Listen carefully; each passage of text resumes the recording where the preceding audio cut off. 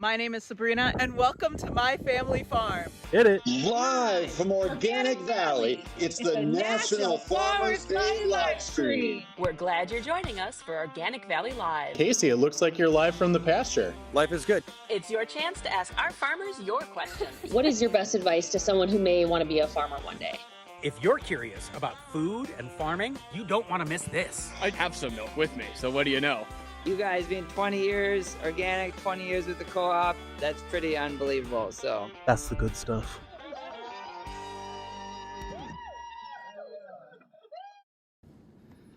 Good morning and welcome to Organic Valley's National Farmers Day live stream. We are so glad you're joining us. Today is going to be so much fun. I'm Deanne. This is Toby. And I'm Josh, and we're all part of Organic Valley's creative team, and we are your hosts for the next 10 hours. This is the third year we've hosted the National Farmers Day live stream, and we are going to take you to 6 Organic Valley farms across the country. We're going to talk to some amazing and inspiring farmers who are protecting where your food comes.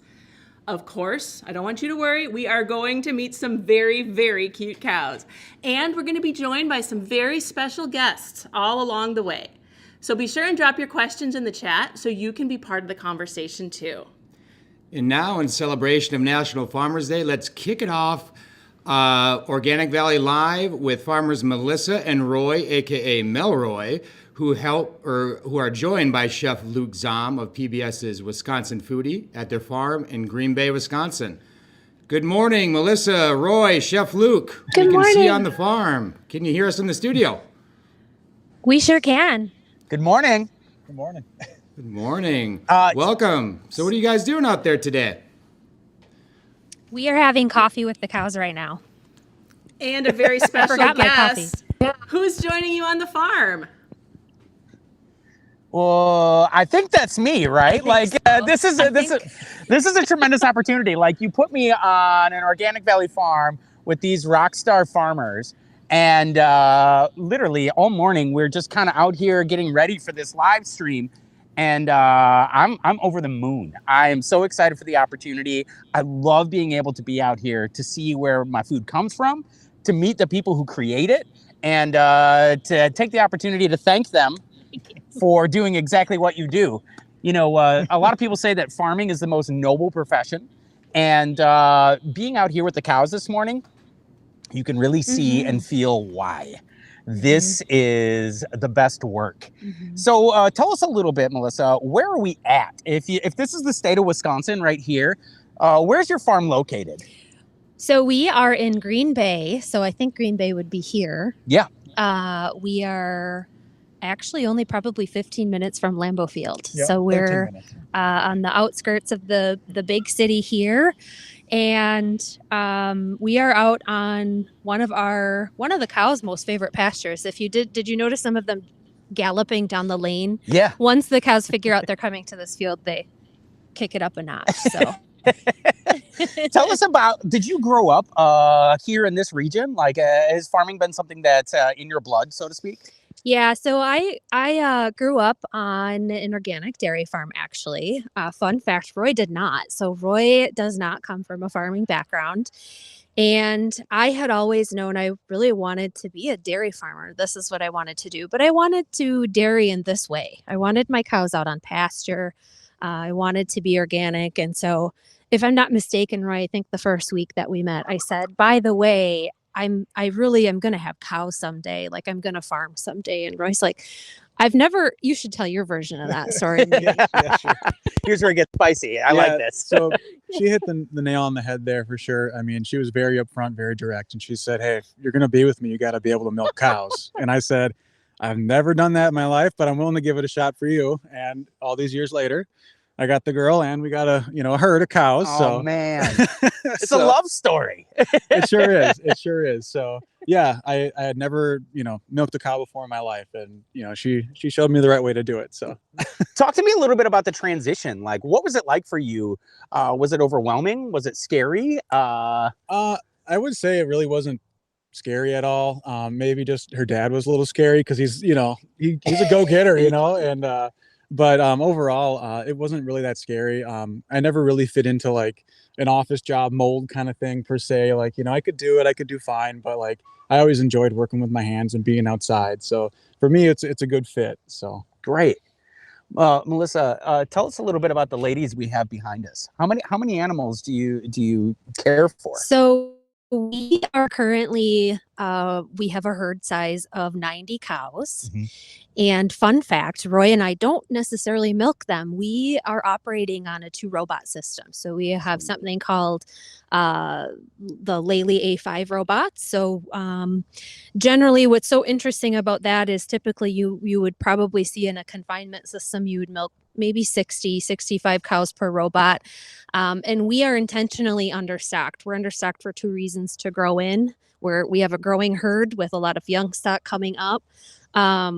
But also we like to be understocked for grazing. So our cows love to milk and get back out here. So it'll be really fun to see some of them hopefully walking past us to and from the barn just throughout this hour. It'll be really interesting. And one of the things that actually strikes me about that storyline narrative, that is a relatively small dairy herd in, the grand spectrum of like what modern dairy looks like. Talk to me a little bit about why you choose to have a smaller herd as opposed to, doing something that's really large. I love that question. So I think for us, farming is as much about the life that we want to live with intention and enjoy. We really want to enjoy farming. And for us, that's getting to farm together and being able to really manage and run and operate our whole farm with only 2 of us. And then in addition to that, the land pressure is very real here. We were talking about land and development around the area this morning. And on this farm, we are on 120 acres. And so this farm at this point is only for milk cows, and we graze our heifers off site. So I think it's twofold. One side is business, and then the other side is personal. We want to keep this manageable for us so we can enjoy it. Yeah. And managing 120 acres, this is truly, it's beautiful. It's paradise out here. You have all the luxuries of being close to, the geographical city of Green Bay, but out here, you wouldn't know it. And it feels like the cows don't really know it either. They are very docile, very content. Yeah. How much of this, in the design, like, as you said earlier, you're growing, you want this to be as minimally impactful as possible. Talk to me about some of the other farming techniques as an Organic Valley farmer that you employ that really do foster sustainability. I think at the end of the day, as many of us are with Organic Valley, we're very in tune with our land and our soil health. And so what we've learned, we have a fantastic landlord and mentor here. Andy, he's also a former Organic Valley member. We were able to come on this farm and really learn firsthand from him, hey, this is a rotation of crops and a way to manage this land that works very well. And so for example, here, what we do is we grow all of our own corn silage and we graze. So we can grow and feed our cows quite a bit off of a small amount of acres because it is managed with so much intent and so much thought behind it. And so we have a very specific rotation here that we've had a lot of luck with that serves us well in terms of being a farm business, but also really does care for the land. And I think the proof is here when you look at these beautiful, beautiful pasture stands on this farm. Yeah, this is gorgeous. What am I looking at here? So this mixture I think it actually probably has 6 different grasses in it. There's I like a little bit of alfalfa in here. Alfalfa can be drought resistant. And then 2 different types of clover. So what's happening right now on this field, the grass is really filling in nice for the fall, but you still see that beautiful clover. We have a few clover flowers here coming through. And that still is serving as late season food for bees and butterflies. One thing we didn't get into yet, Luke, is that we find that this pasture mix feeds pollinators all through the year.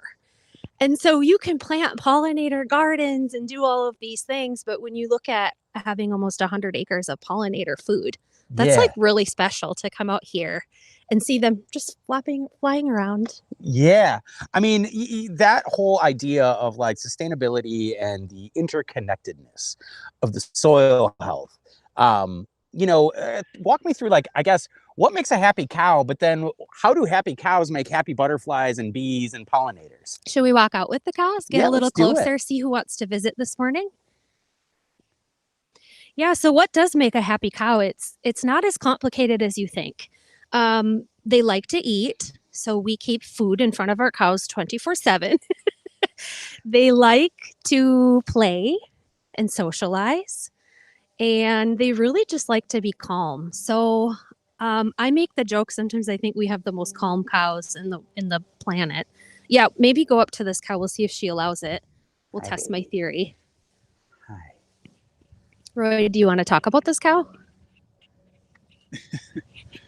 Yeah, sure. This is Daffodil here. So she's a good little lady. First lactation heifer. She is a Jersey Holstein cross. So she's a little smaller frame, but she can still put out the milk. So she's a good lady. We're all friends here. Oh, man.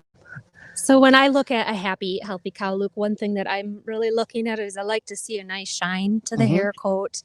I like to see bright eyes, curiosity like that. Yeah.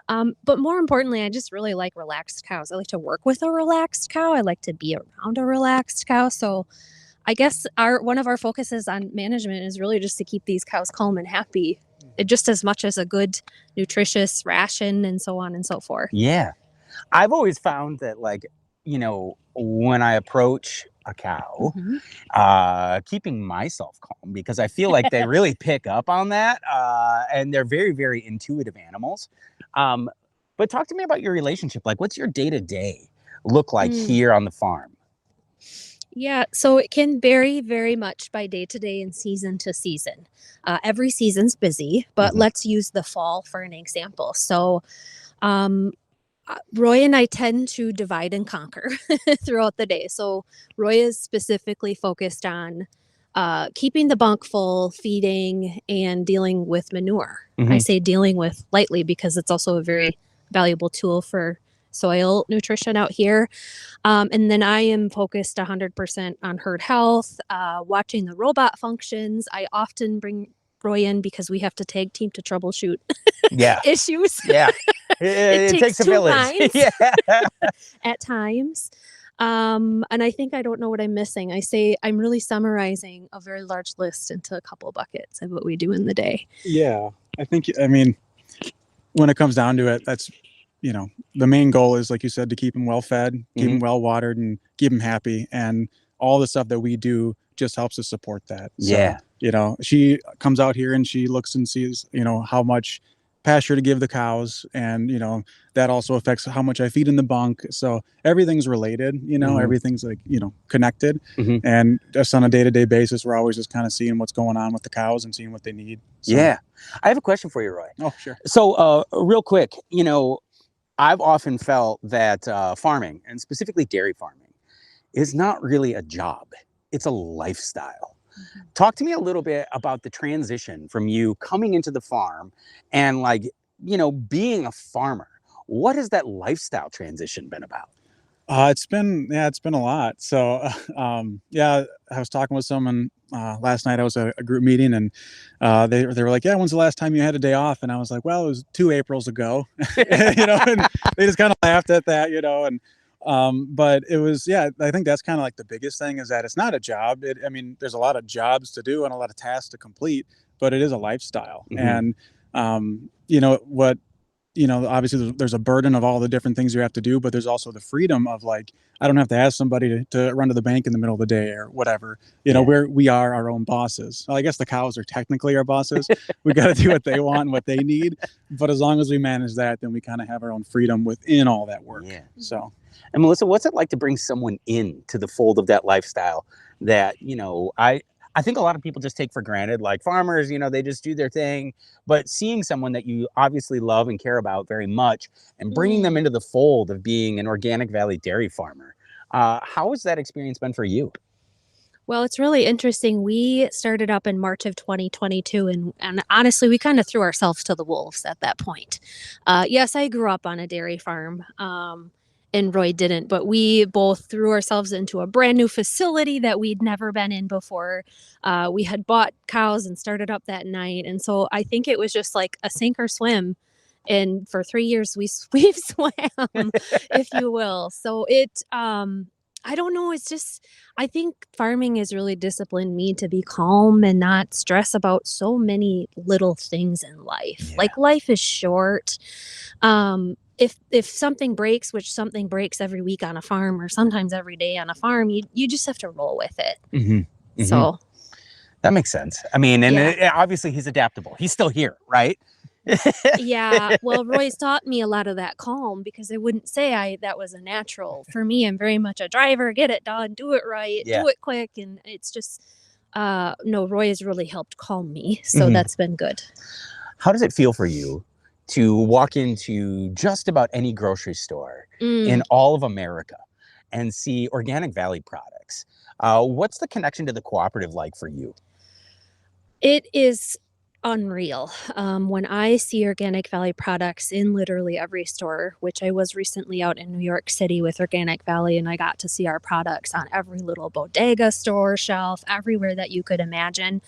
I actually was really blown away, and it was a moment where I was just remembering how grateful I am for the co-op because I get to do this, and I get to do what I'm good at. Yeah. I could never... The fact that we can be small farmers standing here today in Green Bay, Wisconsin with our 90 cow herd with you and have a national presence is so cool. That's just awesome.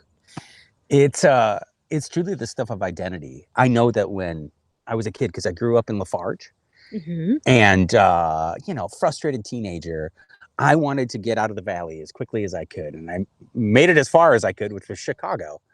But I found myself with a stack of free Organic Valley coupons because my mom worked for the co-op. And I went into a Whole Foods for the first time in my life, never had that experience before, and walked over to the dairy aisle and I saw the Organic Valley cheese display, which is something that, I had never had the opportunity to see. I remember picking up a piece of cheese. It was pepper jack, flipping it over and looking at the back and seeing the words Lafarge, Wisconsin printed on there. And in hindsight, that gave my life so much meaning because I knew the people that were growing that food. I knew the people that were farming. I knew some of the struggles and triumphs of being on a small family farm and bringing that product to market for people to enjoy all over the place. Does that feeling ever get old for you? That feeling literally never gets old. Yeah. I just, the fact that we send our milk to this awesome brand with awesome people like Vicky behind the camera, by the way, it is so special. And the fact that we can bring all of these talents to one place for this beautiful way of farming is so special. No, it never ever gets old. Yeah. Okay. So We're obviously we feeling know the that local you have love for you guys out here. Can you hear us? Oh, sweet. Everyone's I can your hear that. story. Local love, that's so great. There's local love. There's so much local love. So we just wanted to let you know what's going on in the chat. People are loving you, and they've got some good questions. So we're going to share those with you. Flyer Dude would like to know, how do farmers decide which breed of cow they're going to raise? I love that question. I actually really enjoy dairy genetics and picking those types of things. I'll be honest with what you see here. We bought a lot of these cows. And so there is a lot of thought that goes into the breed, and you will get very mixed reviews on everybody. It's like brand loyalty, right? We're brand loyal to Organic Valley, but I'm a little brand loyal to Holsteins. And I don't know if Roy, are you brand loyal to Holsteins, or do you have a different favorite? Yeah, I like Holsteins, yeah. You're just saying that now because she said it. No, we just like good cows, good, happy, calm cows, truly. So we've also got a lot of classrooms tuning in to join you. So let's see who's watching. Let's let you know. We have Prairie View Elementary in DeSoto, Wisconsin. And we also have some folks tuning in from Michigan, Chicago, and Florida. And let's see, We also have 2 classes actually from DeSoto, Wisconsin. So welcome, guys. We're glad you're joining us. Fantastic. Ridge and Valley represent. All right. Well, for those of you that may not know Luke Zahm as well as we do, he is the chef and owner of Driftless Cafe in Vermont, Wisconsin, which is a legendary place. If you're ever in Southwest Wisconsin, you'd be silly to not try and get a table. His food's fantastic. Very good. And he does use some Organic Valley products. Yes. Well, thank you. Some. You've found something you I love use a and you went grip. with it. Okay. Well, I don't know if people know about this, but last time I chatted with Melissa, get your earbuds in there. I got it. I'm back. I'm back. You're good. Okay, we can't lose you from the stream. Melissa, there's a little known fact about your farm where you think cows and you think milk. But what's the fun thing about your farm that you told me?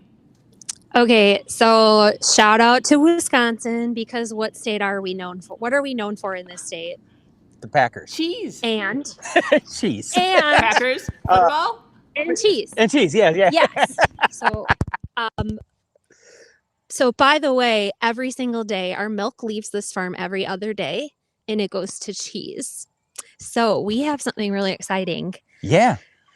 So we have some delicious Organic Valley cheese queued up. Do you wanna taste some cheese? Let's do it. Yeah. Let's make our way to the cheese. Let's make our way to the cheese. It looks like there's a cow that maybe wants to join you. Is this Daffodil? Yeah, hi, sweetie. This is Buck. B-U-C-K. Buck. We named her Good morning, because Buck. she looked like a deer. She looked like a deer. Well, she still kind of does look like a deer. I like her cow bangs. Very cute.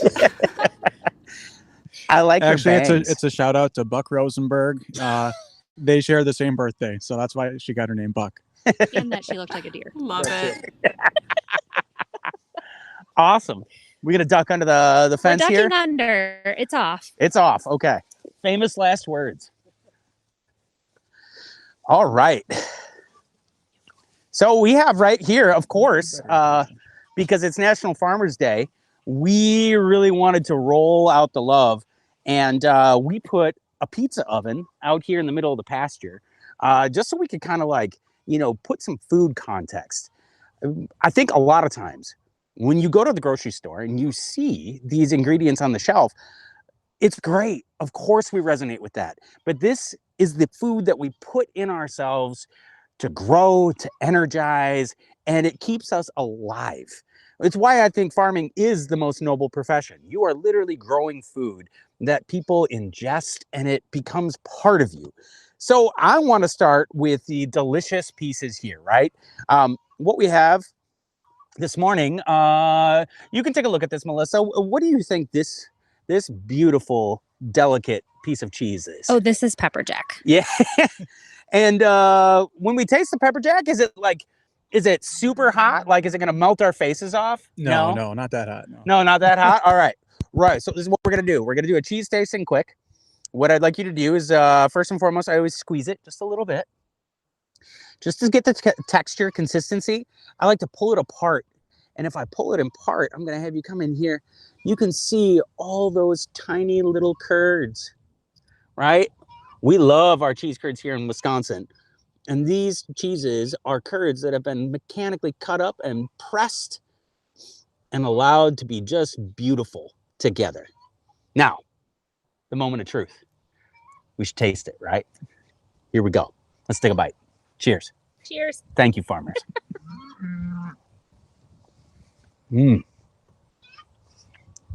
So good. What do you taste? Taste some of that, pepper coming through and that pepper jack there. Mm-hmm. It's pretty smooth. I like it. Yeah. It's real smooth. A little salty. I think as I taste it a little bit more now, that chili or the pepper in there kind of gets the back of my palate going a little bit. This is a cheese you can't really go wrong with, right? Mm-hmm. You can cook with it. You can eat it on a cheese board. Is there anything special you like to do with the pepper jack, knowing that this is your milk? I'll be honest, we just eat a lot of this cheese. I can see why. I mean, it's truly delicious. Truly delicious.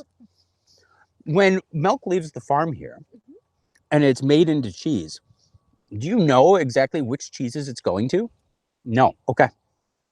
No, but there are 3 main cheese plants here in East Wisconsin that make our cheese for us. And to mine, actually, they make all of these, so that's really exciting. But no, it's really up to that plant and our Organic Valley staff to decide where it needs to go, what specific cheese it should go into. Sure. So, no, that's the fun part too about being with Organic Valley is that flexibility. Okay, what do we need? What is their demand for? What do we need to make today? Yeah. And we don't have to figure that out. Exactly. We just get to send the great milk. Here, shall we move on? Now this one should be fairly easy for folks at home to identify. Melissa, what kind of cheese are we looking at right Swiss. here? Swiss. Baby Swiss. Baby Swiss. And when we taste Swiss, what are we tasting for? Do you know? Is it nutty? Is it sharp?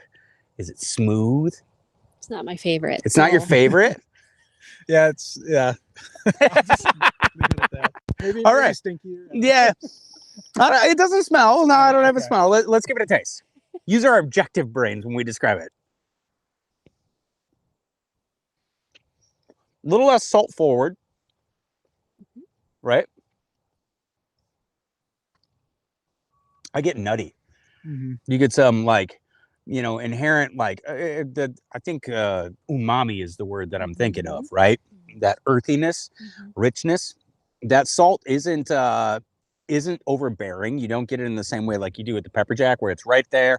Then you get the creaminess. This also tastes just a little bit drier, right? Smaller curds, I can see that when I take it apart. And this is really, really delicious. What do you like to do with Swiss cheese? I know maybe not your favorite, but do you like it on sandwiches? Do you like it? I would use it on turkey at times. Yeah. It's just not my favorite, but yes. Turkey and Swiss. I'm a big fan of the Reuben. That corned beef, that kraut, all the things we're known for here in Wisconsin, right? I love that baby Swiss. Takes me right there. How about this one? What do we got, Roy? You're gonna guess? What are we looking at here, brother?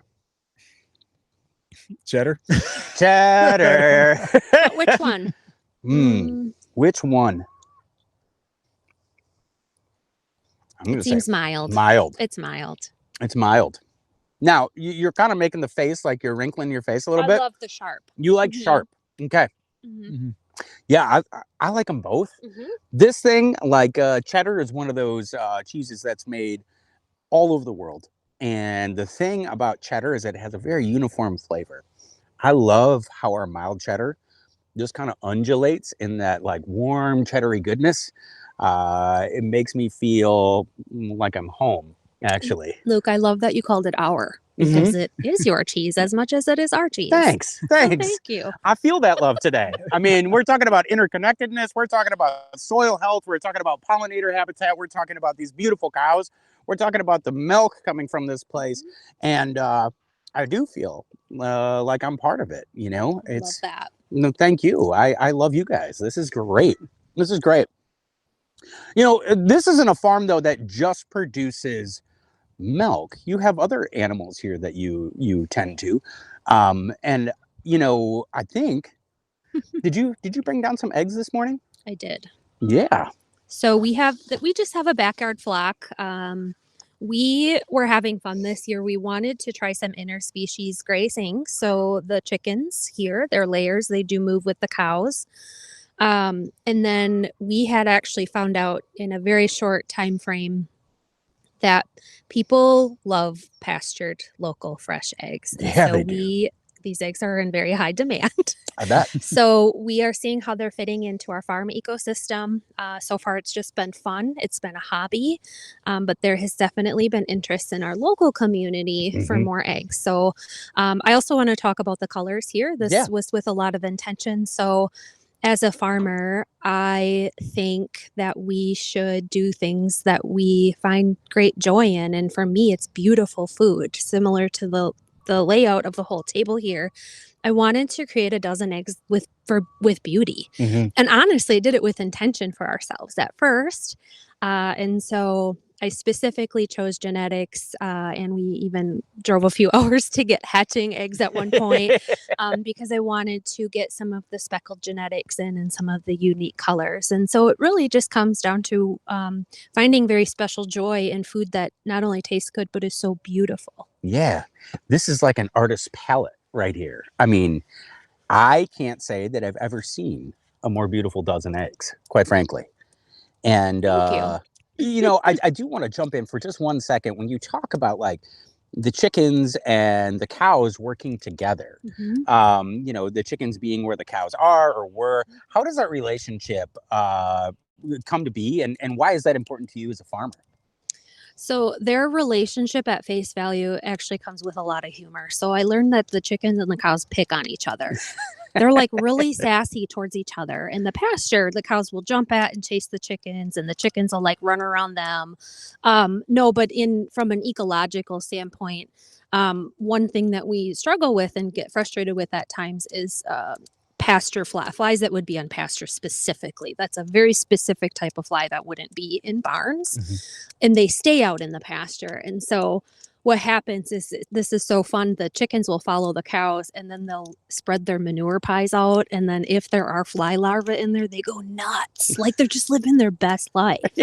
So it, like I said, it just started with us for fun, and it just turned out, oh, maybe there's something here, right? Like we started to have more fun with it. Yeah. So that's, I mean, and I think that balance, that symbiotic relationship, that's exemplified all over Organic Valley Farms, right? Yes. It's not just one species, we're doing one thing. It's one of the things that makes the cooperative so different from so many other farming communities. And that's not to throw shade at anyone, but I do think it's one of the sweetest spots about Organic Valley Dairy and the Organic Valley product line, is that it's all working in connection to that soil health, that water health, and for the sustainability of the environment. So with this being said, you know, we've got this pizza oven back here, and you can see that it's pretty hot. We've had this thing ripping up now. The cows are curious. How do you feel about cooking a little breakfast pie? that sounds great. We were up pretty early today. Haven't eaten. Sounds awesome. All right. So what I'm going to do is I'm going to throw on this apron here so I don't end up covering myself in flour. And maybe, Deanne, if there are any questions right now as I transition into this pizza making exercise, do you have anything from the studio that you'd like answered? Oh, yes, we do. Sure. Yeah. One question we had was, what makes a cheddar milder or sharper? Ooh, good question. Yes. What can you tell us? You go You first. want me to go? Yeah, Okay, go, it's farmer. it's really it's aged longer. So the longer it is going through an aging process, the sharper it will get. If That's it's very sharper, is it non-scientific. creamier, or does it have like more crystals in it? Does the I don't texture know. change at all? Not that. Oh, it does get a little dry. Yes, yes. Yeah. Okay. Gets a little drier. Usually when cheeses are aged, what you see taking place is dehydration, right? Yeah. The moisture leaves that actual, chemical bond. And it really pronounces the flavors that are inherent in that cheese. So with the sharper cheddar that's been aged longer, you get much more, sharp flavors, as indicated by the name. And when that happens, you also start to see some enzymatic reactions in the cheese, like tyrosine crystals forming. If you've ever bitten into a beautiful piece of Wisconsin cheddar or Organic Valley sharp cheddar, you might notice a little crunch that's like almost like a cheese pop rock. That tyrosine is an enzymatic chemical reaction that really takes the cheese over the top. And it's what makes, all the Organic Valley cheeses so good. Each one has a little bit of nuance. It's beautiful. Well, they're paying All right, I've got attention pizza. online, but we got a cow Go paying ahead. attention right behind you. You got her interest. Yeah. Who's this, Melissa? So she has two names. Her official name is Crimson, like a crimson clover. Okay. But her nickname is Pretty because she's just literally so pretty. Hi, Pretty. Hi, Pretty. Aw, she knows got my it. attention. Very beautiful. So we have one other cheese-related question. So for our friends outside of Wisconsin, outside of the Midwest, might not know what a cheese curd is. Can you explain wow. what is a cheese curd? Are you on this one, Farmer, or am I? All I know is that they're really good, whether they're deep fried or fresh, preferably fresh. I want to know the scientific version. I think Luke's going to have to answer that part. So cheese curds, when milk is brought into a cheese processing facility, certain enzymatics are added to it. A lot of times it's rennet. When that happens and that milk is warmed up, the cheese naturally separates. What it separates into are little tiny balls, and sometimes actually really kind of larger size curds. That is like the fat and all the goodness of that milk product being separated. So what we make is curds and whey.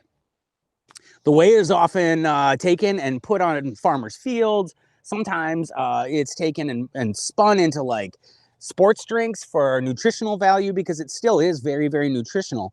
And then the curds are set aside, most often salted, and are delicious. If you ever have the opportunity to find a fresh cheesemaker and you walk in and you buy curds, what's the one thing, Roy, that is very, very characteristic of fresh curds? The squeak. The squeak, right?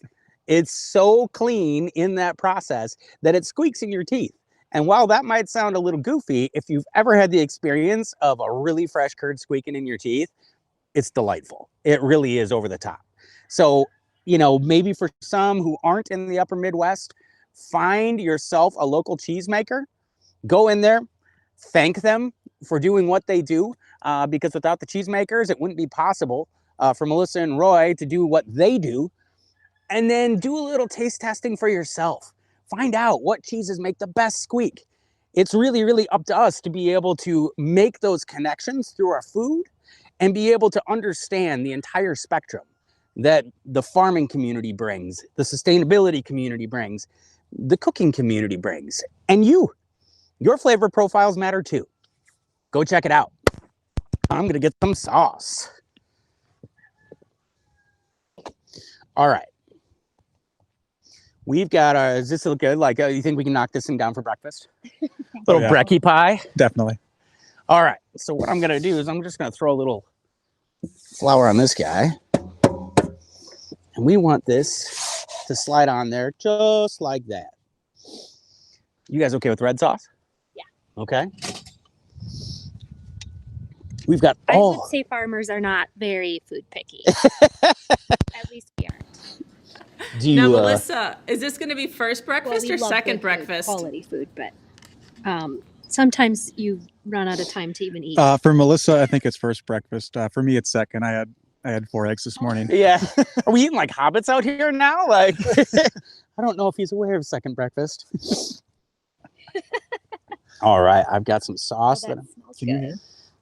Because I asked the question before. Yeah. All right. I've got this now. I'm just going to peek back there. Oh, yeah, that looks nice and hot. How about some cheese, right? Let's get a little. Actually, Melissa, could I get you to, because I want you to feel integrated into this part. Like, are you okay? Roy? Oh, Melissa's a cook, yeah. Roy should learn. You know what? Fine. Here we go. All right. Let's just, we don't want to overload it. We want it to be tasteful. But let's get some cheeses on there. Some of these delicious Organic Village. Eyeball it. This could be so helpful. You would put all of that. That would be excessive, Roy. So what we want is those balanced flavors and the nuances of both of those cheeses. What we have here is shredded mozzarella from Organic Valley. And then we have this really, really lovely pepper jack cheese that you talk so much about and you love. I wanted that just for a little bit of like spice. What I'm going to have you do is just kind of find a spot on there to sneak some of this on. I'm going to give this deck a quick brush.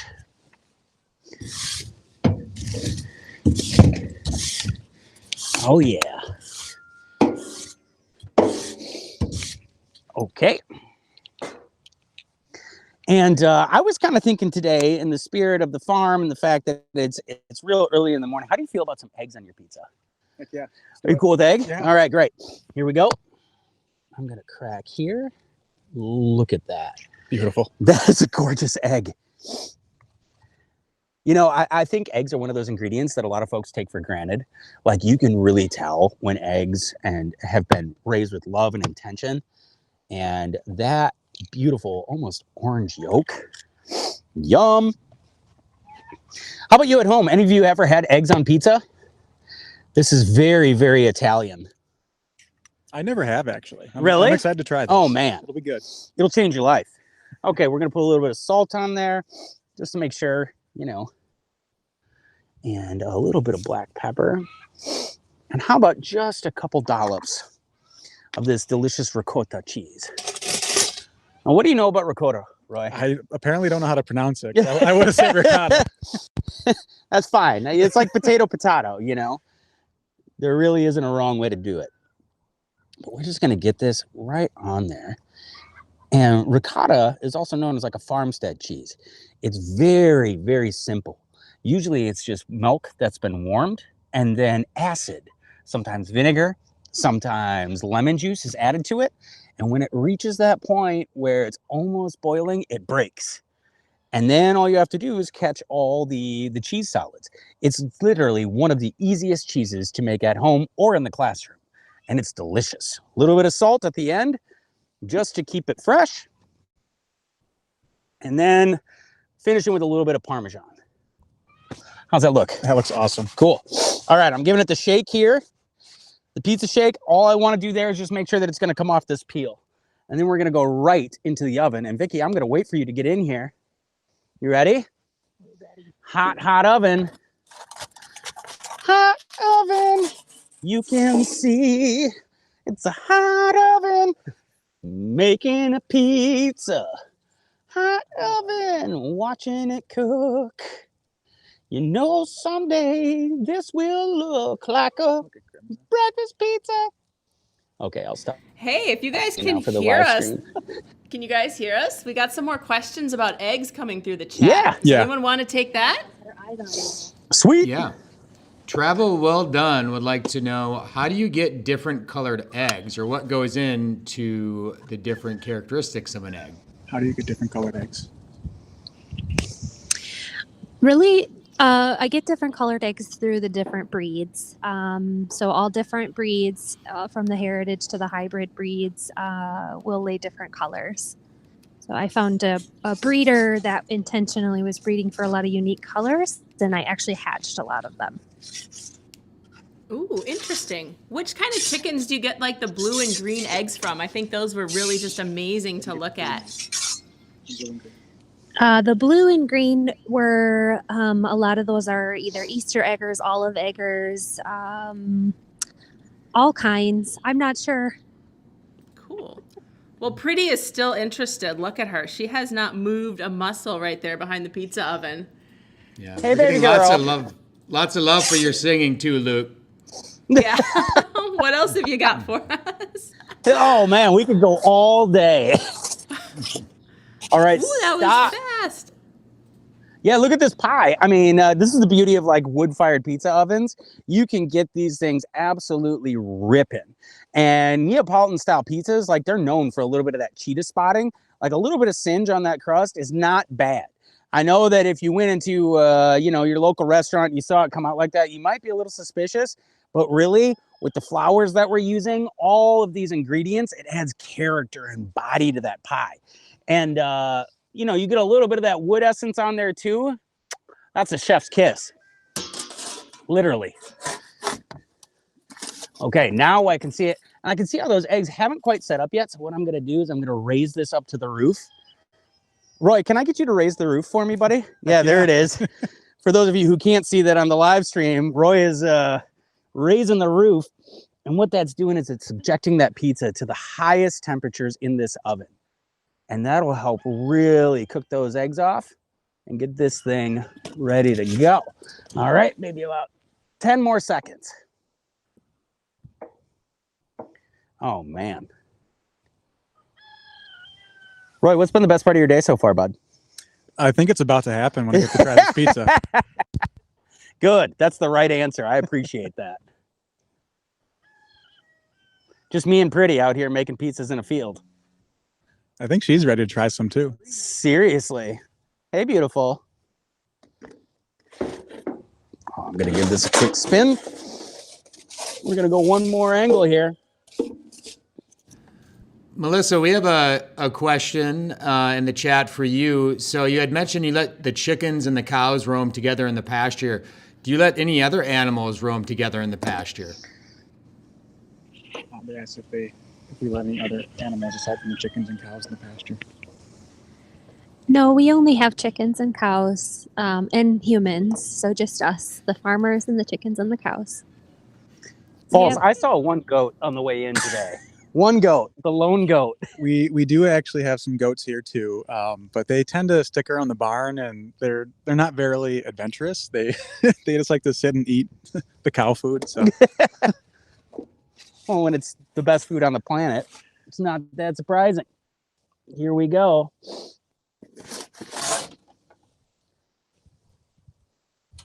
All right. We're gonna go right here. And since those eggs are still just a little soft, I've got my life hack. You're not going to see this on a different live stream. This is how we do it. Getting those eggs cooked. Yum. that's awesome. I know how to cook now. Yeah, exactly. Like, I'm always inspired by farmer ingenuity. And so I wanted to just make sure today that I brought a little ingenuity of my own. And you just saw it live firsthand right here on the Organic Valley live stream. I'm going to throw just a little bit more parm on this thing. So Luke, someday when I walk into my kitchen and Roy is in there with a flame thing like that, yeah, I'm going to know where it came from. Exactly. And that's when you're like, baby, did you make creme brulee? Thank you so much. I love you. Oh, yeah. The nice part about this pizza is those eggs, that super, super delicious yolk ends up becoming a sauce all onto itself. And that, my friends, this is you guys got to get in here and eat this with me. Come on, Melissa. This is the fruits of your labor. It's your day. Roy's hungry. Roy is hungry? I already had first breakfast. I'll help you. Okay, there's one. Is it hot? Yeah, it's going to be kind of warm. Yeah. You got this? Yeah. Yeah? All right. Got it. Oh, Pretty left. I thought for sure she would stay for this. Oh, yeah, this is Kimchi. That's a food name. Hi, Kimchi. She's spicy. She's really spicy. I love you and your fermented spicy ways. And time. Oh, that's nice. We got the whole culinary cast right over the shoulder here. Hey, farmers, cheers. Thanks so much for doing exactly what you do and making the world a better, more sustainable, and more delicious place. I really appreciate you guys. Thank you. Bites. That looks so good. Amazing. We couldn't do it I love without pastured the chefs eggs. and the So good. farmers. Man. Delicious. Yeah, Best this is part of the jealous. This is pretty banging. Yeah. I'm not gonna lie. I mean, I don't often hype my own food, but like, I like it. I like the fact that it's obviously you get the richness of that cheese blend. You get a little bit of the acidity of the tomato sauce. The eggs, it feels like almost hedonistic. It's just so rich and luxurious. And then like the cheetah spotting on the bottom, you know, you get a little bit of that char. Which actually ends up being quite delicious. It's just another flavor profile to enjoy in the luxury of the pizza. And if I could just keep this earbud in my ear, I think we would be A-okay. Mm. Yum. You're making our tummies grumble over here. Pretty's back. Awesome. Pretty's Pretty's back. Okay. Well, I was really curious with some of the cow names you had. It did sound like they were all quite culinary. After you guys have some pizza, maybe we can go visit with some cows and learn their names. Want to go visit some cows and drop the names? Maybe. Or tell us, how do you come up with names for your cows? They seem very intentional, like everything else on your farm. How do you come up with the cow names? Yeah, that I would imagine that's a pretty... We come up with cow names usually through a feeling. Or they do something memorable, like Kimchi. Kimchi's really sassy. Luke, if you go out there, she might like buck your arm. Cool. She's really naughty, and so we wanted her to have a spicy name, but for some reason we wanted a K name. I don't remember why. So Kimchi was an easy choice. Do you have a system? Like, we wanted a K name. What's that about? Is it just like random out of a hat? Like, Sometimes if I want to remember their mom easier, I'll give them the same first letter of their mom. But no, we don't have a system. We just feel it. We feel those names, and that's what we go with. Cool. Well, thanks for not choosing Killer. And then sometimes we go with like some themes, and we have one cow. Her name is Lightning, and then her daughter right here, number 46. That's Thunder. Oh, Lightning and Thunder. Hey, baby. I don't think cows are supposed to eat pizza.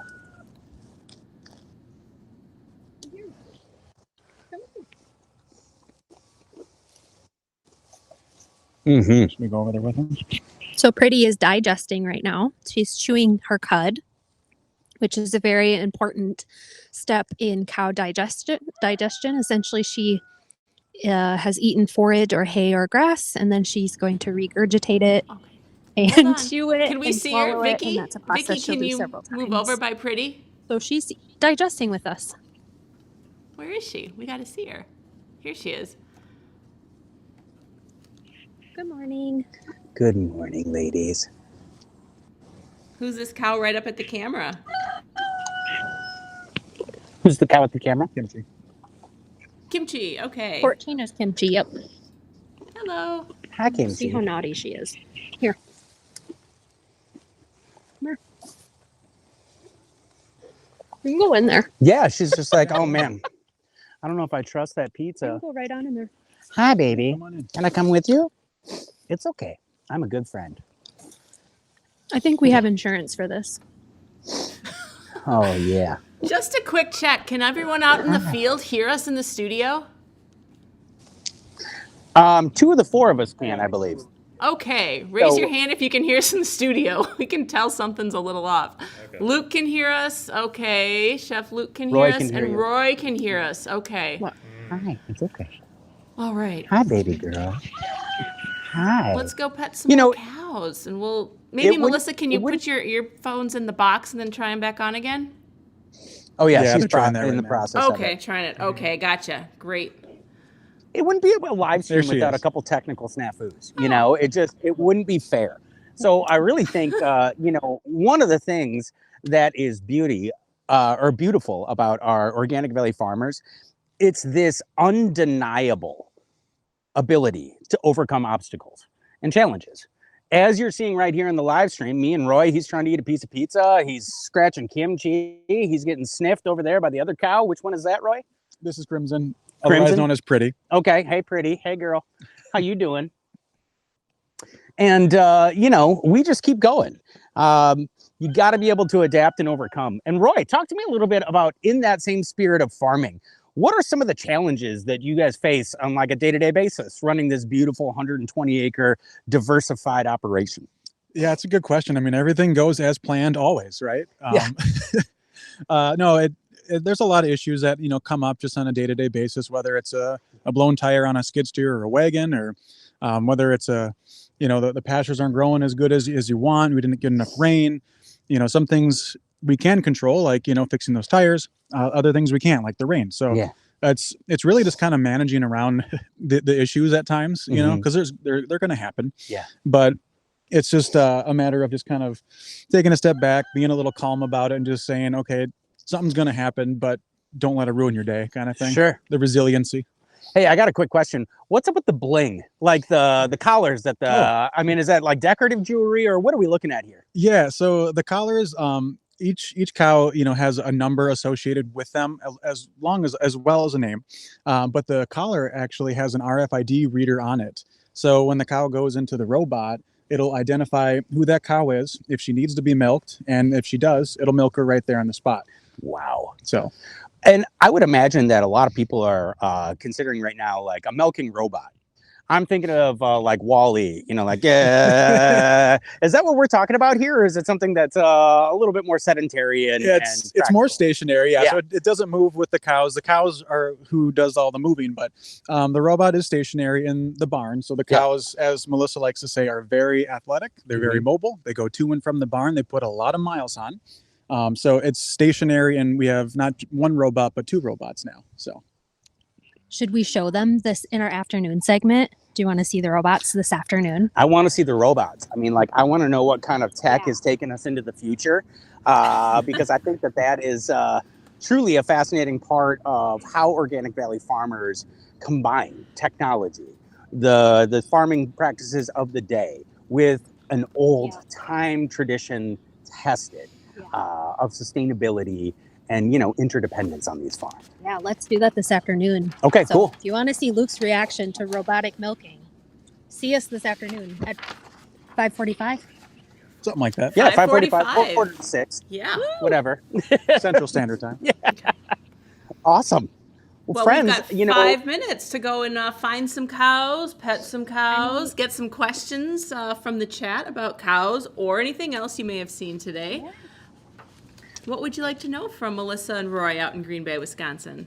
So we've got a question here about flavors of milk from Pacific Northwest Outdoors. Where does chocolate milk come from? I've heard it's brown cows, but not positive about that. You want to answer that one, Melissa? Where does chocolate milk come from? Is it brown cows? You know, obviously, we know the answer to this, right? We do know the answer to this. So all these cows have white milk, regular white milk. And then we flavor our milks. Mm-hmm. And so that's where chocolate milk comes from. Yes, a factory. A factory. No. Yeah, no. Livestream over. Kill it. No, I'm kidding. Yeah, so it's an additive, of course. But it really does come back to making some of the best tasting milk. And, you know, one of the things that I'm always, my dad grew up on a dairy farm and grew up drinking milk out of the bulk tank, which has its own set of inherent dangers and benefits.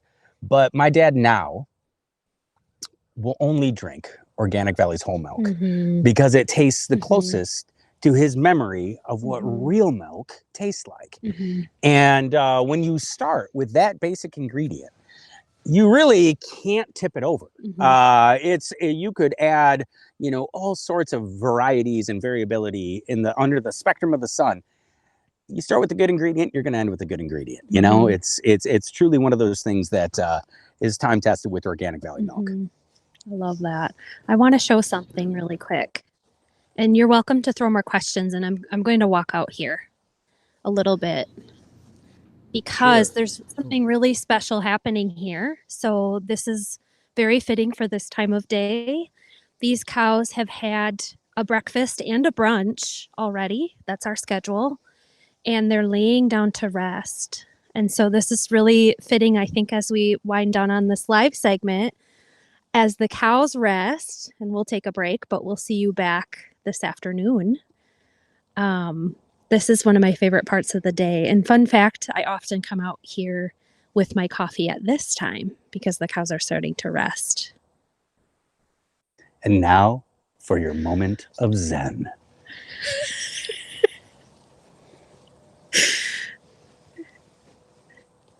That's great, Luke.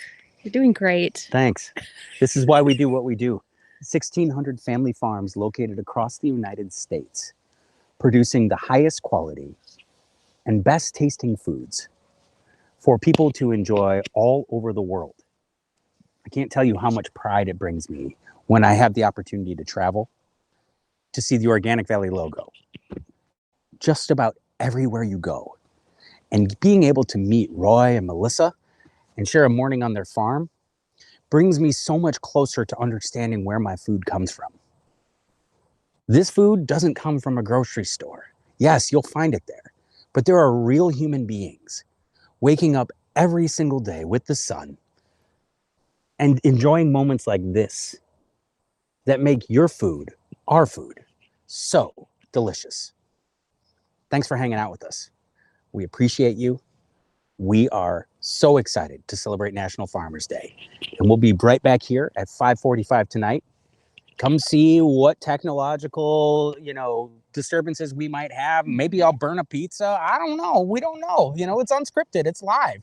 It's National Farmers Day, and you're tuning into the Organic Valley live stream. And that's why we love you guys. Thanks for a great morning on the pasture. We you, are guys. going to be back with the robot milker later on. Sounds great. All right. And for now, we are going to go to our friends in Ohio. We have Farmer Jordan is our next farmer. If he looks familiar, it is because he has he's been in a lot of Organic Valley content, and he has been how many views has he had? Jordan has surpassed 15 million views on YouTube alone with the content he's made for us at Organic Valley. Yes. So you've probably seen this face before. His face has been out there. And Jordan is joined by our big cheese, head of cheese marketing, Andrew Westrich, there on their farm in Ohio. Guys, we can see you out on pasture. Can you hear us? We can't hear cannot you. hear you. Oh my goodness. Cute shirts. Hold tight for audio. Okay. All right. Coming through. How's that? Oh, there you are. we go. Good morning, guys. Good morning, guys. Great to see you. It was fun watching Luke's segment. I mean, the beauty of it, he's a professional, Emmy Award-winning show host and chef and all that good stuff. Well, now you got us. We got ourselves here. Me, cheese guy, and then Jordan here, and the girls are coming out. Jordan, excited to be out here with you today because you are truly a man, outstanding in your field. I am standing in my field. Yeah. So this is a fun time because the girls are just coming out behind us. So we're going to kind of scoot back a little bit and see if we can catch some of them. And Jordan can tell us about some of these girls here. You know what I'm going to do is I'm going to flip this around to you so we can get some cows here and you can show us a little bit about what you got, the breeds you got out here, and talk a little bit about grass-fed farming because we are actually at 100% grass-fed farm today. So like they said back at the office, no corny jokes. It's a grass-fed farm. All right, Jordan, we better have you talk. All right, here we go. Flipping around. Jordan, what do you got? So I'm Jordan Settlage, and I'm a 6th generation farmer. And like we said, we're a 100% grass-based farm. And that was something that we're really excited about. So we started dairy farming about 10 years ago and got on the truck with Organic Valley about 9 years ago. And from the start, it was something that was a passion of mine. It's something we really wanted to do, which was be grass-based and 100% grass-based. So solely forage that's going into these girls' diet. And so they're eating all this beautiful, lush green grass that you see behind us. And alfalfa and clovers and whatnot.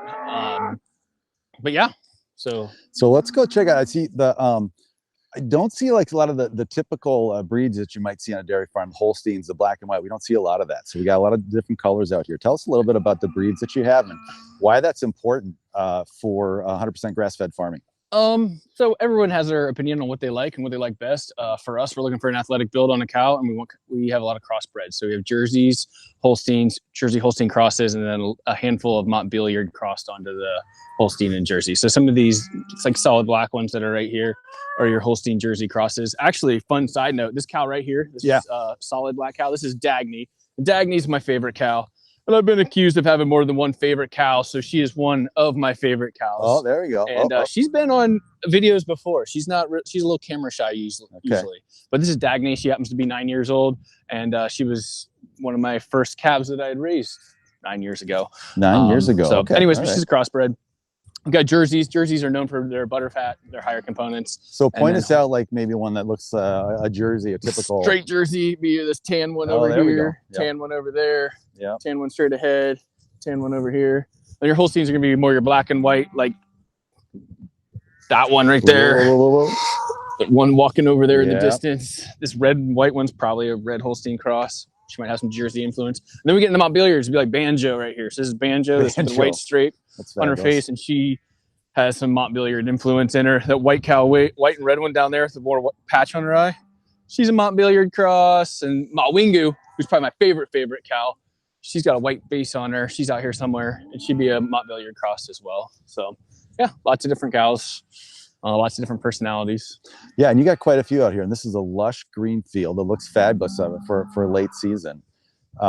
Tell us a little bit about grazing and how you make that happen. Because again, these cows aren't, they're living off pasture year round. How does that work? Yeah, so year around on pasture here in Ohio, we have a few weeks or months where we're generally off, but they come out on laneways. You can see a couple cows that are still walking out off in the distance. Yeah, they walk in, they come into the field, and then yeah, they're out here and they go to a new piece every single day. So if you look over here where this wire goes through just ahead of that, that's where they were last night and into this morning. And then today they're here, and tomorrow they'll be off that distance. Yeah, and you can see off in the distance there, up to your right, obviously the farm. So they're coming from way over there from the milking parlor, and they get some exercise.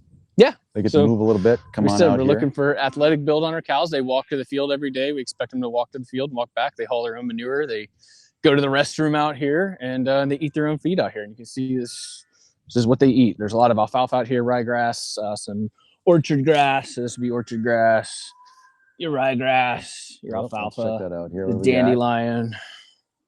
So what do we got? Dandelion. Okay, all right. Mix right here. Yeah, we can dandelion, and we could even eat that. How about that? Yeah, the beauty of grass-fed right here is there's all the nutrients in that grass, right? Tons of it, beta carotene and all of that. Those cows, they're eating it up, and then we get the goodness of that comes through the milk. It's fabulous. So when did you start 100% grass-fed? When did you move to that versus? So we went into that this year. So Organic Valley has been expanding their grass routes, and so we were able to get on one here. We started in April, the transition on the grass, and then we were officially on the truck in August. Okay. July. And how's that how's that been for you to transition over? It's been fun. Like I said, it's been a passion of mine. I wanted to be grain free. My goal growing up was to be a grass-based dairyman, or it's what I really wanted to be, was a grass-based farm. And so for me, it's more philosophical, I guess. It's been exciting. The transition wasn't too bad. It's something we've been preparing for, something we were looking at doing as soon as it was going to be possible to happen. And so it wasn't that bad. You know, we get into some of the technical, boring farmer side of it. But yeah, it went pretty smooth overall. And we were set up to do it. So that made it easier. Fabulous. But there's Mawingu though. Where's that? Mawingu, the red cow right there. She's my favorite. Oh yeah. Okay. Sweet. Hey, Jordan and Andrew. Yeah. Jordan and Andrew, we have a question in the chat, and someone wants to know what makes grass milk taste different? I don't know. I'm not an expert on the taste profile of milk. Maybe Andrew can answer that better. You know, well, it is a mixture of the grasses, and you are an expert on that piece. But the grassy tastes actually come through. You know, for grass milk, these cows are out here grazing as much as possible. This is, you know, it gets cold here. This gets snow in the winter and stuff like that. So there are some seasonal variations actually, depending on what's in the pasture. And then if they're having fresh or dried forages. So that will change a little bit. Those grassy notes do come through. I think that might be a great little segue for us actually to go and try some grass milk. So let's work our way over, and we're going to try some of this live here. Since we've got some along with us, might as well try it. Because, you know, there are some people have asked, is that like grass milk? Like what is that? You know, misconception, is that made of grass? Is this some plant-based thing or whatever?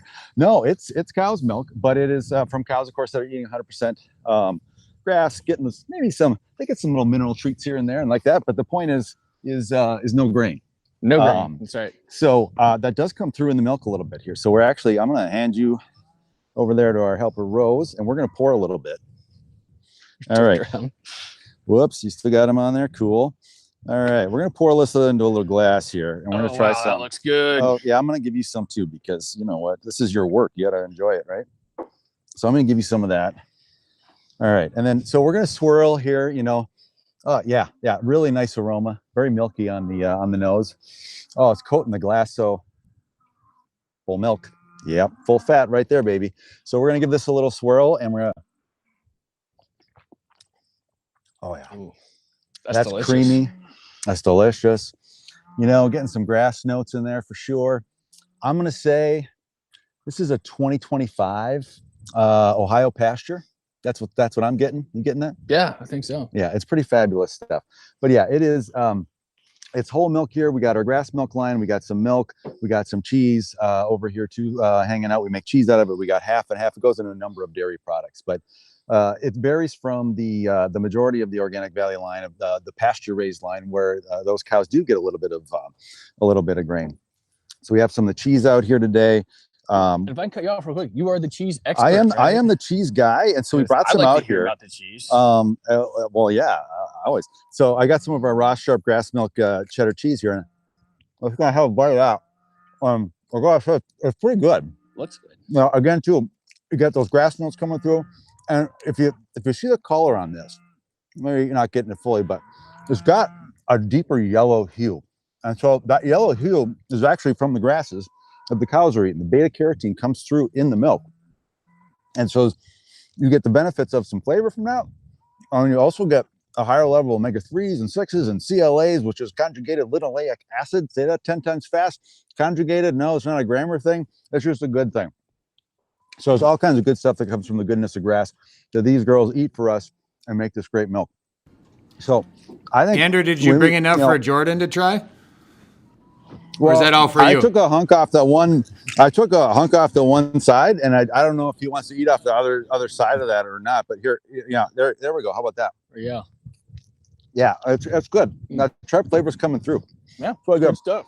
There's about 300 grass-fed dairy farms in the Organic Valley network of farmers. We have about 1,600 farmers across the country. Jordan's one of the grass-fed ones, and they're in a number of states across the country that are doing this 100% grass-fed. Fun fact. OV is the first company that actually came up with grass milk. We started it back in 2012, I think is when the first pool started out in California. And since then, there's been more folks that have joined us and that are producing grass-fed milk, but we are still the OG grass milk provider. Okay, she's friendly. Who do we got here? This is just 323. Okay. I can't tell you anything special about her, but she's yeah, she's loving the attention. She wants to be a movie star, I guess. You want to be on TV, huh? Yeah, look at that. I like the hair. I like the little tuft there. So what do we? Is she? She'd be a Holstein Jersey Cross. Holstein Jersey Cross. Okay. And you can tell this is what we're looking for anyone that's curious. Is a nice build of cow. She's filled out. And she's not incredibly tall. She's got a deep body, and she's friendly. So that makes a little extra good. Yeah, nice sheen on that coat too. I mean, look at that shiny cow. Look at that. That's what you want to see. She's a beaut. And so cows aren't always super excited about having strangers out here, but she doesn't seem to care. There's enough other curious and ones. She's eating all kind so right here, this is like dandelion. That's a dandelion, yeah. And so like humans can eat this, right? Oh yeah. So how's it taste? Needs ranch. The milk tastes way better. Yeah, I bet. Yeah, let the cows eat it. Let them turn it into milk. No, she's great. Look at her. Okay. We'll go from there. I'm stealing her breakfast. Yeah. I ate some of the dandelion. So tell us about your journey to farming, because you didn't grow up dairying, if I'm not mistaken, right? Correct. I did not grow up on a dairy farm. So I grew up farming. As a kid, I said when I grew up, I want to be a dairyman. And sorry. Whoop. And so yeah, my dad was like, yeah, okay, I don't know if you really want to do that. It's a lot of work. So maybe look into that a little bit further. And I got a little older, told him I wanted it again, got a job working on a dairy farm, did that through high school. Actually joined the military, was in the military for a few years. Got out of that, came back, farmed to college, and worked on a dairy farm again. And so in 2014, 2015, said, Dad, I really do want to milk cows, and I want to do it through this type of dairy farming. So I'd researched it a lot, and we based this more off of a grass-based, pasture-based system. So we kicked it off, and that is the very quick, short version of how we got here. So we started out, fun fact, fun story. The first day we shipped milk in the state of Ohio, we got approved to ship milk, went to an Organic Valley procurement meetings where we met our RPM, Rose Smith, best RPM in the country, pretty sure. Who's behind the camera right now. Oh, she is behind the camera? Oh, is that Rose? Oh, I didn't notice. Nope. But yeah, best RPM in the country. And she was new to Organic Valley at the time as well. And so it was just a fun way for how that came together and how we built our relationship with Organic Valley and went from there. Cool. Now I saw some out here kind of playing around a little bit, or one pushing the other way around. I mean, what about like cows and personalities? Oh yeah, all over the place. So you'll get cows like the one that was here checking us out that are friendly as can be, personable as can be. And then you have ones like Dagny, actually 606, the one that we looked at earlier, one of my favorite cows. She's just not into people as much, but she does her cow thing. And now we get cows like this one. It's off the distance, Clover, head down, mostly white body, but red neck and head.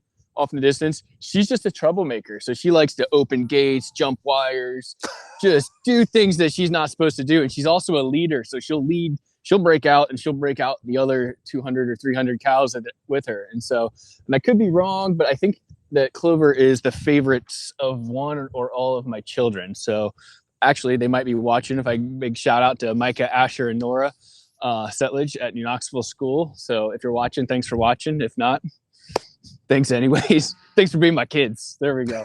But I think those are their favorite cow, or my children's favorite cow. Yeah, So we have plenty of work for you when you get home from school, kids. All right, Josh, what do you got for us? Yeah, we have a few other schools chiming in the chat here, so we just want to give them a quick shout out. So we have Miss Eriksmoen's kindergarten class at Sand Lake Elementary in Holman, Wisconsin. Thanks for joining us, guys. We also have the high school animal science class in Oregon, and Miss Wiederberg's first grade class in Soldiers Grove. So thank you all for joining us. We're really happy to have you along for the ride. Have we got any questions from any of the classrooms, Josh? We do have a few questions. This one is not from a classroom, but it is a question. Someone asks Jordan, what is it like for a young farmer starting out on their own while working in an industry where many farmers are nearing retirement? Yeah, I didn't exactly start out on my own. I came from a family farm. So as I said earlier, 6th generation farmer. And so that was obviously very impactful and super beneficial. But yeah, it would be interesting if you wanted to start completely on your own. I could talk for hours about how I would approach that, and I've thought about it a lot. But yeah, I would recommend finding a market that would be really good. And there's definitely some places across the country where it would be very, very doable. So yeah, but I would say do your research, find out what type of farming you want to do. You know, up here in the Midwest, it's a lot of corn and beans. Right in this particular area, we have a lot of dairy, especially if you move a little bit further west from here. But once you get further north, further east, you get less dairies. But if you move around the country, there's just different pockets of different types of farming. And so I would research what you wanted to do and find a location that's going to work well and where you have a solid market so that you can be profitable. Cool. Now, how many cows have we got out here this morning? It looks like, we got quite a few. There's about 250 out here right now. We milk about 300. We're in the midst of our calving season right now. So we do spring and fall calving. And let's walk in. Not to get into the boring logistics of that, but this year we extended our fall calving just to level out the milk production for trucking for Organic Valleys, and so that there's not as much of a fluctuation. So yeah, but yeah, these cows are all out here grazing. As you can tell, they're not really interested in seeing us right now because their heads down and they're grazing, which is what we want to see. Well, it'd be really cool when they're grazing like that. You can kind of hear them just kind of ripping at the grass. That's yeah, and they throw their tongue out the way they swoop their tongue, and they grab a bite and they yank it off and pull it in. So eat it. So they're using their tongue to rip that up. They're not the teeth. Yeah, they got bottom teeth. So they got teeth across the bottom. They don't have top teeth, and then they throw their tongue out, swoop it, and bite it off. There's a cow doing it. Real good shot of that. Yeah, we can hear it here. She's pulling both directions. She's pulling down and up. But yeah. Now, is that when you say chewing their cud? That's not chewing a cud. So these girls are all eating right now. I don't see anybody chewing their cud. Hopefully, we're going to be on later today. Hopefully, these girls will all be laying down, all be chewing their cuds, and we'll get some really good videos and shots of cows chewing their cud. But to answer that, or to lead into that, these cows are going to fill their bellies up right now. They're going to fill the rumens up with feed. And so, like, you can tell how big around they are. Like this cow here, get a nice shot on her. She's filling her stomach up with freshly grazed grass and legumes, and then she's going to lay down later and she's going to regurgitate that into her mouth, chew it up, and swallow it again.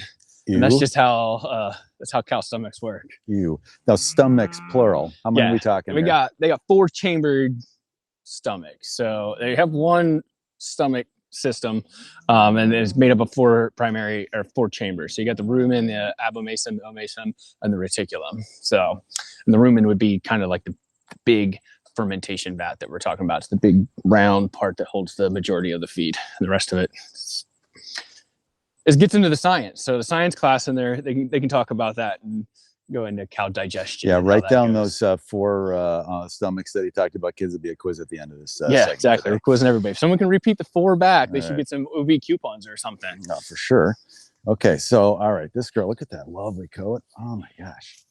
And You can see like on this cow over here, you Yeah. see their imaginary lines. We call them happy lines. Okay. And they have horizontal lines on the side of their stomach Oh, across yeah. the ribs. We're wanting to see that. That's a real yellow, hard, thick fat that grows. And there's another really good one.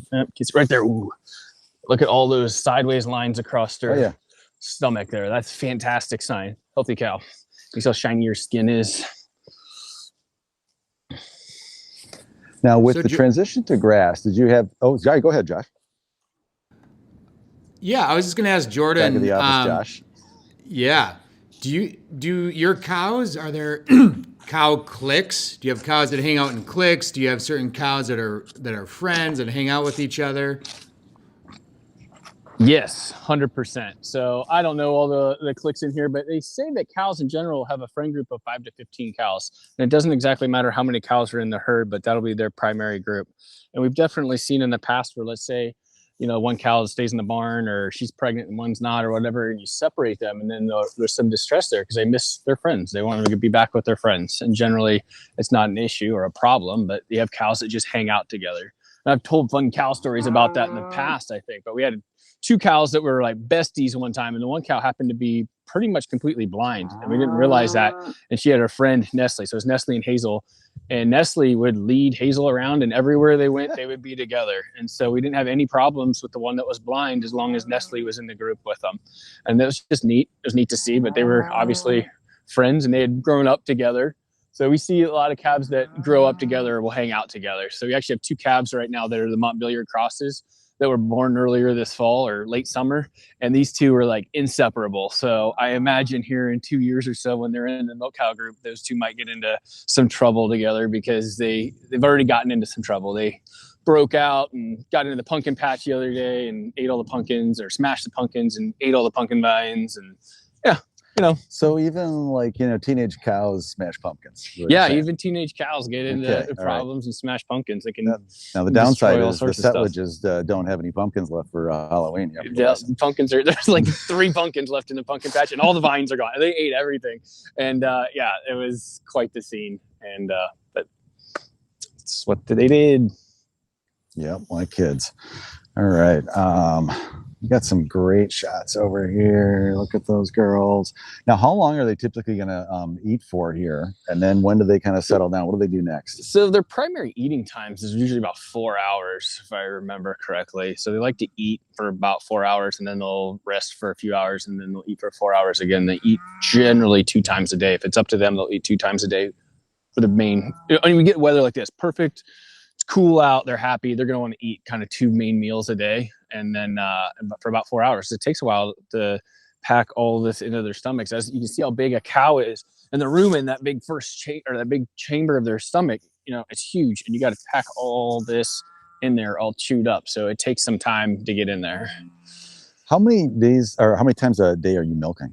So we milk 1.5 times a day for us. So a lot of dairymen milk twice a day. And then the people that run robots, maybe they talked about it, they milk a little bit different in how that works. But we milk roughly every 16 hours. So we milk 10 times a week. It's a 10 and 7 schedule. Took the idea from a different gentleman that was doing that, and it's worked out really well for us.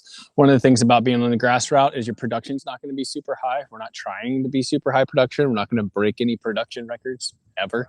But, and so their udders aren't, exploding with milk. So 16 hours is a nice, comfortable time for them. So they're still at a comfortable state with their body, and it works out nice for us. So we don't have to work as much, I guess you could say. Jordan, so one of the other, go ahead. Oh, sorry, we just had a question in the chat here from Jonathan. This is kind of a heady question. How are certified grass-fed organic standards different from regular organic standards? Right, great question. So as Andrew brought up before, we're on the grass route for Organic Valley, and so we have to be OPT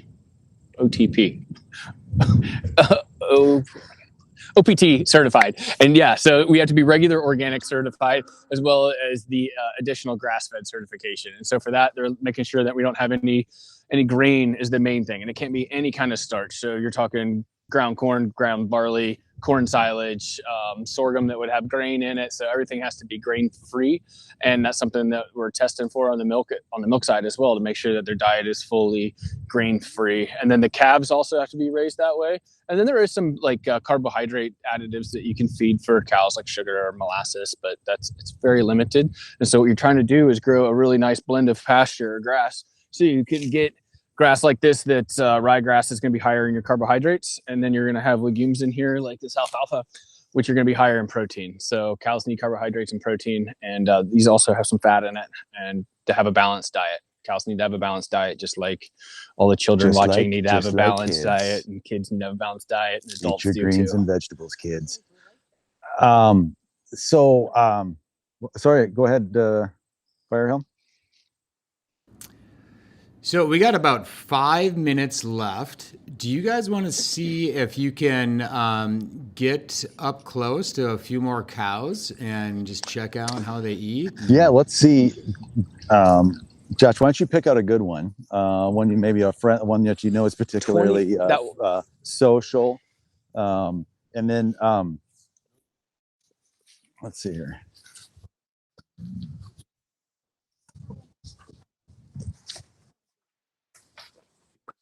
All right, what do we got here? Who is? So here's a friendly one. You gonna be friendly? Do you want to be on maybe?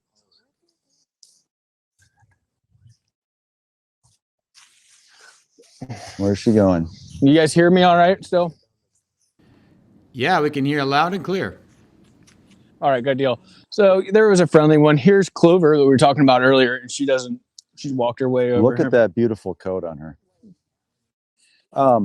Hey, Josh, what do you do in the winter? I mean, the pasture is gorgeous now, but what do you do in the winter? So in the winter, the cows are going to be up in the buildings unless the weather's fit. And so if the weather's fit and the cows want to go out, we put them out if the ground happens to be frozen. And a lot of times many times we'll let it up to the cows.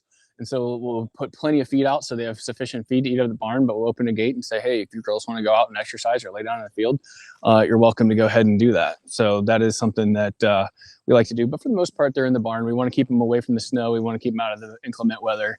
You definitely don't want cows to get rained on when it's in the 30-degree range. That can be not good for them. Yeah, and so they're getting dried. So they're getting dried forages and stuff like that. That you're putting up. Are you putting up stuff here this fall? Are you doing that already? Are you prepping for feed for the fall? So we've prepped for feed for the fall, and you can look off in the distance. All that white plastic would be covered in is feed for the fall, and so we're putting up a couple thousand tons of feed for the cows. That way, we have sufficient feed for the winter, so the cows can eat something. We always want our cows to have plenty of feed in front of them 24 hours a day, every day of the year, so that they can have full stomachs, produce milk, and also remain healthy. Yeah, keep them nice and comfy. Fabulous. All right, man, they're getting vocal over there. What's when they're talking to us like that and mooing like crazy? Anything behind that scientifically, or like what are they doing? 100%. So cows communicate with each other. I don't speak cow language. I don't know what they're saying, but cows definitely communicate back and forth. This cow's bellowing off to somebody in the distance. There's a cow that decided to walk back to the barn. So what they're talking about, I have no idea, but they're definitely trying to communicate something back and forth. So this cow must be upset with the fact that cow decided to go back to the barn. It's like, what are you doing, girl? You're supposed to stay out here. So yeah. But yeah, they do that. Yeah, she's they'll let you know vocal. if let's say a water breaks or you forget to dump feed or you had a gate shut where it wasn't supposed to be gate. You'll hear them complaining. They'll let you know if they're upset with the situation. In fact, we used to have a cow. We give them a fresh paddock every single day, right? And we used to have the leader cow, Bridget, and she would, if you try to put them in the same paddock twice, she would walk right up to the opening, stop, start bellowing, turn around, and walk their whole herd back because she was like, "Hey, we get a new pasture every single day." And this is unacceptable. We're not returning to the same place twice. So she would make sure she'd keep you honest. Huh. All right. Okay, Josh, we're coming up on time here for our segment in Ohio for this morning. Any other questions online from folks that we can answer? I just want to give a couple quick shout outs to some schools who have joined us. We have the Cashin, Wisconsin 4th and 5th grade classes. We also have the Ottawa 7th grade science class joining us. So welcome, you guys. Great to have you here. We unfortunately are at the end of our segment with Jordan and Andrew this morning. Fortunately, they will be back again this afternoon at 4 p.m. So thanks so much, guys. We'll see you again soon. We look forward to having some more fun with you on the farm. Yeah, appreciate everybody joining us today. Have a great day. We'll see you later. Awesome. Cool. So if you're just tuning in, we are so glad you're here. Organic Valley is celebrating National Farmers Day.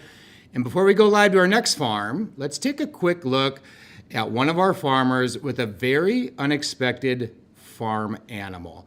We'll see you back here in just a minute, and we will go live to Vermont. Hello, and welcome to the farm. My name is Andrew Rank. I've been farming with my family as a member owner of Organic Valley since 2000. In a way, farming is like conservation. As I was moving the cows this morning, I came across this little guy, the beautiful eastern box turtle. This turtle, like many species of turtles in the US, are endangered or in the decline. And the biggest reason for that is because of habitat loss. So organic farming relies on pasture for the cows, and pasture is exactly what so many of these species right here need for habitat. So thank you for buying Organic Valley products. And by buying Organic Valley products, you are protecting and creating habitat for little guys like this. All right, buddy, you can be free. Organic Valley, protecting where your food comes from. That is one of my all-time favorite video clips that we have here. So many of our farmers make great content for Organic Valley. So next time you're scrolling through our socials, check us out and give our farmers a follow. They never cease to surprise us. And now it is time to go live to the Corse Dairy Farm and catch up with Abby, a 6th-generation dairy farmer, and Wes Tank, a friend of the co-op and a content creator who has over 100,000 subs on YouTube, and John. He's one of our regional pool managers. He works with the Corse Farm, and there he is. Good morning, everybody. How are you? Good morning. We are great. We're great. I really wanted Andrew to show us that he had an elephant, though, as his surprise farm pet, but a turtle is super, I mean, it's great. It's great. It's special. It's great. It is not an elephant, though. You know, I'll give him some notes. Let's see what we can do. Do elephants give milk? They must. They must. Right? It's a mammal. I'm not sure. I'm not a scientist, but it is a mammal. It's an untapped market. We'll behave better, Deanne. Good morning, Deanne. Good morning, studio. Good morning. Yeah, so happy to see you. Why don't you tell us a little bit where you are in the world and catch everybody up? Just because it's the first time we're visiting you on the live stream. Yeah, well, here we are in the Corse family farm in Vermont, and it's beautiful. And Abby, why don't you tell us a little bit about your awesome family farm? Thank you, Wes. Oh, no. There you are. Can you still hear us in the studio? We can't hear you. What's going on? Uh-oh. Your cheese stick microphone doesn't seem to be working. Uh-oh. No. I can't hear you. Okay. Back to the studio. Okay, we are solving some technical problems out there in Vermont, but it looked so promising. Those cows look very cute behind them. If you're just joining us now, it's great because this is the National Farmers Day live stream that Organic Valley does every year. We're here celebrating our farmers, the people who love food, and all the friends of the co-op that we've met throughout the years. So, what we're doing is going from farm to farm across the country. We're visiting 6 different farms today. We started in Wisconsin up in Green Bay with Melissa Weyland on her farm. We then went and visited Jordan Settlage, and he was joined by our cheese manager, Andrew, and they had some great stories about cows and the grass milk product that Jordan's now producing. And here we are in Vermont, which is going to be worth the wait, I promise you. This is a fantastic farmer. Over the years, Abby's kind of become a good friend of mine, and I love chatting with her about her farm. And so I'm hoping we can go take a look at more of that very soon. But in the event that we can't, maybe we should play a clip. I don't know. Let's talk to our technical director, Toby. You want me to keep talking, or you want to roll a clip? You can keep talking, but I'm texting with John right now, so they're trying to get it back. If they can hear us, you should definitely try and say something. Otherwise, maybe call back in. I know Wes knows how to work Oh, sure. how to do some technical stuff. Okay, they're gonna call back in. Okay, you know, you want to roll the spelling bee for us? Okay. I think, Give you me a know, second. I if gotta we're grab it. watching classrooms, we've got a fun little activity that is definitely very dairy focused. Give you a little something to do for a minute while we get our farms back online. This was super fun. We made it to support the Scripps spelling bee. Check, and this check. came down our social. Whoa. What up? Hold the Microphone phone. check. Hello. Check There 1, we 2. go. So sorry. Okay, And we're I back, can hear folks. farmer. Yay! So All right. extra happy to see you this time around. We're back. Abby, and we Wes, got and a whole bunch of John. heifers just walked in. Okay, everyone was like, Look at are these we going to ladies. solve it? Are we going to do it? Okay. Nice. We have. Okay. Yes. We are here. Okay, so we are here on my quite old farm. The farm began in 1868, and I'm the 6th generation to farm here. My dad is the 5th. We will meet him later up at the main part of the farm. But today, we're hanging out with the heifers. So these girls were born last summer out on pasture with their mamas, and now they're just hanging out, waiting until they get to the point of being milking cows. Wow. And we're just letting Wes like They're just chill little- out and hang with the cows today. Sorry. What do you think, Wes? They're so cute. I love them. They're so colorful. There's so many beautiful colors. It's like a range. What do you have a name for that? I call this my rainbow herd. A rainbow herd. So it's fun, right? Because we can play with how we bring different breeds into the herd. And so we primarily have Holsteins and Jerseys, but we also have crosses. And so that's some of what makes the different color gradations in the animals and why I call it a rainbow herd. And I've been working on this for quite some time. Yeah. We used to mostly only have Holsteins. Oh, only Holsteins, but now you got the whole range. Now we have the Jerseys. Mm-hmm. I'm the only person that likes the Jerseys, though. I like the jerseys. Yeah, they're so cute, right? Yeah, I like a Jersey girl. My thing is that I feel like if I'm going to farm, you know, this is hard work, that the animals that I'm working with should be super cute. And I feel like the Jerseys are super cute. Yeah, wait, so which one's a Jersey? The little brown one. So Missy is basically a full Jersey. Okay. And Dot here, she's also very cute. And she is a Holstein. Holstein. So do the colors indicate which They do. kind? They do. Yeah. They do. So Missy is a full Jersey and Dot is a full Holstein. And let's see, Cecile back there and Foley over here are what's called, well, in the world of dairy, they're known as either Hojos or Jersteins. Whoa. Hojos. Jersteins. Oh, I see, because they're combined. They are combined. Oh, that's cool. They're combined. Yeah. That's awesome. So I'm definitely going to remember all of these names. So is there a way that you name them? Is there like a special process that they go through to get named? Yeah. So a different person names them every year. And this year was named by my father. And the people who name them get to choose the theme.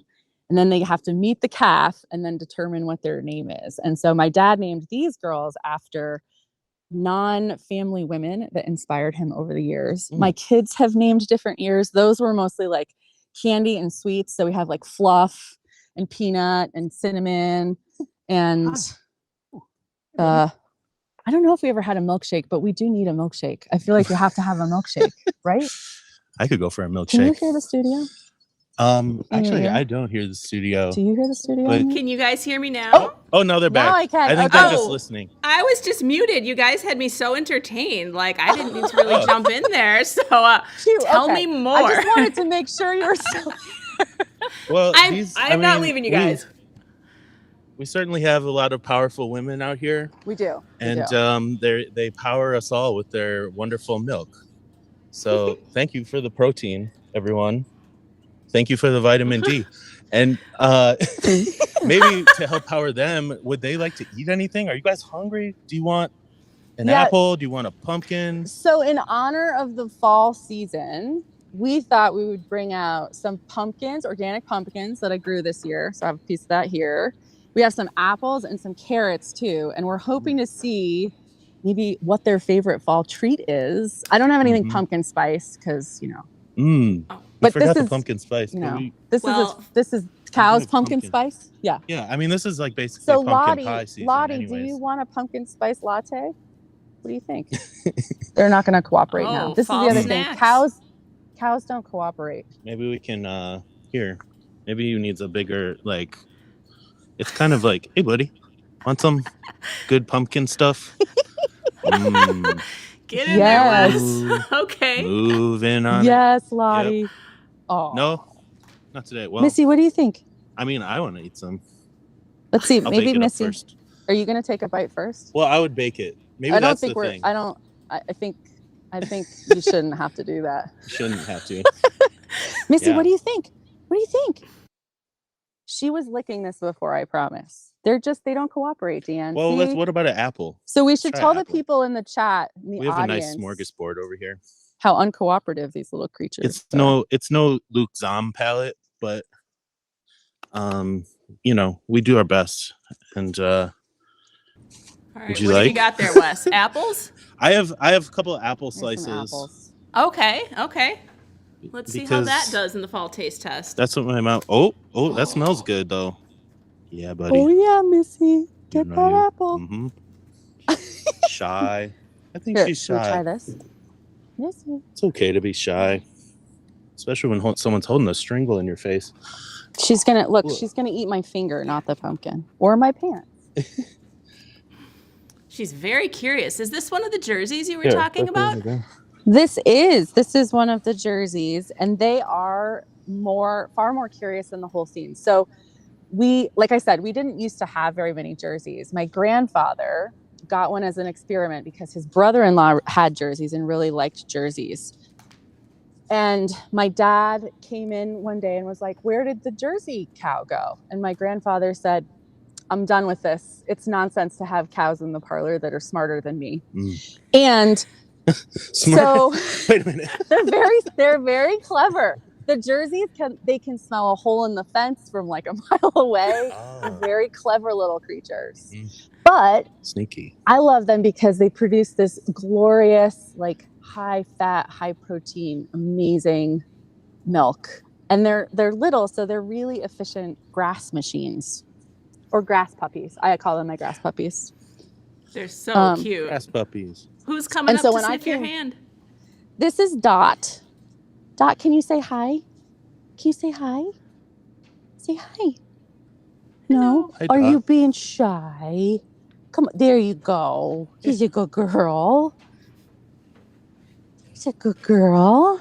Is there, when you say like people like different ones differently, is there a reason for that, or is it like just preference, or is there like a type of milk that they make that's different? I think it's mostly preference. So Holsteins, as I understand it, evolved to be the primary kind of dairy animal that we used in America because they can produce a lot of milk, and they're generally they're docile and they're nice. I'm petting him. I'm petting. And so what's nice about a mixed herd is you get the yield from the Holsteins, and then the component, and you can have Holsteins that produce really amazing high fat, high protein milk, but the Jerseys are really known for that. And so when you have a herd that mixes both, it creates, like, in my opinion, that much richer of a product overall. Yeah, cool. I mean, so I'm from Wisconsin, if you didn't know. And so I see cows all the time, but like there's like this whole different gradient of different types of cows here, and it's really like diverse. And obviously the beautiful landscape out here is wonderful. And do you think these cows like it out here? Do they love the beauty of Vermont? I like to think that they do. We've joked over the years that they're almost a land race of animals, which, let me explain. So that means a type of animal that's adapted specifically to a place. And so the way that we manage this farm is very specific.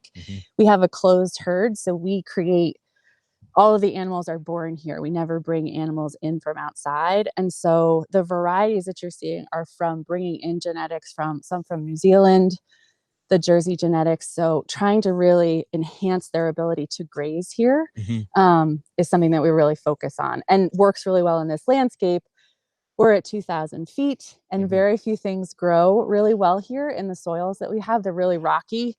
John can kind of pan over here. We have all these stone walls here in New England. And so the soils, especially at this elevation, are really rocky and quite acidic.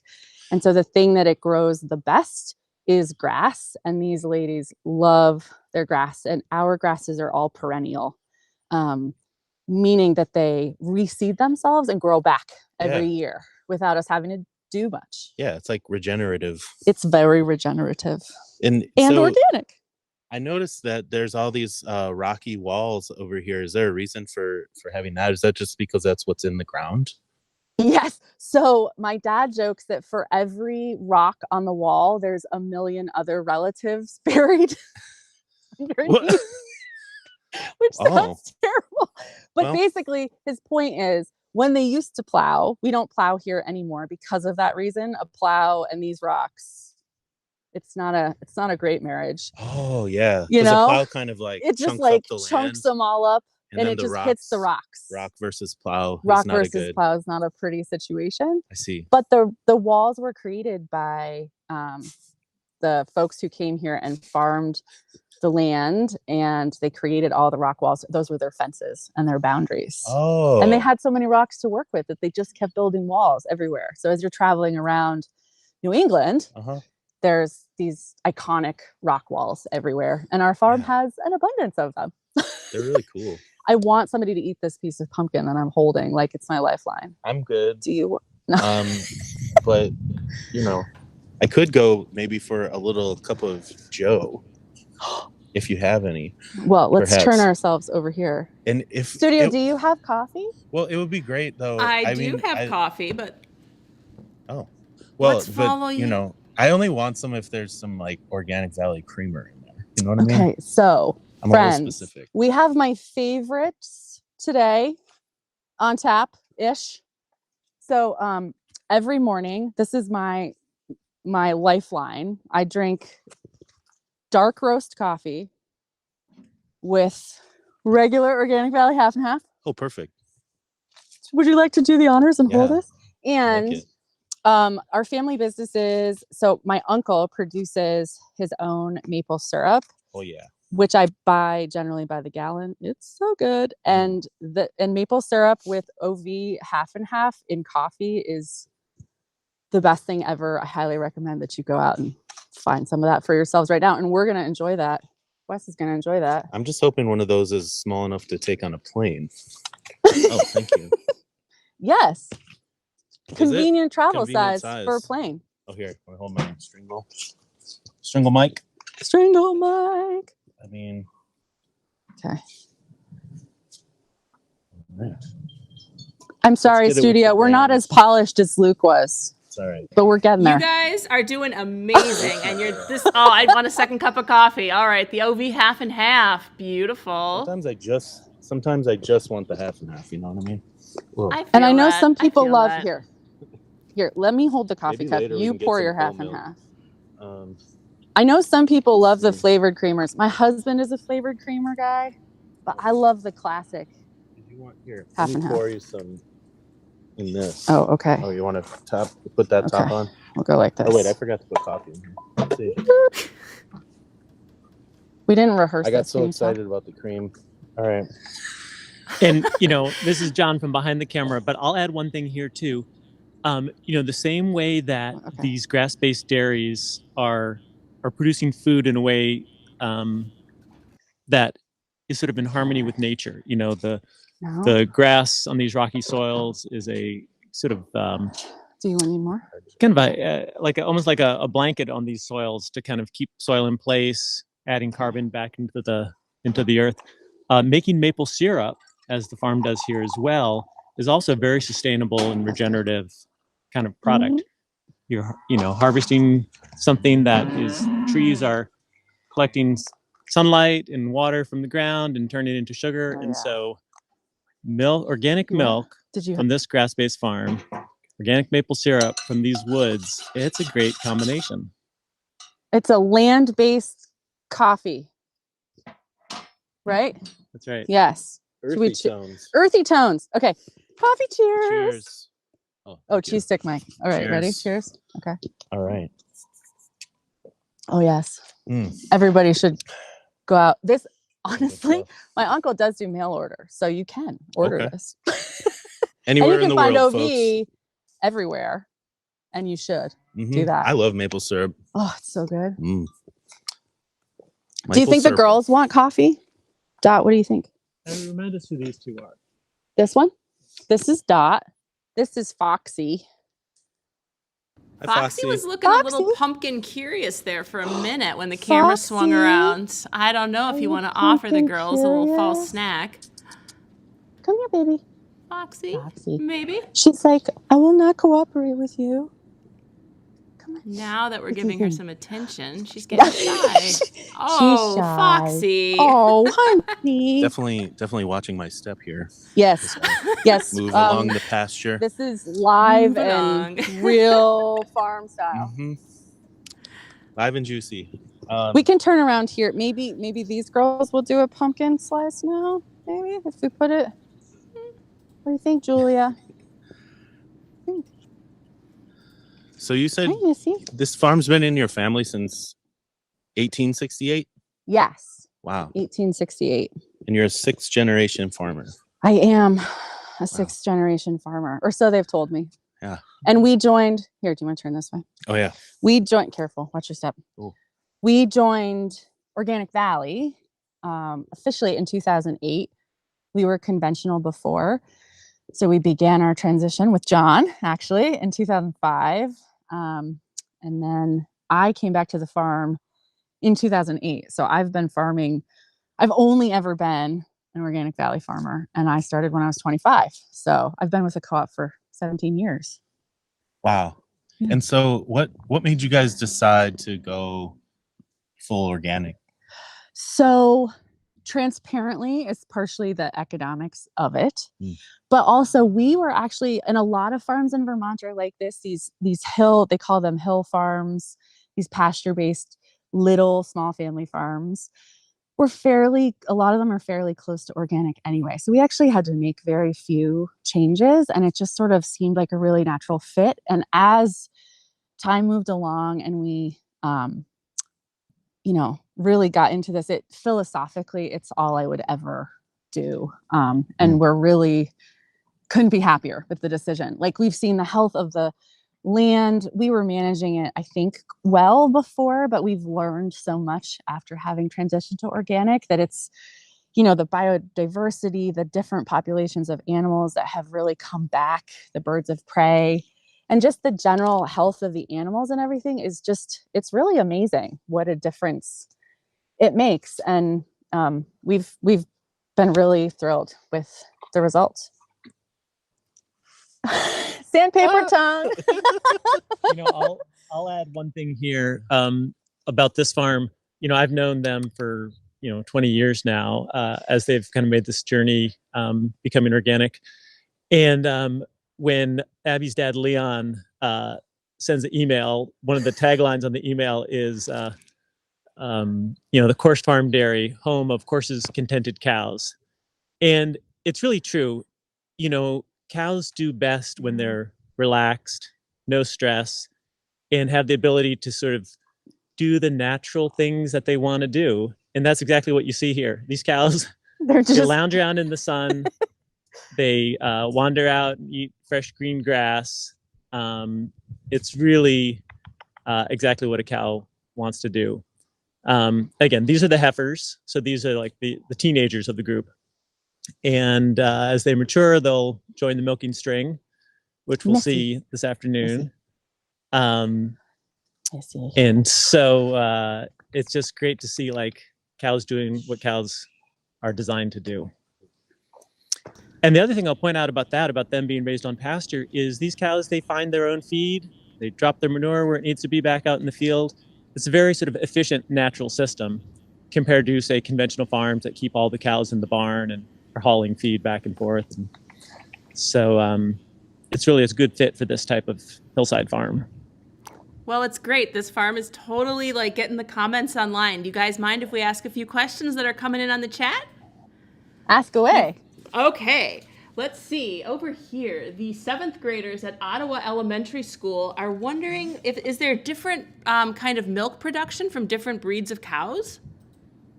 There is actually, yes. So like I was starting to talk about earlier, so the Holsteins tend to produce more, and depending on their genetics, sometimes they don't have as high of fat or protein as a Jersey will.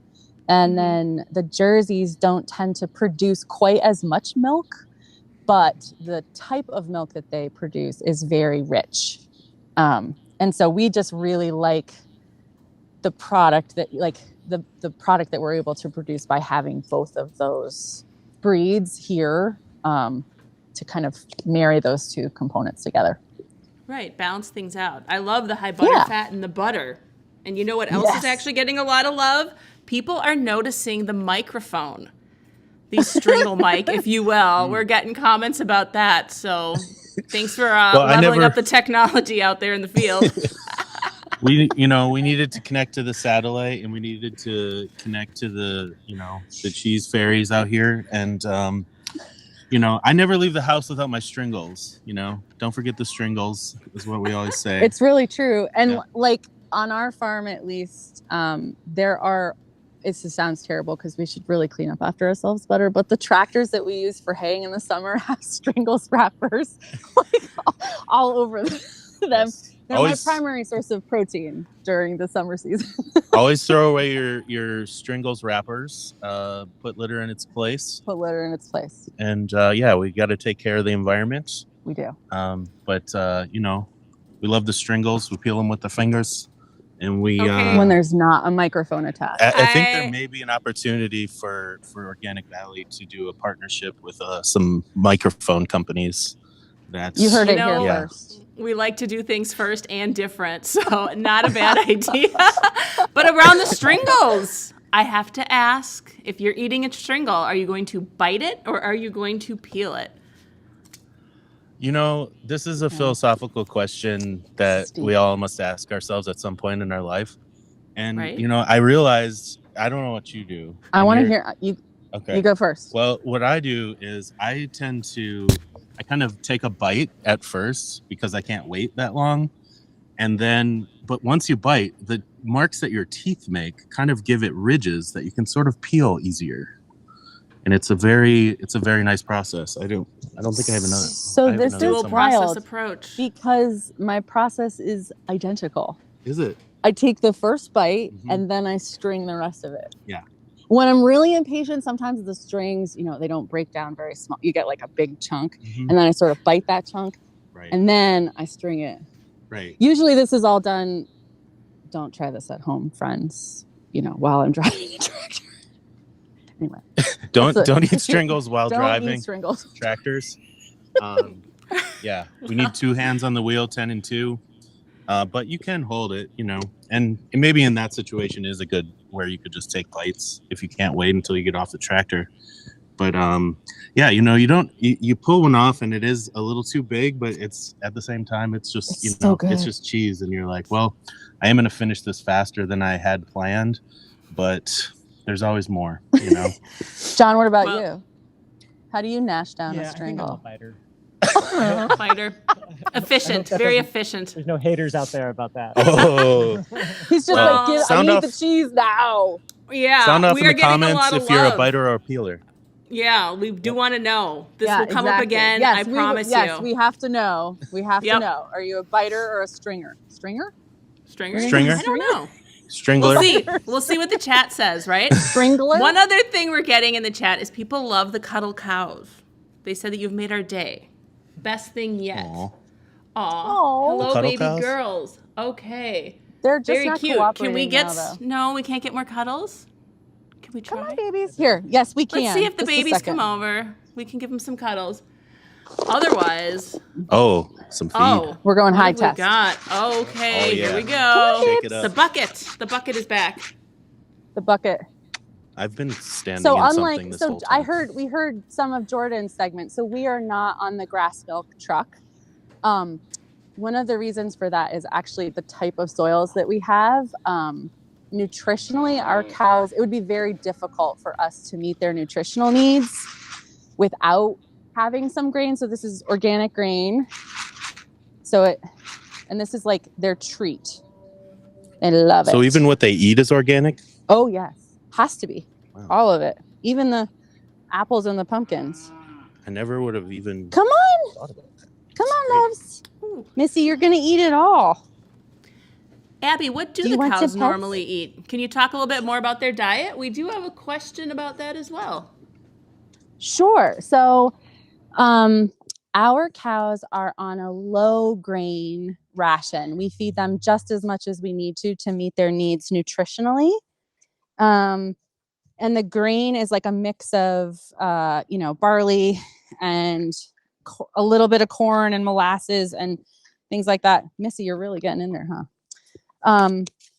And then the majority of our animals' diet is from grass. So we produce all of our own feed, and it's all made from the perennial either pastures or hay fields. All of those are perennial grasses.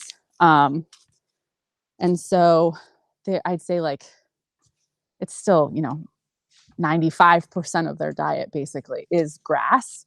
We just need a little bit of that grain to help make sure that their nutritional needs, kind of like vitamins and minerals is how I think of it, that they just need that little bit extra because of the types of soils that we have to make sure that they stay healthy and strong and can make that really good milk. I hope that answers the question, hopefully. Yeah, Hey, that came Lottie. in from one of the schools watching us, which I thought was a great question. That is Food's a important. fantastic question. Food is important. Food is very important. Food is so important. And it's important to know where it comes from. Yes. Yes, Mhm. it is. Did you always Any want other to be questions? a farmer, Abby? Well, a question for me, like, did you, I know you grew up on the farm and it's been in your family, but like, what do you love about farming? Because this looks so beautiful to us out here. And honestly, you seem so happy. Like, how did you? I am now. Okay, tell us. Okay, I grew up, so my deep dark secret, Missy, stop. Here, we'll put this over here. She's gone from cuddling to smashing. So my deep dark secret is I grew up hating cows, like straight up hating them. I thought they were really obnoxious and stinky. And I didn't want anything to do with them. But life is funny. And I went to college, I left the farm. I was working in some pretty cool places and museums and performing arts centers and film festivals and things. And I was bored. I was totally bored. And I just hadn't realized like how tied my soul really was to sort of the movement of the seasons, and just like the ability to be outside all the time was something I was really missing. So like when I was working in an office, I'd be okay in the winter. Nobody wants to be outside in the winter, really. Okay, lots of people do, but I'm not one of them. And then it'd be May and I'd be like, okay, so we're going to go outside now. And that wasn't a thing in the office. So I came back and here I am. Well, I think it's, a beautiful thing to realize, you can kind of go full circle and, try some other things out. But sometimes it's, the journey is important, but you want to get back home. It's true. It is true. Mm-hmm. And it just sort of called me back. I love this land is really so much of it.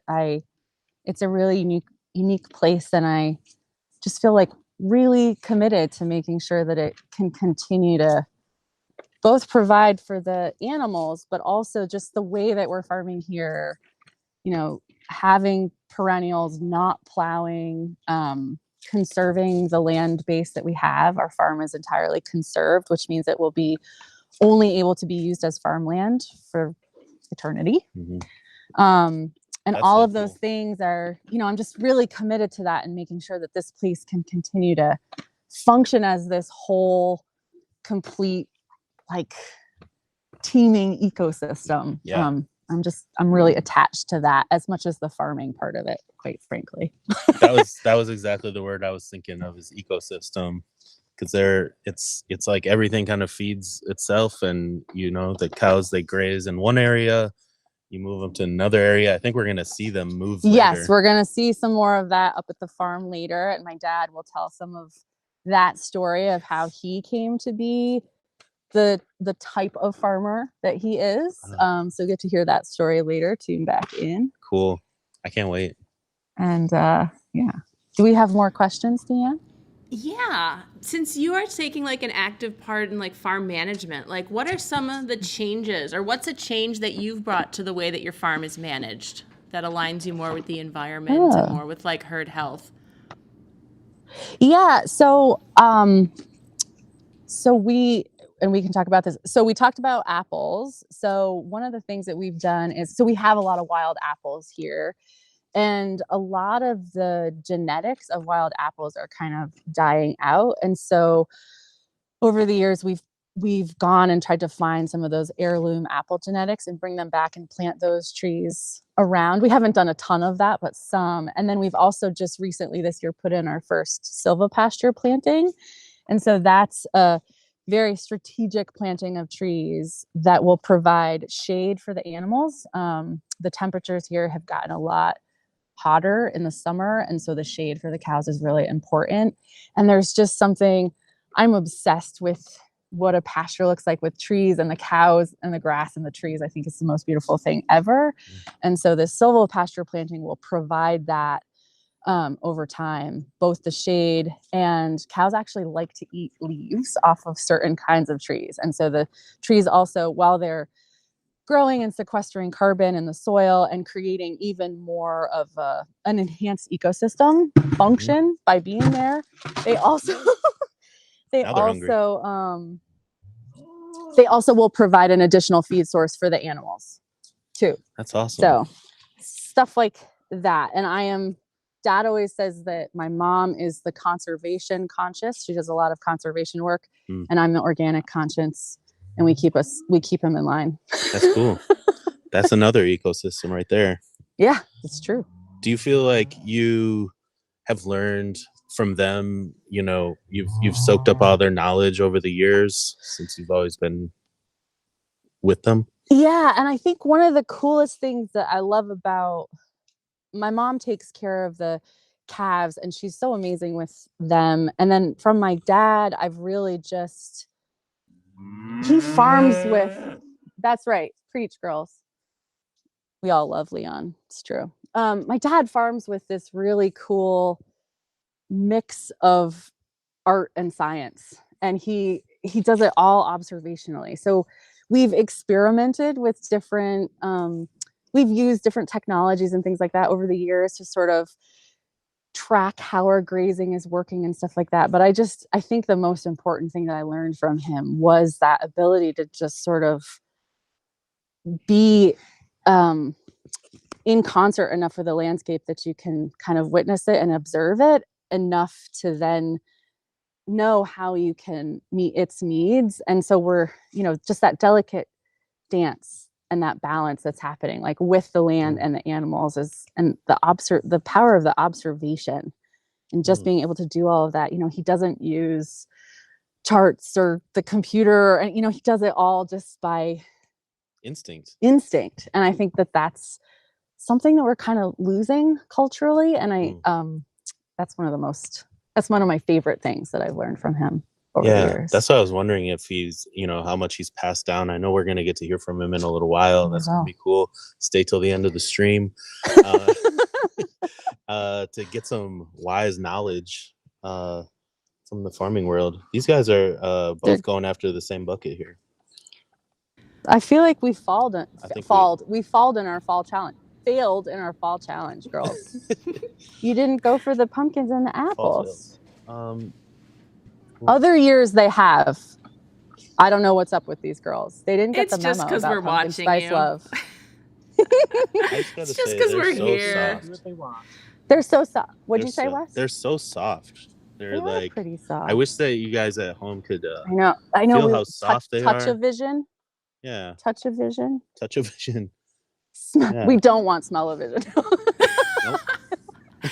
Well, Well, Wes, tell us about experiencing a farm like this, kind of like out of nowhere. You just literally showed up yesterday and here you are. Like, what is this like for you? Someone who doesn't spend much time on farms, at least now. Well, I was I was telling Abby earlier, you know, when I was a kid, I lived, you know, farm adjacent. I lived in Dodgeville, Wisconsin, which is pretty close to Viroqua and Lafarge, where Organic Valley is. And I had to work one day on a farm, on a dairy farm actually, and it was not that this is right, but it was actually a punishment from my father, who he caught me trying to sneak out of the house one night, and he's like, Wes, you're going to work on the farm today. And I just remember how overpowering the smell was in the barn. That was wild. But now today I went in the barn and I was like, oh, it instantly triggered that memory. And I was like, oh, that's kind of cool. Like I actually fondly remember farms, and this is always great. I love visiting farms because it's definitely a treat to get to, you know, see how they interact. I love how they have buddies. And you were telling me before that like you raise them to kind of have friends. Yes. So they're kind of like raised up as pairs. And it's really cool because it helps them mature and they have like a buddy and they can snuggle. And it's really funny. Like when you see them out in the pasture, this is what started me calling them grass puppies, basically, is they just pile up. Like they'll have this enormous expanse of land and they're all smushed up like on top of each other. They just like to snuggle. And it's really cute because as they get older, they like keep their buddy, and you'll often like see them with their buddy around. That's so cool. And do they form cliques at all? Like, oh, there is a hierarchy. So I know you have some middle school students, and you know, you got your lunch table, like you sit with your homies and your friends, and you know, cows kind of do that too. They do. They absolutely do. But they also huddle up together, and they make a pretty good team, you know. One of them finds some feed, and the others follow suit. And everybody helps each other out. It's cool. Yeah. So Abby, if Good someone's friends. watching and wants to know how to get into farming, what would your best advice be for someone who's certainly farm curious? Okay, so later I'm not sure if it will work out because, you know, somebody still has to do the farm work today. But my business partner, Mackenzie, is a first generation farmer.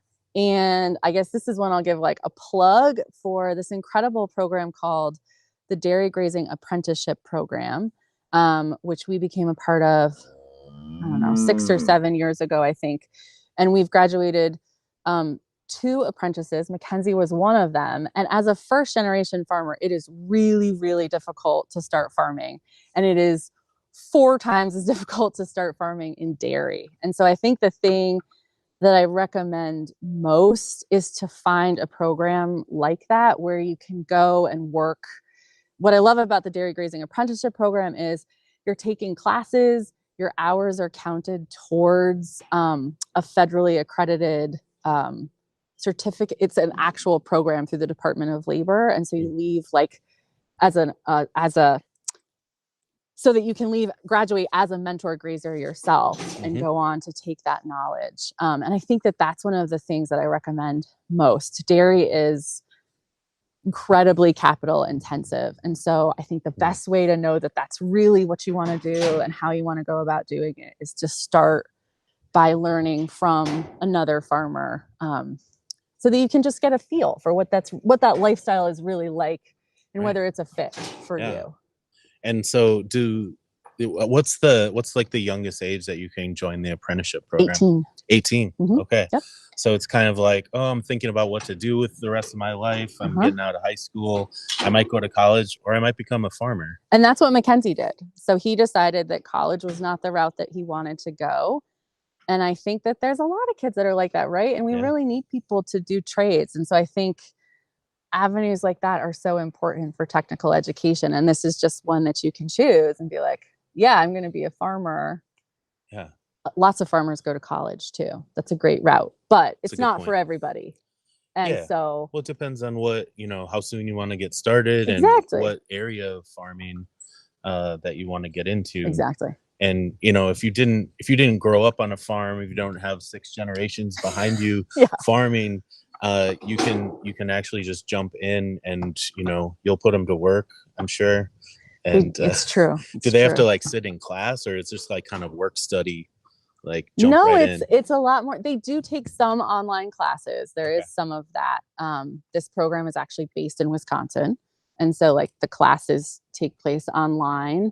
But that's only, I can't remember, but that's like a small part. Most of the program is really the work hours that you put in that experiential learning, which I think is for farming that's just the most important part of it, is just to really dive in and figure out if you like it or if you don't, because if you walk in the barn and the smell is not something you're fond of, it might be a red flag. And if it is, you're here for life. You're here for life. I we have apprentices at I run a place called the Washington Park Media Center in Milwaukee, and we have apprentices there, and I just know I can always see when they have like the excitement in their eyes and they're so enthusiastic about jumping in and like they want to help in any way possible. And it's so exciting to see that happen. And that's exactly how Mackenzie was. It was like a week in, we were just like, this kid he's got it. That's he's got the farming bug, not just the farming bug, but the dairy farming bug. And dairy is, it's a thing. It's intensive, it requires a lot. So it was so cool to see him it was just like, jump this right guy in. really wants to do this. Ready to go. And, Mackenzie we're on the just so spot. lucky to have that. Yeah, that's cool. And then that's going to be the next generation. That's going to be the next generation. And his daughter is already growing up here. And it's really cool to watch. It's like going back in time and like watching my dad and I as they're like, because she just loves to be with him and learn about everything to do with the farm. And so did I before I decided that I hated everything. Teenagers are tough. So it's really cool I think that's kind of the joy of the multi-generational, whether it's family or not, right? The multi-generational farm that's what's kind of delightful about it, is watching those cycles continue. Yeah. And then they'll be able to train somebody up under them someday. Yes. Yep. How long does it kind of take to get to the point where you feel like, okay, now they can go on their own? Is the object that Mackenzie's going to like keep working on this farm, or is Mackenzie going to go and start? Mackenzie will take over this farm. Okay. But we're actually starting the process of looking. Lottie, stop. Sometimes they get a little, forward. Honey, stop. She's a teenager. We are going to start looking for another apprentice. And that person, will more just be, Wes. I mean, I'm sort of like looking for I think you're work. You're primed already. I mean, I could be a hired hand. I think that's Lottie. Stop. Lottie, stop. Any of you farmers out there looking for a content creator to Yes, me. You're hired. There's your house right there. Wes, you're supposed to be milking. I'm filming. I'm doing content creation. It's magical. Yeah, I'll get my application ready. Excellent. We look forward to it. You're hired. I do have some experience on a farm. I know. So I've heard. Torture, but no.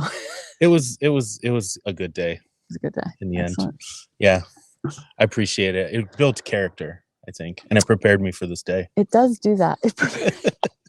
You've heard it here. I've also, I've also spent some time on farms doing documentary work, because I do videography in my day job. And that's what I used to do in college. Yeah, you did documentary work. We have that in common. That's awesome. So were you holding cameras and microphones and wow. Is that something you want to? I can't do any of that anymore, though, as you've seen when we've been trying to figure all this stuff.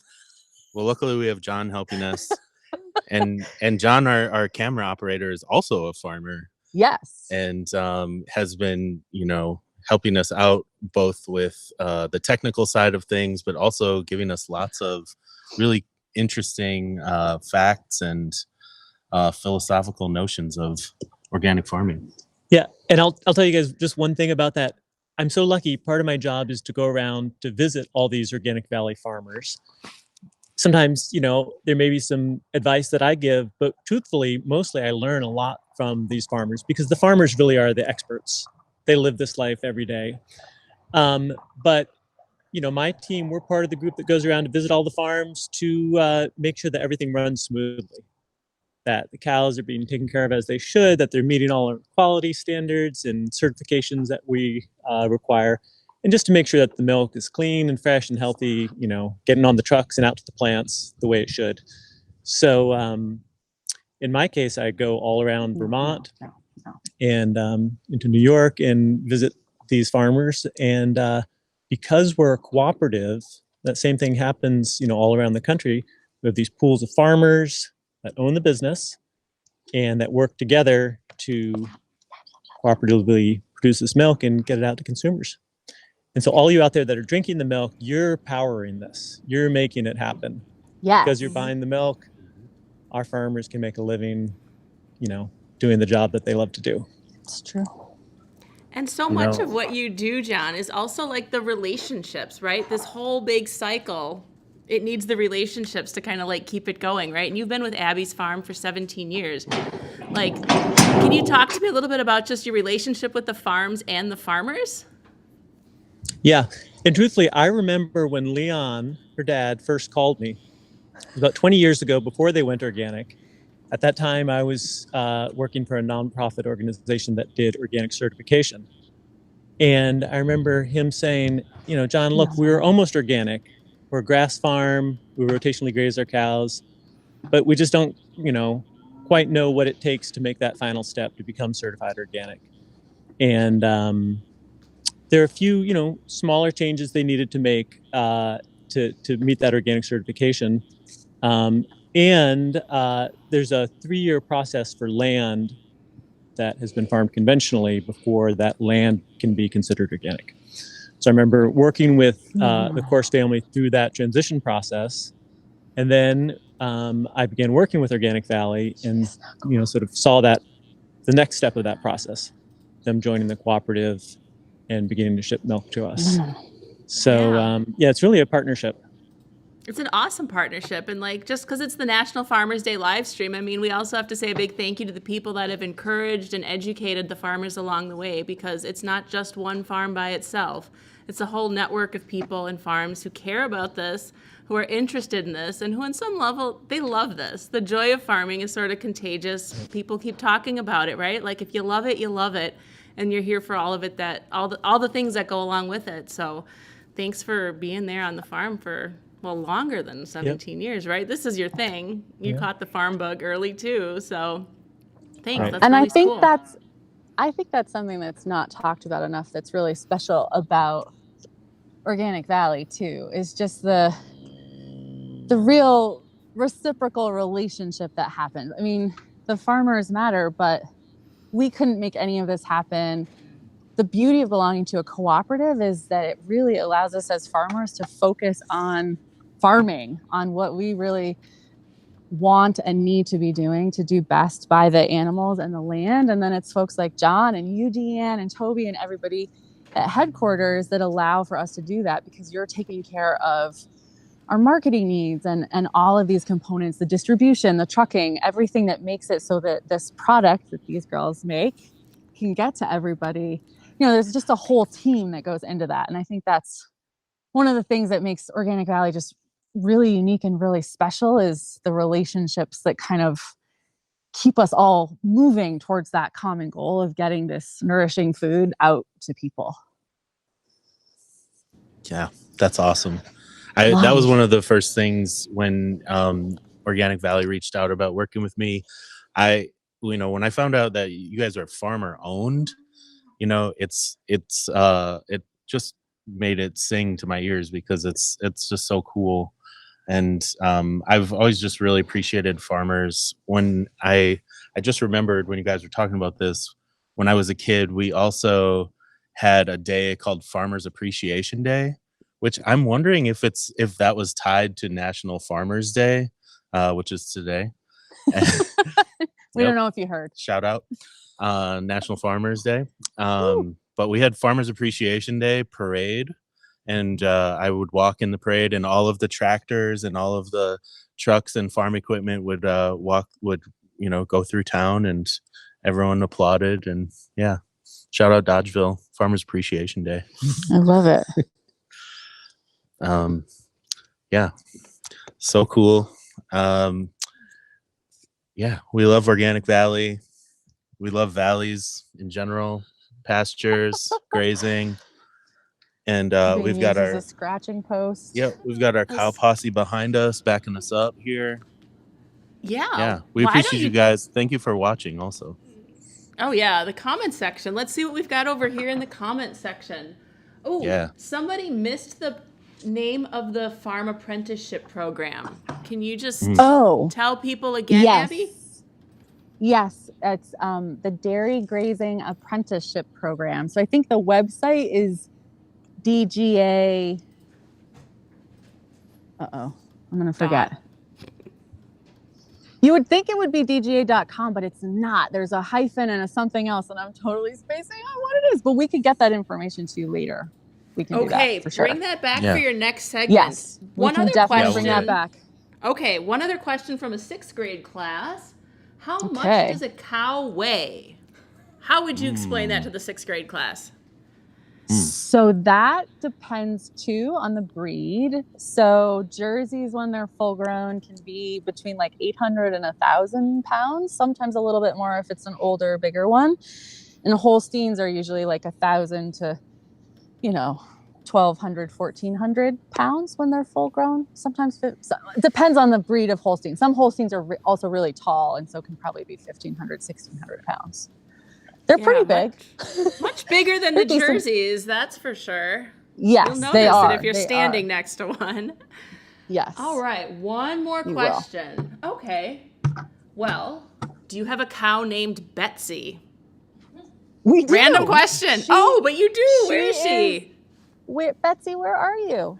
She's hiding over here. Number 78. Betsy?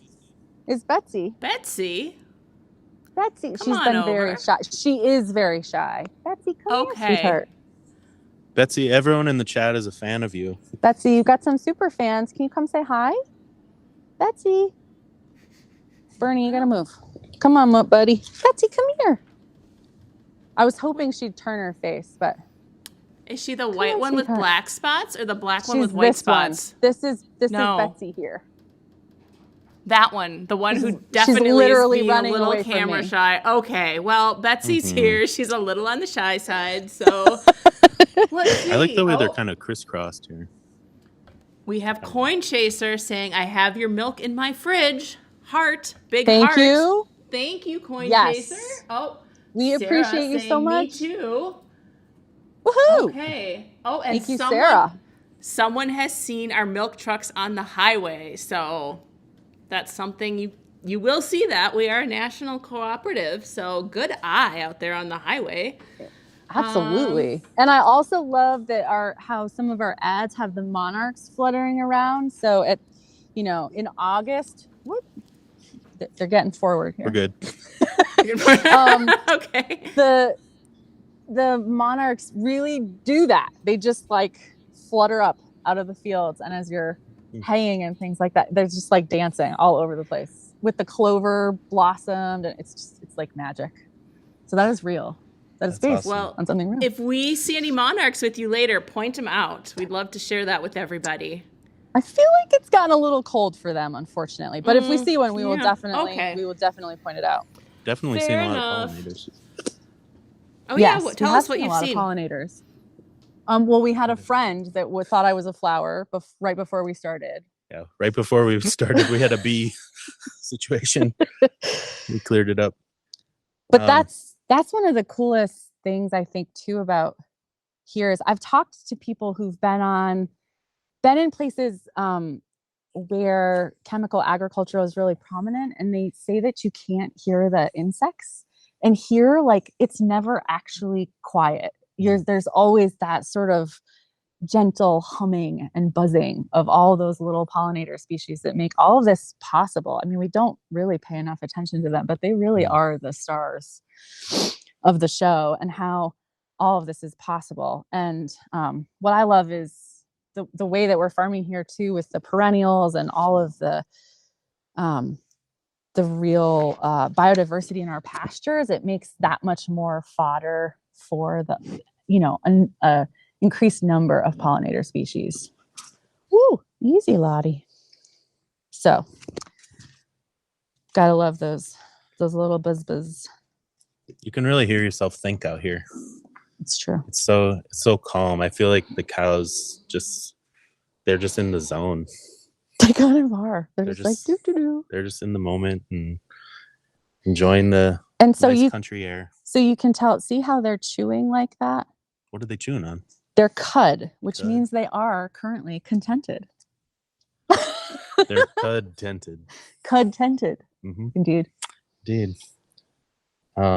That highway comment made me think about something we were talking about before, which is that Organic Valley Farms are regional, and so the farms are actually regional. So how like there's not that much travel going on between here and where all of the what's really wonderful is there is an enormous effort made to make sure that the milk is as close to the production point as possible. So CROP, which is the Crop Cooperative, is the parent company of Organic Valley, stands for Cooperative Regions of Producer Pools. And so that's exactly what we're trying to do, is like get you the freshest product possible from as close to you as we can. Awesome. Hey, Abby, your So time fresh. is pretty much Toby. up right now. That's what For we now, heard so- from our producer in the field. Yeah. Great job, Just letting you John. know. We'll talk more later. Yeah. Thanks, guys. We'll be back, and when we come back with Abby and Wes, we are going to join them for afternoon milking on their farm in Vermont. So right now, that'll be at 2 p.m. Central Time. So right now, I'm in the studio with Toby. He's our technical director for the show, making sure that we get the show out to you. And now it is time for a fun farm quiz. And maybe some of you will know these answers, but which state has the most organic acres in the U.S.? Does anyone know? If you do, drop your guess in the chat. And Toby, let's take a look at that countdown.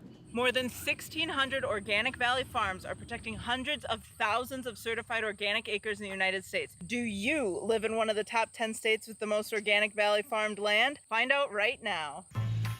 Iowa, Maine, California, Indiana, Ohio, Vermont, Pennsylvania, Minnesota, New York. Wisconsin. The state with the most Organic Valley farmed acres is Wisconsin. Click the link to find out where your milk comes from. So Wisconsin, maybe that's no surprise, but here we are in Wisconsin with, oh boy, here we go, with two graduates of the Organic Valley Emerging Leaders Program. Misa and Sabrina just graduated yesterday, so they've been real busy. Can you hear us out in the field? Oh, yeah. Yeah, we can. Oh, What's and up, Wisconsin? Oh, Yeah. you do not Hello, disappoint. Wisconsin. I love what I'm seeing. What are you guys up to right now? Well, ladies and gentlemen, welcome to the cheese state. If you didn't know, Wisconsin loves its cheese, and so does Organic Valley. So we're gonna sit in the pasture and eat some cheese with you guys to start out here. Surrounded by the cows, we have a great view. We'll show it to you in a moment here. There we go. Yeah. Check. that's Oh, look, beautiful. they're coming over to say hi.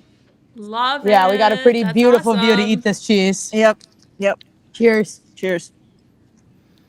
All right. So we know we're out in Tasty. Wisconsin, out on Sabrina's family farm. Yep. The Yep. Servais Farm. Okay. Service Farm. Yep. You guys Good have. stuff. This is delicious. Now I missed it. What kind of cheese are you eating? We are eating Organic Valley's raw Jack style cheese. This one's my favorite. Sabrina's It's like- favorite. That was gonna be one of my questions for you, but you already beat me. Oh my to the God. answer. It's this beautiful creamy white cheese. It's got this nice sharp flavor to it. It's tasty. It's delicious. I like it on my eggs in the morning. I like it on Nice. my sandwiches at lunch. It's fabulous. Now, just so people who are watching us know, Sabrina's a farmer that's been with Organic Valley nearly your whole life, I'm going to guess. And Misa works for us at the cooperative. So we've got an employee out on the farm with one of our farmers. It's awesome. Very excited for your segment. So, what do Sabrina, you can I ask you? Well, I want to ask her, since you did just mention she's been here almost her whole life. When did you like milk your first cow, or when was that? Like, when did that start for you? I'm breaking off some more cheese for myself. I can't really say when I started milking cows, but I can say when I started helping in the parlor. My mom has these pictures from me. I'm probably like 4 or 5 years old, standing on milk crates, trying to put iodine dip on the cows. If you guys know what that is, when you're done milking a cow, you put sanitary iodine on it to keep it nice and clean. So I was putting iodine dip on the cow udders, and it's really cute. And I have my little pink hat on and my little pink jacket, my little pink rain boots. I was just a little girl in the barn having my best life. It was fun stuff. Yeah. So today, the one thing we are going to do is Sabrina has sent me on a hunt. For those of you who have heard of Organic Valley's Happiest Cow in 2025, Sabrina is and the Servais farm have won that with their cow Hazel. So at some point here, I'm going to have to go on a hunt for Hazel. And Sabrina has also given me a couple of other cows that I'll be searching for. So not yet. We got some more things planned before the hunt. So Misa here will be going on a Hazel hunt, and she's going to catch a big one. So her goal is to find Hazel. She's a brown cow. She doesn't have an ear tag. She gets bonus points if she finds Curly, who is Hazel's best friend.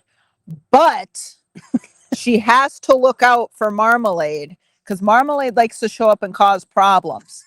So Misa has obstacles out there in the field for her.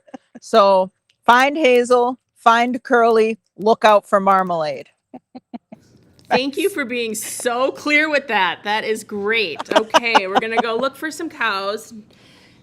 And Hazel, I'm going to keep my eye out for Hazel too. She's a beautiful cow. And just to help Misa out, we did pull in a clip. So when we go looking for Hazel, we will let everyone know what Hazel looks like to just make this fun for everybody that's joining us today. So, yeah. So Sabrina, I know you enough to know that when you were growing up, like aside from living on a farm, there weren't a ton of ag things going on in your school and stuff. And yet you kind of found your way to farming through all sorts of different things. I know we got a lot of schools listening to us this morning, which is fantastic. So do you want to talk a little bit about your journey to like deciding that you really wanted to be a farmer?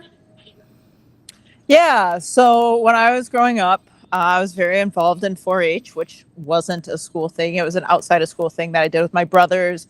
And I was really involved in like going to the fair and, growing up on a farm, you're always working on the farm. But when I went to school, like I had to, like switch over to, fitting in at this city school, if you will. So I did all kinds of things there. I was in powerlifting. I was in show choir. I enjoyed what I did there. But then when I went to college, I kind of went in undecided because I didn't know what I was going to do. And I was kind of looking at communications. But what ended up happening is I went back to school to, I didn't go back to school. I stayed at school, but I decided to switch my major to dairy science. And I decided to pursue that instead to go back to the farm in the end. But yeah, it was great. I'm happy I did it. I get to be out in the pasture. I get to work with my family. I get to be with my cows, who are all eating right now, and I get to hang out with all my other pets as well. So we have a dog named Lori who might show up. We have a couple barn cats that might make an appearance. One of them did last year. I really like being here. Apparently you have brand new little kittens. Yep, we have brand new little kittens. I don't know if you'll get to see them because they're too baby, but we have 7 baby kittens that were born the other day, and their mom, she might come out because she is a very needy cat and she needs attention. So we'll see if Missy makes an appearance. Oh, Sabrina, can I ask you what your favorite thing about farming is? I mean, I know you said you came back, you get to work with your family, but is there something that like when you get up in the morning, it gets you up in the morning each day, that like you're just excited that you get to do that? I mean, maybe it think it's gotta changes be day to day, but Well, I gotta say it's seeing my family for coffee every morning. Every morning we go over to my mom's house and we have coffee and we kind of plan out our day, and we have the Organic Valley French vanilla creamer in our coffee every morning. Shout out. But I get to see my niece when I'm over there, and I get to fool around with my brothers for a little bit, and because they both are on the farm too, and we'll get to see them later. But I think it's just that family bonding, camaraderie. I mean, we're going through all of this together, so it's great very stuff. unique. It's a unique way to have a job every day. You know, like a unique way to live your life. The other thing I know you get to do is feed calves, which I always have thought is such a fun thing. Do you? They love it when you come feed them, I imagine. Yeah, they're great. They're so much fun. They have so much life, and they're so playful, and I like hanging out with them. And you feed them with a bottle too, right? Yeah, bottle and bucket. When I was growing up, I loved baby animals, which don't we all? And I asked my parents, I wanted these baby animals, but they started saying, hey, we can't keep getting baby animals because they grow up. And eventually they become adults. So then we decided, they said, okay, Misa, you can get cows. And then we can, have them do more for us than just be babies. Yeah. So anyway, I got to feed them with a bottle, and it was like my favorite time ever until they started headbutting so hard they got too big. Yeah. Well, let's go see if we can meet some of the cows out here on the pasture. We can see them right behind you. Is anyone? Oh, who's this cow right over here? So her ear tag is 357. She's kind of a silent observer. She likes to come by and say hi, but she never interacts. She's just kind of, I don't want to say she's just there, but she's kind of in and out. See, now that we're giving her attention, she's starting to turn away. She looks really peaceful and happy. What are some of the things you do here to keep your cows so calm and happy? Yeah, so we have a barn in the background. You might be able to see a little bit. But we keep their barn really well bedded. They have plenty of clean, dry bedding. It's comfy in there. We have a lot of fans in place and curtains in place, so it's well temperature controlled. They always have feed in the barn, but they also always have feed outside when they're on the pasture. Just important stuff for them. We love our cows. We take really, really good care of them. They are our livelihood, and that's super important. But I don't know if you guys have heard it or seen it at all, but there are a couple trucks and tractors driving around us right now. That's because we are currently chopping corn. I said before, we need to have our barns full of feed so the cows can eat all the time. And once a year, we harvest corn, and that needs to be enough corn to last us through the whole year. Wow. So the corn we're cutting today, that you guys are going to get a little bit of that. It's a lot of corn. It's a lot of moving parts. And that's just another important thing for our cows. But it's also a big job for your family, right? This is all hands on deck. This is everybody. So who's on the farm with you? Like, what makes up the family farm? So my dad's here. We'll probably get to meet him this evening. My little brother is here. He's driving a big white truck. And my older brother is here too, and he's driving a big blue tractor.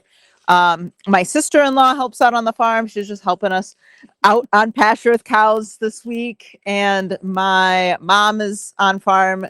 She worked off farm for a little bit, but she's always done the paperwork and all the bookkeeping for us. She's actually at home right now, babysitting my baby niece, who's super cute. And I nicknamed her the Livestream baby because she was born during the live stream last year. In town. So that was super exciting for us. So her birthday is coming up soon. So that's super exciting. Who's 805? Because she's real friendly. This is Daisy. Daisy. Yeah, Deanne met Daisy one time. I sure She's did. giving me some little licks. Yep, yeah, she Daisy got her and way Deanne into are a good TikTok. friends. Yep. Aw, good to see you, girl. Very cute. Do they like to have their ears scratched? Yeah, she likes getting her ears scratched. She is a little bit of a ham, a little bit of a menace, and a little bit of a pet. She gave me a little head bump here. Yep. So a friendly hello. She wants you to scratch her on the head. Yep. Okay. She likes the head scratchies. Got that. Oh, yep, she does. Yep. She might be another obstacle for you, Misa. You might want to look out. It's like a dog when they want you to keep scratching, and if you stop, then they give you a little bit. Yeah, of a bump. that's Daisy. Like I haven't. That's how Deanne met her. Yeah. She stands out in my memory. Yes. Hi. Well, you're quite friendly. Okay. She's given Wow. some main character here. Very She cute. is. Hi. Oh, She's like, I would cute. like to be a part of the camera. See what she does if I do. Ooh. Oh, Nope, don't like not a it. fan. Not a fan. Not a fan of the cheesehead. Okay. She might wear an OV cap though. Don't like that or not. Nice try, Misa. I know. They're not doesn't want to play dress up. Instead of comedians and cars, it's cows and hats out on Only pasture. scratches for this lady. Spoiled, Now- rotten. Sabrina, I know you do a lot of speaking on behalf of the Organic Valley Cooperative, and you just got back from Climate Week, which was what's pretty Climate Week? awesome. That's pretty awesome. But what other kind of things do you do? Because you're not only like in agriculture, but you're also like an advocate for like a larger group of people, and it's something you've done so wonderfully since I've met you. Yeah, so that's a fun question. It's a big one. Yeah. So Daisy's following us. While I was in college, Daisy's following us. While I was in college, I had the opportunity to be the PR intern for Organic Valley. And while I was there, I got to meet a lot of cool people in farmers and marketing, which was lots and lots of fun. And so then when I graduated, I came home to the farm. I was very interested in getting more involved in that. So I started helping make content for the social media channels. So you maybe have seen me on Facebook or Instagram or TikTok on occasion. And I've started doing a few other really fun things too, like being able to go to New York and speak at Climate Week, and just not just be an advocate for the co-op, but to be an advocate for small family farms across the U.S. There are a ton of really awesome different types of farms out there. And it's really great to be able to not only share my story, but to also keep people interested in other farmers too. You gave quite the moving speech at our annual meeting that we had with all of our farmers too this last year. Sabrina's been on stage quite a lot. Yeah. They just can't get rid of me. Well, you do such a good job of speaking up about why this is important, and you're also like out there like doing the work, right? You're making time for both of it, which is important. So when you get away and you are talking to other groups of people, like what does that bring back to you for your perspective on your own farm? Like what keeps you motivated? Because this is a hard job that you're doing. There are so many different people in the world, and they all have like their own little life going on. And it doesn't matter like who they are, where they came from, what they're doing now. They all have their life and their daily schedule and their home and what makes them tick and what gets them out of bed in the morning. And all of these people need to eat. And food is such a big part of our life, and it's an art form for some of us. I know Organic Valley did a lot with chefs these past couple of weeks. And like, again, food is an art form, but it's also like something we need to survive. So when people make their little life, like food is a part of that, and being able to show them where their food comes from and what kinds of food there are out there, I think is so important and super interesting. You saw us eating cheese before. Like cheese is an art. It starts out as milk, and somebody goes through the process of turning that into like delicious, creamy, hard, flavorful cheeses. And there's so many different ways to do it.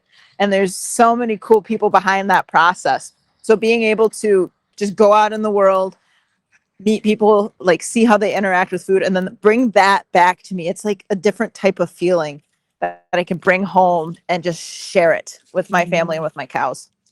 Yeah, I think food, I mean, just to add on to that, it's such a, you were just saying you love to come share breakfast with your family in the morning, and food is an art, and it's also, I think, a thing that brings people together. And, you know, being a part of a cooperative, I think is another example of that, you know, bringing people together in a unique way and gathering around food, which is what our cooperative produces for the world. I think it's just all comes together so sweet in that way. Well, I want to know, what is your go favorite ahead. food to eat? If we're talking about this wonderful stuff, what's your favorite Organic Valley product? Where can we go with this? You just saw it. It's the raw jack cheese. That's your this. favorite This out is- of all this of the is my many favorite. delicious products we have. Okay, that is a This is fantastic it. one. Ooh. How about I like you, Misa? this. I like the French vanilla creamer too. Ooh, what is my favorite? Well, I mean, I have been eating the Organic Valley cottage cheese like nobody's business in the last few weeks, every single morning.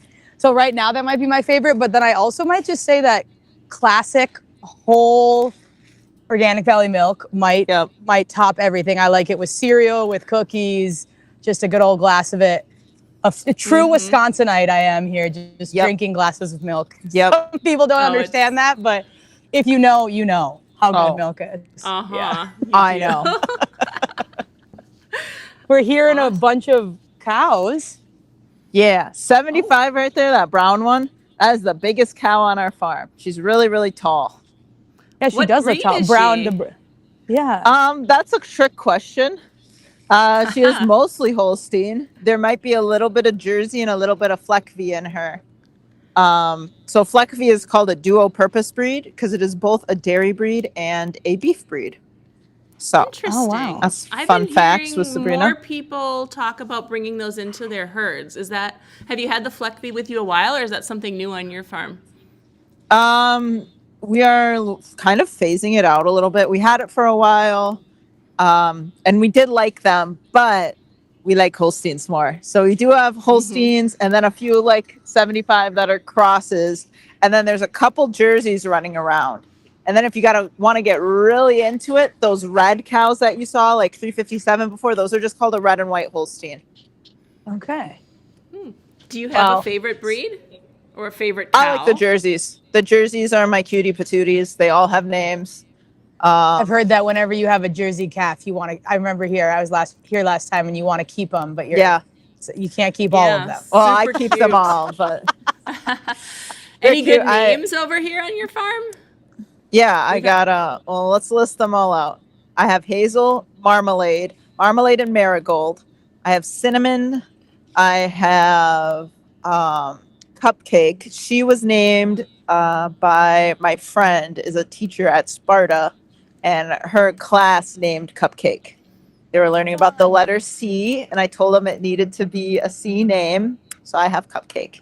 So I feel like that's an interesting thing to learn about, actually, is that when you name them with a certain letter so that they can, my understanding is so it follows in, like, you know whose kid is who on the farm. Is that how that works? And I do themed ones too. So I had Peach, and Peach's baby is Blossom, and Blossom's baby is Apple. Oh, okay. So it's not necessarily always the letter. You figure out your theme for the family heritage in that sense. Yeah. So, an aside, my little brother is driving by in his big truck right now, and we're actually going to have an opportunity to meet up with him when he comes back. I am go so for a glad ride. you brought that up. Yeah, we're going to be taking a ride in the truck with Jackson a little bit later. But over the summer, I was lucky enough to be on Sabrina's farm when they were cutting hay. And we have got a really great roll-in package just to show you the whole operation. Because, like, you say, oh, we're making hay. But, like, on their farm, like, they are making hay. And it is a process. It is an art form. Oh, and, yeah. And we rode along. And so here's a short video that we made based on our visit to Sabrina's farm this summer back in August 16th. We were there, actually. So let's roll that clip, Toby. I'm Jackson Servais. We're cutting hay right now, making our third crop. Running a John Deere 7R with a Kuhn triple mower on it. Cuts about 29 feet at a time. I'll come through and cut, and then the next day I'll come through with the merger. The merger's job is to drive through the field and pick up all the freshly cut hay and put it into big piles like these.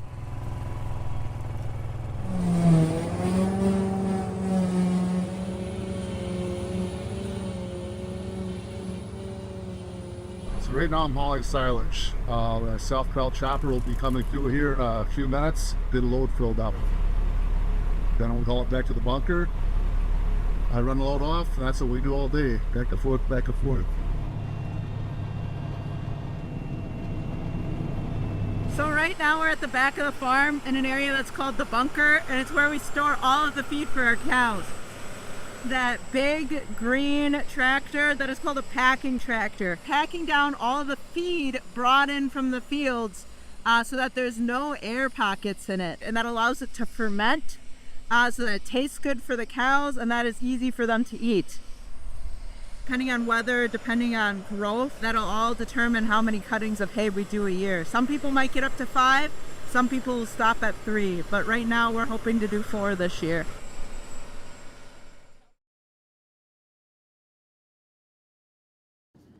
Ooh, that was fun to see. That was a good fun farm memory. Can you hear us out there in the field? Sabrina? All right, Okay. I'm right here. I'm going to be hopping in with Jackson in 1 minute. Okay. You guys can see me, right? We're Yeah, going and to be Nisa's able going to be to. back. Yeah, so I got Here, the cows yeah. behind me right here. And Okay. Nisa's going to start on her hazel hunt.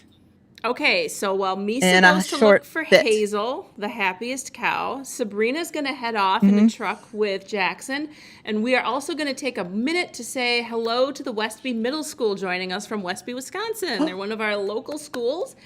And yeah, if there's any classes or anyone online that has a question for Sabrina, please put it in the chat and we'll get it into the segment for you, because it's always great to hear from this the is a great farmers time. themselves. Yeah. Well, here's a question. Let's see if we can do this. What with the average age of farmers increasing, how do young people get in farming and stay in farming? And as a young person, what's your perspective on that? Yeah, so I'm going to hop in the truck quick, and then we're going to answer that question. Okay. Oh, my gosh. I've gotten in this truck. It is very challenging to get up there. There you go. You made it look easy. Thank you. I got to shut the door harder. Ladies and gentlemen, this is Jackson. And Hey, that's buddy. his microphone. Do you need help putting it on? Hey. It's a magnet. Oh. Got it working? All right, Deanne, you are live with Jackson. Okay. Well, why don't we answer our question about young farmers, because we've got 2 young farmers here. I don't know if you could hear us before, Jackson, but someone in the chat asked, with the average age of farmers usually getting increasingly older, how do you as young people see a future for yourself in farming, and what makes that possible? I feel like there's enough young guys my age and older that are still really into farming.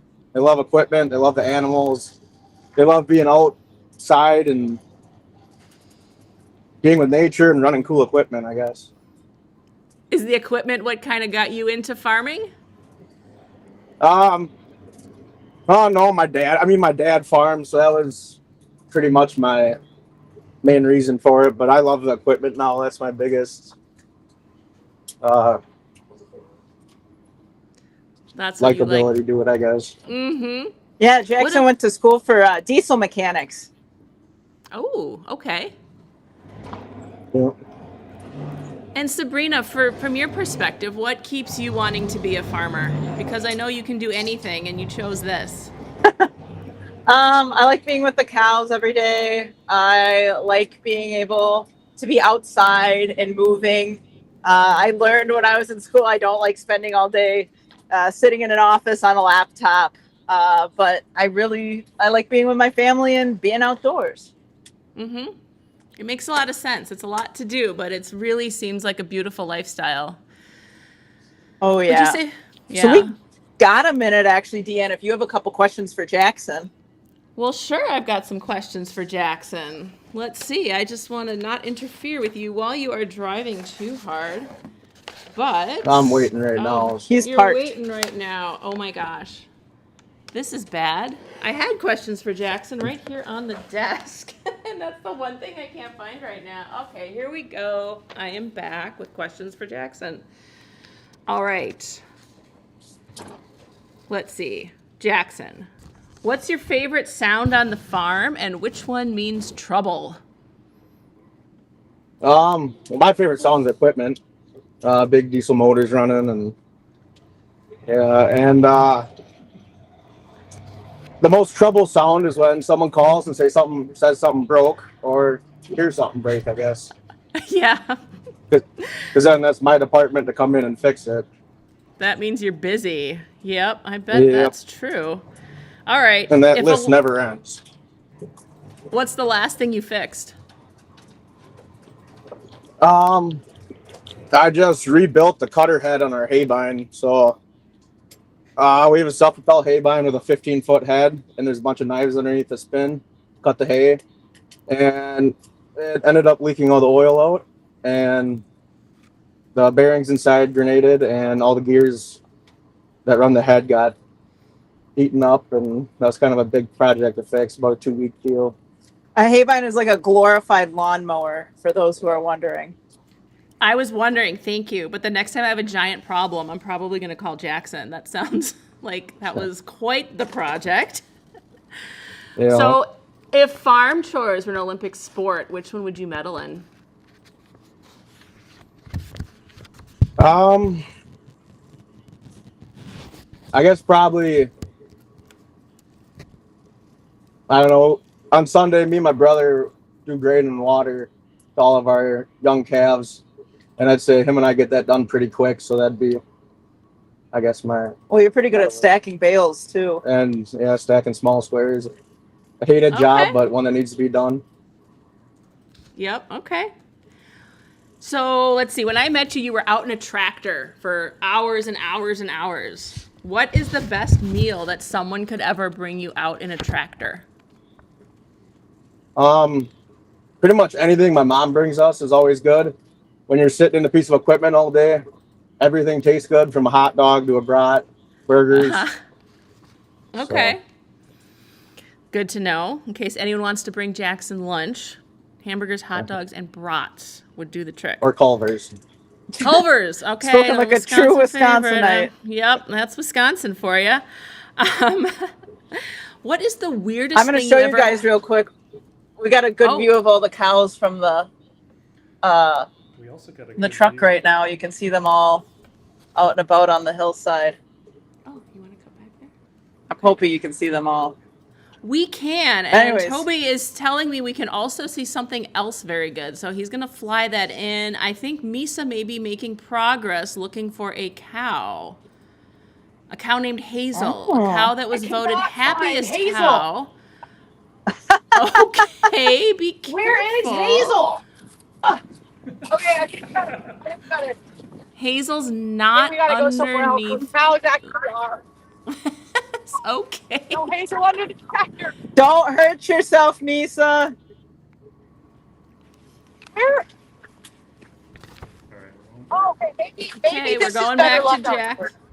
Okay, while Misa looks for the cow named Hazel, Jackson and Sabrina, we're back with you. So, are you guys, where are you? Tell us what you're doing right now. Because, Us. you.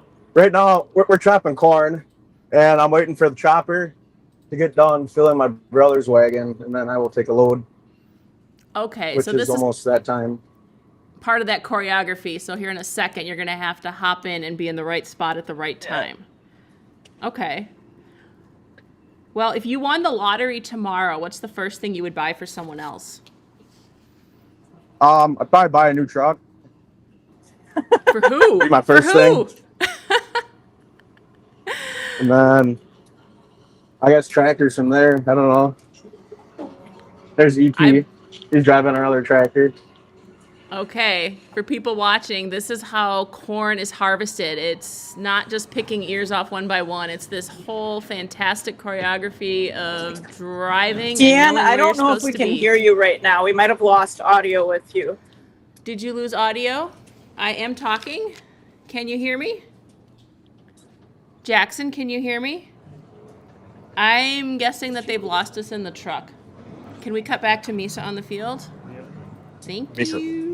Okay. So Ray filled up. He was going back driving right beside the combine. Chopper. The chopper.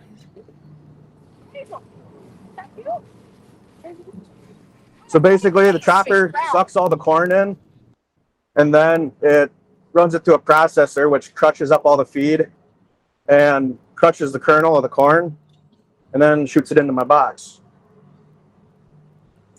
Jackson has a big box on the back of his tractor, or on the back of his truck. And we actually have visual over here of it getting filled up, so we'll show you what that looks like in a minute. But yeah, this is an intense job.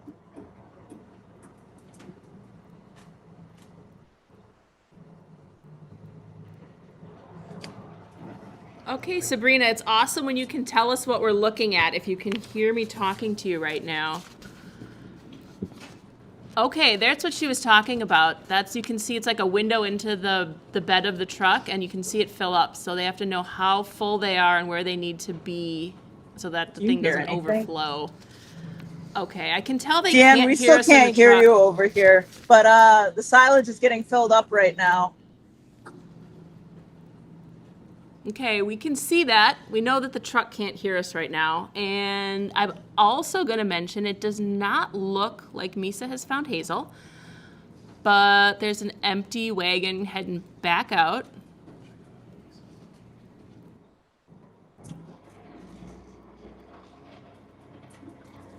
I think our signal went a little too far, so we're coming back to Misa in the pasture with Raji. How are you guys doing? Because I'm lost really some. struggling. Are you Hazel? No, no. Happiest cow. It shouldn't be that hard to find the happiest cow. Misa, can you hear me? I'm going to say hi. No. Yes. It's the brown cow. Raji but I can don't hear think me. it's Hazel. Okay. Hear me. Okay. Should we roll the clip of Hazel so that Misa knows help who here, she's folks. looking for? Okay. Hey, Raji and Misa, can you hold up for a second? We're going to play a video clip of Hazel so that you might have a better chance of finding who you're looking Great. for. How about that? Okay, you stay right there. That'll be Here we helpful. go. Okay. Anyone watching us? Hazel, if you see Hazel out in the field with Misa, let us know in the chat that she's getting warmer. Hazel was the winner of our Happiest Cow competition earlier this spring, and look at her, healthy and happy and moving across to her favorite farmer. I think. Yes, okay. This clip came to us from Marina on our social team. Beautiful work. Look at that. So cute. And now Hazel is done. Hazel is off to be happy someplace else. But Misa, I hope you got a good look at that clip. Okay, I Got it? did. Okay. That should help. All right. If anyone sees Hazel, please feel free to say something in the chat. I'm looking. I see some brown cows, but I don't know if they're Hazel or Okay. Toby is telling me we're going back out to corn. not. See one here. No. Oh, I found So- marmalade. You got to be That's careful your of that one. watch out That's cow. marmalade over there. Yeah. Okay, you keep looking. We will be back with you in a little bit. We're going to go out to the truck. All right, Jackson, we can see you. Sabrina, can you hear us? I hope you guys all enjoyed seeing all the corn going. That's quite the job, and it's super stressful, but it's really, really important that we do this for our cows so that we can feed them for the full year. Corn is one of the most important nutrients that a cows can get. It's high in sugar, and it's also, fun fact, it is a grass technically.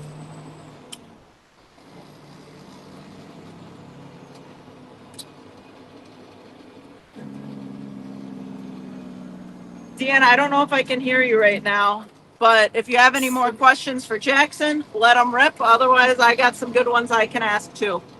Okay, Sabrina, if you can hear me, let's stick with you in the truck with Jackson.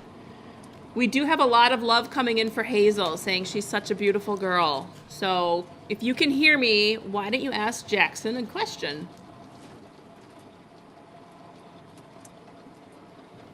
Okay, they can't hear us out there. They're going to keep going with the corn chopping. We lost the feed. Okay, back to the room then. If we've lost the feed, let's come back to the room. Oh, let's see what Misa's doing. Misa, any luck finding Hazel?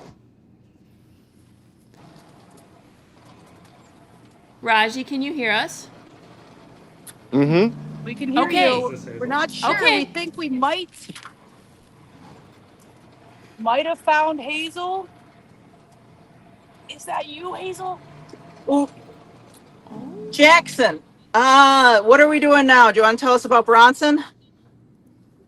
Here, a big John Deere tractor with a blade, and He's going to push all the silage up, and he's going to pack it all, which is a very big part of silage. Is packing all the silage to get as much air out as you can so it doesn't spoil. And we also run a preservative on our feed so it doesn't spoil in the pile as well.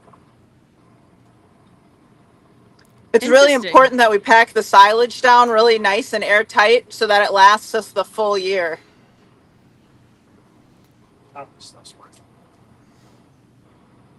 Okay. So this is our big silage pile back here. Jackson's going to unload into it in a second.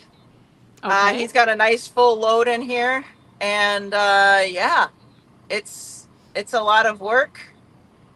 But it's really, really important that we have the feed for our cows all year. And this is just another job that we have to do. Jackson, do you want to talk about the tractor Bronson's in? It's a John Deere 9330 articulating tractor. It has 8 wheels on it, and it's very heavy. He has a blade on the front that can go side to side, up and down, tilt. So he uses that to push all the silage up and pack it. We have 2 bunkers next to us full of hay silage. This third one's going to be full of corn. Then the fourth one will get full of corn, and we'll go over the wall in the middle. Have a very big pile there. Okay. And again, if you can see behind us, there's a ton of silage packed into the back of Jackson's truck that we're in. Okay. And all of that is food for the cows. If you can see it, it's all crushed up.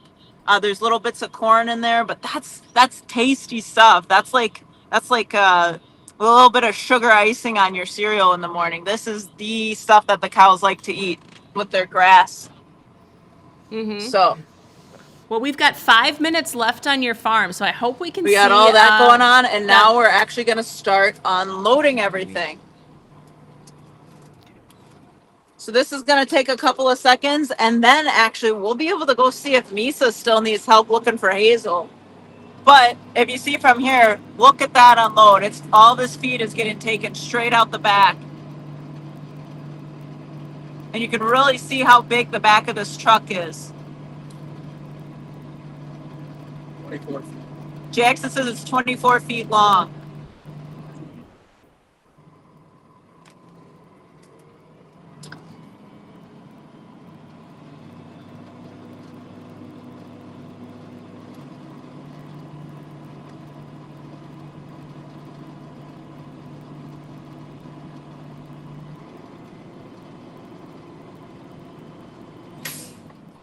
So Jackson's all unloaded. That took a couple of seconds, don't you think?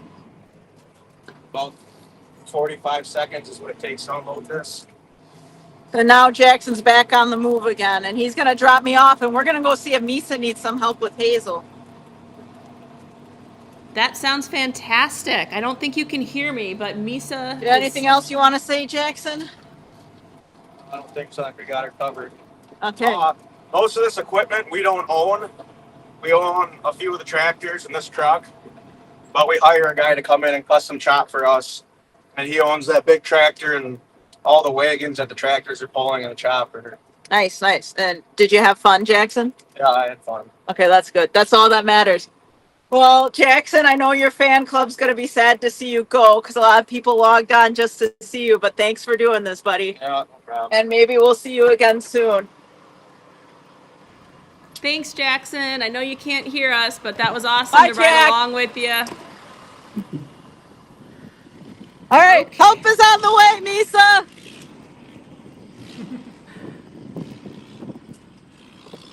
If you can hear me on the feed, we're back at Sabrina's home farm out in Chaseburg, and we're trying to meet up with Misa and Raji, who still have not found Hazel, but we found Misa.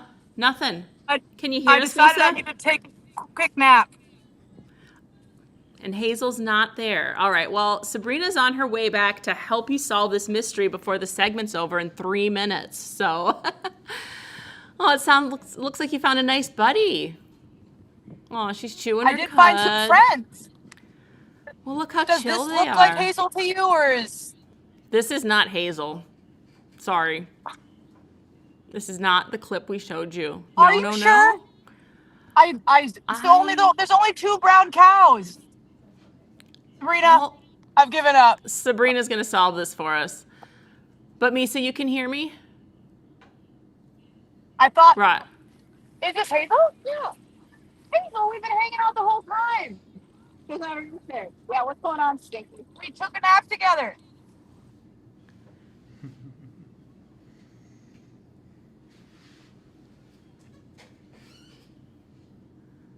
Okay, can anyone in the field hear us?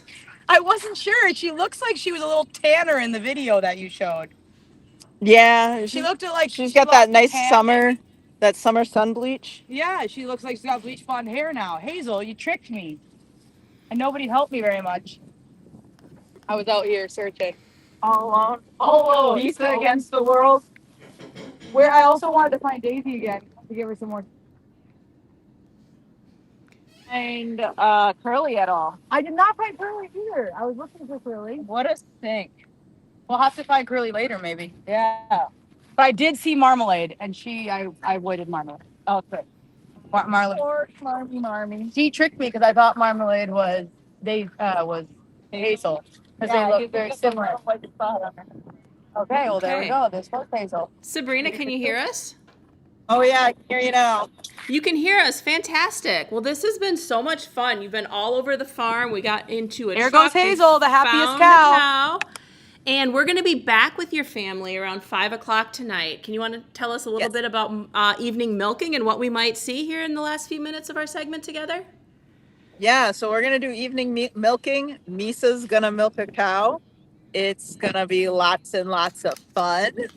And yeah, we'll get to see how that goes. They are a great bunch of cows, and you'll also get to meet my dad. This is true.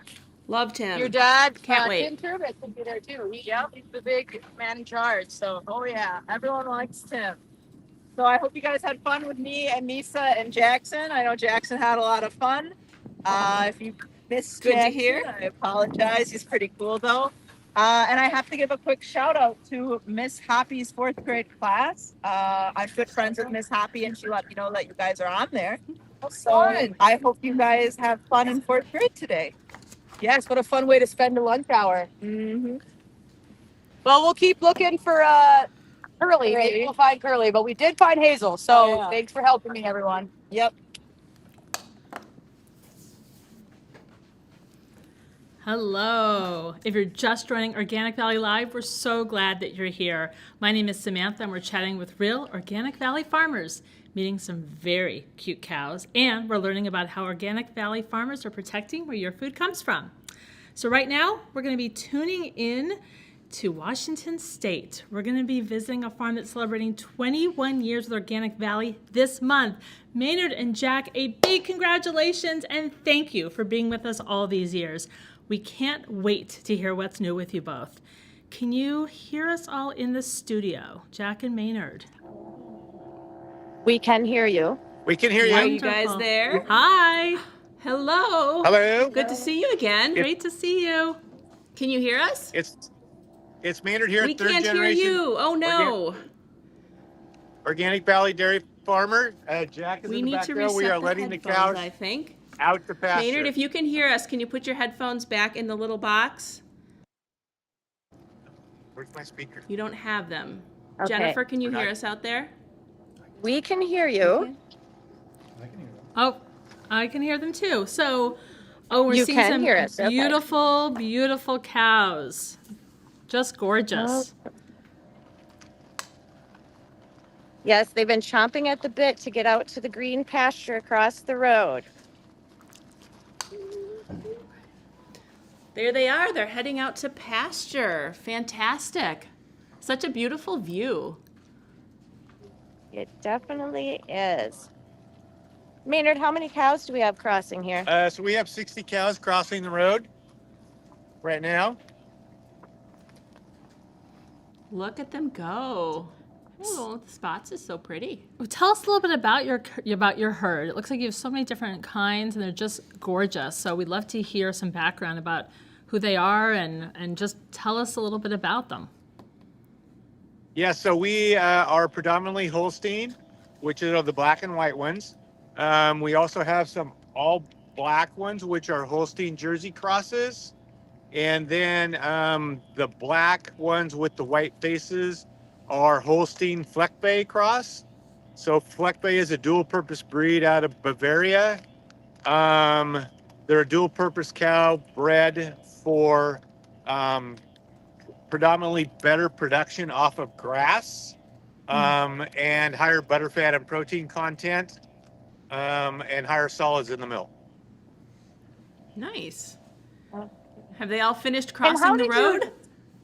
How did you train them to cross the road, Maynard? So that's just, we get like a lead cow, and once the lead cow leads them across the road, they just kind of follow. It's like follow the leader type deal. Okay. And why did they want to cross the road? So they want to cross the road because they're going to some nice lush pasture. So we are a predominantly strip grazing herd. So we tend to move the fence in a little strip every day to give them new pastures. Sometimes twice a day, sometimes 3 times a day, depending on the time of year and how much pasture we need to give them. Okay. Jack is going to jump the fence over here and come and join us. Our ear buds are not working, so we're going to have to be a little bit loud here. Okay, So good any to know. Okay. So you talked about some of the kind of breeds. Why did you choose those? So we're choosing more the Fleckbay breed because of basically the design of the cow. They have a bigger body capacity. If you look up there, we call it a muzzle on the cow, virtually the mouth. They're a little bit wider.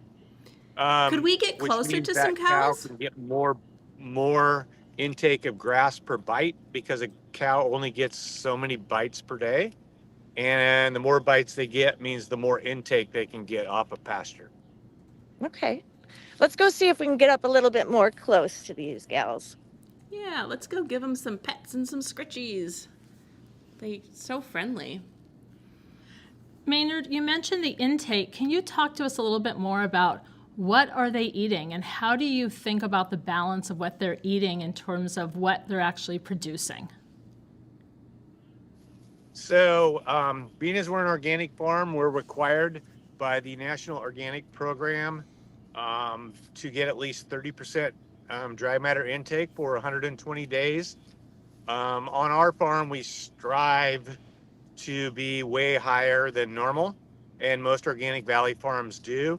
So currently our farm is 200 plus days on pasture with 60 to 70% dry matter intake. So if you weigh their daily intake, 60 to 70% of that will come from pasture. So the grass that they're eating is a mix of like grass, legumes, forbs, and like herbal lays. So every bite they're taking is a nutrient rich density bite that helps them produce high quality milk. Okay, and I think we are going to move some fences here, show you how that's done. Who wants to volunteer to do that today? Yeah, show me. So I'll I'm do gonna it. have Jennifer, our host today. She's gonna move the fence so the cows can get some fresh grass. So I'll take over, and Jennifer, What? Dad I'm in show you. charge? Go for it. And this is Otto. He's joining us from the Chronicle today. Awesome. Hello. Welcome to the farm. Welcome. That's not all. So Okay, Jennifer, so if I understood this, you, the rootstock editor at large, is going to move the fence on the farm today. I am, and hopefully the cows will stay in. So I can All do this right. again sometime. Show me what to do. So virtually we're moving a strip wire, or some parts of the world you call it a brake wire. So this would be the front brake wire. Where we're going to move it to, where you can see where Jack is standing. If you could back up a little bit, Jack. Okay. So the grass line where they ate yesterday is here. It's lower. They got nice lush grass in front of them. Where Jennifer's going to learn to pick up the post and move it forward, and then step it back into the ground. I think I can handle that. And Jack, you see, look at, they all want to be over here. Yep, they're all eating right on the fence line. On on the other side. Oh my gosh. Okay. You can do it, How far am I Jennifer. going? Just We believe in you. Okay, thank you. Keep going. going. They're Come on, following guys. you. They know the good stuff is right there. Yep. All right. Oh, come on. Oh, how How's this look? fun. It looks Perfect. so neat. They're just moving towards the line. Well done, Right. Jennifer. You're welcome. Alrighty. So that's how we move the fence every day. That's it? She's And then done? the cows usually. Yep. That gives Okay. them their grass. The cow is so happy, Jennifer. Piglet. This is Piglet. How did you Oh. choose Piglet? That's Jack. Jack, how did you choose Piglet for a cow? I'm not sure how we chose Piglet for a cow. And who's this pup? This is Turbo. Turbo. I see why. And is this a herding dog? He is a herding dog. Turbo is an English Shepherd. All right, I'll take that back. You can. All right. We're getting some questions about the fencing. How often do you move the fences? the Can you tell us grass. a little bit more about that? How often do you move the fences? So we move the fence 2 to 3 times a day, depending on what field we're in or where we, how much they need during the year. How tall the grass is too. Well, And what are whose they job eating is today? that? Both of you? Both of us do it. Okay. What did they ask? What are they eating today? Today they're eating grass and clover with a little bit of chicory and plantain. Do they have a favorite? They like this grass a lot. So notice when sounds they like eat how it. they circle their tongue around the grass and pull it up and then eat it. So this is What? just one way you care for your cows, making sure they have plenty of greens. I see you have a cow brush over there so they can brush themselves when they want. Correct. And what other sorts of things are you doing for cow care? So oh, here comes Jack. He gets cow care. So just to let everybody know, I'm the 3rd generation on this farm. Jack I'm the is. 4th generation on the farm. So Jack will be carrying on the torch as far as organic dairy farming. The farm has been in the family since 1949. So walking on the same ground that his great-grandfather walked. So for our cow care, we're focusing on really nice pastures that give them the nutrients the cows need. We're also supplementing when they're getting fed in the robot with energy, so they get enough energy during the day. And then we're using some technology to monitor their temperature and their rumination and how they're moving throughout the day. So we're making sure they're moving and being active and not just, if they're not feeling good, they won't move as much. So that's how we can tell if they're getting sick, and then we can keep them healthy. So checking their rumination. What is rumination? Rumination is like when a cow is laying down and it's chewing its cud, and you see them, their stomach kind of gurgle a little, and then they regurgitate that food and then chew it. So they use their 4 stomachs to break down the grass and ferment it to get more nutrients out of it. Oh. All right. Maynard, did you want to tell us about this innovative Hold on a thing? second. Okay. Yeah. Okay. So just go back quick. Okay. Yeah, so then other things we're doing on the animal health, we also are focusing on really healthy cows and good genetics to keep them healthy. And then the better genetics we have, the stronger our cows are for the future. Okay, we can go back, Jeff. Now talk about the bolus. So for the temperature boluses and stuff, we're using technology that allows us to track. We get it on our phones. It allows us to tell what cow has been moving a lot, or if her ruminations have dropped, or if her temperature's up. And that allows us to make decisions quicker and then catch things before they show us, before they're showing obvious signs. Okay. So this is a look. Let me know if you can see this in the studio. Yeah, that looks good, Jennifer. What is Maynard showing us?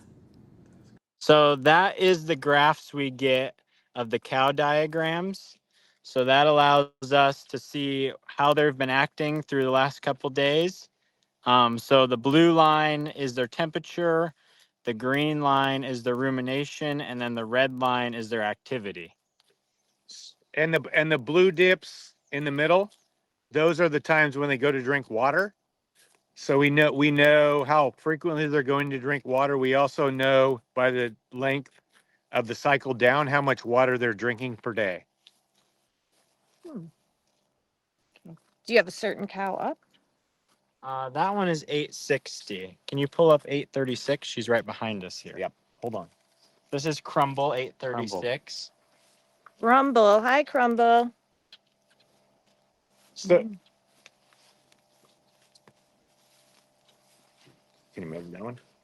Okay. So here is actually the live shot of Crumble, the cow right behind us. It shows us the bottom line is her activity, the middle line her temperature, the top line her ruminations.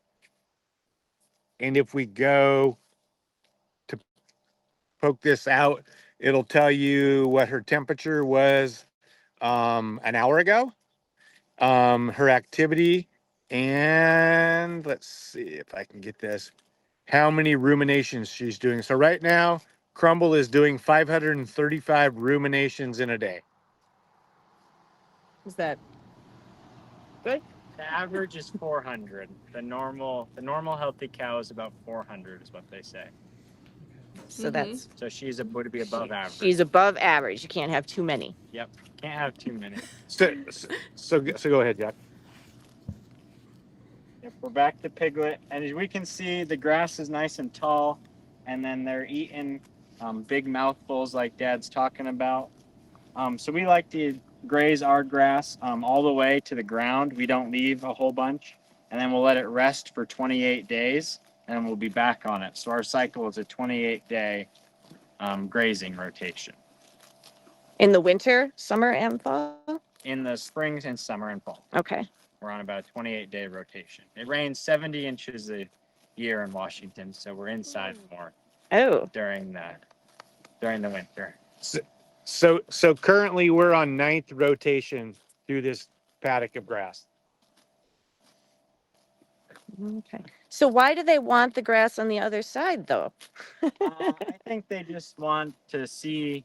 It's always a little taller, a little fresher. They haven't walked over top of it yet. So then they know that it's nice and fresh over there. Okay. Now, if we look back at these beautiful hills, or are they mountains? What are these in Washington considered? These are hills or These mountains. would be hills. These are hills. Are there a name? Is there a name for them? Yes. So the hill behind us, kind of, you can't quite see it. We have a 3,500 elevation peak. It's called Bawfaw Peak. So Bawfaw Peak can be snow-capped. So we actually have a snow-capped mountain in the coastal range. What we can see, it's called Bawfaw Peak because when they came to the valley here years ago, We'll join Jack. Bawfaw in French means green valley. Ah. And so that's how that peak was named. Okay. And I see you have a bridge back there. What's the river that's going over? So we're on the south fork of the Chehalis River behind us, and we're actually working on a riparian planting project. So we've planted 9,000 trees of 32 different species along the riverbank. So this is a project to help the stream, keep it from eroding, protect fish habitat, and also see what kind of trees will fight climate change and the warmer temperatures we get during the summer lately. So we're having drier summers. So some of the trees are California trees, redwoods and sequoias. So they're going to see if those species either grow or if they die off in this area. 9,000. That sounds like a lot of work. Yeah, so we're like a first experimental, like Jack's explained. Do we need to put warmer season plants in to survive drought. But number two, if we were to have a forest fire, the sequoias and redwoods and a couple other species would live through a forest fire. So we would not lose our riparian zone if it burned through us. Okay. So the purpose of that riparian zone on the river is to cool the water temperature. So that river contains the four major species: king salmon, coho salmon, steelhead, and trout. To cool the water temperature, but also to improve water quality. So 10 years from now, the entire river will be shaded, and we're also building a biodiversity habitat to increase like songbirds, pollinators, any type of bird species, frogs, amphibians to join their friends in that biodiverse area. Oh, cool. So are I've there got a- fish in there now, or? I think I have a question in Oh, that. question in the room. We had a question about biodiversity. So you're talking about all these other like non-farm animals that are becoming part of the farm. What are some of the most unusual species you've been lucky enough to see out here? Some of the most unusual species we've seen bears, we've seen cougars, we have deer and elk that'll run through the fields. We have lots of different migratory birds that stop in the fields during different times of the year. And then we have barn swallows that fly through. So the power lines behind us will be covered with barn swallows when they migrate through here. Cool. So we also have, one of the big ones is we're on the fly pattern for migrating species. So we get trumpeter swans, and dairy farms in Western Washington are on the migratory fly zone habitat for trumpeter swans, and also whooping cranes. So when we get ducks flying through, geese flying through from Canada, Alaska to the south, we'll also get some whooping cranes or trumpeter swans that will land in the field, because a dairy farm is perfect habitat, part of that biodiversity, allowing them to land here. I have a question based upon a Rootstock article I actually read about your farm. Wasn't there an endangered species, maybe it's now protected, that was on your farm at one point? I'd love to hear more about that. Yeah, so down where we raise our heifers, we have the Kincaid's lupin, which in Washington State, we were the main land spot for that. So we have a grazing plan that we follow that allows the lupin to go bloom and then go to seed. So that protects the plant and it allows it a space to grow during the year. And if I'm not mistaken, it was endangered, and because of farms like yours, it is now threatened. It is moved up a notch, is it? Yes, it has become threatened instead of endangered. We have almost doubled the population on just our farm. Wow, that's Way to amazing. go. Amazing. I mean, talking about protecting not only the food, but plants and animals and all the life that's surrounding it. So that's incredible work. Neat. Any other big milestones on your farm this year that you'd like to tell us about? Big milestones. I don't think we have any major things. We've been doing some carbon stuff with the Organic Valley Carbon Program. So we've been working on getting carbon credits for the co-op and for our farm. And this year, one of the accomplishments is we had verified impact credits. So our carbon credits are verified to be used with the co-op. Fantastic. That's huge It's a news. Major accomplishment. That's huge. And you're doing how all of about- this. Oh, I was going to say, they're doing all these big things with a small farm, right? You don't Yes, have we that only many milk cows 60 out there. Cows. Wow. We don't That's have impressive. not that many cows. Let's go to So Jennifer. now, when did you join the Organic Valley truck? There's a little milestone, right? So the milestone is 21 years ago, October 1st is our anniversary date. Yeah, whoop whoop. We were one of the first 4 dairies in Washington State to get on the Organic Valley truck, actually, and be an organic dairy farmer. The road to that path was very hard, very difficult. In that time, I was called a hippie. I've been called a liar. People told me that organic farming would never grow. Today in our county where I live, there are no conventional dairies. There are 22 Organic Valley dairy farms. So Organic Valley has virtually saved every family farm in the county that I live in. Oh, wow. Wow. How did it feel And when so the truck came the shirt first time? Oh, What was that? oh, how did it feel when the truck came for the first time? So it was very rewarding. It was just the difference in, as they say, living an organic lifestyle compared to a conventional lifestyle. You have to believe in the process, believe in what you do, but also we have a community of Organic Valley farmers across the nation that there's no other co-op in the world that has that. And also a community of employees that support the co-op, and farmers supporting employees supporting the co-op. It's just a great combination. Okay, and I wanted to go back to the shirt because there was conversation about what shirt to wear today. And tell us about your shirt. So the shirt here is like a retro, probably 15-year ago shirt. So Jack's wearing the new style shirt. I have multiple shirts, and I happen to find this one in my drawer kind of laying there. And I'm like, I'll just wear this old school, retro shirt that shows just the support of, our cooperative and like what it's meant to everybody. Okay.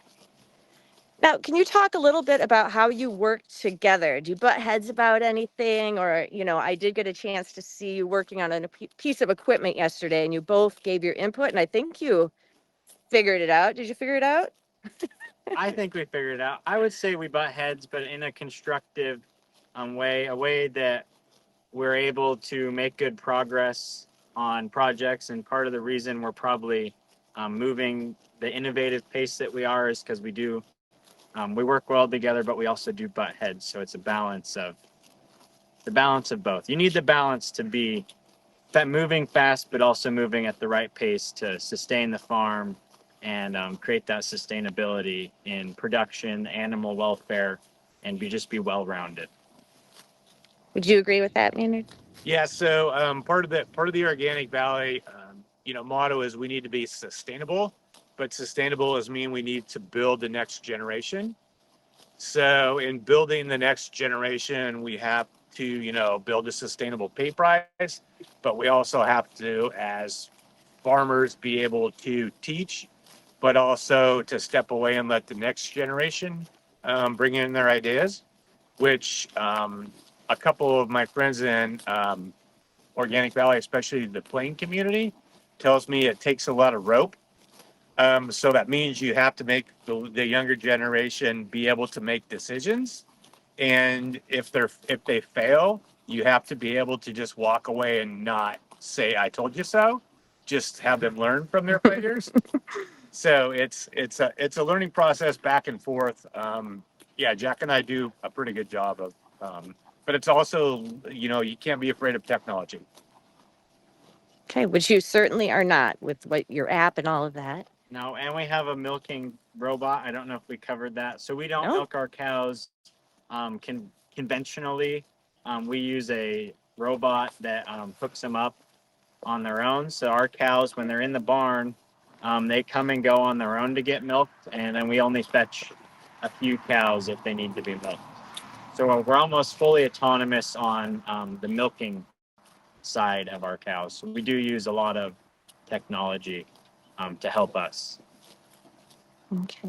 And why did you decide to go that route with the robotic milker? The robot milker saves about 9 hours a day of labor. Oh. So since there's only us two, we can go out, we can make our hay, we can graze better, we can plant new fields. We can do a lot of things that save us time with the robot to allow us to do better things on the farm. Okay. I have a dog who's giving me some love right here. We've got some questions, like with the family bringing such a like history and perspective to farming and like looking at the future of farming. Maynard, what's the best way that someone who wants to get into farming and may not have like the family, like how do you build this farm community and learn something that's got so many layers to it? So I would say go meet a farmer or talk to a farmer that doesn't have a transition plan or that has no family members that want to take over the farm, and see if you can find a mentor. I mean, I'm a TOPP mentor, so Transition to Organic Partnership Program through Tilth Alliance or Oregon Tilth is my certifier. So I go help mentor young farmers or farmers that are wanting to transition to organic, who may not necessarily know what they're doing, but they want to become organic farmers. Find yourselves a mentor. Hopefully find yourself a farm and just go there and work your way into that position to be able to eventually take over a farm. Jack, as a young farmer, like what's the biggest thing you've learned about farming? The biggest thing I've learned, there's a lot of things I've learned, but Okay, tell I think tell as us a young few. We can farmer- hear more than one. All right, as a young farmer, you definitely can't be afraid to take risks and to really be detailed about what you're doing, because your success, especially if you're working with family, you got to be detailed enough where you can prove it to everybody, right or wrong, if you fail or if you don't. You just got to be confident in yourself in that aspect, and then just don't be afraid to go work hard and show up every day and be consistent of what you're doing. That's good advice beyond farming. So I feel like, farming teaches you some life lessons, and life kind of probably makes you a better farmer. But you've seen you've grown up in the farm, right? Like you told me you were like a year old when the truck came by. So this is sort of all you've ever known. What would you say, or like, what does farming community feel like to you? Because you look at it and you're like, oh, you're out by yourselves. But really all the farmers we've talked to, like there's this sense of community and camaraderie, because this is a tough sport, right? Where do you find that community, and how do you help build it for the next generations? I think that community comes from, most farmers need their fellow farmers to succeed, to stay in business. So they're always wanting to lend a piece of advice or let you know what they're doing that could help you do something a little better. So they're willing to share information and just meet and talk about things and work on little projects and tweak little things that'll help you and your farm be successful. So that community comes from the goal of everybody succeeding together. We have a question in the chat for you, Jack, which is, as a young farmer, what are some of the bigger challenges you face versus maybe the prior generation, or versus the challenges maybe your dad faced at your age? I think where we are at, the organic brand in Organic Valley is in a very good place compared to when they started in 2004. The world looked a lot different in that aspect. So a lot of they're not building the organics how they used to be. I'm able to jump into a situation that's started more and then work to better our farm and do the best we can. So question for both of you. At what moment did you know that you wanted to be a farmer? For me? Yeah, for you. So everybody asked me that question. So I wanted to be a farmer when I was in my mom's womb, basically, because that's all I'd ever known. I was born following my, grandfather. My dad wasn't really a farmer. He worked in a different job and then decided to become a farmer. but I, worked alongside my grandfather. Something I always had a passion to do. Loved doing it. And it's kind of in your blood. Some people say if you're like a LA Dodger fan, you bleed, Dodger blue. I'm a dairy farmer. You touch me, I'm going to bleed milk because that's war. I have a passion for pasture and, soil health and, building all that naturally. And yeah, that's what we like doing. Any days you wish you were not a farmer? No, there's not a day that I don't. So. For me, I would say probably growing up, just being outside, being able to contribute and see progress really makes me want to be a farmer. I think there's lots of jobs you can do every day, whether it's plowing or taking care of cows. Every job you do shows you progress at the end of the day, and that's very rewarding. So that really instills the love of seeing results and just building. You can always build on every day, no matter if it's good or bad. A bad day here is better than a good day not doing anything. So is it safe to say you haven't had a day where you didn't want to be a farmer? Nope, always want to be a farmer. Okay. Yeah, as you can see now, the cows are really getting the grass munched down. We can see a line where they've been grazing along the fence. So where Jennifer moved it earlier, you can already see where they've ate it down throughout the day here. That was so really by the time quick. they're done, a couple more hours, they'll have this all eaten down. Okay. And by the end, when will they be all the way over to this other fence line? So it'll take us about 5 more days to get through this field. Since we're across the road, we don't stay across the road all day long. Our milking facility's on the other side, so they will go back. And when you join us tonight, we'll be back across the road on the other side. Okay. Oh, and I wanted to ask you about crossing the road. You said that you don't have to train them, you just have your lead cow. Now, I see bus stop signs, I see signs to slow down at corners, but I did not see any signs about, watch out, there's cows ahead.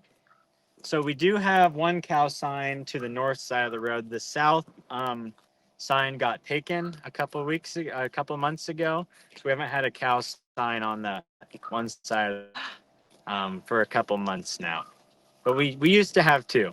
So people like the cow sign so much that when they put a new one back up, it's usually gone in a couple weeks.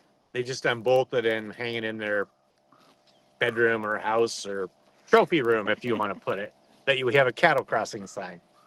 So call the Organic Valley tip line if you know who has those signs.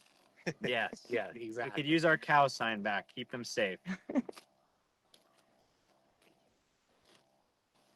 What question do people, or what's the question you often get the most about your farm, and how do you answer it?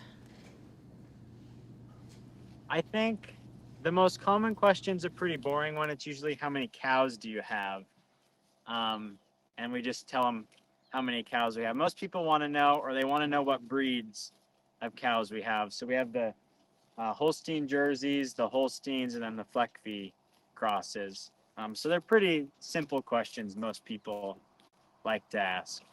So we already asked the boring one. Right away we got that out, right? The simple stuff is normally what people go with. So is there something you want people to know about farming? I think we just want people to know that we do everything we can to take care of everything on the farm, the cows, the land. It's always in our best interest to take care of everything the best we can. If anybody else has questions for the Malinese, feel free to put them in the chat. They're ready to hear some great questions. We actually have a question here that just came in. As an organic farmer, do you find yourself focusing more on soil health versus cow health?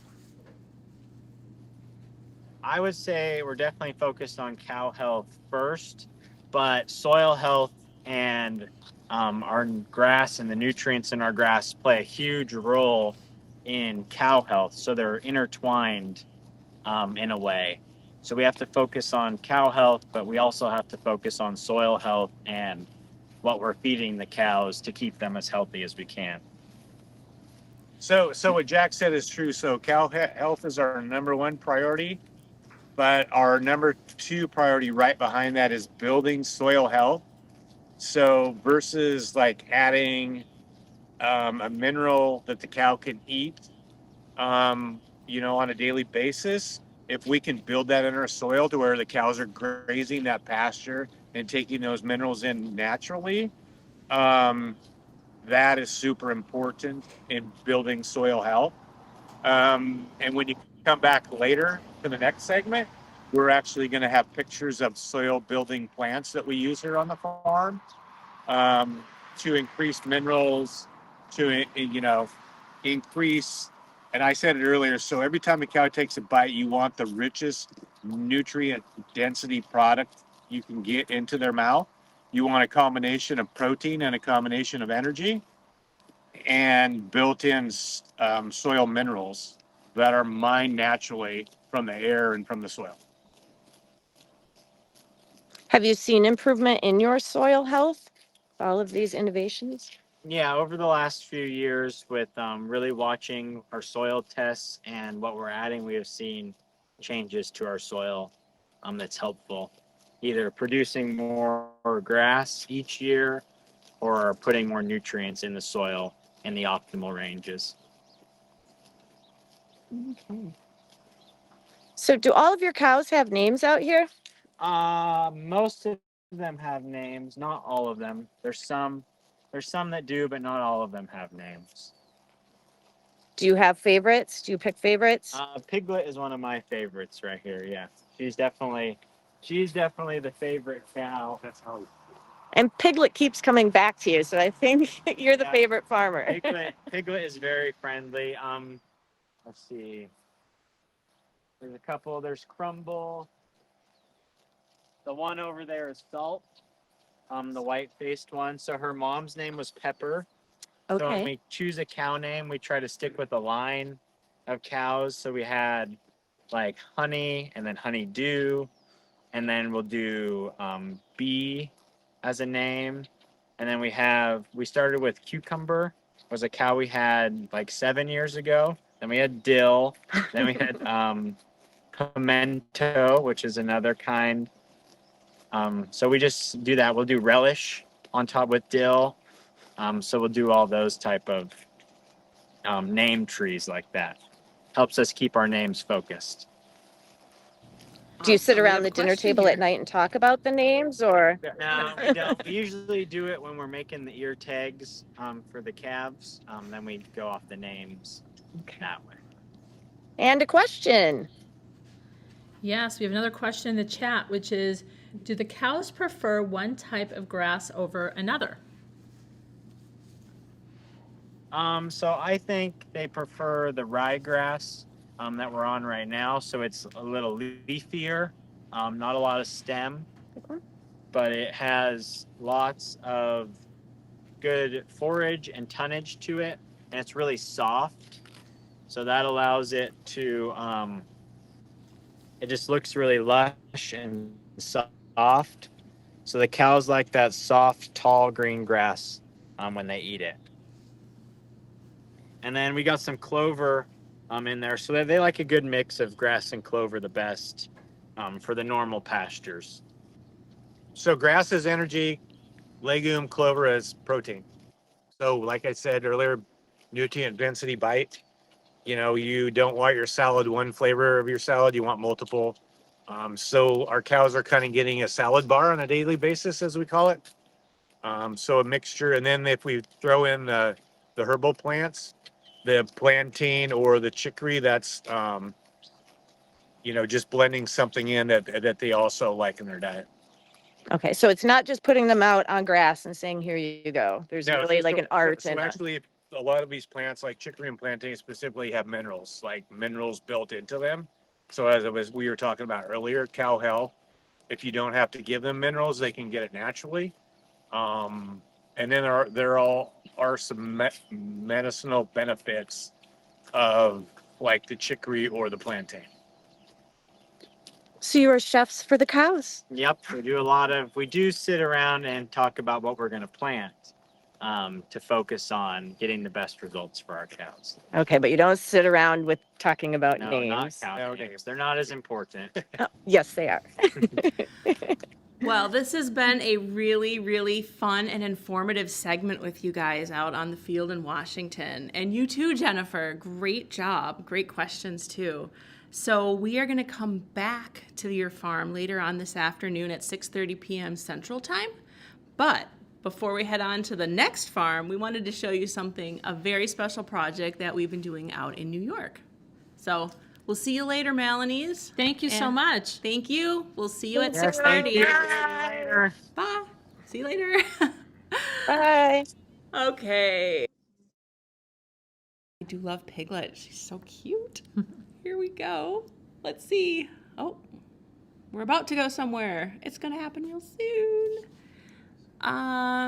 Yeah, we're going to be heading out to New York, a little bit of a surprise. So we wanted to share this very special project that's taken place on one of our East Coast farms. Coming up is a time-lapse video of farmer Casey Knapp's barn getting a really special paint job out there in New York. And I must say, it's pretty beautiful.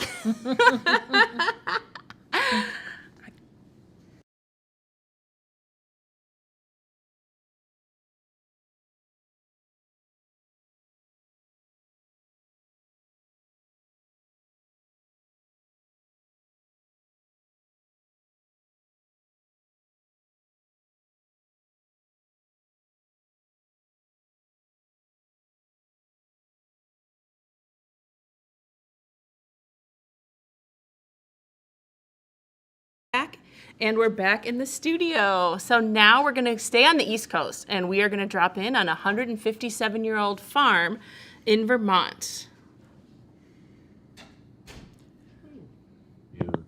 Okay, there we are. We're in Vermont. Abby, can you hear us in the studio? We can hear you. Can you hear us? Yeah, this looks perfect. All right. All right. So, as we said with this segment, we have my dad here, Leon. Hi, Leon. He's the graze master of the farm. Hi there. Nice. Thanks for Nice joining to be us. on. Leon.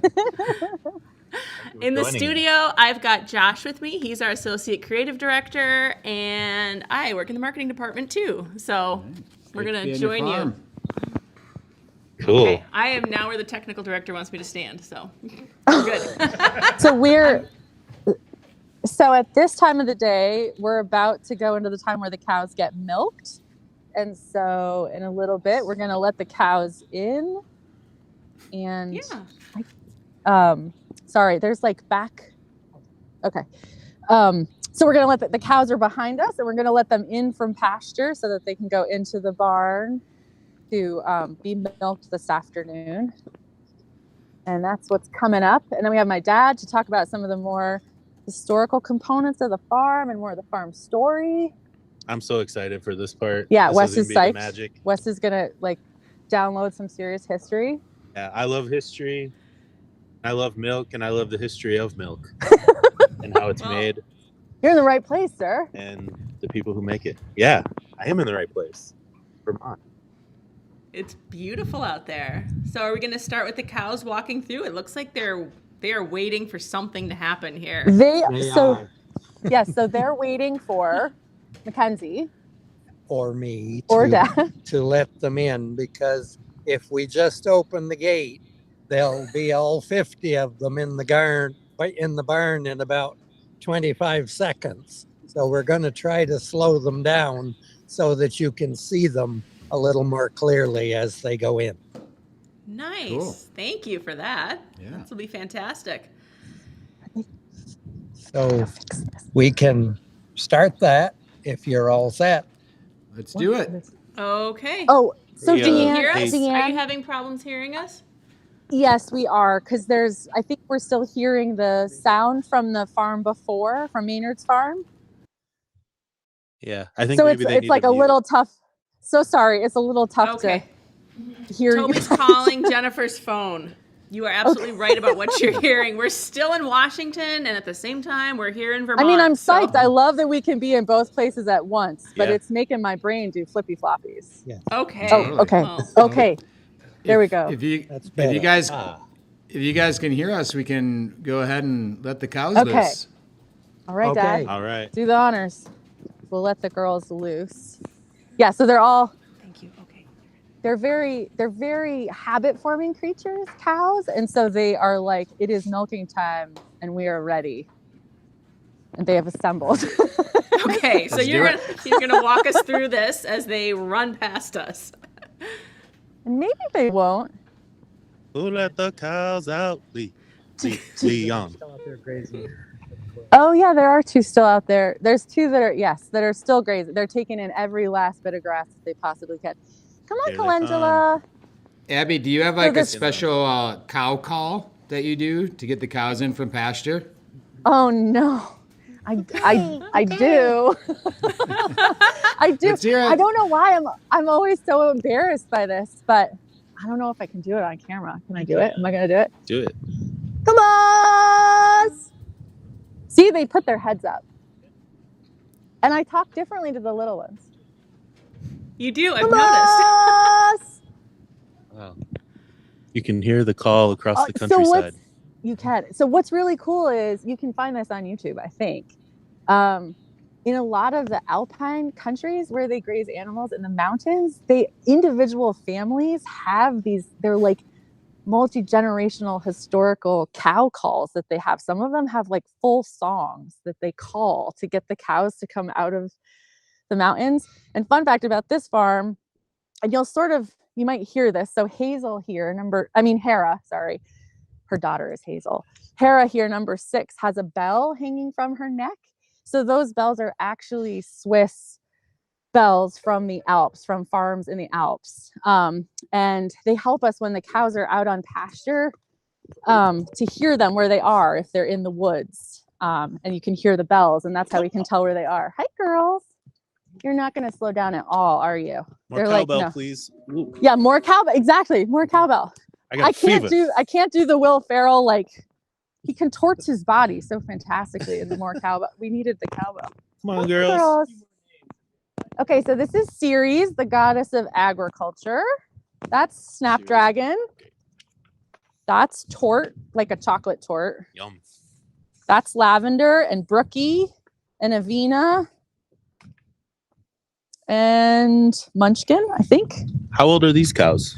It varies. So like Peanut right here, this is her first milking. This is her first lactation. She just had her first calf. Wow. But 967, their Fergie, is in her probably 6th or 7th lactation. Yeah. So it really varies. We have a fairly young herd at the moment.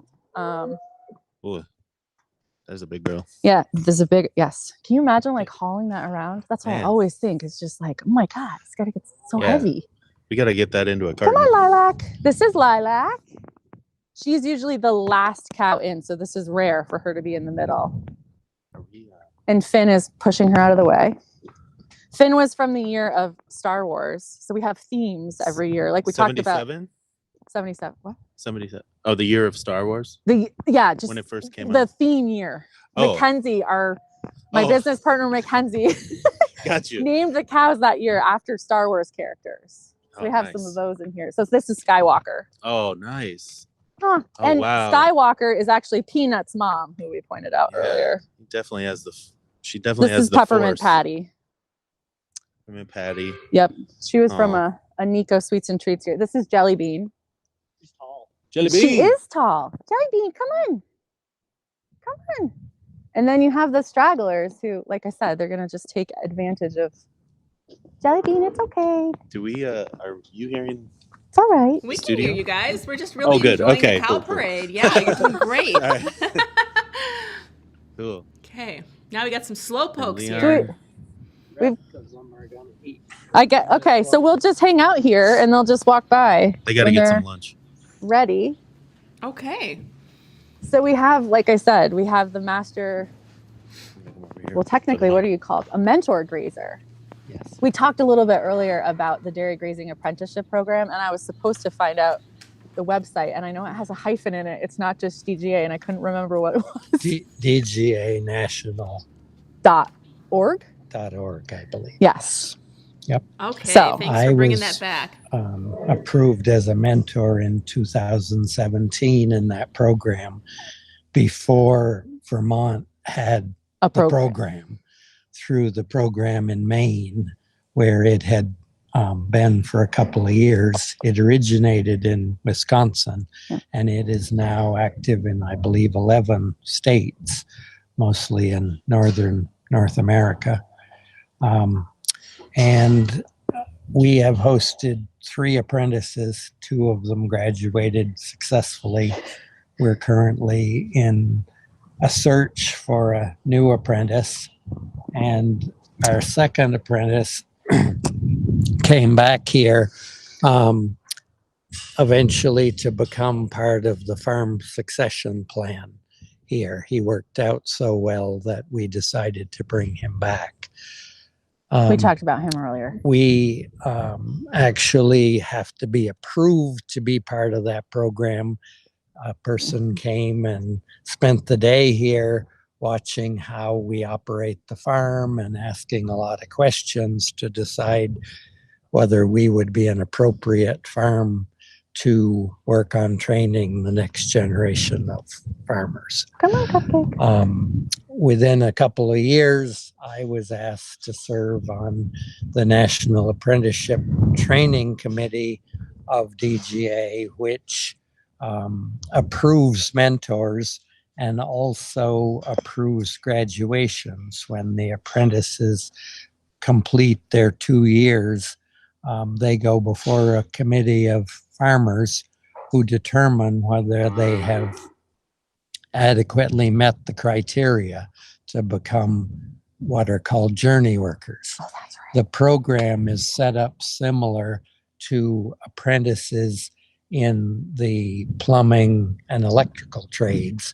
but it is the only agricultural apprenticeship program in the United States that's approved by the U.S. Department of Labor. So it is a somewhat growing program, but it's pretty unique because of people learning about animals rather than learning about something, physical like pipes or electrical wires or whatever. I mean, electricity has its own, yes, challenges. Jumping challenges and things. Mm-hmm. But yes, the animals do provide a unique learning experience. And after another couple of years, I was asked to serve on the board of directors, and I actually will be in Madison, Wisconsin next week for a board of directors of the Dairy Grazing, now called the Dairy Grazing Alliance, because they've broadened their focus. But the apprenticeship is still very much a key part of what the organization does. And while you're in Madison, are you going to stop at the dairy bar? It's a possibility for sure. Yeah. Go Badgers. All right. This is Cupcake. Oh, there she goes. Oh, Cupcake. She's like, excuse me. Well, there goes Cupcake. There she goes. She has things to say. Got places to be. Is currently one of my favorite cows because he's the only one that feels that way. When people talk about who's your favorite, my answer is my favorite cow is the one giving the most milk today. And Cupcake is near the top of that list at the moment. We all have different criteria that determines what our favorite cow is, because she is nobody else's favorite cow. Am I correct in that statement? She's not mine all of the year. Oh, so today. Yes. So you're a Fairweather favorite cower. Cower? Yeah. Okay. Who's ever bringing the milk? That's right. Okay, we know where Dad stands on this. We got a question from the chat. I know how there was a class that asked, how much milk does a cow give every day? Maybe not Cupcake level, but how much milk do you get? Aspect of what goes on here. Wait, did you not hear that? What? Did you hear Deanne's question? No. What was the question? Oh, Deanne, can you repeat the question for me? Sure thing. Thanks for letting us know. We had a question Maybe about how mine's much. not working either. Wes, if you can hear me, the question is Yeah, how I much can ask it. milk.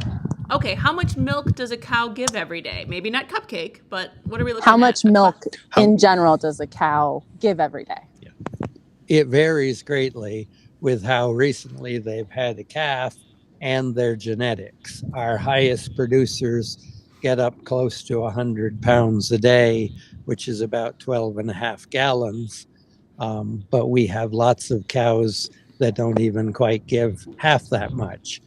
But it varies with the breed of the cow. Our Holsteins, the black and white ones, tend to give the biggest volume, but the Jerseys, the little brown ones, give more fat and protein in their milk. So even though their volume is less, their milk is still valuable because part of our payment is based on the protein and the fat in the cow's milk. So we find that a mixture of breeds supplies us with a good mix to get a fair price for everything that's in the tank, because it all gets mixed together as the cows are milked and the milk is cooled. Yeah. Let me take your earbud. That makes a lot of sense. Gotta You know, reset it. Okay. mix it all up together, Mixing it. and yeah, all boats rise. Dan, do Totally. we have any other questions from the chat?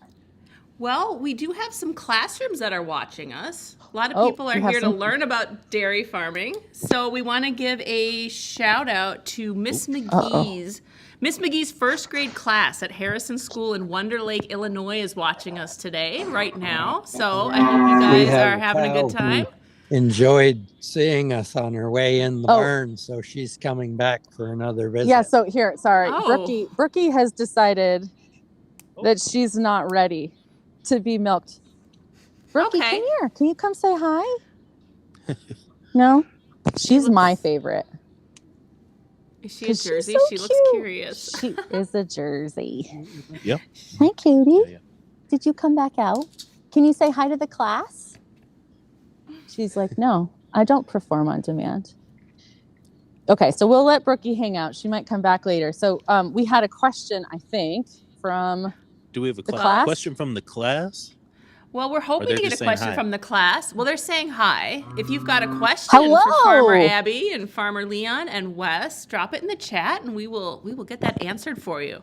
Also watching, we have Sand Lake Elementary in Holman, Wisconsin, and one other classroom. What's Who else is up? watching us today? Great River Montessori, also in Wisconsin. So hi guys, good to have you here.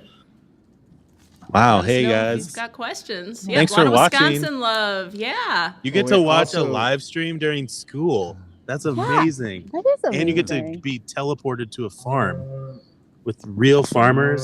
Oh, here comes Kat. Oh, we're having a call and response here between Brookie and Kat. Mic them up. Now they're All not. right. Oh. You know, a little earlier we heard Abby's cow call. Leon, do you want to give us a sample of how you call the cows in? 'Cause we know everyone does it. Yep. Okay, you have to turn around and do it to them so they'll come. Come on. Come on. Come on. She's like, I'm right Come here. on. Let's make Wes. Come on. They're not interested in coming right now because they're eating, Come on, kitty cat. which can be a problem. Even when it's milking Can you time, come in? if they're out in the pasture eating, they don't always come willing. Well, and I'll just, you know, this is not my farm, but I'll give you a quick sample of the call that we use it on our farm. They're all quite similar, but in a little different tones. So at our place, we say, "Come, boss." Oh, I like that. Come, boss. Oh, the low and slow. Yeah. Okay. And we've learned you can pretty much say anything if I use that same Tone. and they'll come running. Yep. Very habit forming, these creatures. So we thought while we had Dad here that we would talk to some about his background and how he became a grazer. So we talked earlier about how this is a pasture-based farm. I mean, all organic farms are, but we spend a lot of time and energy on our pasture management. And that's something that Dad has become kind of known for, because you started when you were 5 or 6 years old.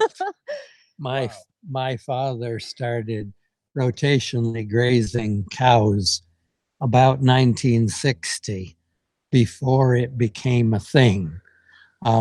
He and one of my mother's brothers, my uncle, had farms about 20 miles apart, and they were somewhat competitive, but they liked to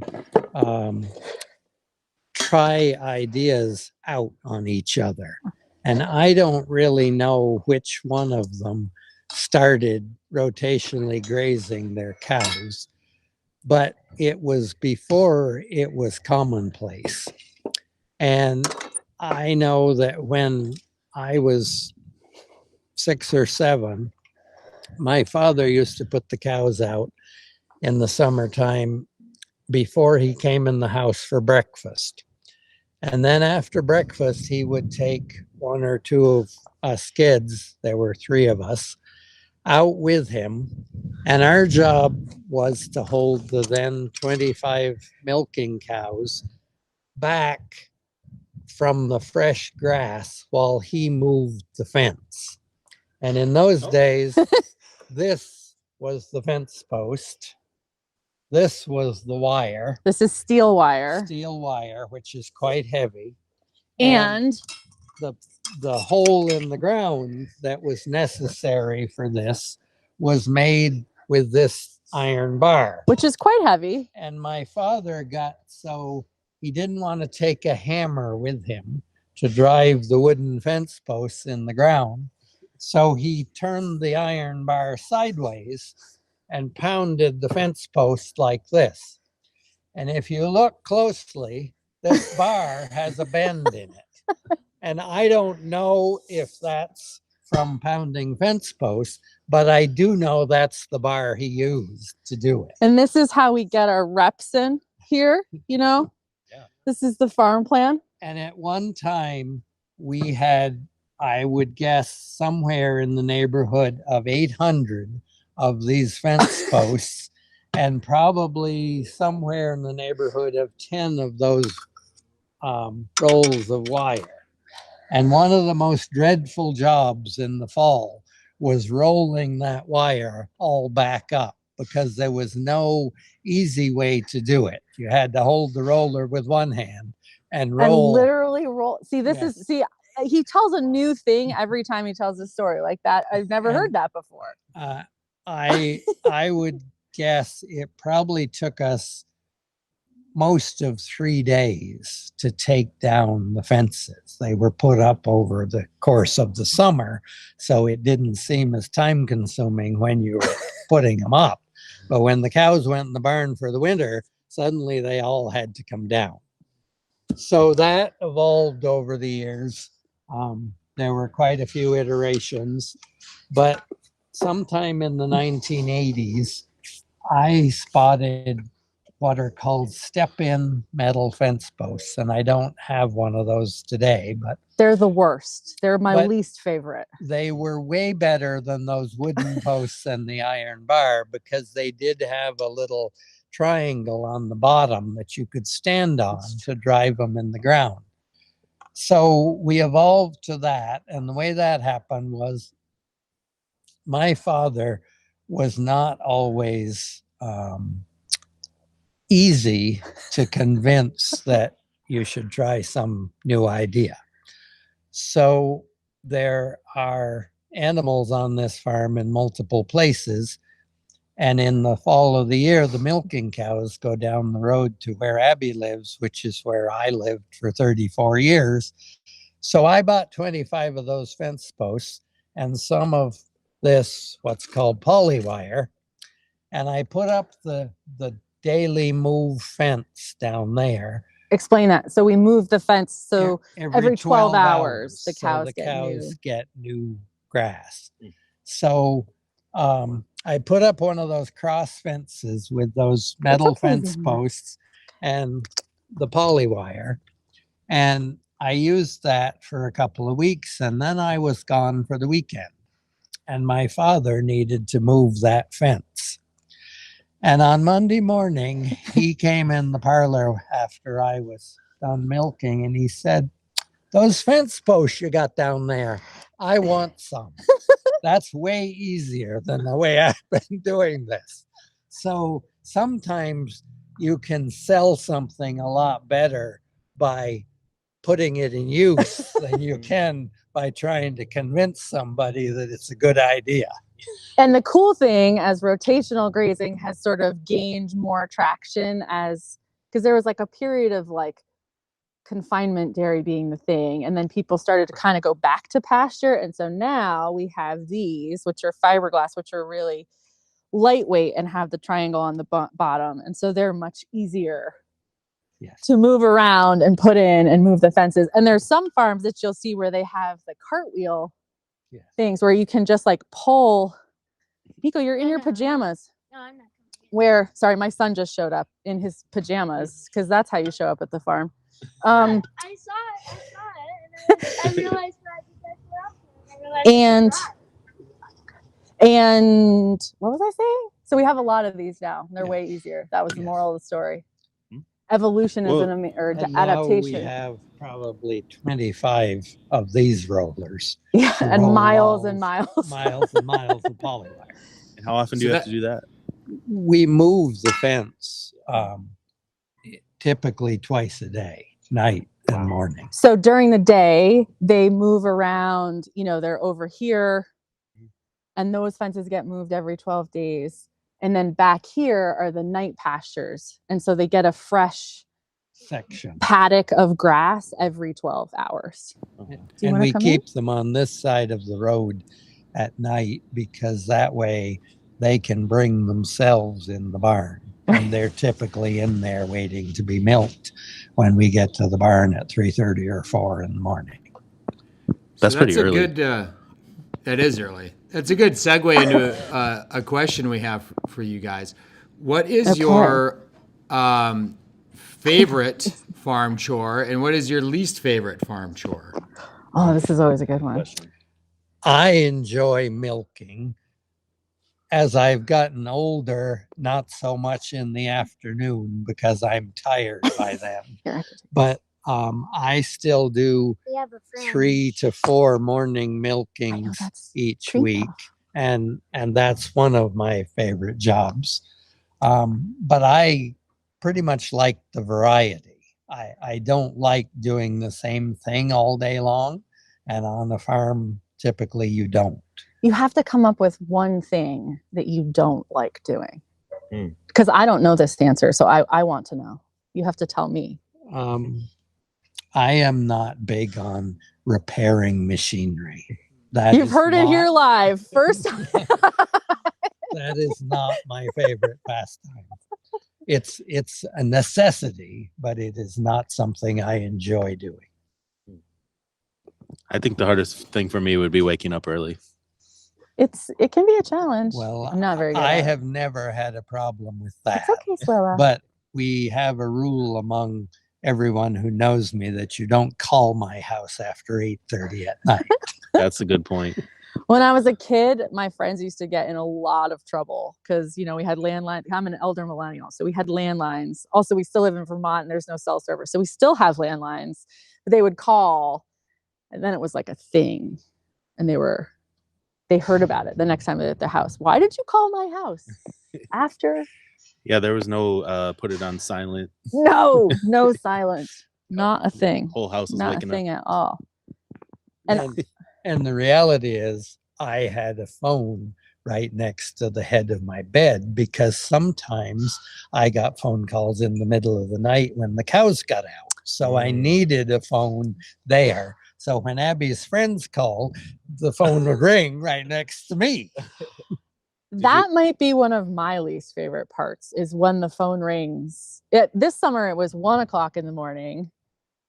And the girls that you saw earlier, if you tuned into the live stream earlier, the cows that you saw us with earlier were out in my neighbor's yard at 1 in the morning. And so those are the fun phone calls that you sometimes get, which is probably, and, you know, 10 at night. Oh, the cows are down on the road. come get them. They're tricky little creatures. And I had a very wonderful experience this summer in that You didn't have to get the phone call? The next morning after Mackenzie and Abby had been up during the night putting the cows back in, and I didn't even know it. Oh yeah, I forgot about that one. We try to do them solids every once in a while, you know? Yep. Yeah. Passing it down. Passing it down. Do we have any other questions, or should we just chatter about There's a lot whatever of comes to mind? people. There are a lot of people in the chat wanting Wes to let us hear his cow call. Yes. Oh, He's gonna develop it on the spot. I was kind of thinking about this. It's like you said, the lower tones. It's like go, go, go, go, go, go. Oh my gosh, you got a response. Oh. Yeah, the first one was better. I don't know. That one was good. I was really hoping she'd play back to you, and it would be, you could get him going on a call and response. Yeah. But as we've established earlier, they're not cooperative. They don't perform on command. Not like Organic Valley is a cooperative. We're getting punchy here. We're quick. They're very individual. You don't want to come in? And they have personalities. And I used to have a lot of visitors on particularly Saturday afternoons when I was milking. And I would make it known to whoever came in to watch that I knew all the cows. And they couldn't understand how I could tell all those cows apart. And so my explanation evolved over the years to this. If you lived on a street with 60 other families and everyone had a front porch, and every night they all sat out on the front porch and you walked down the street and back, pretty soon you'd recognize all of those people. That's how it is with me and the cows. So the cows they for walk you, through the parlor twice a day, every day. And for about 30 years, I did both milkings. So I saw the cows twice a day, every day. And it doesn't take very long to recognize the physical differences in their appearance and the personality differences, because there are very wide personality differences. Some of them are very laid back and basically pay no attention to you. And there are others that don't like to be touched. They get really upset if they don't have something in front of them to eat.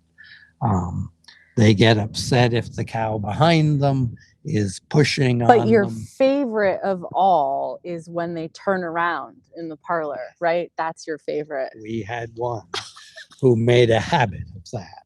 She is no longer with us, but that has to do in part by how difficult she was to deal with. We have one who you just saw a few minutes ago, and here she comes again, who is right now our tiniest cow, and she could turn around in the parlor. But she's small enough, but she doesn't. So kudos to her for behaving. She is super cute. You know what? We She's actually so got cute. another comment in the chat, and I will repeat it. Wow. Wes has the voice of an angel. Yes. Do you maybe want to sing one of these cows into the parlor? Yeah. Well, I think did so. I did write a little dairy rap. If you We weren't sure if we were going to bring it could- forward, but I think you I might mean, hear it here first. I could sing Okay. it. This sounds like the I time. think you What do you think? Is this the time? I think so. Mhm. I think Okay. it's time. So All right. everybody, so we have to make this clear. For the record, first time release, never before heard. Never before heard. West I Tank wrote it last original night. dairy wrap. All right. You cows ready for this? We're ready for this. Mm-hmm. Okay. I don't know how to do a cow voice. I have to get in my rap stance. Okay. Do you want me to hold this for you? Oh, no, I better Okay. hold it because I like have the to whole hold it thing. at the Okay. right angle. We have All to right. give him his space. Oh. There you go. Yeah, take it over. Please pass the milk, please, and may I have a side of cheese? Butter is my brother from another udder. Dairy fairy godmother, yumma. Whole milk is my holy cow. 2% is heaven sent. Wow. She the baddest. Jersey in the pasture. Cream rise quick, ain't nobody faster. Wisconsin to Vermont, stay close to the source. Corse is the name of the farm, of course. Of course. Organic Valley Flow. That cooperative force, where every pour got a purpose, you can get it at the store. From cow to the carton, that's the groove we're starting. Grazing in the sun, blazing nature's department. Farm fresh rhythm, that's the tank debut. West Tank can move. Can you? Oh my goodness. West Tank YouTube, subscribe. Yeah, definitely check heard out it here Wes on first. YouTube. If I had a lighter, I'd be holding it up right now. Definitely. Yeah. Oh, yes. Here we go. Thanks, guys. I wasn't sure if I was going to do that or not. There's more to it. It's true. Okay. thank well, you. You'll release the full version at a later date if they subscribe. So subscribe. Yeah, if the stream gets like 1,000 likes, we'll drop this new dairy wrap very soon. Again, you heard it here first. Remember to like and subscribe to Organic Valley as well if you haven't yet. Thank you. And look, you've got some cows moving a little bit closer. I know. Let's see. Hey guys. So, come on, girls. They're like, no. Mounds, come on. It's a hard no. Nope. I Did you guys not like my rap? Oh, Girls, come on, Mounds. girls. They're I might just have scared them a little bit. They are. They're totally blown away. The reality is those are among the younger cows and they are not as used to people. So they are being a little hesitant about going by. Yes. Oh, yes, we can. So, Yeah, I'm getting down Thursday. so you can see over in the tractor here, my son Nico, who came up after school. He actually named all of the cows there that are refusing to currently come inside. But he is also wary. Is that that's the word we'll use. Wary of cows. He's saying from the tractor that he feels like they're going to eat him. For the record, for all those tuning in, cows are herbivores. They do not eat people ever. Nico. Hey, so Nico's in the tractor right now. Oh, but we have But cows coming. So we should finish the cow parade and then we can do tractor time. I was just going to say, if there is a barrier to entry for getting to drive the tractor? Oh, there certainly is. Yes. What is that? The barrier to driving a tractor, and it was the same when Abby was growing it up as it is for the grandchildren. We have one small tractor, a John Deere 820, that has a 2-stage clutch, and they have to be able to push that clutch to the floorboard without sitting forward in the seat. In other words, their back needs to be against the back of the seat and be able to push that clutch to the floor. And when they can do that, then they can start driving the tractor. And so, much to my brother's chagrin, I was able to do that at 11. They were not able to do that until 12 or 13. And it was a whole thing. It was a whole thing. So you get to hold that over their head for a while? I don't know what you mean. No, Because never. at that age, Abby was the longest legged of Well, I the was three. this tall when I was yeah. So now my kids are going through the same thing. This is the fun of a multi-generational farm, is you get to have these milestones and markers that all the kids have to do the same way to get to the next point. Yeah, that makes a lot of sense. In my case, when I was growing up, the tractors didn't have power steering. So you had to be able to steer the tractor before you could drive it. That's a thing. Yeah, that's the thing. Mm-hmm. Dad really loves to have old tractors. We don't have any of them here, unfortunately, but Dad likes to keep old tractors around to keep me on my toes, I think. Some of them have hand clutches, and I don't know how many of you out there have ever tried to drive something with hand clutch. But let me tell you, it is a whole learning curve that is a thing. Mm. It's way easier to do it with your foot, for the record. Maybe someday I'll be tall enough to ride the tractor. I think you're there, bud. Oh. Well, I know we should have brought it out. We could have done a West Tank tractor test. Oh man, And maybe then afterwards. tried to teach him how to drive a tractor on camera, but we weren't on top of it enough. Well, you know, we got cows to feed, right? We do. And milk. Yep. And milk. While we're standing here talking to you, Mackenzie's actually milking the cows. So that is being taken care of. Yes. Yeah. Mackenzie making it happen, making the milk flow. Yep.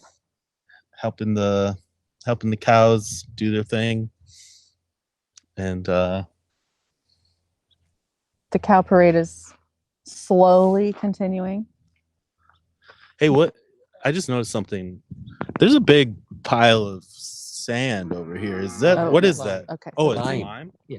That's lime. So why do you have a big pile of lime? Well, we use it for two things. The first, and the reason it's right here, is we have it as the base in the stalls where the cows sleep in the barn. And we needed to upgrade some of those areas, so we had it put right there.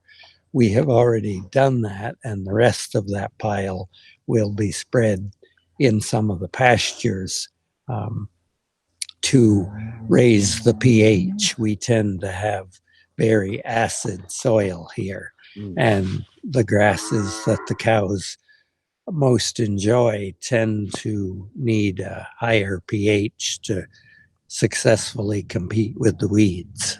That makes sense. So is that pH, does that mean like it gives them calcium, or what does that mean? Yeah, so lime is calcium carbonate, correct? So we thought what we would show is, so this pile here is how we give calcium to the land base. And this right here is how Wes gets his calcium.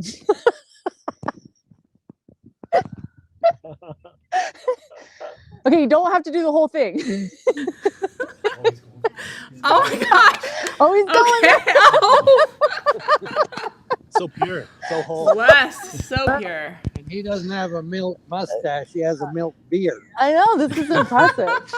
Oh, he's still going. It tastes so ethically sourced. I feel like you're cheating. You're just reading right from the. Oh, here you go. Line it up, You have, Christine you with have the. these small There we family go. farms with big impact. You know, it tastes so good. It makes That's it right, taste Christine. Stand pretty. better. Christine, you're part of making it happen. She's like, what's happening? For whole. Whole milk. I don't think I've ever drank Organic Valley milk on an Organic Valley farm. I got to put that on my bingo card. It's next level. Okay, there you go. It Yes. tastes better. Oh my gosh, do we have an Organic Valley bingo card? Because I feel like that's the thing we should do for the live stream next year. Next year. It's good to plan ahead. I like that thinking. Do we have one? A game? Yes. Do you, let's see. Well, I've got a question They always- for you. Okay. Yeah. Lay it on us. What kind of questions do you often get asked about your farm? And actually, what kind of questions do you wish people would ask you about your farm? Let's go with that one. Oh. Well, I think people are always so interested in the cows, which I get because they're cutish. But one of the things that I love about farming is like all the science to do with farming. And so I always find myself wanting to like talk about soil health and all those things and like how the grazing works and all of the magic of that stuff and how the cows are a part of that. But that never comes up as much, though I do feel like, you know, you've nailed it today and really bringing forward a lot of that content in this live stream, which I think is awesome for people to connect all of that together, you know, cute cows, healthy soils, thriving ecosystems, all the things. Dad, what about you? I think one of the things that I like people to be interested in is the history of the place, because this farm has been in our family for something like 157 years, and there are a lot of stories to do with how it survived this long. Oh, tell One the of best story. the most interesting ones has to do with the fact that my great-great-grandparents bought it in 1868, and in 1870, the mortgage was foreclosed because they weren't making the payments.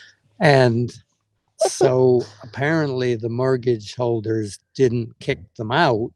They just took ownership of the place back and let them continue to live here.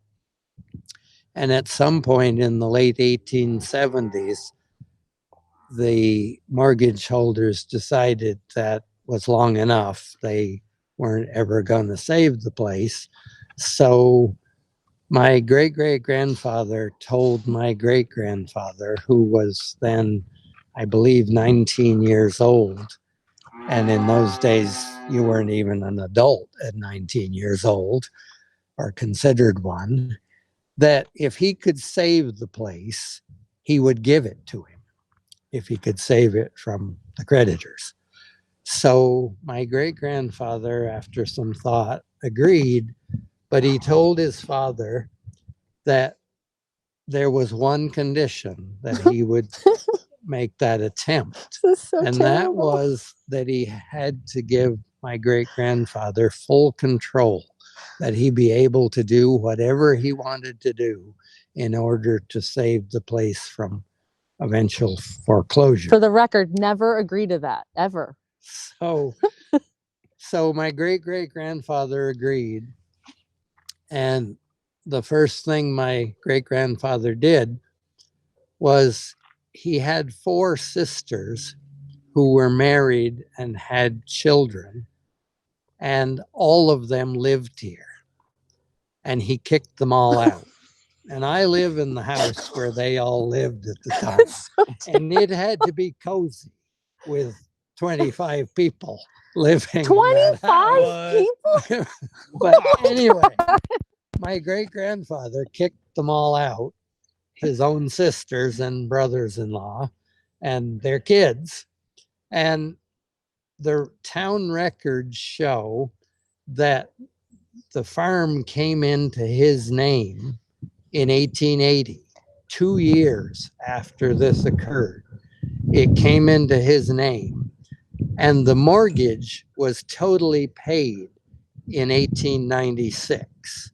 So I've always been told that he was a very difficult personality, but he was a real workaholic, and that example tells me that that probably was true, because if you could kick all your sisters out, that would be difficult.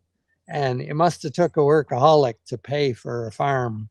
The original price of the 230 acres was $3,200, which was a small fortune in the 1880s. Yeah. And somehow he paid that off in 16 years.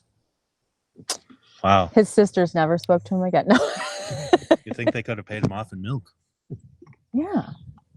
Well, in those days, that was before milk was sold as a commodity.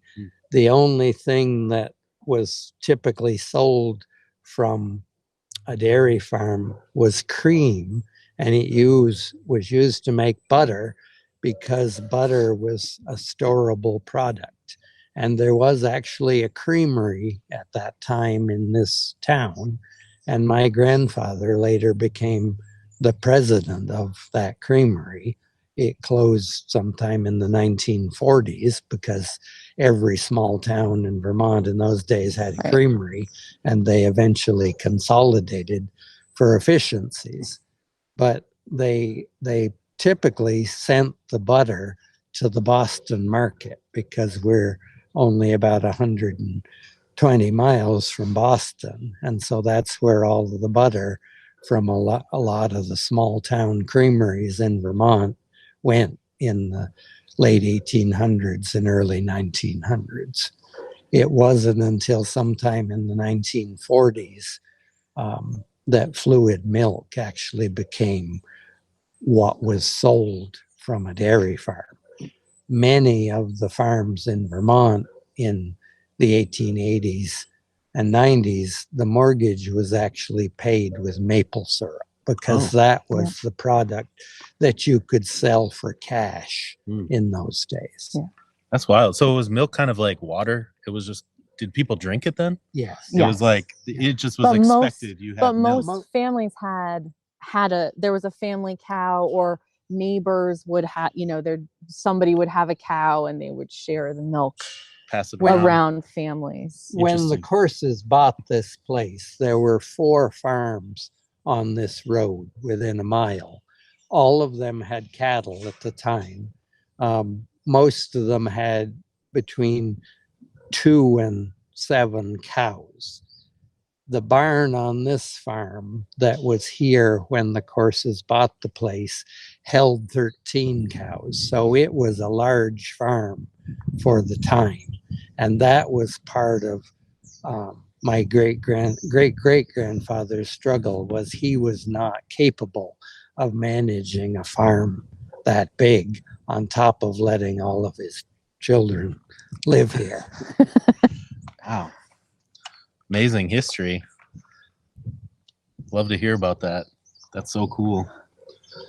The last 2 We have this. Well, we got a couple more friends coming through. Hershey and Albina are bringing up Albina. the end. Welcome, ladies.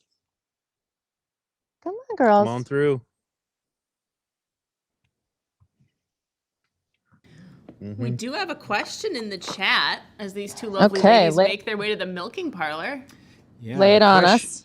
The question is, someone is curious, what do cows do at night? Are they active? Do they sleep? Where do they sleep? Oh, that's a good question. They do sleep, but typically not for long stretches of time. They do spend the night in the pasture. They lay down on the grass, but they get up during the night to eat or go get a drink, or in our case, to move into the barn. I noticed last night when I went to bed about 8:30, it was moonlit enough that I could see the cows in the pasture out behind the house, and they were most all laying down. But when Mackenzie came to milk at 3:45 this morning, the cows were all in the barn.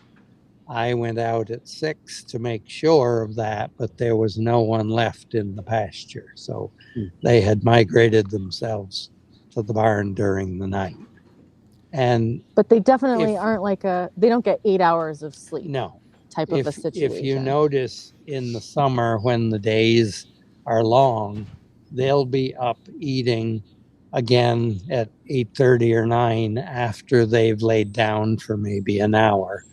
When they first go out, they typically go out of the barn about 5:30 in the afternoon, and they'll go out and eat for a little while, and then they'll lay down and chew their cud, which is how they digest the forage that they've eaten, because they eat their meals very rapidly, and then they actually regurgitate what they've eaten to chew it up some more. And we call that chewing their cud. And they need to spend several hours a day doing that for their digestion to be effective. And you'll see them out in the pasture laying down, chewing their cud.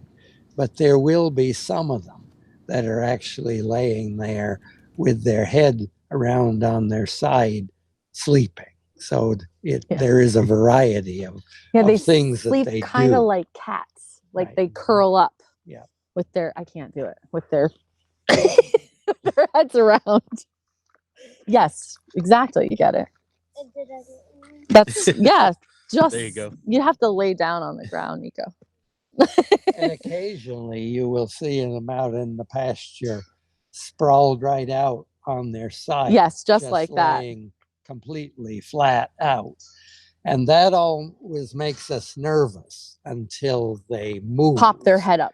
Because we're a little concerned occasionally we have a cow die for unexplained reasons. And when we see one laid out flat, we're always glad to see her ear wiggle or her eye twitch so that we know she's just resting. They get a cow call, and then they'll wiggle their ear, and then you're like, okay, you're good. You're good. Yeah. So we have more questions from the chat. I have a question. Oh, Wes has a question. Do cows get bored? Do you get bored? No.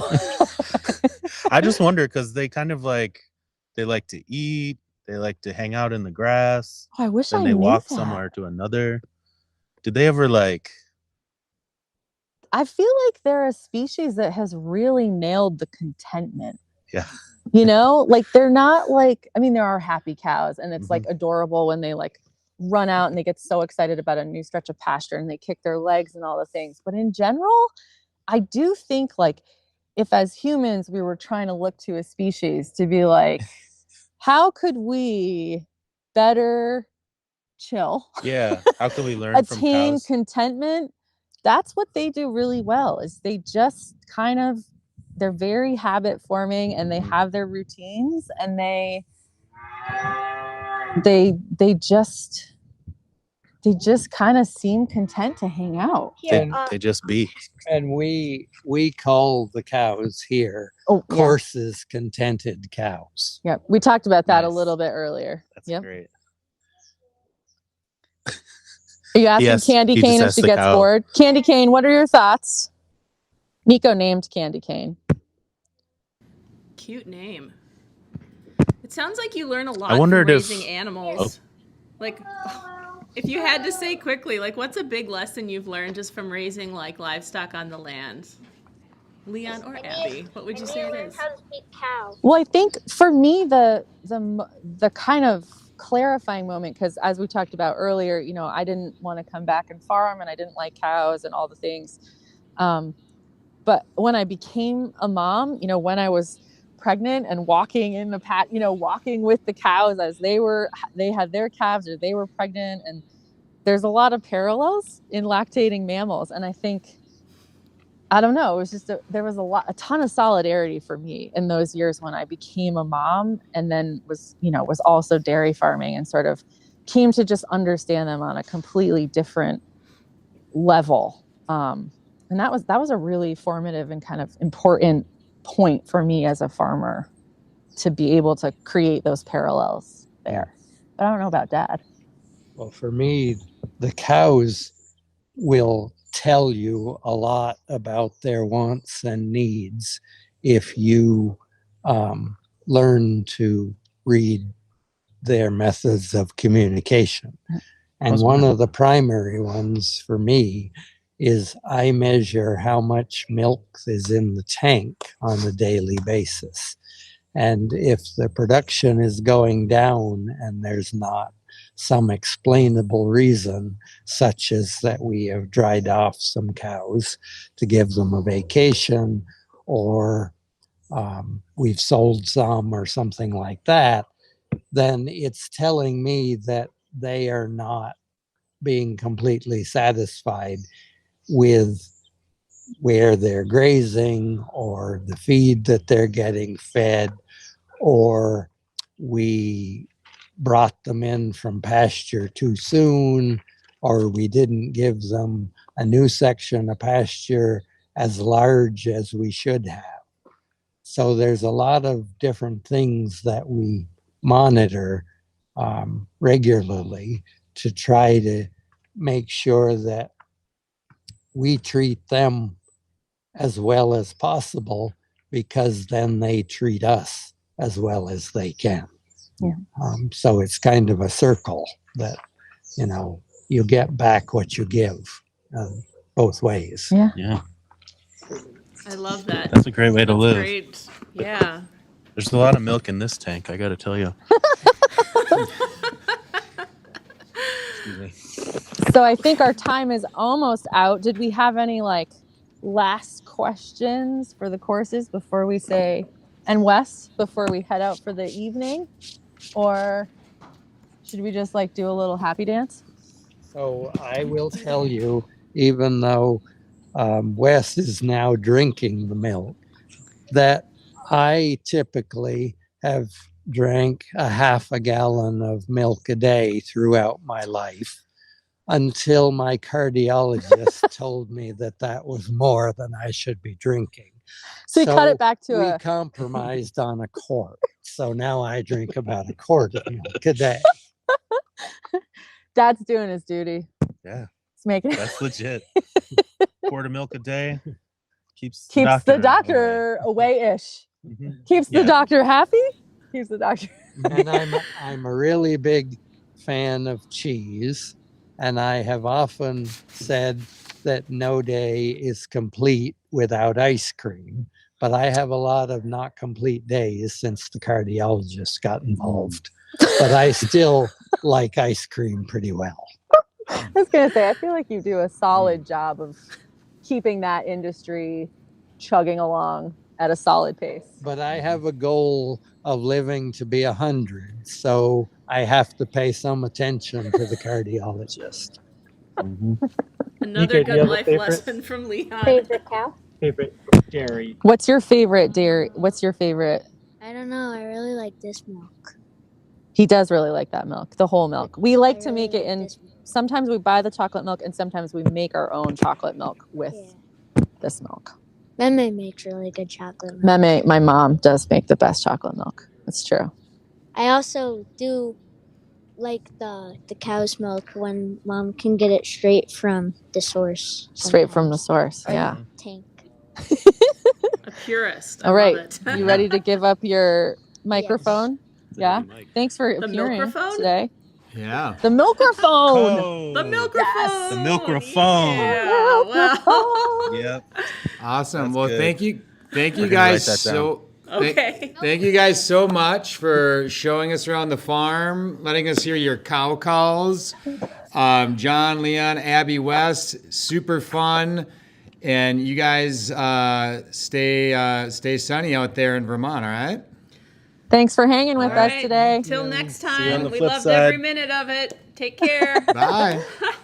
Peace. All right, everyone who is still with us in the chat, grab a glass of milk for moral support and see how well you do in Organic Valley's legendary spelling bee. We'll see you in Oregon when we come back. Welcome to the legendary Organic Valley Spelling Bee, where the stakes are high, but our butterfat content is even higher. Your word is pasteurization. Pasteurization. P-A-S-T-E-R.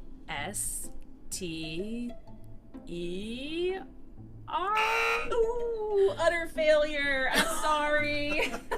Next contestant. Hello. Hi. I'm ready for my curd. Okay, your curd is mycorrhiza. Oh boy. Mycorrhiza. M-I-C-H. Ooh. Oh, so not close. Sorry. Your word is Parmesan cheese. P-A-R-M-E-S-A-N?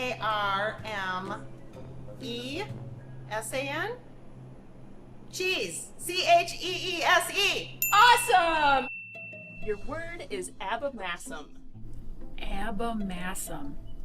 Can you say it in a sentence? The fourth stomach in a ruminant is called the abomasum. A-B-B. No. Your word is chlorophyll. C-H-L-O-R-O-P-H-Y-L. Ooh, they dropped the L on chlorophyll, so organic farming is going to take the W on this one. Lactoparadoxidase. Ooh. L-A-C-T-O. Say that again. Your word is lactoparadoxidase. No. Lactoparadoxidase? Dace. Lactoperidoxidase.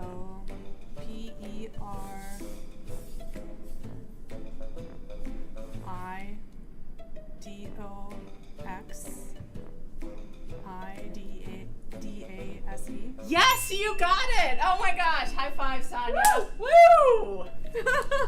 Your word is photosynthesis. PHOTOSYNTHESIS. You nailed it. Your word is petrichor. Petrichor. I'm going to say PETRACO. Oh no, we are looking for redemption and a shameless product plug. Could you stand, please? Yes. Okay. Your word is ghee, clarified butter. GHEECLARIFIED. Butter. BUTTER.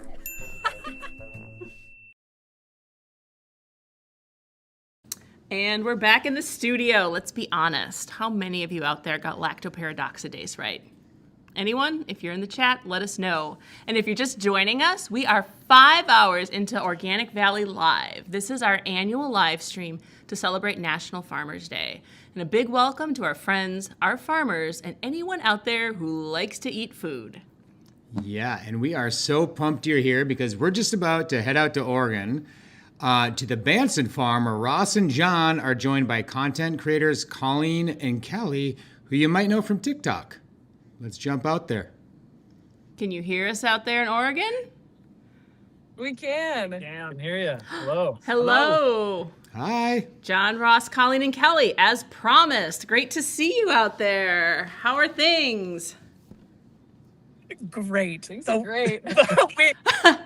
We were worried about the weather, but it's so nice right now. And as you can clearly see, we have wonderful cowage behind us. Many new friends. Nice. Weather's perfect day for a cow. And as an added bonus, Double J Jerseys has its newest member. Our son and daughter-in-law had a baby boy this morning. Oh my gosh. Right. Two Congrats. live streams Big in a day. row. We've Big had day. two new babies born last year and this year. Well, congratulations. That's awesome. fantastic news.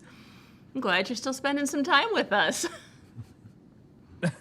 Lots going I didn't do on. much You guys of are the super work, busy. Well, good to see you guys. I see the cows are out on pasture as promised. They're super cute. Can we go take a look? They're gorgeous. Get some pets in there? Yeah, Get things started while people join us up? Yeah, we're actually going to let the cows up. It's about milking time here. So we're going to open the gate for the cows because they've already done their morning grazing. And so we're going to open the gate. They're going to walk up the lane. They're going to go through the little fly trap over there, little vacuum, I should say.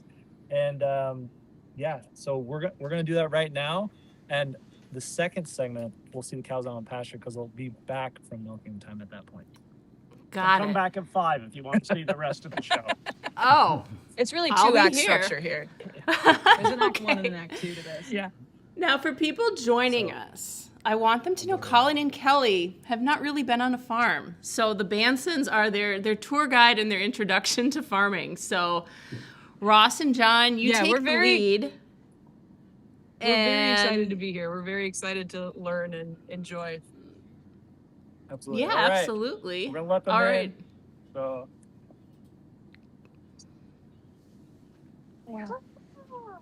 Hi, girlie.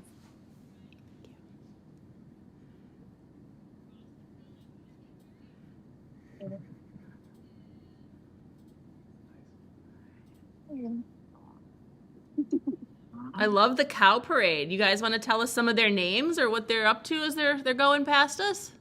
Who are your favorites? We're obsessed with their names. Oh, well, I don't know if I have a favorite. They're all lovely individuals. Yeah, I mean, we have quite a few. All actually cows are named on our farm. It's kind of a traditional thing.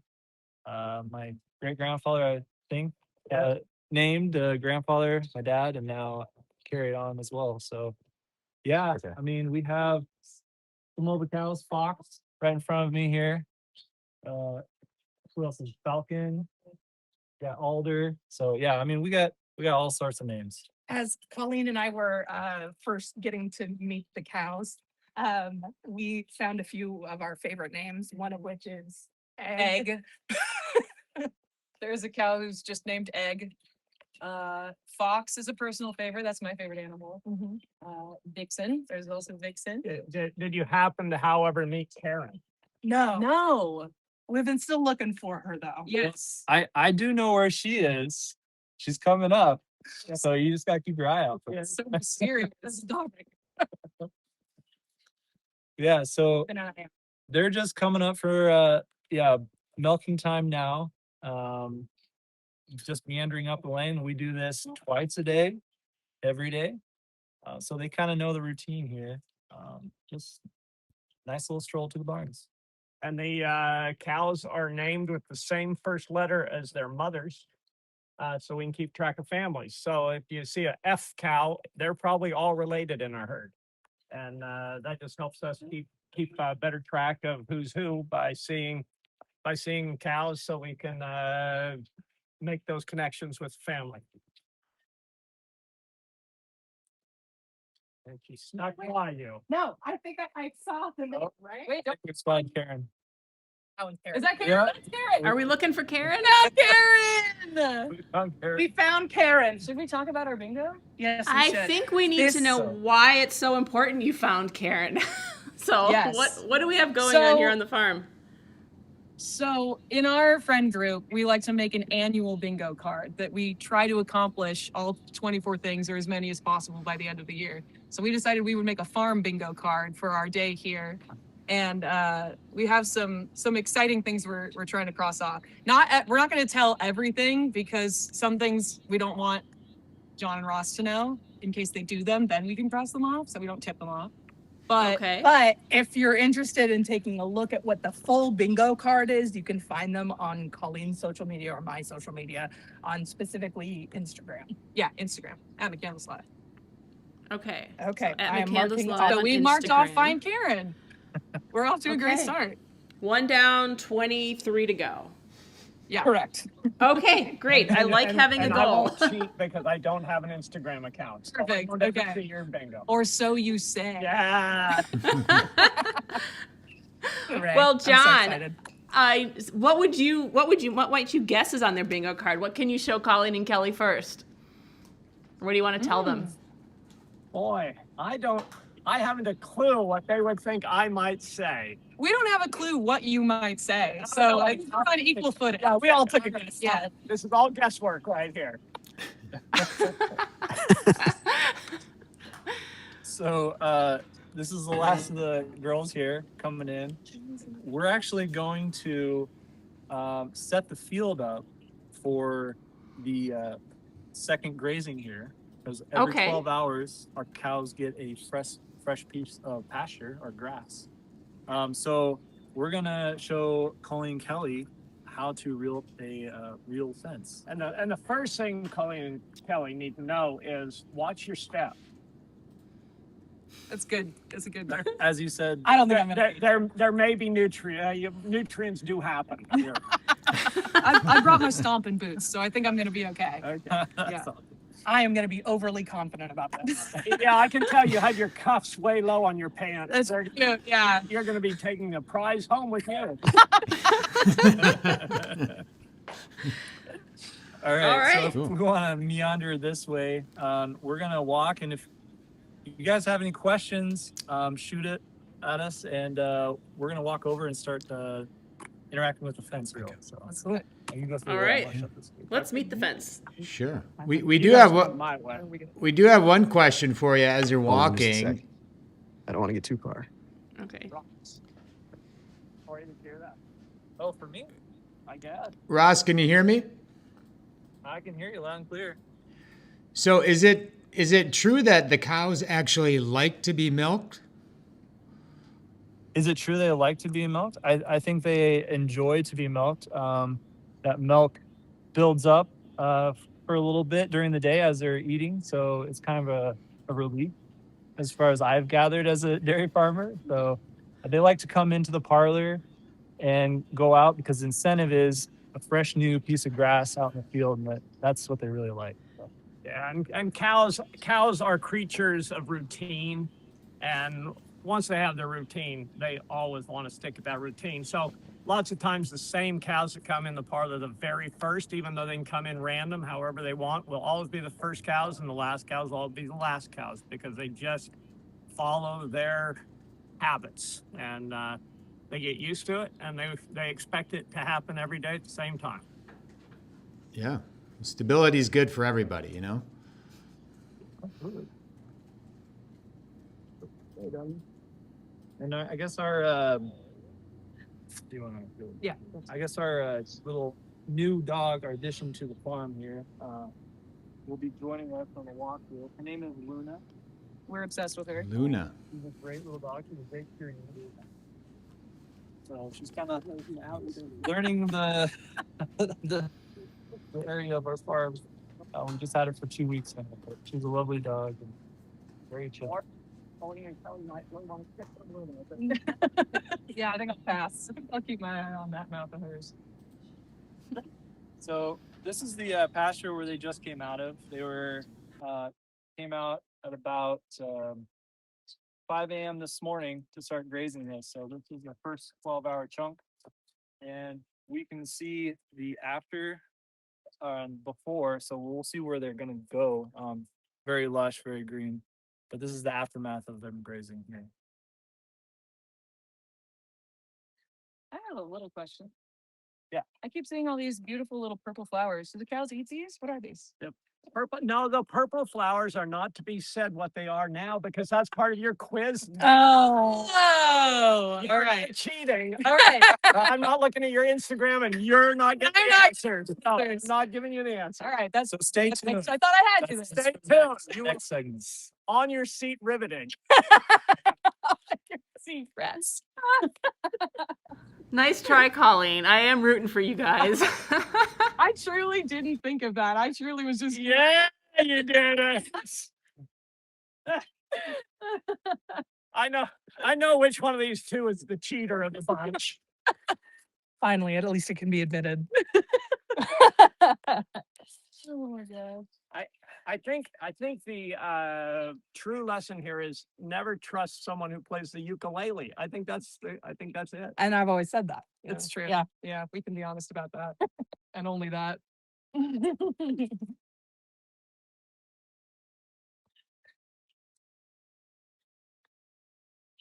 The weather turned out so nice. Yeah. I have a question. How many cows would it need to take for this field, and in how many hours would they finish up grazing here? Well, that depends. Okay. Depends on what the season is, Okay. because grass grows faster in the springtime than it does in the fall time. Oh. So as Ross is going to show you, we have the ability to change. Actually, Ross has the ability to change because he's here at this place now and I'm not. So he has the ability to change the size of the paddocks. So we have fields that are set up already with permanent fencing. And then however much feed he sees in front of the cows, he'll make that determination how many pieces to cut it into. So the answer is it depends.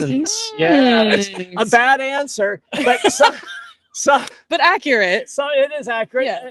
I'd probably say on average through the whole year, the herd goes into about 1.25 acres per 12 hours. Wow. And then they go to a new paddock that's about the same amount of acreage. Okay. Acre and a quarter, 12 hours. That's cool. So he's saying it's an art. Yeah. It is. Sounds like it. Yeah. Yeah. Yes. And you have to get used to kind of eyeballing it and understanding what you're seeing. Mm-hmm. And it's, a lot of trial and error. So if you mess up and you give them too little, the cows will tell you, A, verbally, B, in the milk tank. Oh, Yeah, okay. they'll tell you really fast what you've done. Yeah. We didn't get enough. If you give them too much, they're kind of going to make them mess up. They're going to only eat the best stuff in the pasture and leave a bunch of other stuff. You don't want that either, because then it gets old and next time around it's not as appealing. It's kind of like, eating a fresh apple versus eating a mushy one. Yeah. Nobody wants the mushy one. Mm-hmm. Same kind of concept. That's For sure. Good to know. Yes, absolutely. So we have some questions in the chat for you guys. One is, what breed of cows do you have? Yeah, so we predominantly have Jersey cows. That's also kind of been a family tradition. throughout the Banson family. A lot of Jerseys we interacted with. They're just a great grazing cow, we think. They also produce the benefit of high butterfat. So all the good products, that Ovi produces, like cheese, butter, I don't know what other good products do we produce, but Milk. yeah, so they're milk. Yeah. So the Jersey cow has a lot of good butterfat content. And we have some black and white cows now. Those are some Frisian genetics in the mix, but we stick with Jersey overall. Has your farm always been Jerseys, like from the beginning of the Banson farm?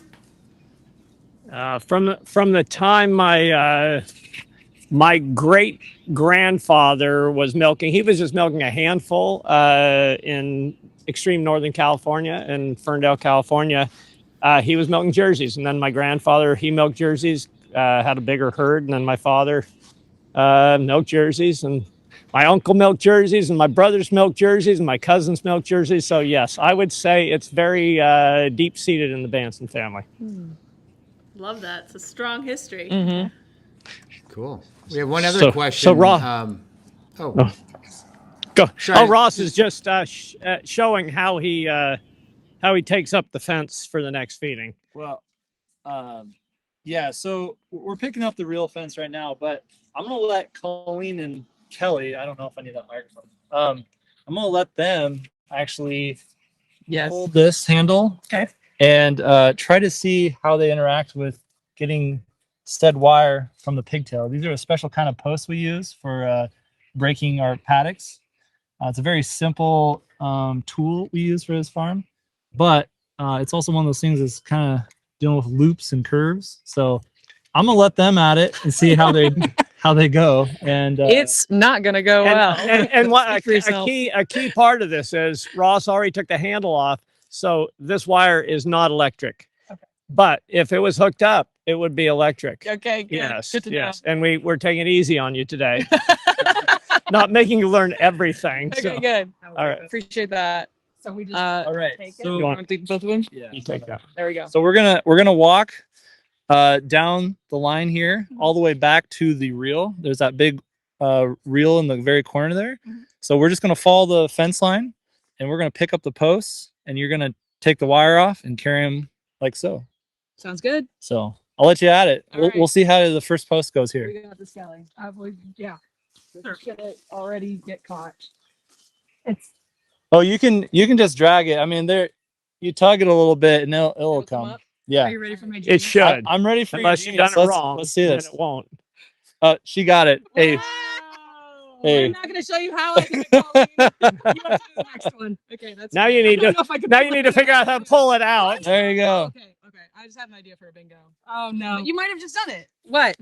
Show off the guns. Oh, dang. Did that take a considerable amount of strength? It took a considerable amount of strength, but not nearly enough to show off the I guns. think it takes more We're just taking it with her. Just helping. I think it takes more brain strength than it does actually body strength to figure out how to pull those out. But hey, you got it both ways. So She did say genius. So yes. it works. Are you Oh. reeling? I feel like you're supposed to be. Oh no, the reel's at the very corner there. It's at the other end. We're just walking it all the way back to the reel, and then I'll let you guys reel it up. Perfect. Okay, here we go. All right. Okay, Colin, it's your turn. Let's get oh man, this is not even a challenge. Oh yeah, It's not even a challenge. Let's go. You should add some of the other reels because they're harder to get them off or more posts. No, they're all the same post. So, Oh, well, you had one. You already did the hard one. That's the harder one. Oh, cool. Oh Yeah. wait, this one? Yeah, you got off easy. He did it for you. Yeah. but there are some up There are there. ones up there. Okay, Yeah, good, yeah. okay. You gonna do the next one? No, I'm holding this. It's now your turn. Okay, great. You're just gonna do that until we get to the hard one, and then I'll do the hard one. Sounds good. So yeah, we do this. We set fences every day. So this is kind of just a daily chore we do on the. There you go. dairy Take here. the wire off first. Good. It's fun to kind of just walk and interact with the pastures this way as well. Yeah. So yeah, get out in nature. I've never exactly heard it called a vibe before, but we'll go with it. I did say kind of. There's kind of about there's new farming terminology being developed today as we speak. Yes. There you go. You got it. Little one, baby. Nice. Well, you guys are naturals. Thank you. Yeah. When do we move in? Well, first we have to give you a. Oh, go ahead. Go ahead. Oh, a question in the chat about moving the fences. Why do you have to move the fences? Well, cows do, you know, I like to say cows do what cows want to do. And grass wants to do what grass wants to do. And our job are to marry them together to both of their benefits. And so if we just had one big field here and let the cows out in this for four feedings, 4 milkings in a row, the cows would eat the good stuff first, the stuff they like the best, and they'd leave the rest. And then they'd go back and start nipping at the stuff they like the best and weaken the whole stand, while the stuff they don't like quite as much sits aside. So it's important that we oh, you got it. It's important that we have the cows go where we want them to go, and give them enough feed per 12 hours. And then they eat everything more evenly, and they don't leave behind their second or third least favorite choice. They eat it all because they have just what they need out there in the pasture. And that will be later. I don't know when we're doing the Weeder on Purpose quiz, but that'll be part of the things we talk about later during that. Yeah, that'll be a second segment here later on today. We'll do the So stay tuned for that. Stay tuned. Riveting amount we got of a information. lot of neat things happening in the second segment as well. So, but yes, we're interacting with this fence tool for right now. We're almost done, folks. Just hold on. I love that you're making them do the whole fence line. This could have been so much easier, but like they're getting the full experience. You guys are doing a great job. They need the full experience. I mean, it's great. Want the full They want the full experience. Yeah. There you go. Are you going to have them reset the fence? To a farm. Why come all the way here without getting the full experience? Right. You know what I mean? Great job. This one might be a little tougher. That's a little harder ground. Yeah, it's a little harder ground there. Oh, now you're cooking. There It's you near go. the water trough, so it's harder. That's why I do the rows. with the barbell, with the dumbbell. That's why I do these ones. In case you have to move fences. In case I have to move fences, yeah. Okay, we got like 3 posts left, and we'll move. All right, so we got 2 left, and then we'll have the reel here, and you guys can reel it. Cool. Sweet. It's pretty easy task to reel.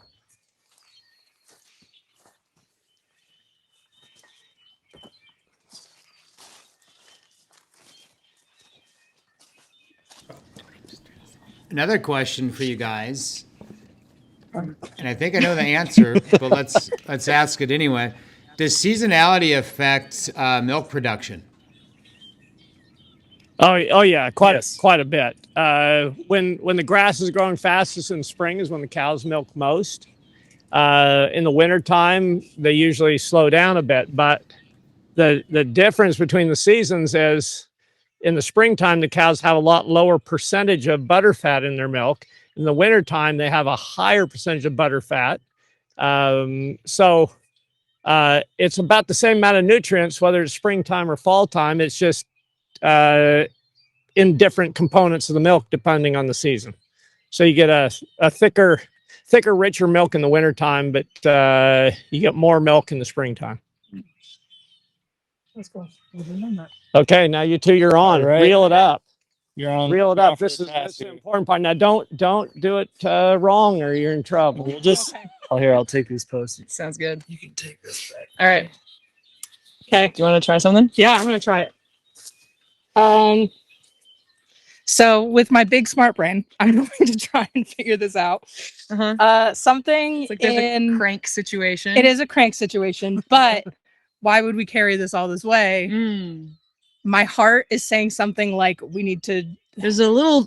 I know there's a circle little here. thing here, and I'm And there's a thinking little- that it just goes right there. It'll go there when you're done. When we're done. When you're Okay. done. Hey, we're on the right. We're on the right track. You got that part figured Okay, out. yeah. Okay. So, and then I'm just imagining then we just start cranking it. Yeah, like a little toilet paper. Which way does it go? There you go. This way? Oh, now you got to be careful that it doesn't come off over this way, because then you have a mess because it gets all wrapped up there. So you got to kind of guide with one hand while you reel with the other. Okay. I just gave you the, because otherwise Don't go too fast. You're gonna rip my hands apart. Also need to here. There we go. There you go. Here, I'll hold this for. Okay. So this is a plastic wire interwoven with stainless steel. Oh. And that's how it conducts the electricity. But the plastic makes it very workable, that you can reel it up and unreel it again and again and again. And some of these spools of wire are probably getting close to 30 years old. So it lasts a long, long, long time. Wow. All right, now we're in a groove. Oh yeah. No, this is one of our most useful tools on our grazing farm here. So we interact with these all throughout.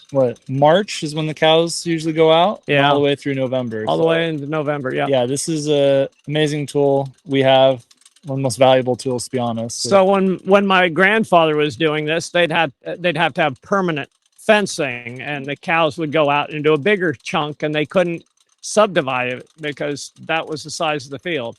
And so it wasn't nearly as efficient way to feed cows. You just didn't get as much production out of the cows because of that as well. You're trapped. Yeah, you got. I might have to run down there because it looks like the wire. Yeah. How did that even happen? No, it's not. Go for it. You got it. You just gotta give it a tug. It's gonna go around the water trough. I think it will do. So you see that? In front of it. It's in front. Yeah, it's in front. Yeah, it's in front. How you did that? No, I think here. Give me that. No. You reel away. Just lift it up. Okay. Go down there. Okay. Well, he's gonna chase the string here. Yeah. Sorry. There you go. It gets pretty tough when it's caught on something. We can just wait for him to grab that down there. So, but yes, this usually sometimes happens here and there since we got diverse species of plants out in our pasture. You're good to go. Some of the plants are a little bit more stemmier, so every once in a while we might get caught up on a plant. Ranges from plants, but it's kind of the thing you just gotta work around sometimes. Okay. I got a question. Is this usually a two-person job, or are they making it a two-person job? Everything is a two-person job if you try hard and believe in yourself. Today it's a two-person job. That's right. It's a very diplomatic answer. I like that. Yes. Oh look, we're done. We are done. Look at that. Amazing. You got now here. Let's click that back a little bit. Give yourself a little more. Put it on. Now you click it back. Now wrap it. Now go the other way. There you go. Now you're good. Hey, boom. Cool. Yep. Great job. Killed it. Crushed it. Thank you. Well Feels good. done. Yeah. That's awesome. Nice. Well done. We've done our first honest day's work. Speak for yourself. That was a great job. We have another question, and that is about whether cows prefer barn or pasture. It guaranteed they prefer pasture. They're used to their nature is to want to be outside grazing. Now the barn, they don't mind that one on a really hot day. So on a really hot day, they will go to the barn and like to be under shade for a bit. But if you can see out in our pastures, we've started to plant trees through all our pastures. And the reason is they can get shade out there, so even less barn time in the summertime when it gets really hot.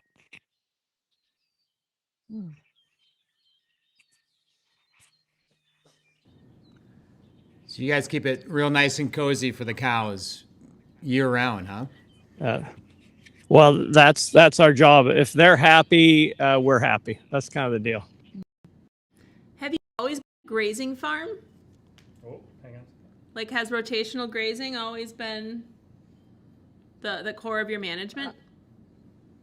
On this farm, yes. When we moved, my wife and I bought this farm, Ross here was 2 years old.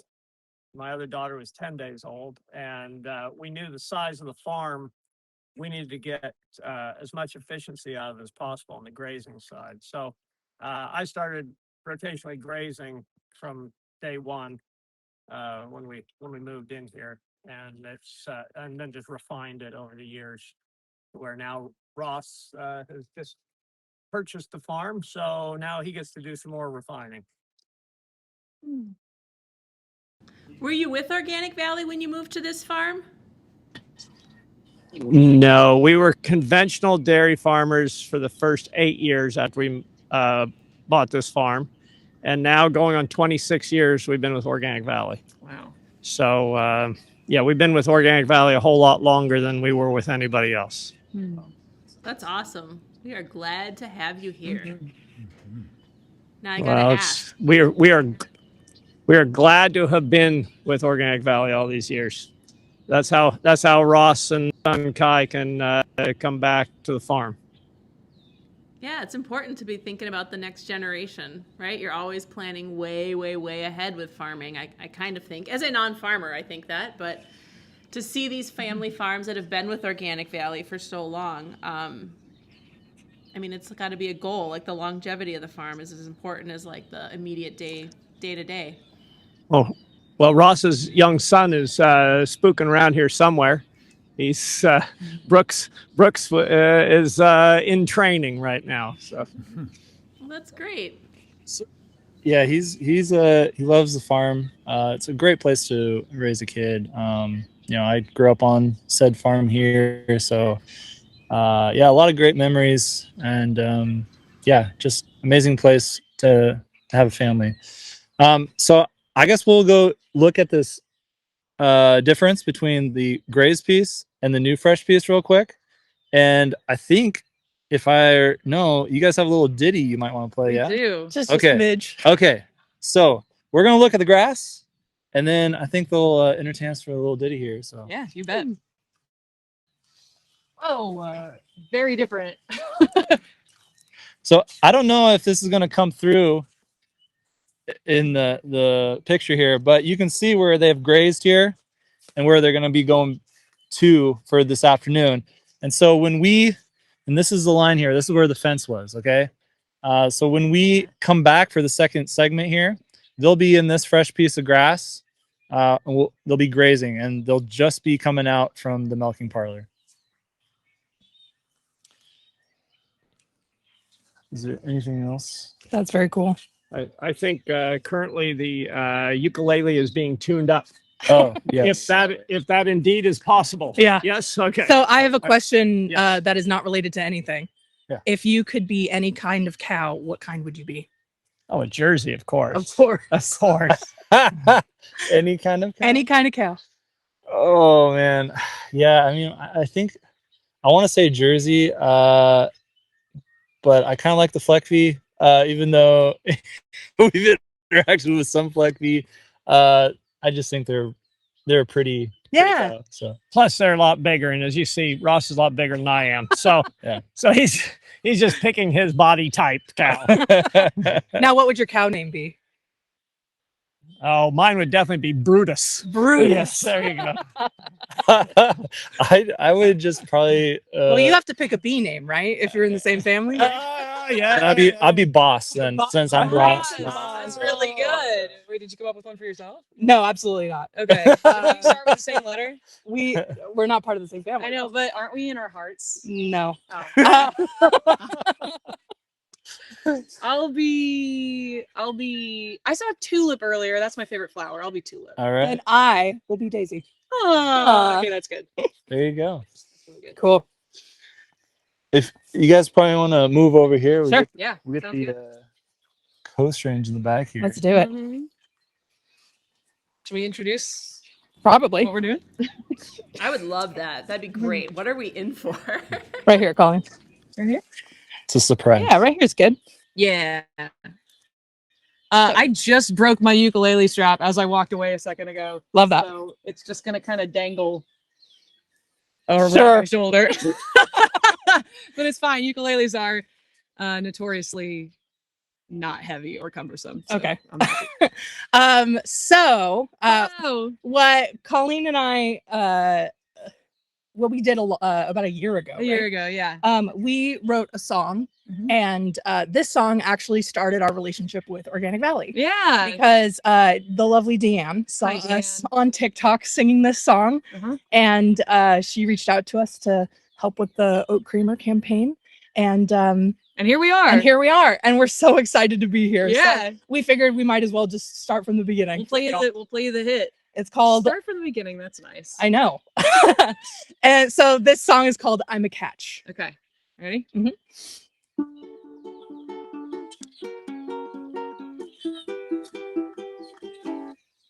I'm a catch. She's a catch. I'm a prize. She's a prize. I'm a nice to meet you beauty with fantastic eyes. I got skills. She's got skills. I got She's smarts. got smart. Gotta see you soon, patootie, and a lovely heart. Not everyone will see it. Not everyone will care. If that's the way, so be it. But wait, let me tell you about my hair. Oh, this is good. It is short. It's short. It is gold. It's very gold. It is fluffy like a puppy. What? So I'm told I am fun. She is fun. I am kind. She is kind. I got goods and great to offer from my head to my behind. Woo! Not everyone will see it. Not everyone will care. If that's the way, so be it.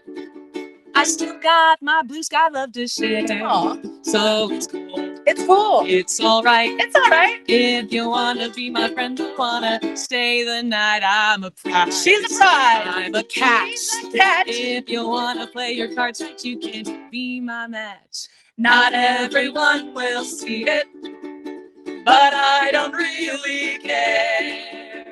If that's the way, so be it. 'Cause I know that I'm something rare. I know that she is something rare. Awesome. Live from the farm. Amazing. Absolutely.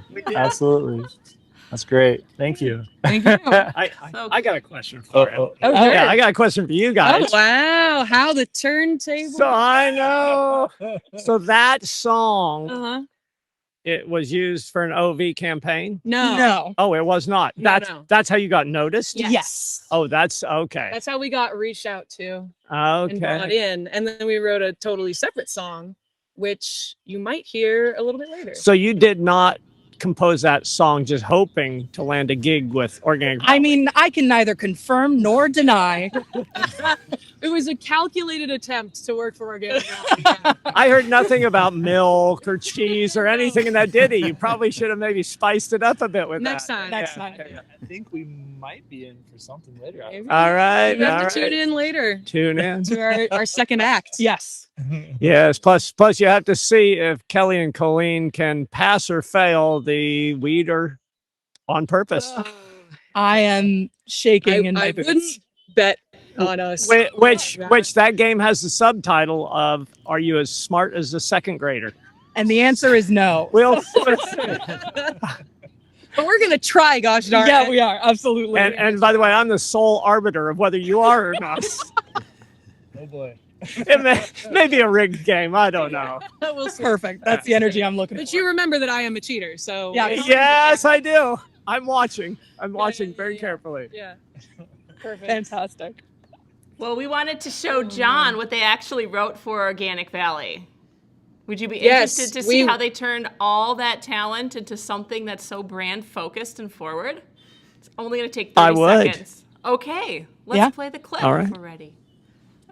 Organic Valley oat creamers, caramel and cinnamon spice, oatmeal, cookie, and vanilla. So good you want to drink that coffee twice. Yeah! Them butterfly lovers turned into oat huggers and built this oat plant to make an oat creamer that you pour, stir, and steamer so creamy, you'll say. Girl, they're so good, I just can't. Organic Valley oat creamers. There's 4, and they're new. Well, it's grown in love in the heartland, so click that link to find near you. Can I get one of those? No. You have to click the link. So that was our oat creamer song. All right. A lot of fun. Yeah. Yeah. Well, it's good. It's good to have you on board. Oh, thank It- you. it It's nice is to be here. Yeah. Yeah, and neither one of you have any nutrients on your shoes. However, our cameraman stepped directly in it as he was backing up. I saw that happen. I was watching. No. Keaton will be taking home the prize to Wisconsin. I hope he has a garden. Just rub it in there. Yeah. Oh my. These leaves are huge. I'm not cheating. I'm They commenting on will be in the quiz, by the way. Okay. Yes. All right. Yes. Pretty much everything you see out here will be somewhere in that quiz. Okay. I'm trying to make mental notes. Well, I don't of think we what need to. looks- I don't. Of what looks tasty, I guess. I don't to a cow. I don't know what. I don't think looking around is going to help us No, with this I don't test. Well, here. How about you taste something right now? Oh, sure. I'll do it. All Come right. on, come on now. I'll give you 2 taste tests here. Two things to I taste can't test. wait for him to just give us grass and tell us it's something else. We would not know. We would Okay. not know. Here's one of them. Okay. You each get a leaf of that. Okay. Hold on. Okay, we're and then you get taste tests between that and this. You get a leaf of this. Okay. One of each. I'm not going to tell you what they are, and you'll find out on the second segment what you put in your mouth. I love this.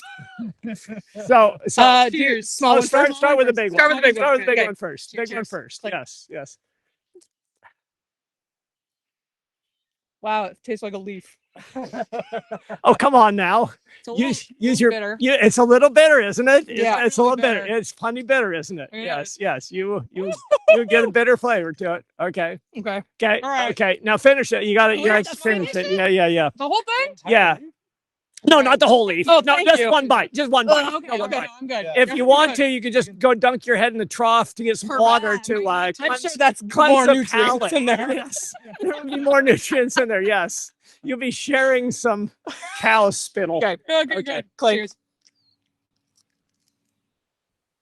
Better, isn't it? Better. It's better, isn't it? It's much better. It's quite a bit better. To do this one first. I did that. You're very. This smart. one. Yeah. This one's very good. This Yes. one's better. If you would have had the other one first, it would have been all over. Because you would have put that second one in your mouth, and it would have been, so wow, get it out of my mouth. I'm good. Now I'm going to just tell gonna you, set that down for a cow many later. cows prefer The bitter one? the bitter one over Really? that one. Yes. Why? This Yes. one another bite. I Give know. it that. It's I know. peppery. And But yes. I also have great news. What's This that? marks off something from our bingo, Ah! which is eat something from the farm. All right.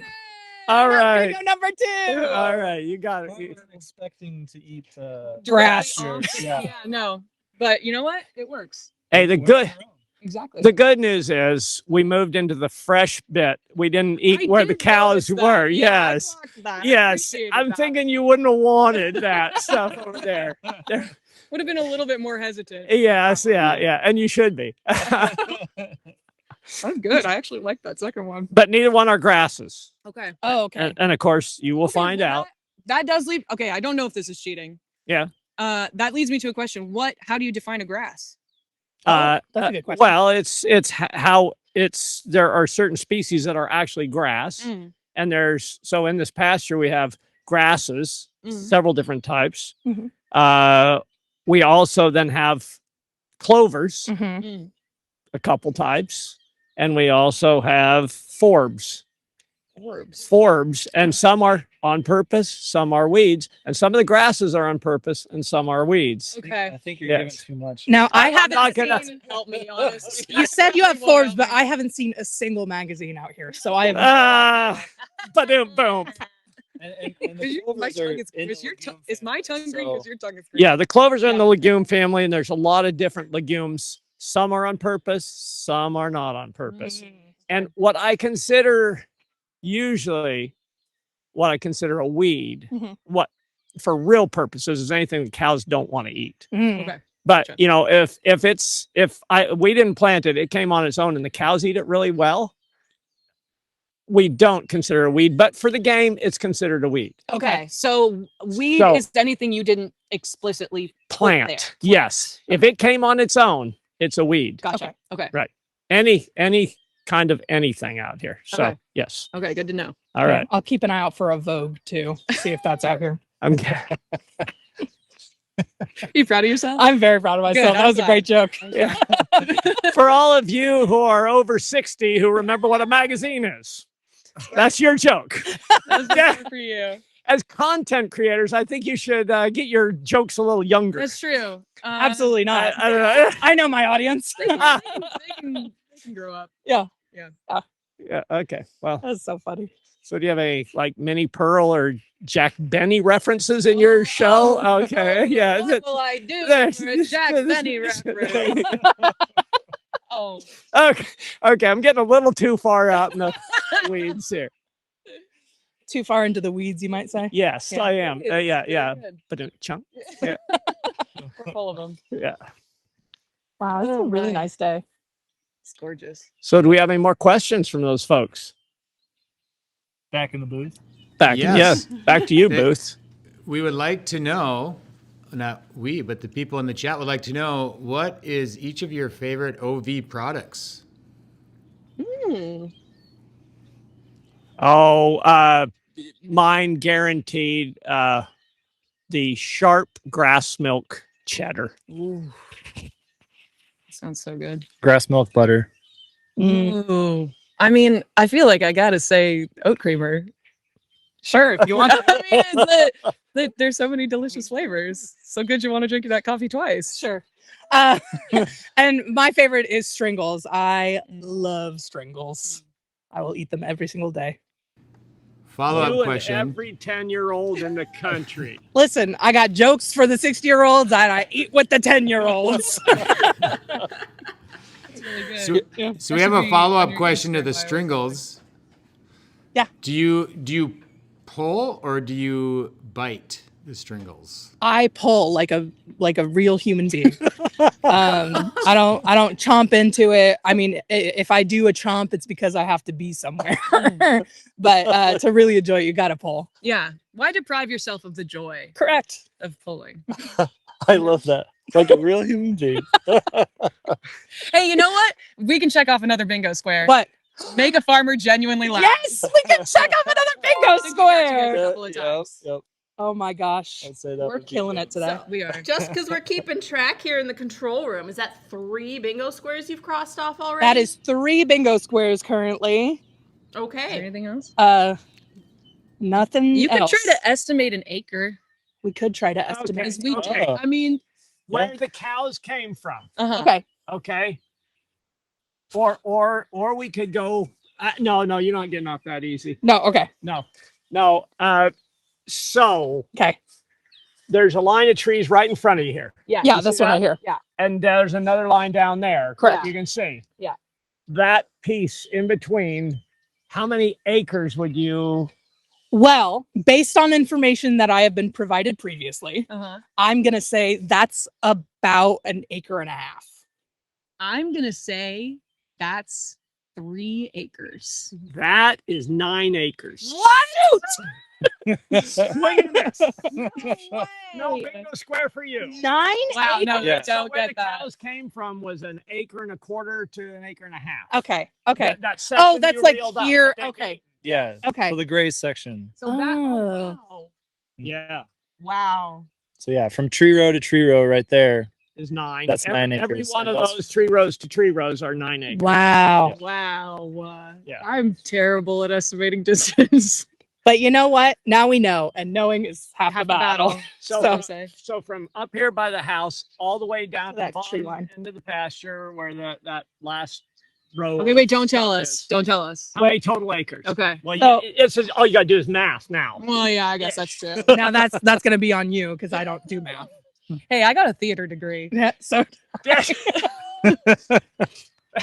1, 2, 3, 4, 5, 6. I think that's 6. So a little over 50, 54, 55, something like that. It's about exactly 50 acres because this first field here doesn't go all the way doesn't over. go all the way over. Oh, So okay. this is 5 acres, and then you have 45. We'll give you it since you didn't see We're that. good. I Yeah, appreciate that. Thank you. You did not have I didn't have the the full. I information was you need turned to the do other your way. math. Yeah, Yes. Yeah. 50 acres. Nice. Okay. So, and I Sounds might like you want to got another add to bingo.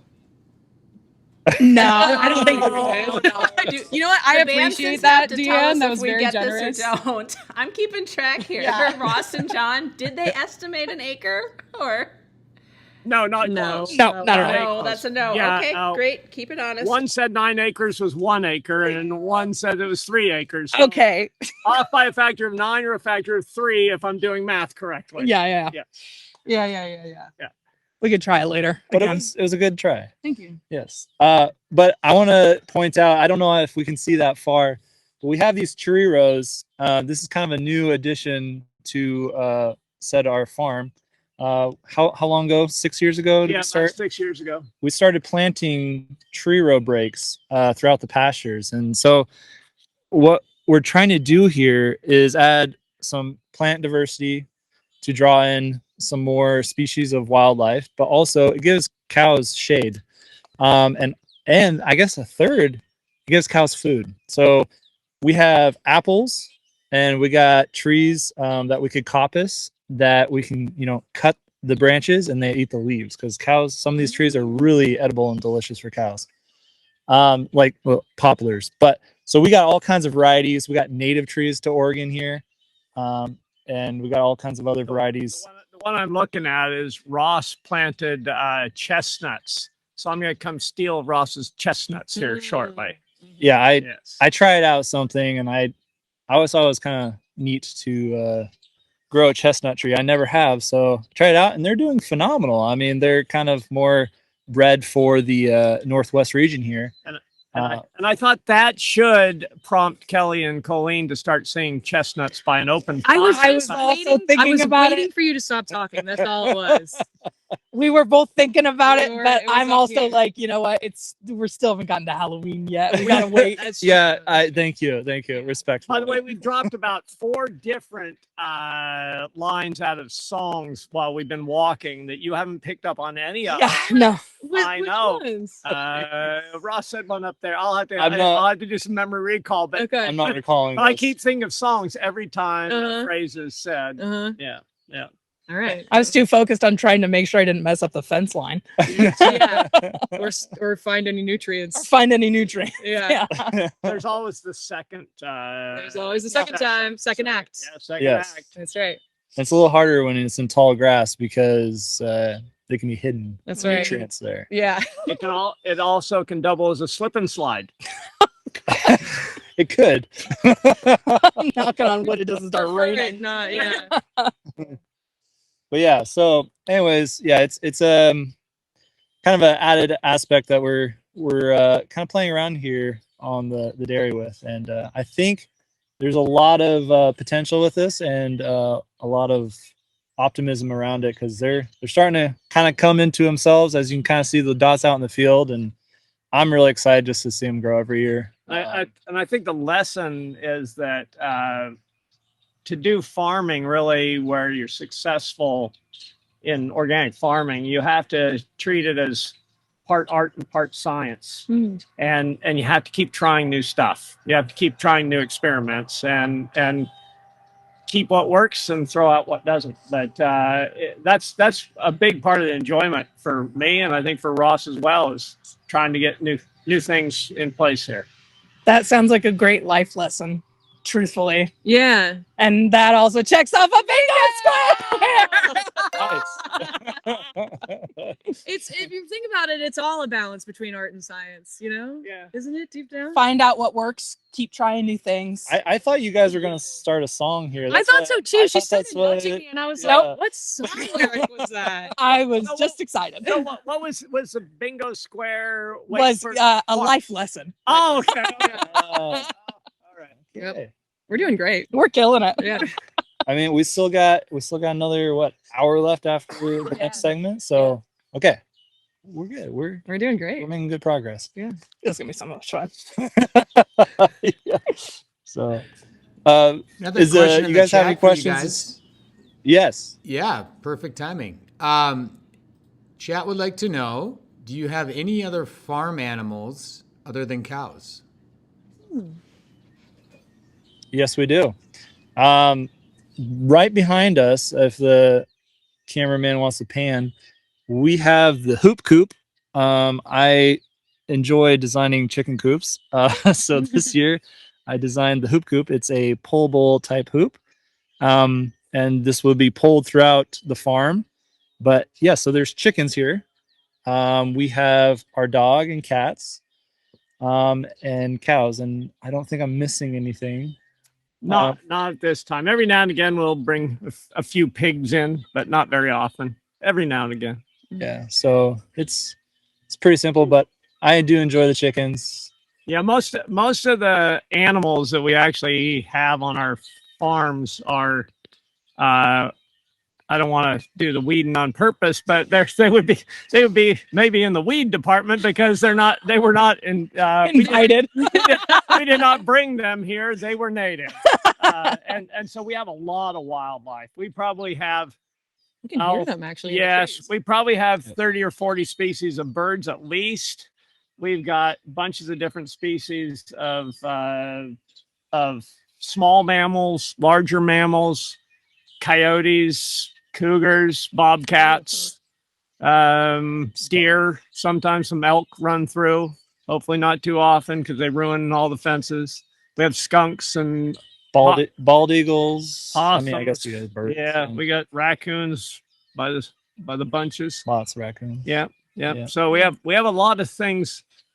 And what, a river rat? We found out this year? We have a river rat. I didn't know it was a thing. It's a woods rat is what it's called. Okay. And Ross found huge I houses didn't know what it was. I was honestly confused. all the way along the river. And so I had to go to an OSU person who allegedly was an expert in things, and they did not know. So I had to keep looking. And then I found out it was a woods rat. Oh my gosh, rat. And they had put up houses that were as tall as me and Yeah, it just looked like 6-8 feet bunch wide. of sticks all together in a big kind of teepee like a beaver It dam kind of looked type like a thing? beaver lodge On land. On land. It looked like a beaver Wow. lodge, but it was made of.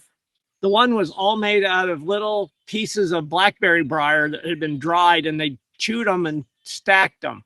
That's so cool. That's really cool. And then one was further away from the blackberries, and they'd taken little sticks off the oak trees and stacked them.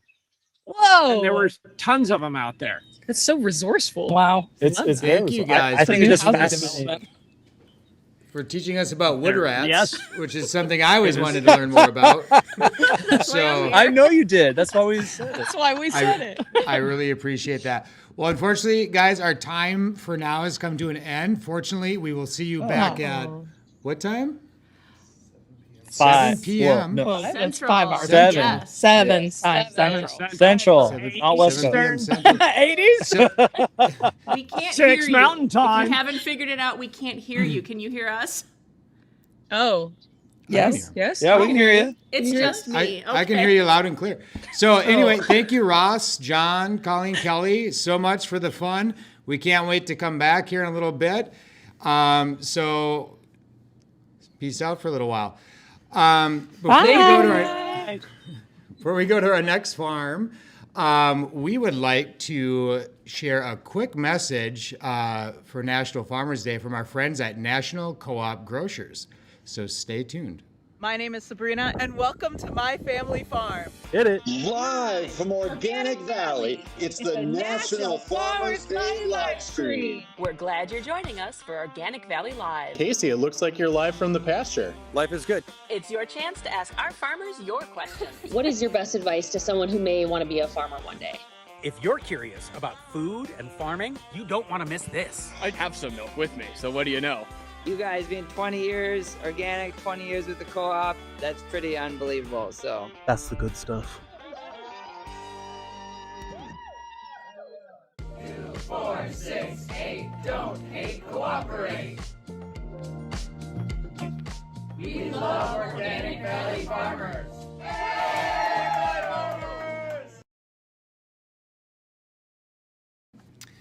All right, if you're just tapping in, it's Organic Valley's National Farmers Day live stream, and we are about to catch up with Jordan on his farm in Ohio.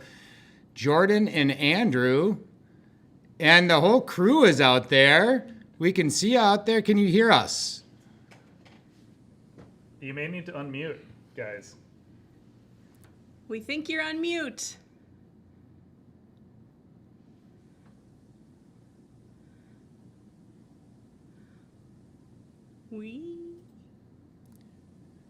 Nothing yet. You look great, though. You really do. Like the Gray's hat. There we go. Heard something. Nope.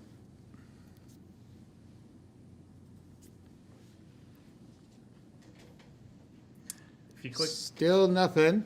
I'm gonna hop in here and see if you hit the little gear icon and see if you can select the USB-C thing, or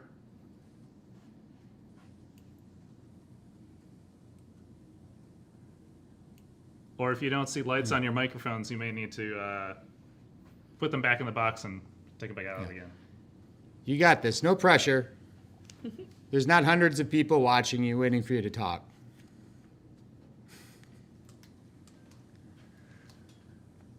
Can you hear anything? No. Okay, well, we're waiting for these guys to get hooked up. Just a reminder, if you tuned in earlier today, you might have saw that Jordan is a grass milk farmer in Ohio, which means his cows do not eat grain. They exclusively graze on pasture and then a few minerals and things. And that makes some really, really delicious milk flavored by the pasture. And how many products do we make with grass milk? Quite a few. Okay, let's see if I can name them all. Yeah, okay. let's do that. So we have grass milk, whole grass milk, right? Yes. It's your full fat. Yep. We've got grass milk 1%. We've got grass milk skim. Did I miss 2%? So there's whole, 1%, 2%, and skim. Okay, that's 4 grass milk products. Are we counting cheeses? Absolutely. Okay, so we have a grass milk cheddar, which is delicious. Very I good. would recommend that one. I think I heard something. Oh, I hear something. If you guys can hear us, Go. say hi. I can see it. Oh, hey, there we go. There you are. Got us? Yeah, there we go. Ah, There sweet. we go. Nice job. All right, we're did taking it. it from the top again. We got some sunlight here. It is about 5 p.m. here in Ohio. I got 2 generations of the Settlages with me here. I'm Andrew Westrich. I am the cheese brand manager at Organic Valley, otherwise known as Cheese Guy. I got Micah and Asher and Jordan, our OV farmer here. Jordan, a man truly outstanding in his field. I'm actually kneeling right now. He's kneeling right now, but we are amongst the cows, as you can see. We are close, and they are getting up close and personal to us. Hello. How do we like that? All right. Yeah. So, Micah, Asher, you guys got back from school. You got sports coming up here in a little bit. How you feeling? How you like being farmers? Good. All right. What do you like best about it? Just working. It's working. You like working? You like milking cows? Yeah. You like feeding calves? Yeah. You like driving tractors? Mm-hmm. You like when cows like this are licking on your neck? Yeah. Yeah? Kinda. That's fun stuff, isn't it? Yeah. He loves it all. All right. That's awesome. Good deal. As he said, I'm a multi-generation farmer, and we got 2 generations out here, and I'd like to just give a big shout out to my grandma. She's turning 90 today. She might be watching right now, so happy birthday to her. Birthday. And so birthday. her and my grandfather were the farmers on this before my dad and before me and before these guys. So happy birthday. All right, cool. Let's stand up so we can see all these girls here in the field with us, because there is a whole bunch of them here. How's that looking right there? Cow butt Look right at here. that. Yeah, there we go. So let's have a look here. You got the boys over here. Look at that. How about that? So Micah and Asher, do you guys have a favorite cow out here? I mean, there's a lot of them, but do you have a favorite? If Clover's out here, then yeah, she would be my favorite. Clover's your favorite? Yeah, if she's out here. That's great. I knew it. I was talking about Clover earlier today, and she is out here. So she's off in the distance over there, over yonder. Her butt is to us right now. Wow, we so get blinded by the sun. nothing super exciting there. What about you, Okay. Asher? Who's your favorite cow? Clover. Clover's also your favorite cow? Good deal. So yeah, Clover's a big hit in the family. She's a funny cow. She also likes to get in trouble, as we discussed before. So good stuff. My favorite cow's a bunch of them, since nobody asked, but mainly Dagny and Ma Wingu, amongst about 5 or 6 other cows that are my favorite cows. So, you know, and then there's a couple other favorites. Nobody's right here. Yeah, so interesting hear about Jordan's farm in Micah and Asher's is that they converted to 100% grass-fed here just this year. So they have been OV farmers before and doing pasture raised, and now they are 100% grass-fed. So what that means is that the cows out here, you can see them grazing in this lush, beautiful field, right? They get no grains. So when we say 100% grass-fed, we mean they get grasses, they get some minerals and some other treats, but they are getting no grains whatsoever in their feed. Jordan, tell us a little bit about that transition from regular organic to 100% grass-fed. Yeah, so I was really excited to be on the grass route, wanted to be a part of that for years or since I had heard of it. And so thankfully we had the opportunity this year to transition, and it wasn't too bad. So essentially just pull the grain out of their diet. And there's a little more than that. So there's a lot of planning that went into it. So we had really good plans as far as going forward for rotational grazing, making high quality forages for the winter feed, and breeding so that we have cows that were fit for that type of management practice. And but yeah, the transition went really smooth, and it's been really enjoyable, and so far it's been a lot of fun. So it's something we're really excited about doing, and so far it's worked out well.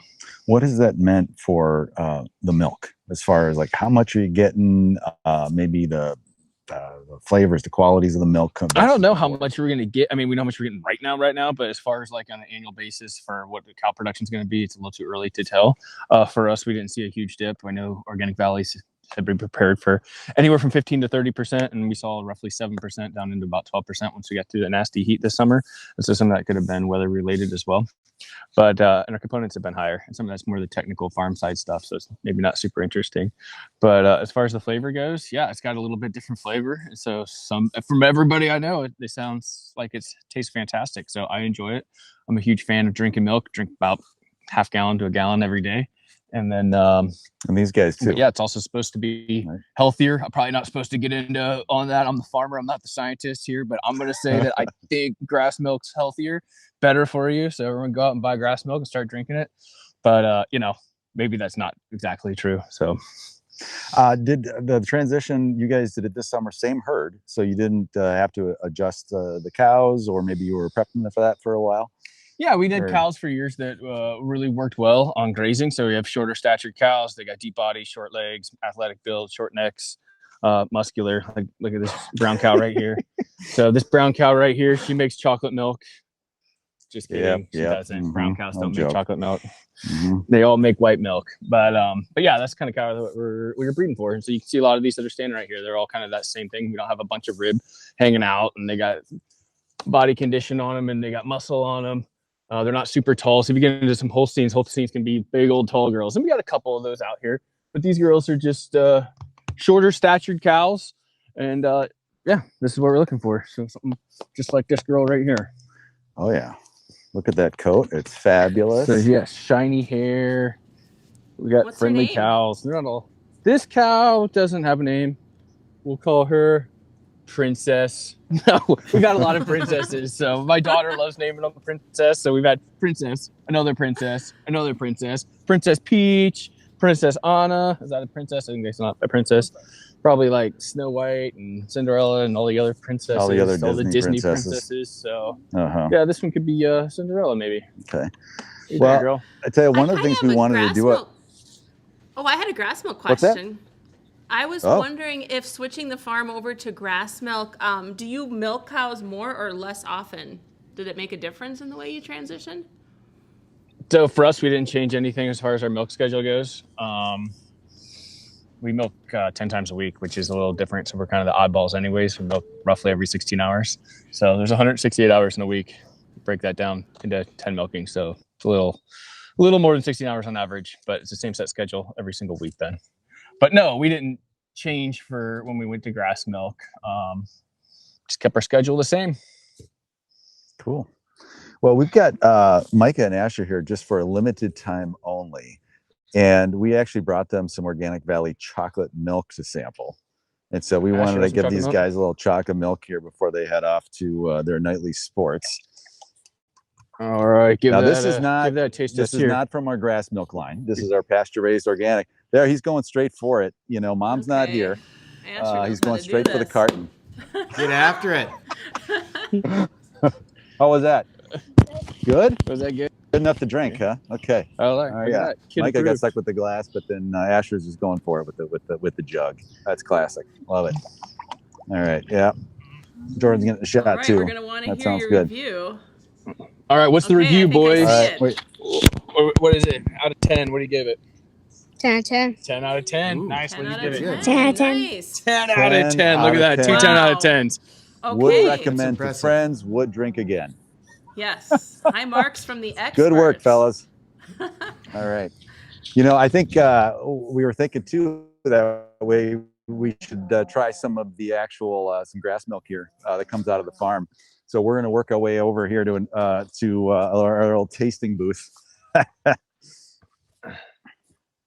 Now we're going to I try love how some you good have old everything fashioned. you need on the pasture, just like the cows. You are really making this segment. Everything you need for the pasture, for sure. You know. Yeah. Absolutely. We are well prepared. All right. So, Jordan, get in here. We're going to do this like we're going to check this out here.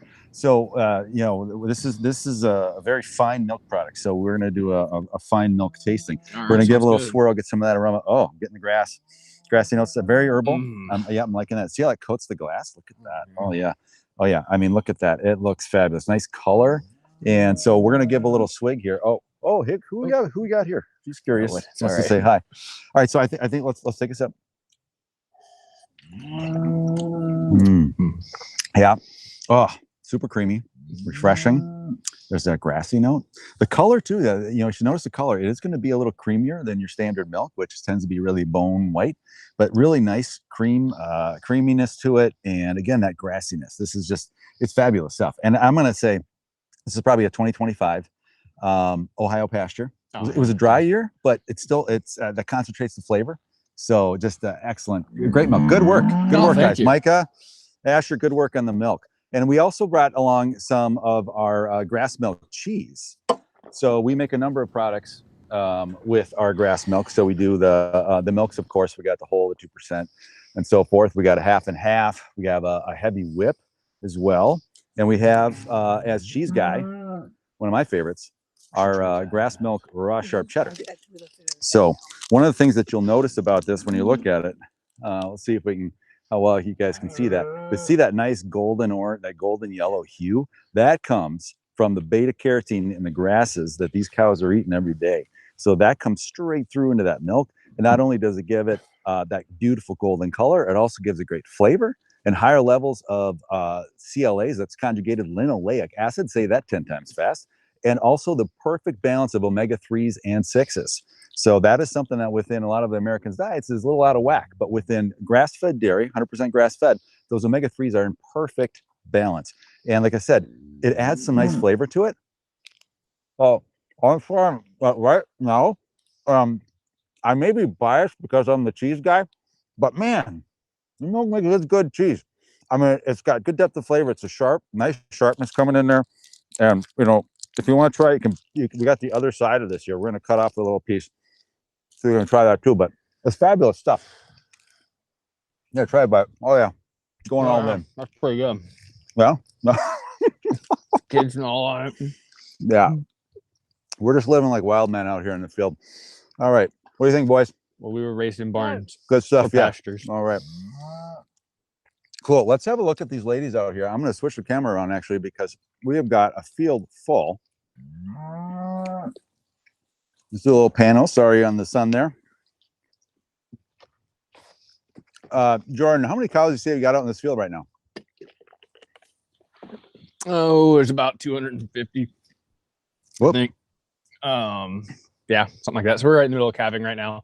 Okay. So we do spring and fall calving. Right now we're calving, so it'd be roughly about 250. We peak out at about 300. So here we got some girls that are laying down, relaxing, chewing their cuds. We have some cows standing, chewing their cuds. That one is not chewing her cud. That one just, oh, there she goes. See how she just burped that up? Now she's chewing away. Yeah. Zoned out, eyes half shut. Okay. She is chewing away. Yeah. Tell us about chewing cud. What does that actually mean? Earlier, these cows have been out here for a handful of hours or most of the day. They ate some breakfast up at the barn after they got milked, and then we put them out in the field. And then they grazed, and they grazed and grazed and grazed and ate a bunch of that, and they put it down in their stomach in the main chamber there. And then once they got done grazing, they started relaxing, and they're ruminating, and they're laying around, relaxing, resting, and chewing a cud. So that feed that they chewed and swallowed earlier, they're bringing back up, which I know sounds horrible, but that's how it works. They bring it back up and they chew it again, and then they swallow it and it goes back down. And that can happen a handful of times, and then it passes on and goes to the other chambers of their stomach and comes out the other end. It looks like this when it comes out. Oh yeah, we're getting real right now. Great for TV right there. We got beautiful cow manure. So. Circle of life right there, and then we'll get the bugs moving in on that and breaking it down. But that actually is one of the great things about grazing, is that they're coming out here, and not only are they getting they're getting fed, but they are fertilizing the ground. Yes. And to create more grass. So tell us a little bit about how you move them from different pasture to pasture, like how frequently and that kind of stuff. Yeah, so that's real fun stuff for me to talk about. It gets me excited. So we use a temporary wire right here. It's a poly wire, and we move this every single day. So this right here would be considered the back fence. Yesterday, the back wire. Yesterday, this would have been the lead wire. So yesterday and into this morning, they were grazing right here. Went up, got milk, ate some breakfast, had their minerals, vitamins, all that good stuff. Came back out to the field, and now they are right here. Tomorrow, they will be in the next piece that way. After that, they'll be in the next piece that way. And so what we do is we roll this up. You can see off in that direction, there's an orange round spool, and that rolls up the wire right on it. So we roll the wire up, pick all these posts up, and then move the wire to the next location. And the way our grazing system is set up, we can make the paddocks larger or smaller depending on how much regrowth there is out here, and also depending on how many cows are in the group. So that works out really well. If we need to make feed off of it, like let's say we got a lot of rain and there was excess pasture out here, excess hay out here, we can come through here and cut all this down and make bales for the winter if necessary. Mike and Asher, you listening? You taking notes? You helping with this? Helping Dad with this, or what? Yeah. Huh? You're on. So these guys, you help bale, right? Right, rake hay. Rake hay. What else do you do? Pick up bales. Bow. Just don't bail. What about you? You help? Uh-huh. There we go. All right. Get them started young, right? So you mentioned the winter and sort of, upper Midwest, northern climates. How do you do grass-fed year-round? Yeah, so we have stored forages for the winter. Okay. And so we use baleage, haylage, dry hay. That'd be primarily what we'll be doing now that we're on grass fed. So before we were grass fed, you could use things like corn silage, ground corn, other feeds. And being on the grass route, we are 100% grain free, and so we can't use anything that would have a lot of starch or any starch in it. So corn silage, that's out. Shelled corn, ground wheat, anything along those lines would be out as well. So it's just going to be grass and legumes that have been baled and ensiled and kept in a stable state so that they can be fed to the cows throughout the winter.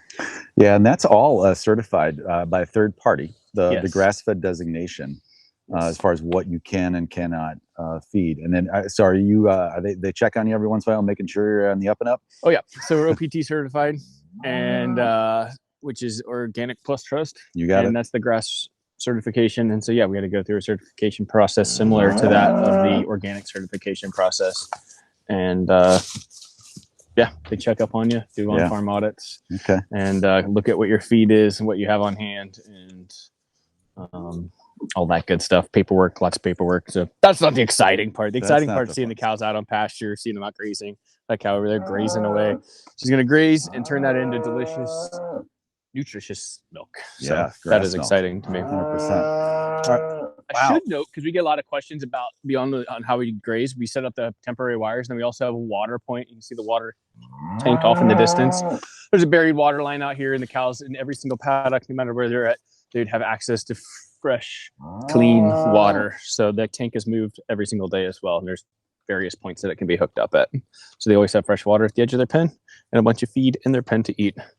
Yeah, you've got a great system. You showed me yesterday in each of throughout the pasture, different points where you can hook up with the water system to get them fresh water. It's a really great. It's a cool system.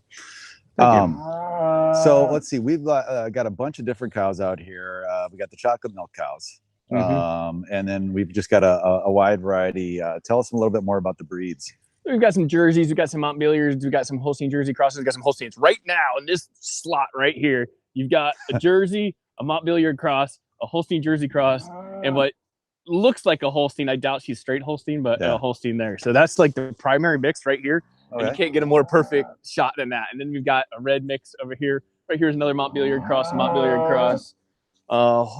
Mostly Jersey, Holstein Jersey cross, Holstein Jersey cross, Jersey. So yeah, a lot of jerseys, a lot of Jersey influence, a lot of Holstein influence, and then a handful of Montbéliards, and they happen to be a couple of them standing right here. So have you chosen these breeds for a reason?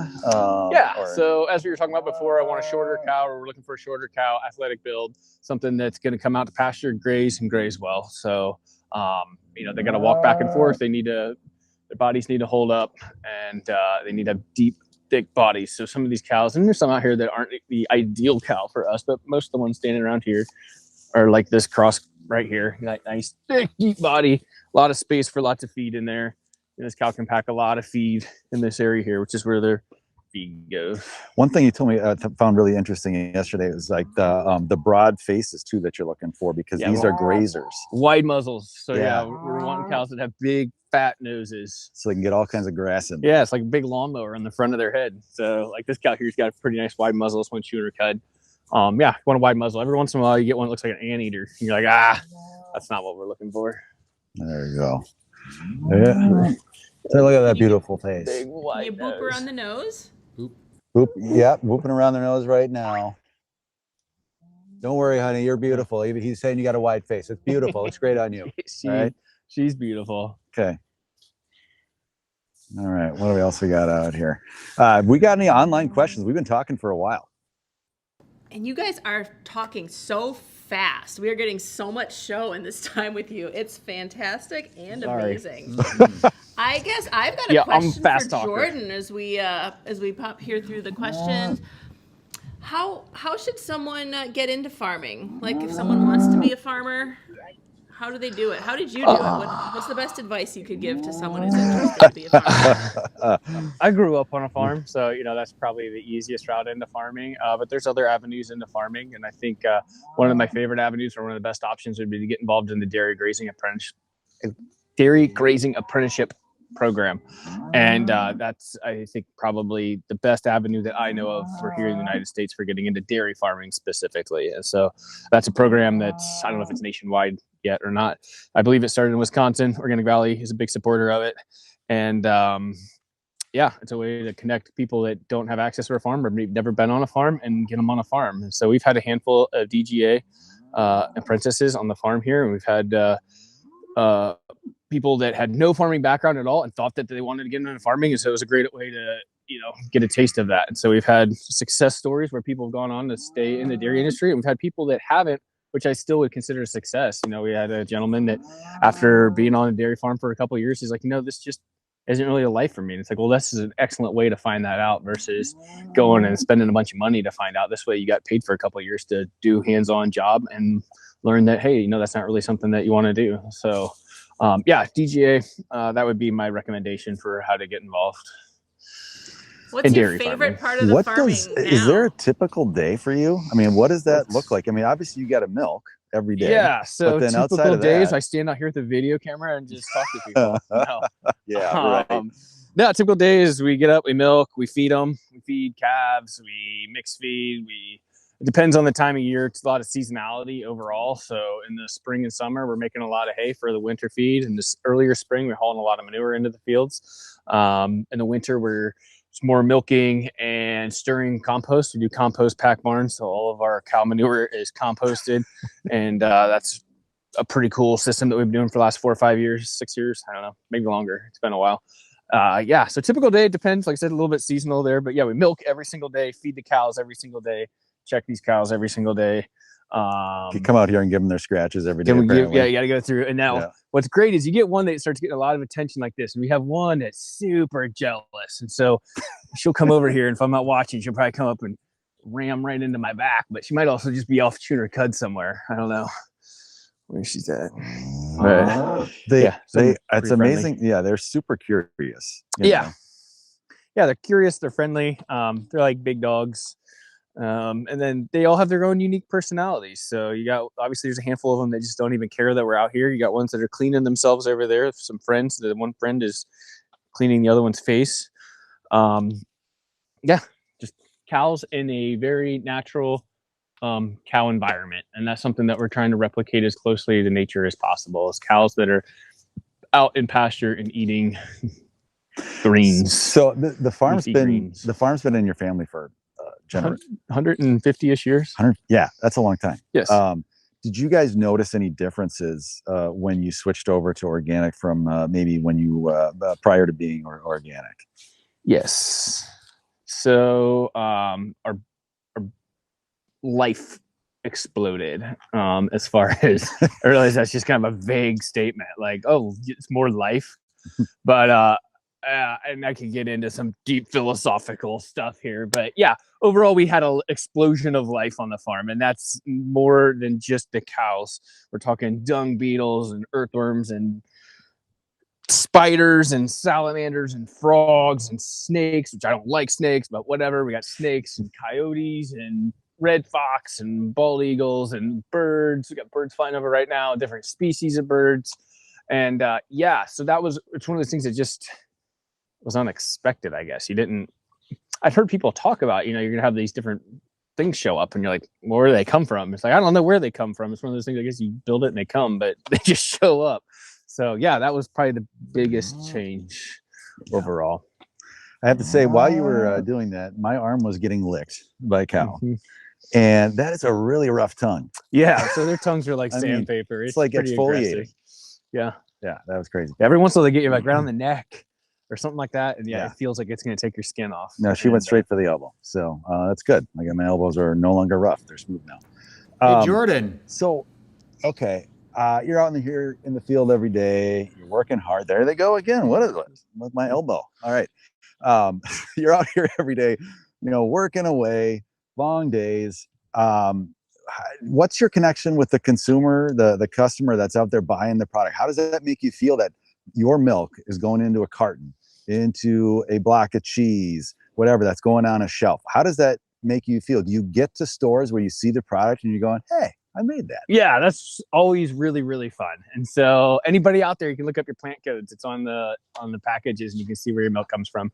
But yeah, that's really fun. And so being with Organic Valley, I've been involved in some of their marketing stuff, and we've been privileged to go to a bunch of different places, and that's really fun. It's always fun interacting with consumers and seeing your milk on the shelves. So and seeing she's rubbing her head up against my calf. This cow is just getting a good scratch on my leg. But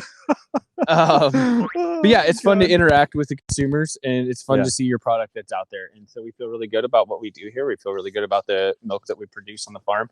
And so, like you were saying, the other year we were in New York City and we're in a grocer and saw the plant code 39-222, and we're like, hey, that's our milk. That's pretty impressive. That's pretty cool. We're in the Manhattan or wherever we're at, out in my New York areas, but made it big in New York already, Jordan. There's our milk. So that was neat, but it's fun interacting with consumers. One of the things is that overall there's a lot of consumers that are 1, 2, 3, 4, 5 generations removed from the farm, and so it's fun talking to them and just explaining how their food is produced and where their food comes from. And so I enjoy talking to people about that, and that's exciting and fun, and I don't know, makes you feel connected to consumers. Well, that is the cool thing about this day, is that, we get folks like you, Organic Valley farmers, that can bring this into people's living rooms, like that don't have that opportunity to be on the farm. That's why we do this. It's fun. Yeah, it is. And I'm getting rubbed on by this cow over here. Oh my God, that's awesome. All right, you talked about all the different species that are on the farm. That's pretty cool. You've seen an explosion of life. So we got a bunch of different grasses out in the field here. Yeah. Do you plant the grasses? Are they coming up just? So yeah, we did. We seeded most of these pastures, and we were shooting for ryegrass, meadow fescue. It's all grazed off right now. I don't have a really good picture of what any of that looks like. Alfalfa, red clover, white clover. So we're looking for legumes and grasses. And so your legumes are your higher protein. And what I like to explain this to people as is like a bacon wrap filet mignon. And I've said this before on camera, but The bacon itself is the legumes. The filet mignon is the grasses, and the salt and pepper is a little bit of chicory and plantain that we mix in. And so that's what we're trying to is the equivalent we're trying to do for cows. So cows are omnivores. They're going to turn all this delicious green fibrous feed into milk or other components if you're not a dairy farmer. And so we want a balanced diet for them. And so, if I were to sit here and eat all these greens, this happens to be a fescue plant right here. But if I were to eat all this, I'm not going to gain much nutrients from it. And if these girls eat it, the way their stomach and their digestion is, they can break that down and it's digestible food for them. So they are fiber digesters where we are not. Is this Terry? It's Terry. Hey, girl. Yeah. So this is Terry. Oh, I didn't know Terry was going to come over and see us. I was waiting for Terry to come see us. Terry is she's quite the obnoxious girl, and so she's young. So she's what you call a heifer. Well, she was a heifer. Now she's a cow, but she just calved. So this is her first time being a milk cow. So she just became a milk cow, and she had to come over and say hi. She had to see what was going on. So this is Terry. She's pretty friendly. So, and now that she found us, she probably won't leave us alone. Okay, we got a friend for life out here for the rest of the segment, huh? Yep. Awesome. All right. So when you're checking on the cows, you got to make sure that they're always healthy, right? Yeah. So what are you looking for? How do you know that they're doing well? What are the signs that they're all healthy and happy? Kind of like that black cow right here, shiny skin, mesionary lines, which are the horizontal lines on her stomach. I don't know if you can see them from that angle or not. See if we can get them over here. Slick coat, pudgy. They're big around. Their rumen's working. You don't want them gassed up to the point where their rumen right here is above their up here. That's a problem, meaning they're bloated. And you don't want them sunk way in and super skinny either, to where their ribs are super exposed. That'd be a problem. You don't want to see them hacking or coughing. So you just want to see them looking roughly like this. These are healthy looking cows.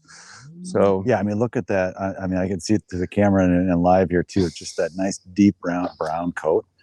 That's just like it's lovely. Trying to see the lines on their side are harder to see that go vertically. Oh, this is great. Look at this cow here that's just right next to us, just completely zoned out. Yeah, chewing her cud. She's just like blissed out, hanging out, soaking up the late fall sun, and just like, yeah, I'm good. Yeah, so that's what you want to see. That's a healthy, happy cow.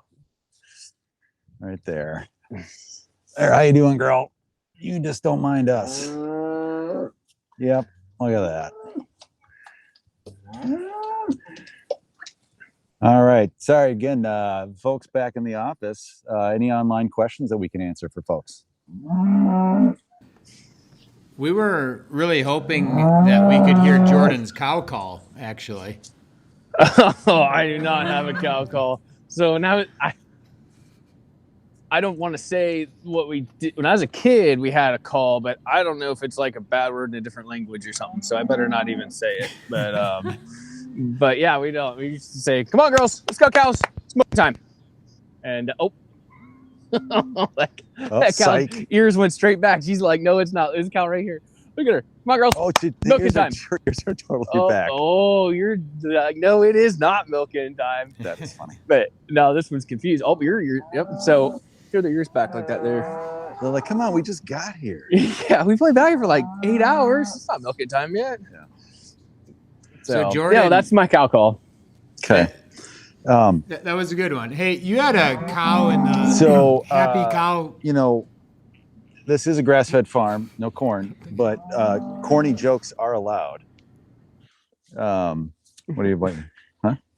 What? Have you got any favorite cow jokes, or Asher? You got any good cow jokes? You got a good cow joke for us, Asher? I forget. You forget. Hey, Asher, how did the farmer find his cow?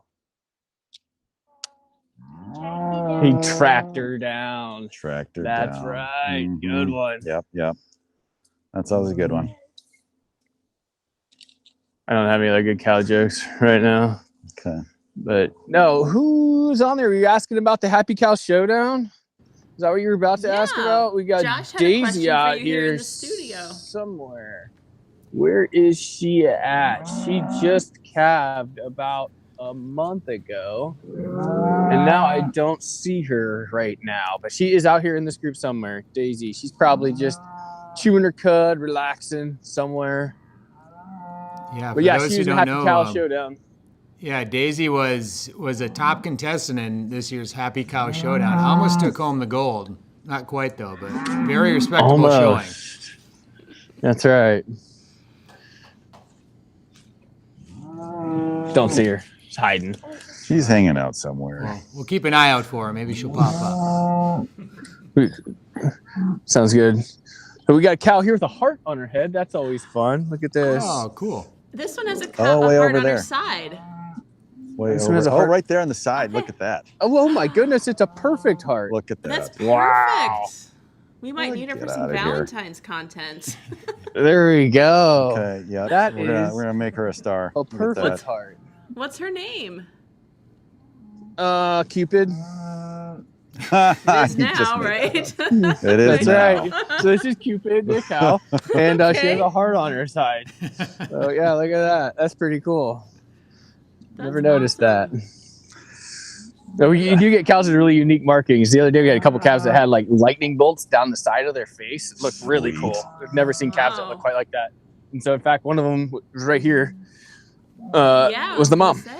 And so you could see how that would happen because of the way her markings are on her face. Nice. So that's one of the fun things about having crossbred cows is you get cows that come out looking all different colors and different color patterns. So you don't just get black and white spots. You don't just get black cows or just tan cows or roan cows. You get all sorts of mixes on cows. You get cows like this black one over here with the black muzzle and black ears. She's actually probably like a lineback cross or something along those lines. But she's a cool looking cow. And then you get like a typical Jersey looking cow. And then you get one right here behind us that's red that's got some cool lightning bolts on her face and side. So that's fun. Here's another healthy cow walking up, round as can be. Aren't you? You're round as can be, girl. We're gonna boop. Oh no. So, no boop. Jordan, you work some long days, right? Yeah. Farmers hours, sun up, sundown. What's your favorite part of the day? My favorite part of the day is the whole day. No, I don't know. I enjoy milking cows. I enjoy being in the pasture with cows like this. It's always that first hay that we make in the spring. That's always like a highlight of my day. Hanging out with my family. I got a wife, kids. So it's fun hanging out with my wife and kids. So that's fun. One of the things we talked about before about having a unique milking schedule is that it allows for a lot more family time. And so I get to spend more time with these guys and go to soccer games and go swimming in the summer and stuff like that. So that's always fun. But yeah, there's, I don't know. I love it all. You know, I don't really have a specific part that is my favorite that I can think of. Maybe you do. What's your favorite part about farming or your day in general? Driving the side side. Driving the side by side. There we go. What about going to school? You like going to school? Yes. Yes, you do. You love school, don't you? That's good. Asher, you think you're gonna take this over someday? Huh? You want to be a farmer? Yeah. No. Policeman? Yeah. You want to be a policeman, don't you? All right. Well, you know, Mike is around here somewhere. Maybe he can pick it up, huh? Yeah, he went to soccer, but yeah, he was he's at around here soccer. somewhere. Okay. So yeah, Micah really enjoys farming, and now Asher, he said since he could talk that he wants to be a policeman, so that's pretty cool. But he's a little bit more of our animal whisperer. So Okay. you're good with cats and all that stuff, aren't you? Calves and animals just like him, like this. They just seem to know that he's got a personality for animals. So, What other animals do you have on the farm? oh, we have all sorts of things. So right now we've got cows, we've got cats, we've got raccoons, we got possums and skunks. We have a skunk that's living. I don't know why, but cows on pasture seem to attract skunks. We see skunks all the time. Side by side get sprayed. I've been sprayed personally twice in my life, direct shot. Cows get sprayed, dogs get sprayed. You know, whatever. Skunks are kind of an issue just because they stink. Yeah, we got pigs. We had 2 goats, Lolly and Polly. Don't have them anymore. Had a couple rabbits. Don't have them anymore. Had some sheep before. Had a sheep named Dilbert. He was pretty cool. Yeah. Hogs. Pigs. Yep. Pigs. Yeah. Pigs are delicious and fun. Okay, now my other elbow is getting licked. Yeah, by a now cow you're- over here these as I'm cows are holding just this, loving in you. And this is Terry. I told you she'd be back. Look at that. There's Terry. Yeah, you just can't get enough loving, Wow, can she you, keeps Terry? coming and finding you. It's hilarious. She'll find you. Yeah. All right. And then we got some cow. What's wild is like this cow here, 118. She's not a friendly cow, but yet she's still got to be over here and seeing us. So they definitely all have their unique personalities, and they are curious. That is a very true thing. I'm getting one coming up on my hands again here right now. Yeah, she's still taller than some of the others there too. Yeah, she's tall and she can jump.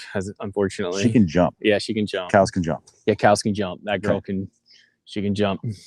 So some cows don't jump as much. That girl can jump a gate, jump a wire, jump a person. Anything.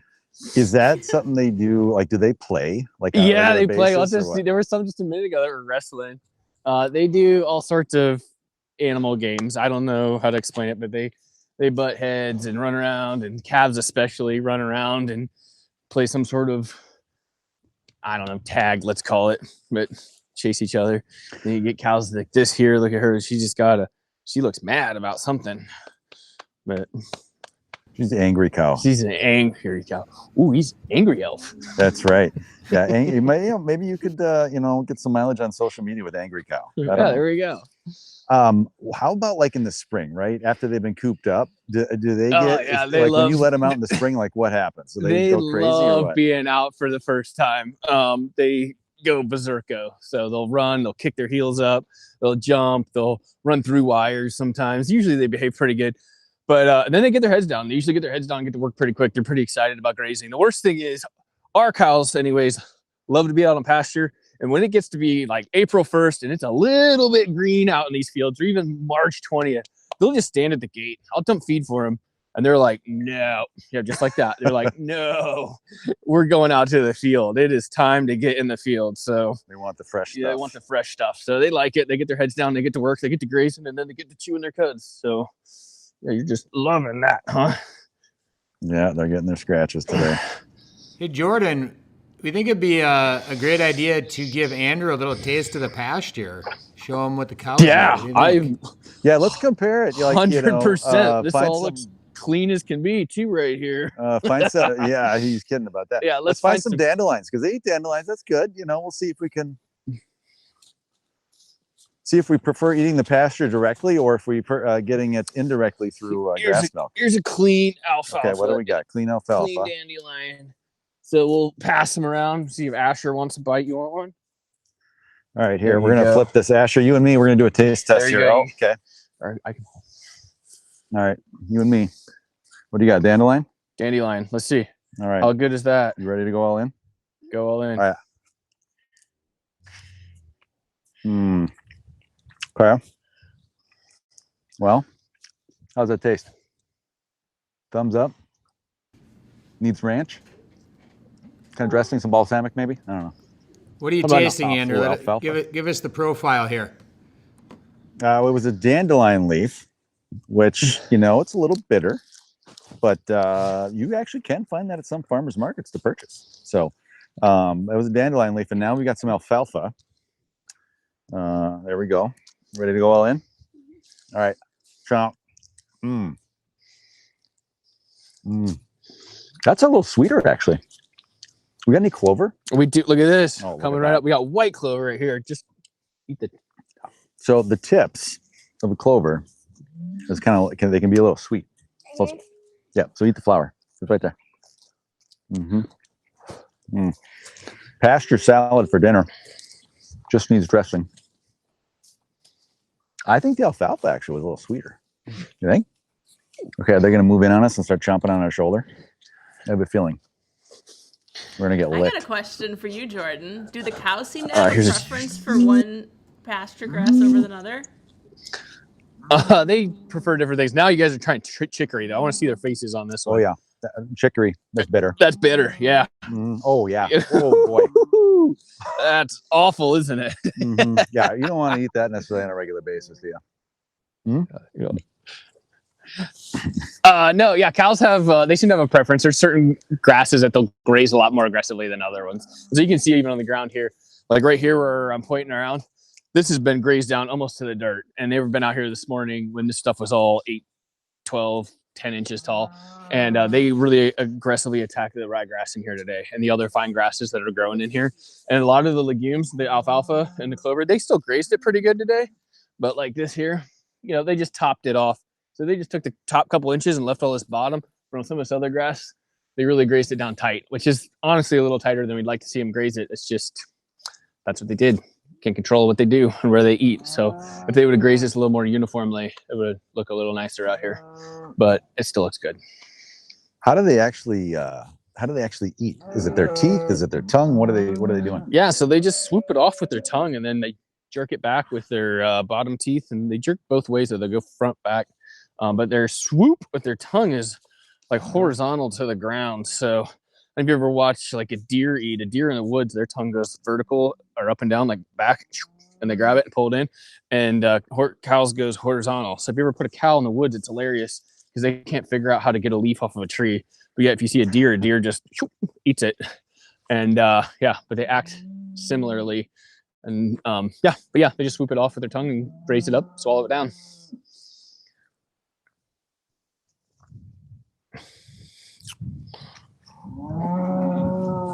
Any other questions? What cheese goes best with alfalfa? There we go.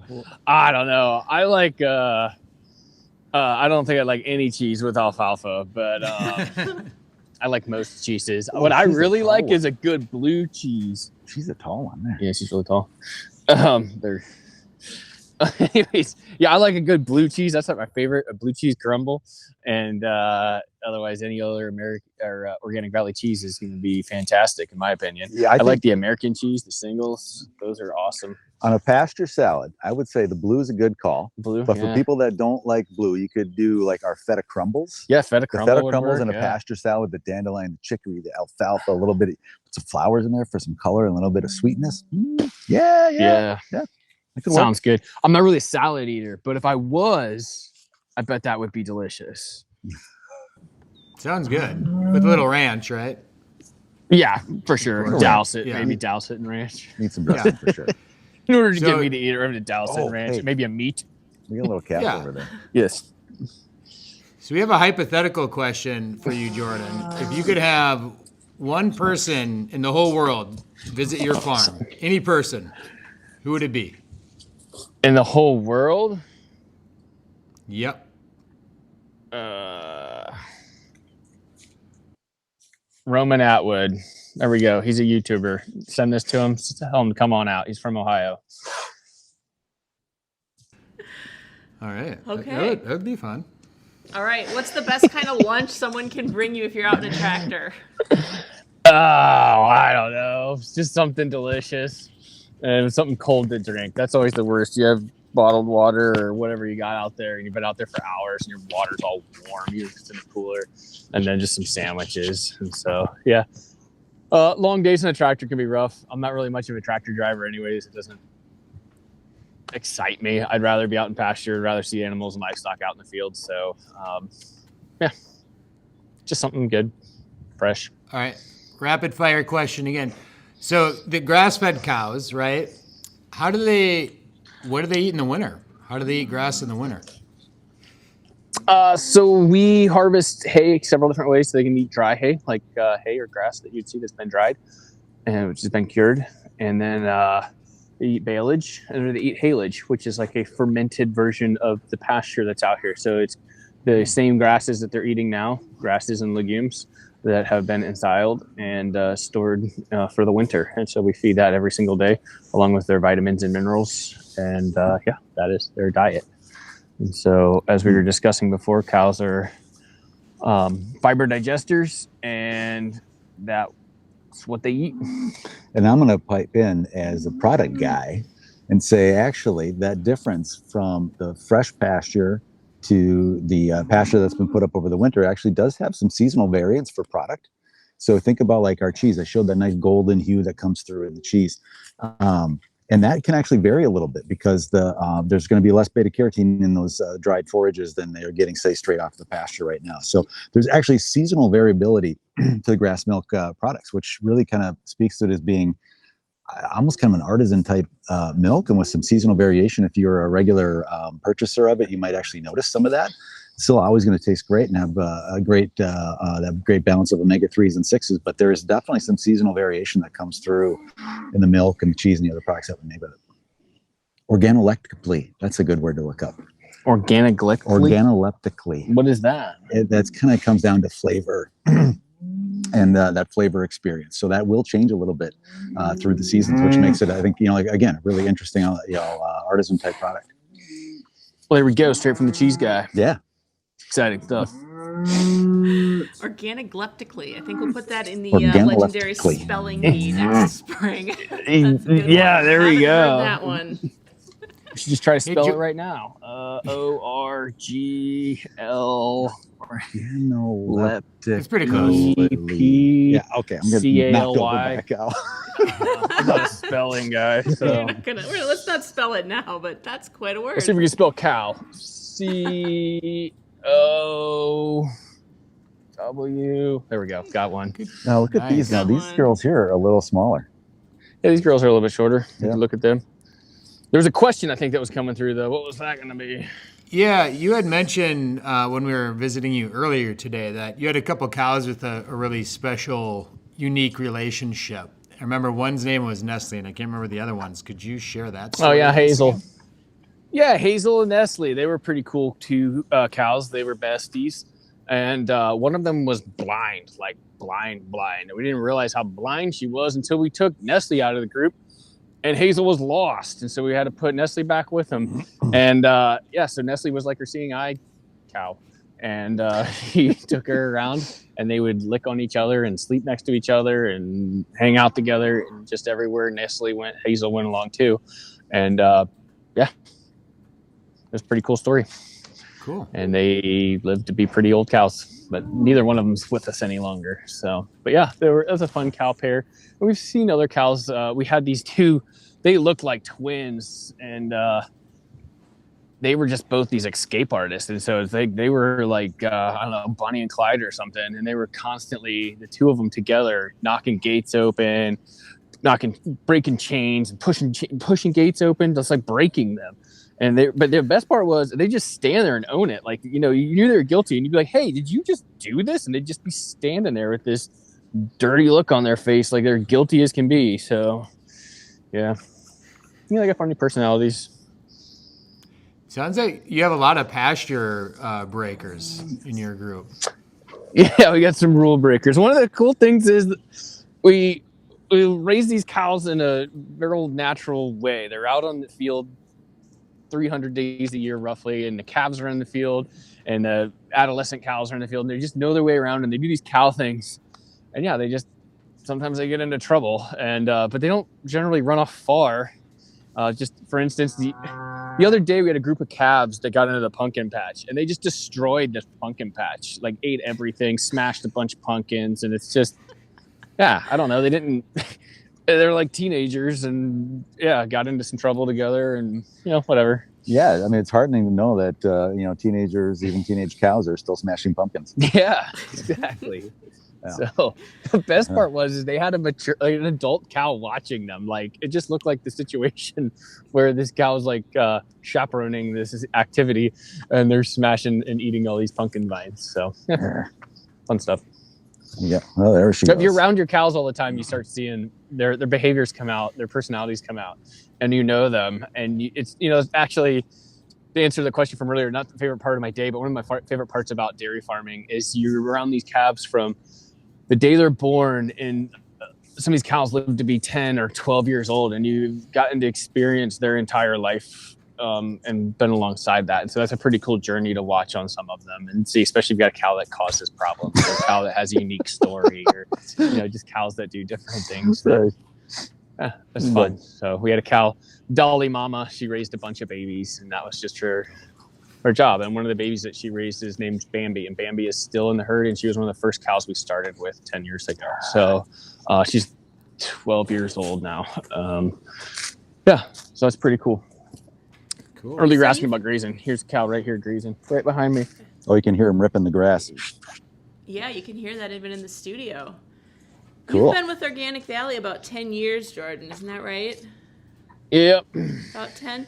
What other things aside from farming do you do with the cooperative? Because when I met you, you were like Gen O and like the young farmer group, and since then you've done now I'm so many old. things. You're not old. You're very active. What are you up to with with the co-op? 10 years older than I was 10 years ago. That's old. Aren't we all?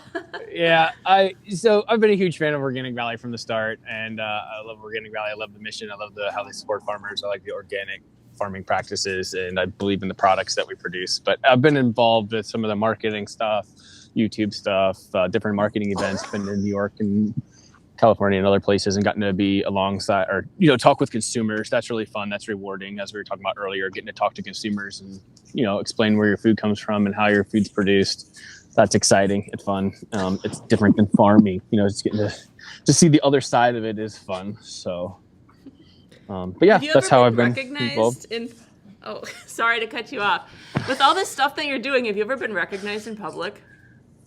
Yeah, I've had a couple weird exchanges with people before in public. So yeah, it's embarrassing to talk about, but yeah, once or twice. You're like a rock star farmer. Yeah, it was in the airport once, or actually on an airplane, but actually twice on an airplane now. But anyways, yeah.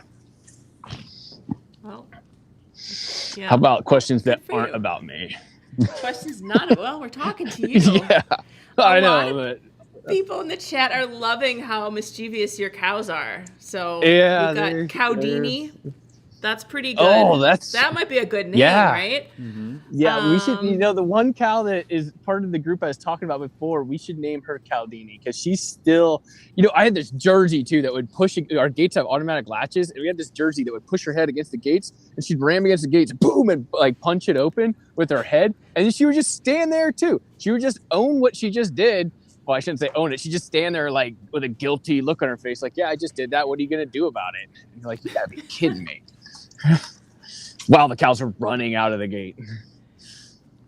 Well, Cowdini sounds like a keeper. That's a good one. Yeah, Cowdini. Yeah, she's a real healthy cow too. She's a real pudgy black cow. Where's she at? Cowdini. I don't see her right now. She's not the friendliest cow. Obviously, she's a criminal. Well, we've got one last question coming through here on the chat. And that is from Somalia. What's the one thing that most people misunderstand about organic food or farming?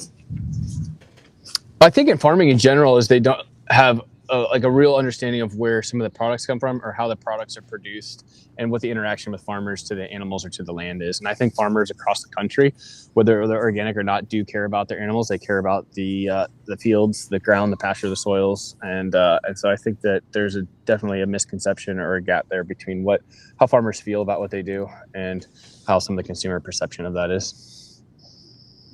I don't know if it comes through or not on TV or whatever this is on, but I like my cows. My cows seem to like me for the most part. And, the interaction that us farmers as a whole have with nature, I think is pretty cool.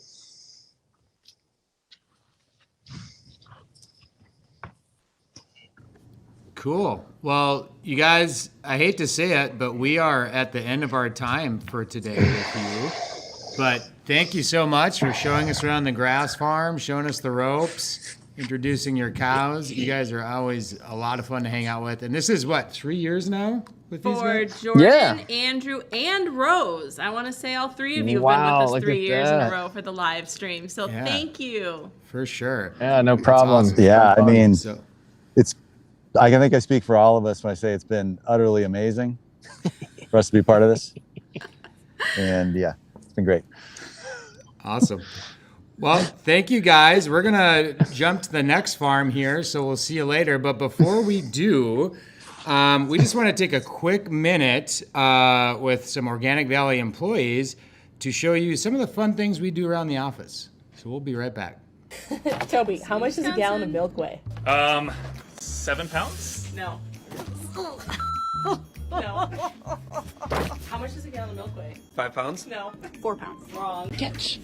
Oh, you got it. How much does a gallon of milk weigh? Oh, 11 pounds. Nope. I'm gonna say like 5 pounds. Wrong. I don't know. Can we Google it? I'll Google it. 8.6 pounds. 1 gallon of milk. And that was some of the fun we've had in the office. Who knew? 8.6 pounds. I just wanted to say that all the employees you saw in that clip have had a lot to do to support us here with the National Farmers Day live stream. So if it made you laugh, great. Also, huge thanks to the great people we work with. We could not do this without each and every one of you. So now we are back in Wisconsin at Sabrina's farm out in Chaseburg. Hello. How are you two? Hi, guys. We're good. Nice outfit change. picked up a friend. Always something different. Oh, we got a kitty. This is Clementine. Oh, Clementine. No, this is Clementine.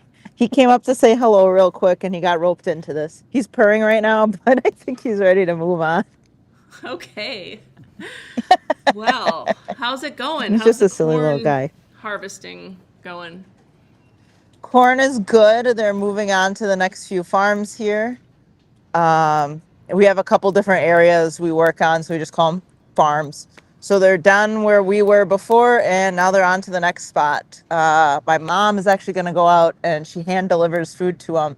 So when Jackson was talking about brats and hot dogs in the tractor, that's my mom running around, and she has a little ATV she whips around in with her box of sandwiches and water, and everything's pre-packed, and she just delivers it to everyone. So I love that. Big job. Ooh, cows are excited about delivery, it seems. Food delivery. Yeah, the cows are coming over to say hi. We're going to start milking real soon, but they got to run some stuff through the pipes first. So we're just hanging out with the cows as they take in some of the golden hour. It's beautiful. It's a beautiful sight here. Oh, yeah. Yeah. Best time of day. Mm-hmm. Do you think your mom evening could, milking, the pumps are on. Do you think your mom could run some snacks over here too? Because that would be great. She could, but that's a bit of a drive for her. Because, I mean, you guys are only about, half hour away from here? Yeah. Just for an ATV? Might take a little time. We're off the road. Yeah. Her on a Highway 14, just wind in her hair. That sounds like some kind of movie. Lisa delivers hot dogs. Yeah, that does sound like a movie. Hand delivered to your doorstep. Yeah. Good stuff. So we're just hanging out here. We're going to see what kind of cows pop up behind us. I have Curly. She's sitting right over there. That's the 496. That's the cow we were looking for earlier. Yeah, she's funny. She comes and finds me whenever I step into a pen. It's like the crowd parts, and there's Curly. And she's like, hi, I just came over to say hi. But she's very friendly. She got her name because when she was younger, she had these huge tufts of hair on her head. So and she'd come and find us, and like she had the big curly hair, yeah. And she's just super friendly, and she'd come and eat our sleeves. So that's how she got her name. And she's Hazel's best friend, you said, Hazel's best friend. Happiest cow, Hazel's best friend. Curly has to be in this pen because she and Hazel are besties, and we don't like to separate them, so we keep them together all the time. She's hiding in there. She has a little bit of a curl on the top of her head. Not a big one, but... Oh, this one is wanting to get some camera shots herself, huh? It's like she's going to stand up in a second. She's like, I need to stand up. There's too much of a crowd around her. She's embarrassed. Okay. Well, let's go All back right, to she you nuzzled guys. back in there. What kind of farm Yeah. chores are you doing in the afternoon? What's an afternoon like on the farm? So this afternoon, our veterinarian came out and just did a little health check on the cows. She comes once a month to make sure everyone's doing good. So that was something we did today. We make sure all the information's updated for the evening chores. So that's milking. We have boards, whiteboards written out with information on them for like taking care of the animals in the evening. So that all had to be updated. But mostly right now it's just milking. And the guys are still running the trucks. They'll probably run until dark, if not later. It depends on how close they are, what the weather's looking like, how much time they're going to have tomorrow. But for now, things are just kind of starting to wind down, except milking's going to be picking up in a hot second. So how long does the full process of milking take? It takes about 4 to 5 hours. So maybe like 4.5. Because they clean everything up again right before they start, make sure everything looks good and is working. Then we have 4 groups of cows that need to get milked, 4 main groups of cows. So they'll bring in the first group and then they'll just work their way to the fourth group. So the cows behind us are the fourth group cows. So they get milked last. That's why we're hanging out with them right now. So they just go down the line. It takes about an hour per group. And then at the end, they have to do cleanup. Everything gets sanitized and washed and set up for tomorrow morning. So, and they'll be back here about 6 in the morning to milk cows again. So twice a day they go Twice through. a day. Nice. Once in the morning. So once in the morning they go through it and then they go outside and they go out on pasture and they have fun doing that. And then they come in and they get like, you know, a little water, like that's recess. And then they take a little break. They get some water, get another little snack if they want it. And then they get milked again and then it's bedtime. Yeah. Some of them are already taking an afternoon nap, it seems. Oh yeah, this is the best spot to be at this time of day because you got like the sun is shining over the barn. It casts that nice golden like shadow on everything. So yeah, some of these cows, so like that 8,000 or 1,008 right there, these guys have spots. Like they have their specific spot they like to sit in at specific. I'm not kidding. Like during the specific times of day, and if somebody else is in their spot, they'll be like, "Why are you in my spot? Can you leave?" But yeah, it's just like another part of their routine and their personality. I have another question that I was thinking of today. What are like the ideal qualities or attributes that you look for in like a good cow? Is there anything that you like look for when you're I like the friendly cows. Like the friendly ones. I like the brown cows. Yeah. And the red and white ones. But tall cows are good. You like it when they're nice and big and wide because that means that they're like chunky and hefty. Yeah, they're like built. You like them sturdy. Oh, here's a another good friend. sturdy cow will have a good long life. Yeah, that one's pretty friendly too. Curious of what's going on. Why are there cameras out here? Oh yeah, they're just coming to check stuff out. Yeah, Daisy might come back. You better look out for her. Yeah, Daisy wants to say hi to me again. 8:05. She'll be around, maybe. Where's my girl Daisy? She keeps popping up. Yeah. I love seeing her. I know. Yep. I don't know where she's at. Maybe she'll come back and say hi She again. probably knows that Deanne's talking to us off camera and she's like, ooh. Where is she? Well, I do have another question for you. Like looking at all the things Yes, that you do shoot on away. your farm, as you switch from, like fall into winter, does the pattern of chores or the kind of chores that you do on the farm change? And how does that change? Yeah, so we're not going to be doing as much field work anymore because all the fields are going to be covered in snow. So right now, like once we get all of our harvesting done, we should be all set to go for the winter, and then it becomes maintenance. Jackson, you heard him talking about broken machinery before. He's going to spend his whole winter fixing, repairing, doing maintenance work on all of our equipment that's been used this summer to make sure it's all good to go in the springtime. The cows, they might have a couple shifts in their day-to-day schedule. Obviously, there's not going to be grass on pasture, so they do like snow romps in the winter time, and that's a little bit of a different experience for them. Do they like the snow? Oh, yeah. So cows are cooler temperature animals than we are. So they like it when they like this weather. This is like their favorite kind of weather because it's like the kind of weather they can go out and run around and have fun in. But when it gets like over 70 degrees, then for cows, like we might be comfortable then, but they're not always as comfortable. So we have to be very specific about when we're putting them outside in the day. So some days, if you drive past a farm and you're like, where are the cows out? And it's 90 degrees outside, it might be because they went out super early in the morning, super late at night, or they're going out just completely overnight. Sometimes we'll let cows out. They'll go outside for all night and we'll bring them in the morning before milking. Wow. So different way of doing things, but it's good stuff. So Do you have a lots favorite of fun. season on the farm? I like fall. I think it's great. We're saying hi. Tim came to say hi to us. Yep. You guys will get to meet my dad soon, but he's driving around doing chores right now. If he wanted to avoid the camera, there might have been two. Yeah, two he'll be reasons back. he came up to ask. He'll be back. I think he wanted to know if we were live streaming, but he's planning on joining us in the parlor in a little bit.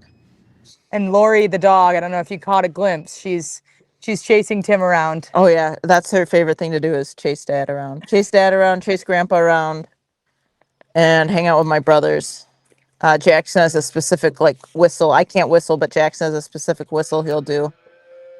Oh, and back to Clementine. He's still here. He's just hanging out though. Just a goofy little guy. Have there been any really good questions today, Deanne, about the, I don't know, on that you think Sabrina would be good at answering? Yeah, anything that came up. I know we lost audio for a little bit before. I'm sorry about that. But if there are any questions that people had then that I can answer now, that'd be great too. We do have some questions. Yes, this morning was wild, but it was super fun. That was a lot. Yeah. Everyone did a great Hey, job. we got to keep Deanne on her toes.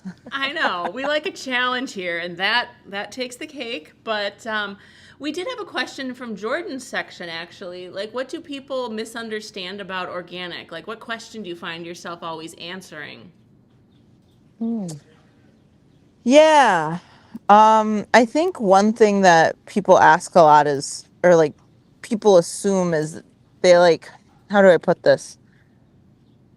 It's just a different type of farming. It's not like, I don't know how to say this in a specific way, but organic is just a different style of farming. For us, it works super well for us. It's also what we want to do for our animals. So letting them out on pasture is an important thing for us.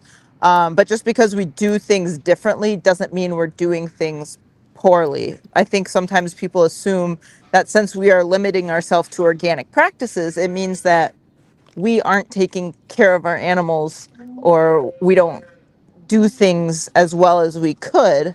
But we've just found a different way to do that is kind of what I'm trying to say. But yeah, they're very different practices.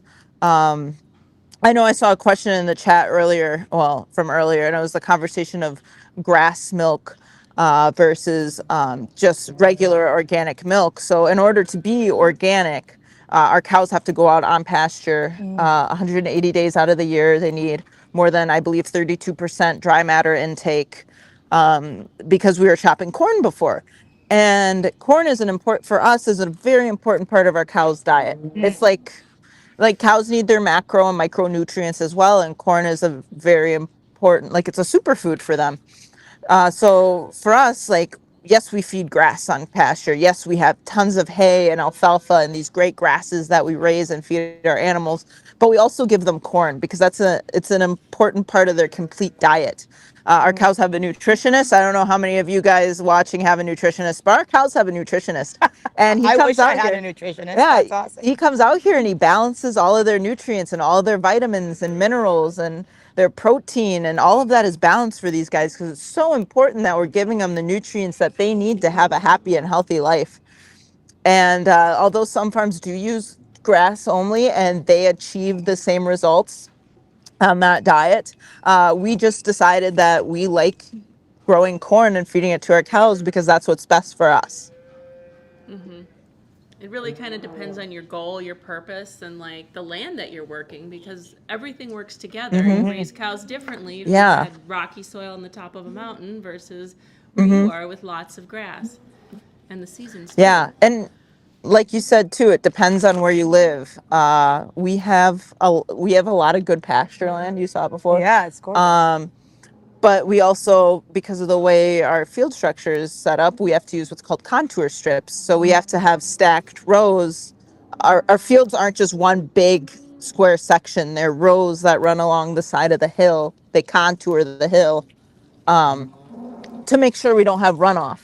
And that's just an important part of conservationship as a farmer, is having those contour strips. So as like a young It sounds like a person who- chorus of cows. I'm just noticing. Yeah, they're all mooing and like communicating. I don't speak the moo language. Yeah, it's milking time. I think they're ready. Communicating. I think they're ready for milking. Yeah. What were you gonna say before, Yeah, Deanne? Dan, what were you gonna Well, say? the one question I had for you is, you grew up on a farm, but of course, as you grow up and like take on different roles in the farm and you learn new things and have different experiences, like, is there something you've brought to the way that the farm works? Or as you do more, like make changes that you'd like to make or would consider? Changes. Like, yeah, is there anything that you feel like you've been able to influence on your farm as you've grown up or been more a part of it, or that you would like to? Right now, I think we're pretty good. I'm still young. Like, I'm still learning the ropes. I don't think there's anything I'd really want to change about it as of right now. I'm still here with my family too, so any like dreams I have to share them with them. Yeah. But for now, like I'm very happy with where the farm is at. Of course, we're always looking to the future, how we can do better, how we can improve, where we might need to change things. But yeah, I mean, world's our oyster. I think it might be milking time. Is it milking time? Yeah. Okay.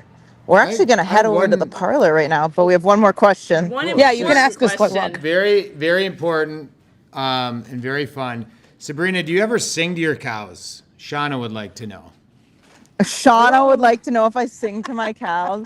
Yes. Yeah, actually, I do sing to my cows, especially if anyone remembers when the Hamilton musical came out in like 2016. I was really performing for them. There's a type of way to feed cows. It's called an H-bunk. It is cement. There's hay down the middle. It's elevated like this so the cows can come in and stick their head in.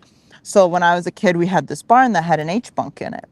So where I got my, let's call it pizzazz from, was we had this H-bunk and the cows would line up around it and I would walk it like a catwalk. Oh, as a kid, you would walk Yeah, it. and I would sing Katy Perry's Firework. Yes. And my barn clothes and my rubber boots, and I would strut that, and sometimes the employees would be back where you were at the cows, and they'd be like, woo, go Sabrina, and I'd be so embarrassed. This is where she gained her confidence for Yeah, karaoke. yeah. If I can and for get singing in New York. If I can get by strutting for the cows and having people accidentally notice, like, what can't I do? There's I a have lot no of people shame in at the this chat point. asking to see that, Sabrina. They want to see me strut or they want to see me sing? Sing Or sing, catwalk. Both and. Yes, all of the above. Ask the chat what song I should sing. Ooh, all right. I'll be You your heard backup. her ask. Let's get some suggestions here. Otherwise, I mean, Katy I'll be the Perry backup Fireworks when still when they works. decide. Yeah, I mean, I say go with I don't know if I know that Go one with that what well you anyway. know. Yeah. Do you ever feel like a plastic bag drifting through the wind, wanting to start again? Do you ever feel very, very deep? I don't think this is 6 the feet word. under, but no one seems to hear a thing. Don't you know that there's still a chance for you? 'Cause there's a spark in you. You just gotta ignite the light and let it shine.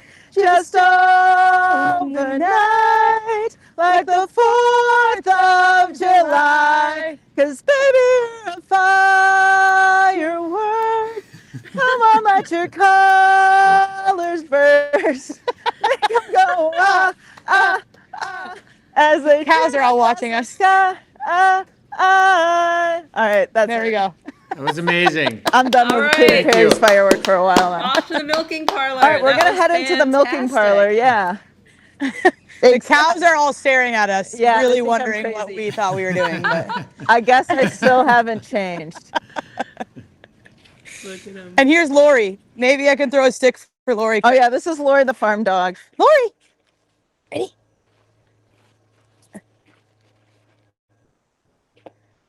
There she goes. Pooch. Come on. If you give her a stick, she likes you. All day. But she's gonna make you work. She for might be it. a little camera shy.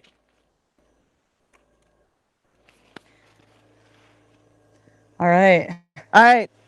Where do you take us, Sabrina? We're gonna cut through the hallway. I don't know if you guys want to watch this part, but we're just gonna go through here.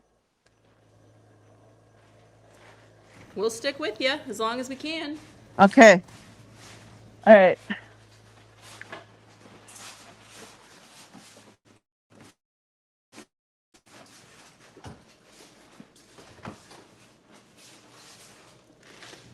I'll just narrate. So we're going into there the we are. building, down the Yeah, yeah, yeah. hallway. Make sure that door shuts behind Nice you. and easy to clean. And we're gonna get into the milking. Very parlor. clean, actually, right now. Oh boy.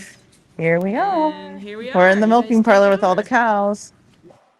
So hopefully they don't get too spooked with us in here. But this is Alexis. Alexis is going to help us today. Hi, guys. Yeah, I got a little mic on. Hi, guys. So Alexis has been here since high school, and she and I do a lot of the cow and animal care together.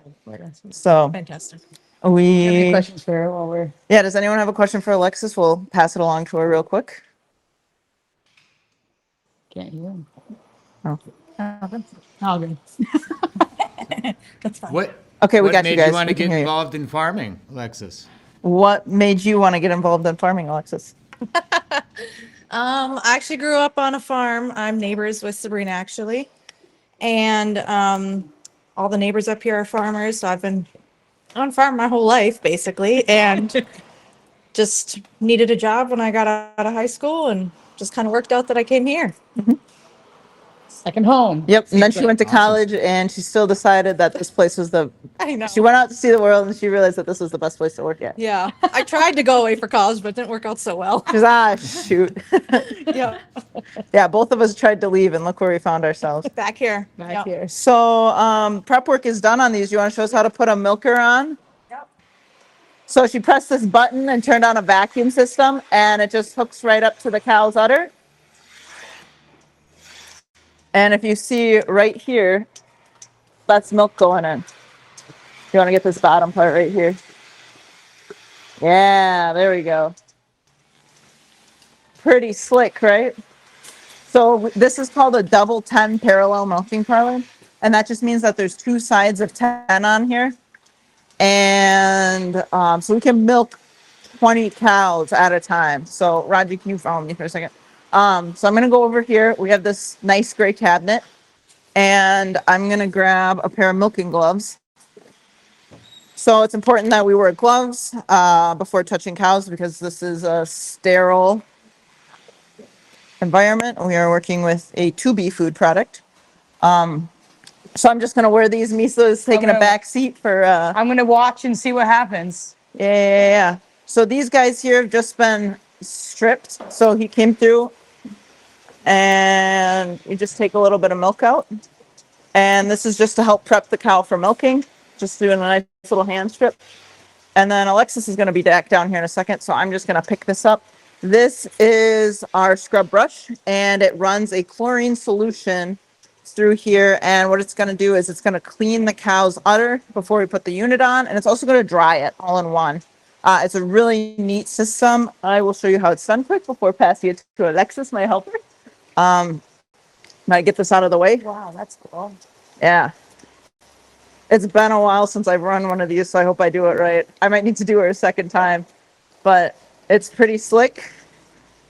And now they're all cleaned and dry. Did I do it right, Alexis? Yep, I got it. Okay, perfect. So now the cow's udder is all clean. I'll get the tail out of the way and ready to have the milker unit put on. It's important that we have a little bit of time in between these steps. I probably washed her a little too quickly, but it's important that we have time in between these steps just to make sure that the cow is ready to have the milking unit put on her and she's well dried before we put it on. So in a minute here, Alexis is going to come back down, or actually, let's see. We probably have a minute or two. I can probably put it on right now. Yeah. So again, I'm just going to press this button here. Turn this on. And then 1, 2, get that tail out of the way, 3, and 4. Perfect. And the milk's going to come through here, and it's going to run through these tube systems, and then it's going to get cooled down in our bulk tank, and eventually it'll end up getting picked up from here and go to the stores for people like you, or it might go to butter, or it might go to cheese, or it might go to our French vanilla creamer. I don't know where it's going to end up, but it all starts right here in the milking parlor. So question, when it finishes milking, does it come off by itself? Yep. So we have what's called an automatic takeoff system. Oh, very So when cool. it's all done, it's going to shut off the vacuum suction to the udder, and the milker is just going to fall off. And when that happens, we have these. Yeah, this one fell off. I saw it. These right here are going to suck it right back up. So actually, yeah, this cow gave 21 pounds of milk. You can see right here on the system. 21 pounds. Wow. 21 pounds of milk. So if you remember from Deanne's video she played before, a gallon of milk is 8.6 pounds. Wow. So that's almost 3 gallons of milk from that one cow. From one milking. Yep, from one milking. So Wow. good for her. Is that like an average or like how do you? So these are younger cows, so they don't produce as much as the older ones, but we might be getting 50 to 60 gallon, or I should say 60 to 65 pounds of milk a day per cow. So that's going to be 30 some in the morning, 30 some in the evening. Wow. That's a lot of milk. Yeah. Does anyone have any questions? We can actually walk over here and you guys can see the faces of the cows. Yeah, look at them. There's some lined up, ready to come in. Yep. There they are. All ready to go. And they back in there on their own? Yep, they got this down. This is like going to school for them. They got it lining up for the bus. They're pretty good at what they do. We've got You said you had a question in question, the Deanne? chat if you can hear us. Yeah, we've got a question wondering how long does it take to milk the cow, like a batch of cows, this group? Yeah, so one batch should be in here for about 10 minutes, give or take. Sometimes it's down to 8 minutes. Sometimes it's a little longer depending on who's in the parlor and what they're doing. But yeah, these cows are finishing up milking here. As you can see, Alexis is putting an iodine solution on there. I was talking about it this morning. This is just to sanitize the cow's udder so that it stays clean for the next milking. So that stuff stays on there. There's a nice little lotion in there. So moisturizer. Keeps them moist and good to go. Right. We can come over here again if we want, because we might get to see the cows leave in a minute. So then they know now. Do they get any? Oh, this is another question I had. Do cows have like a special treat that they like? I mean, I know they love pasture, but is there like a treat that they just? When we need them to do something, we give them a little bit of grain. Okay, grain. They like grain. I think it's because it's really sweet and tastes like a little savory. And it's just like a fun little treat they get. So whenever we need, like we're sneaking them around, we usually have grain or a grain bucket, or we have salt block licks for them sometimes. They like salty things. Okay. So we put out minerals and other kinds of things mixed with salt. So it's kind of like when you guys get hard candy or something, but this is just a big thing of hard candy that you share with your friends. That's a salt lick. They look happy. Yep. They're pretty content chewing their cud, hanging out. Yeah. They're like, dang, these guys just won't leave. They're all checking out the camera though. Yep. Yes, they are. Dan, what else you got for us in the chat? Like, what's milking cows? Like, come on, guys. I Got some good questions for us? As the Yes, ma'am. the year goes through its seasons, do you see like an increase or a decrease in milk production just based on general seasonality? Yeah, so typically in the spring, we might get an uptake in milk production. That's just because cows are going out on the fresh grass. We also see some changes in whenever we harvest. So if we harvest hay or we harvest corn and we're switching to some fresher ingredients, that might cause it to shift up or down depending on the way we're feeding it. So yeah, we manage all that super closely, and it's really important to us that we take care of the cows and we're feeding them right, even through the seasons, so that they produce good milk. They're like, they're Yeah, they cuties. look just quiet. Oh, and here happy they're getting and very free. content. Oh, and they're off. beep, beep, off they go. Off they go. Got it. They got a little bunched up. They got so excited. Yeah. They had to realize, oh wait, we got to go single file. So now the next group's gonna come in. They come and find their place. Do they always go to the same exact? Some of them do. Some Okay. of them like to be in the first spot. Some Yeah, of them just like look to at be this in the one. last spot. There she is. Some of them will sort things out so they're always in the last group, depending on how things go. But they're goofy. They're funny. She's ready for her. She's like, I want first spot here. Oh yeah. Wow, they just are so routine. I love it. They're ready to go. So when you said these were the younger cows. Yep. So even as younger cows, they've already found the routine that quickly. Yep. Yep. They're pretty good at what they do. Wow. I love it. And so Sabrina now we have is- another set of 10 in. Sabrina, is milking your favorite chore? And if not, what is? I don't milk as much anymore. When I first came home from college, I was milking every morning, and I pick up shifts when I have to. But for the most part, I actually don't do a lot of milking. My favorite chore is probably when I get to go out and rake hay, just because I don't get to drive tractors much. So I like it when I get to drive tractors. I can listen to my music when I'm driving tractors. I can. Oh, I bet the views are beautiful. Yeah, Up there they're too. really pretty views. Like I'm helping my brothers. And I like having like it's an open top tractor usually. So like I got like a little bit of a suntan and I'm Oh, outside. it's open. Yeah, that's Yeah, really nice. What so- time of year is that? Probably. So I actually just did it like last week. Oh, wow. Well, the weather was gorgeous. Yeah, so it depends on I rake hay when we're cutting hay, and we'll cut hay multiple times throughout the summer and into the fall. But it depends on if we're baling hay or if we're cutting up for silage the way we cut our corn up. So that way you saw us harvesting our corn before.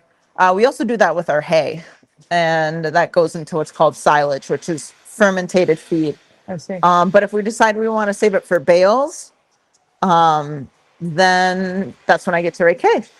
And when we talk about hay in that way, it's kind of like when you eat potatoes. Do you like your potatoes boiled and mashed, or do you like your potatoes cut up and fried like French fries? That's kind of the difference between hay bales and hay silage. Oh, so interesting. I like my potatoes cut up and fried. So I guess Yeah, what does that me mean? too. I'd like silage more? Is that what you're saying? Or would it be? Yeah. What else you got for us, Deanne? Let's take a look. All right, lots of people are loving the music. Radio in the barn. Some people sharing memories of singing to their cows from up in northern Wisconsin. A couple people pointed out the traffic jam with some hearts. That's always good. Yeah, they're hanging out over there. I think it's like a funky little social hierarchy thing going on behind us right now. But they got to wait a minute to get back into the barn because their pen's getting cleaned out right now.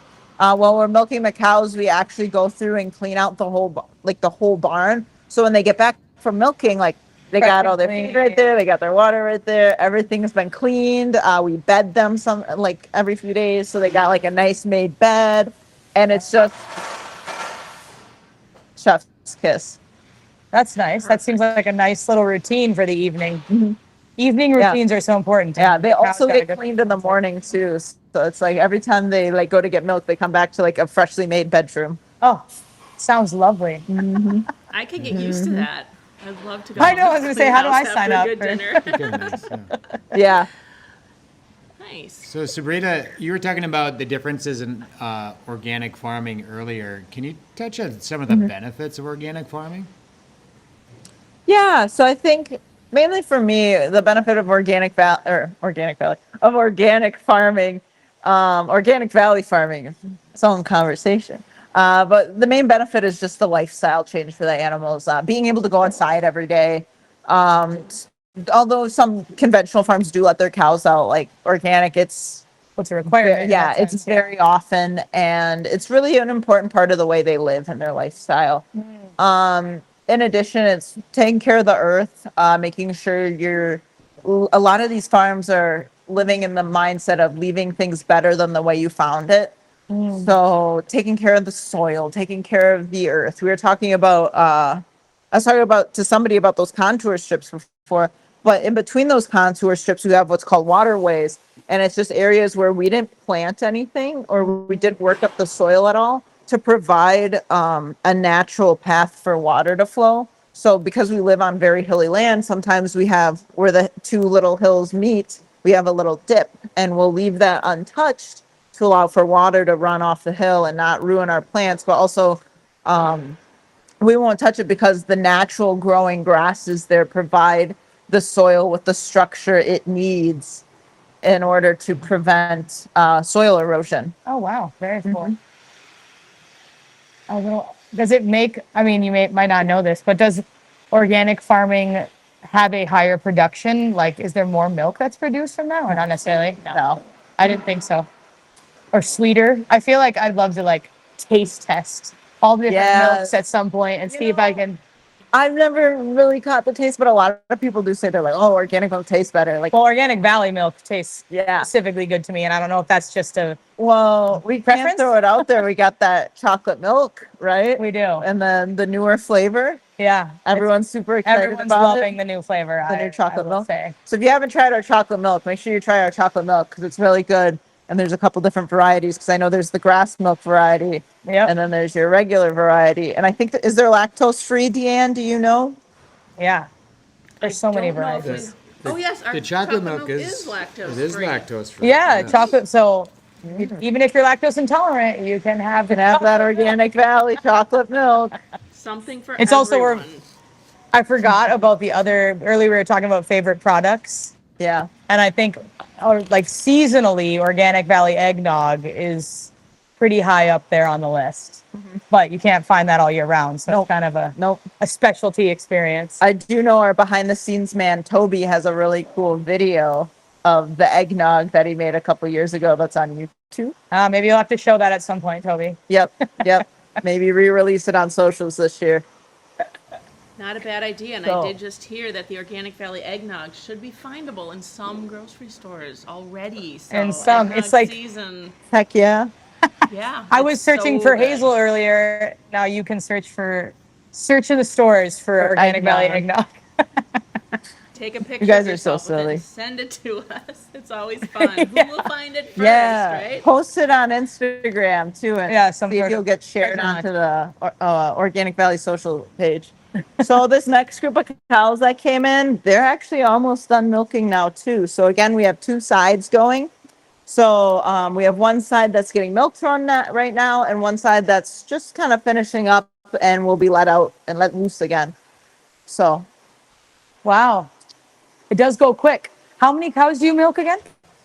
We have about 350 that'll get milked tonight.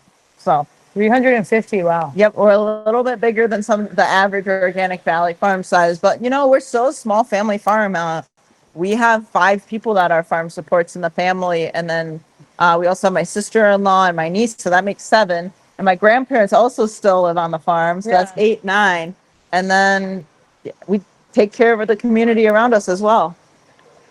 I feel like that's something unique about your farm, that it supports so many families. Yeah, speaking of family, my dad's here right now if you guys all want to meet him. But this is my dad. This is Farmer Tim. Hi, everybody. Hey Tim, how's it going? How are you? Hold this for now. That's fine. Deanna asked how you're doing. I'm doing really good. Awesome.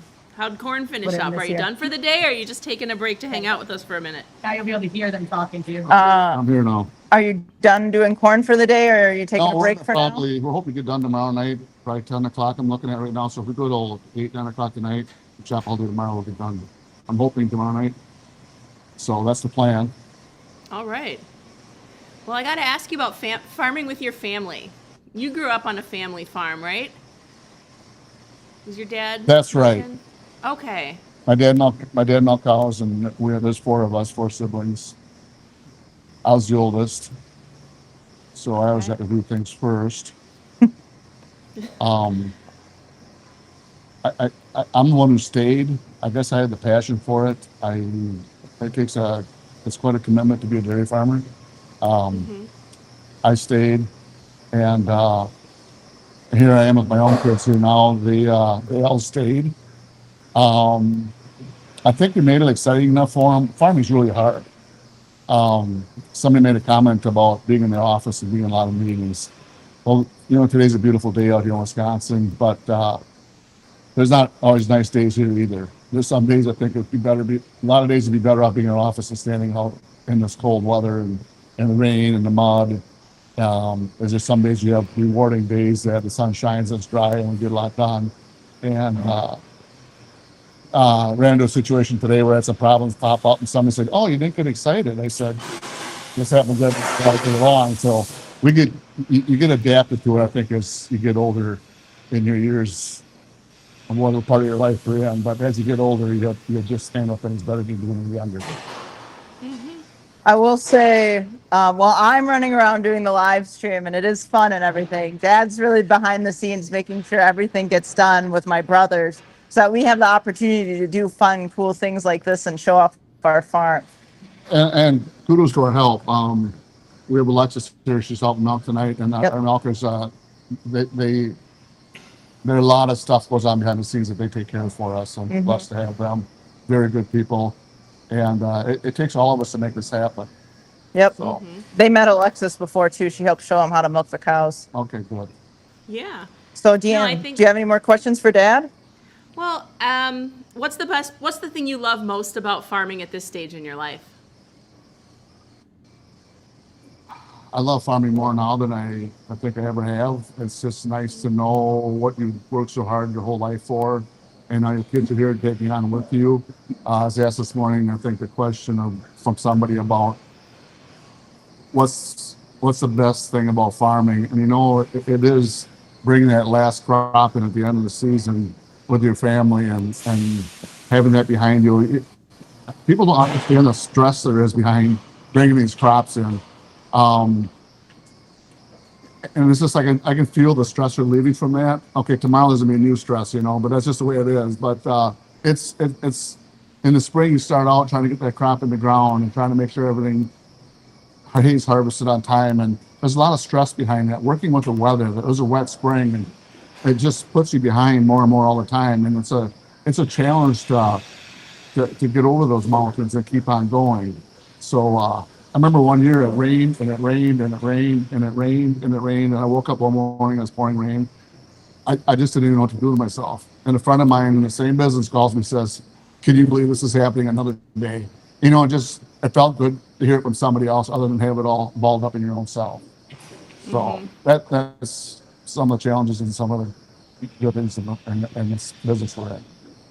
Well, you make it look easy and beautiful, and you're always so generous with your time and your farm and your family's time. It's been fantastic to just be on your farm and today share your farm with other people. So we have to take off to the next farm, but I just want to say thank you. Well, thank you for being here. And yeah, thanks for sharing the story, the farm, and you're such an important part of the co-op. You've been with us for so long. We can't do it without people like you. Okay, So, bye. Do have a segue though. yeah. Melissa, whose farm you're going to next. I've done karaoke with Melissa, and we sang Pink Pony Club together this spring at the Organic Valley annual meeting. So I might have set her up for something, but I hear you guys are going to have lots of fun at her farm. So thank you everyone for tuning in for us, and have such a great evening. Have a good night. Great. Thank you, Bye. Misa. Thank you, Raji. Thank you, Tim. We will see you soon. And we're going to end it with a beautiful sunset overlooking the valley. Look at that. That is so nice. There we go. That's what we're here for. That would make it all worth it at the end of the day. There we go. More corn coming in. All right. Yep. Cool. All right. We are now... Where are we going? We're going to Green Bay, Wisconsin, right? Yeah. Okay, we're going to Green Bay. Can Melissa and Roy hear us? Are they here? Can see you and hear you, and there is Chef Luke. It's been such a long, wonderful, fast day since we saw you at breakfast. Yay, I'm glad you're back. Can you hear us? Unmute. You need to unmute. Can you hear me? Can someone hear me? Can you unmute? Unmute. We need a sign. Unmute on the phone. Unmute the phone, please. Is that better? I can hear you. Roy fixed it. Yeah. Okay, we just couldn't hear you in the studio, but we knew you were talking to us. All right. Luke, you've got some new neck gear. Y'all want to catch us up on where you're at since we saw you this morning? So, please, take it away. So, hi, I'm Melissa Weyland, and Roy Owensby. we are Organic Valley farmers from Green Bay, Wisconsin, and we're currently milking about 90 cows. And one thing that makes our farm unique is that we actually have 2 robotic milkers. And so what Luke is displaying here today, Chef Luke, we've convinced him to walk through a robot for us. So he's geared up with an RFID tag similar to what the cows will wear. And I would be lying if I said I wasn't a little bit nervous. I've never really spent too much time around robotic milking operations, but Melissa is promising me that it's safe and I'm going to be well cared for in here. So, you know, I'm really interested in seeing like that intersection between your traditional farming background and, you know, what modernizes an organic dairy farm. So, you know, before you get mauled by this really, really friendly barn cat. Yeah. Here, we'll solve this problem. There All it right. is. Do you want to take me through and show me the robotic milker? Yeah, let's head on in. Okay, here we go. So, fun story. I'll talk as we go. And we actually initially started with one robot, and this summer, only 2 months ago, we added our second one.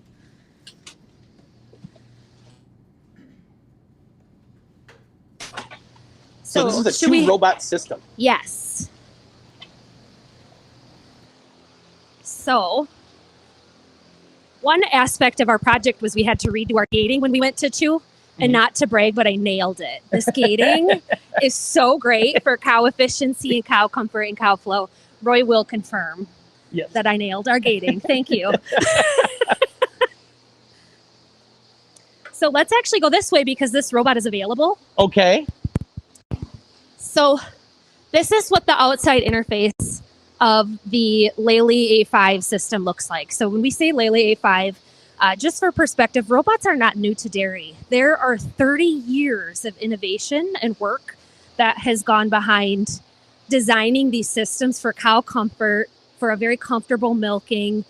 There's been software upgrades, things like that all along the way. So it's kind of like iPhones. The Lely is on its 5th version of this milker. So what's going to happen is, so Luke, you're wearing your RFID tag here. It's very similar when a cow walks in here to how you'd clock into an office. Okay. So if you go to work or you go to OB headquarters, it's just like that. Okay.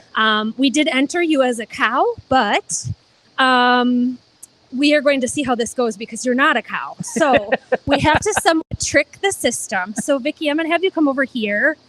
And Luke, we have described to Luke how this works. So there is a camera here and a camera here. And your RFID reader is also here. So you have to do some acrobatic work.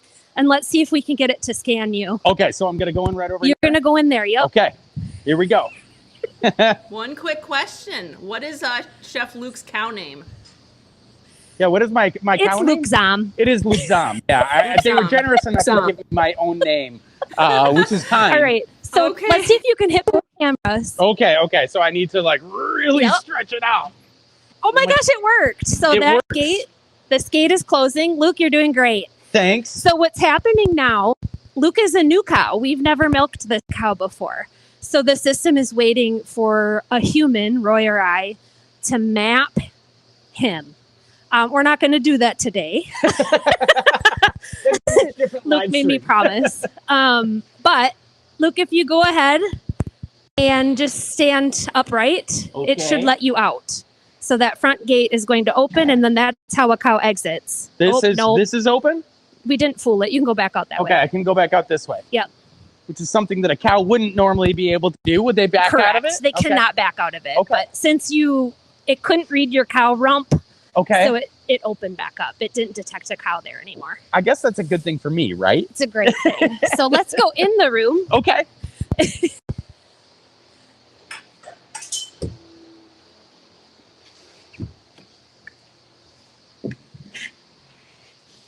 Wow. So what makes this unique is the cow comes in here when she wants. Okay.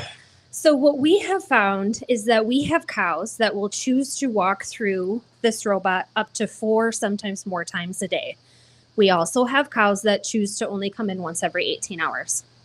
And I actually love that as an organic farmer because it only enhances the cow comfort. If that cow says, I don't need to come in here more than every 18 hours, we don't actually force them. We allow these cows to flow through as they need.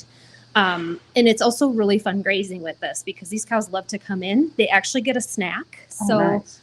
These tubes up here, you'll love this as a chef. That's how we customize that cow's ration and what she needs to eat. So one tube, we are feeding vitamins and minerals and corn through. And then another, when we need it, we'll add some protein to the diet. We have beautiful pasture right now, so we have the protein actually turned off. Sure. But I thought you would find that interesting. Yeah, and I'm actually a little disappointed that I didn't get a snack when my bling was setting off the sensors. And so, from a farming perspective, I would assume that this makes life a little bit easier. There is a give and take as a farmer with robots. So your job when you have a robotic milker is to make sure the robot can do its job. So there is a fair amount of maintenance and mechanics and just maintaining and caring for the system so that it can work for your cows. And then the trade-off with that is the work-life balance. So Sure. a dairy cow, I have cows milking 4 times a day. I have cows that come in at 2 a.m. every night. I am not going to be here at 2 a.m. to milk her. So, Aw. so Wise. it opens up just a world of possibilities. And yeah. What other questions do we have? Yeah, do we have questions about the astronaut robotic milker?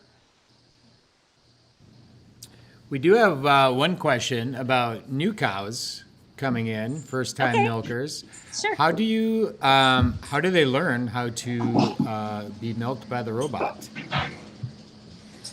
That is a great question. So each cow does have individual assistants. We help her learn. So we walk her through, and once she understands that this is a calm and comfortable milking experience, a cow likes to be milked. So that alone helps her take to the robot. But another aspect is, and I'll try to show you this here. I'm going to get really close. This is Rachel, one of my favorite cows. She's getting a snack in there. You see that? Looks tasty. And so that snack is a really great driver for her to come into the robot. So like I said, this is Rachel here, and what is happening, for those of you familiar with milking or not, is it's doing something called prep. And so what it has done is it did one pass to clean the teats, and now it's doing a second pass to clean and dry them before attaching. Wow. So no, Luke, we were not going to subject you to this experience. If you were going to tell me I needed a shower, I would have just preferred, Sure. dude, Sure. it's been a long day. And so now on this system, what is happening is this cow has already gone through a process called mapping. And what that means is this robot has a stored memory of where her teat placement is, how her udder fits within. And all it's doing now is it's taking a laser and it's reading to connect to each one. That was a beautiful connection. Wow.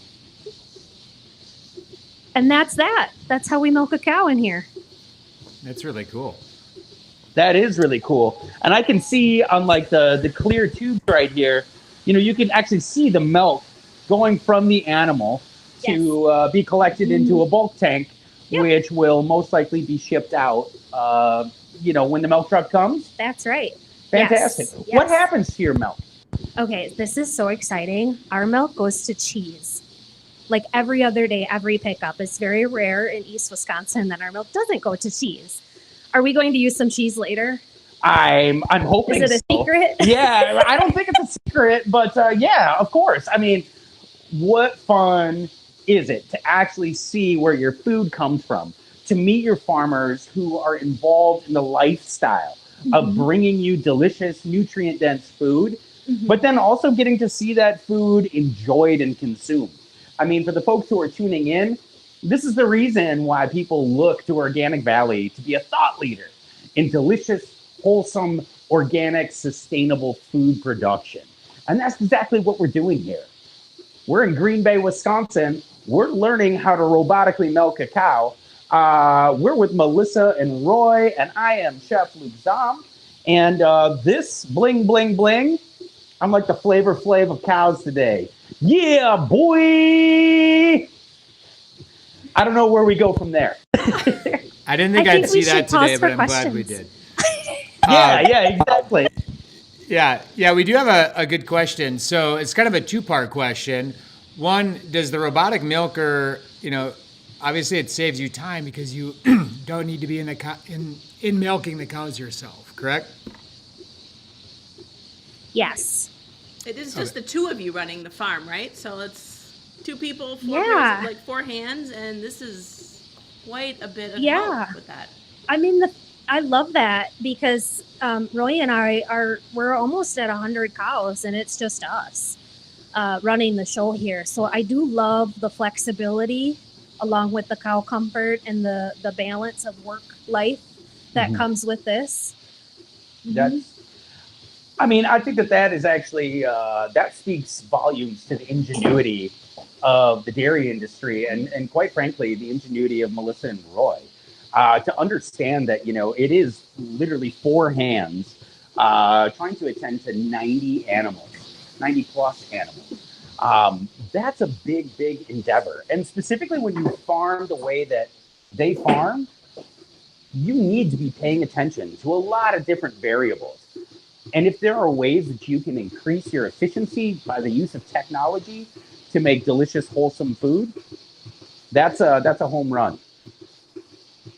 Or as we say in Green Bay, touchdown, Riot. Be a good time to shout out, go Pack, go. That's a touchdown. Oh, I was waiting for someone to say that. I had a question. Go ahead. I was wondering, so Melissa and Roy, when you set out to start your own farm, were robots part of the plan, or is this something that just presented itself to you as you kind of went on your journey? I love that question so much. No, I never in my life saw myself going to a system like this. This was a really unique opportunity where we had an opportunity to rent this farm from a really awesome family. And this facility was built only for robots. There was never a milking parlor here. There was never a tie stall here. This was a robot-only facility. So we kind of got to have a unique experience where we got to try the thing first before making the capital investment into it. And then I would say within that first year, last grazing season, it was just so clear, put a second one in. Add to this only to further enhance cow comfort, make sure every cow can milk as often as they'd like. And that's one of the pieces that I actually really appreciate about being on this farm. When Melissa says cow comfort, that's something that they take very, very seriously. And now there is just some post spray that went on. I wanted to show for those of you interested in the milking. That post dip is simply an iodine-based dip that is going on to protect her teat ends until they close. And she's done. Thank you, Rachel. Rachel, fun fact about her, she was the first cow ever in this robot when we installed it. Really? Mm-hmm. Wow. She kind of stole my thunder. She's a lifer. All right. I'm really excited to, walk through a little bit more. Can you show me a little bit more what we got going on in here? Yeah. So this time of day is really fun because there's cows. This barn has been empty all day. And Luke, you know that because you saw the cows out on the pasture. Yeah. This barn's been empty all day. And now the girls are coming back for their evening milking. It is so fascinating to me. Yes, some cows milk at 2 a.m., but the bulk of the herd wants to milk at 6, 7, 8 a.m. and 4, 5, 6 p.m. They didn't break out of that specific cycle. So wow. We have a beautiful line here to that robot. And I think if we leave, this robot will become more appealing. So let's head on out this way. Okay. Here's Rachel. Hi, Pookie. Say hi to Rachel. Hi, Rachel. Thanks a lot. Thank you, Rachel. You were a very willing participant. Hi, girl. Melissa, we had a question in the chat related to what kind of data do you get with your robot milker? There's a tremendous amount of data that comes with the system. So I can see something called rumination. So that is their digestion. I can see how many eating minutes they've had in a day. I also get to see heat stress, which I really love as a grazer. I like to make sure that these girls are not exhibiting signs of heat.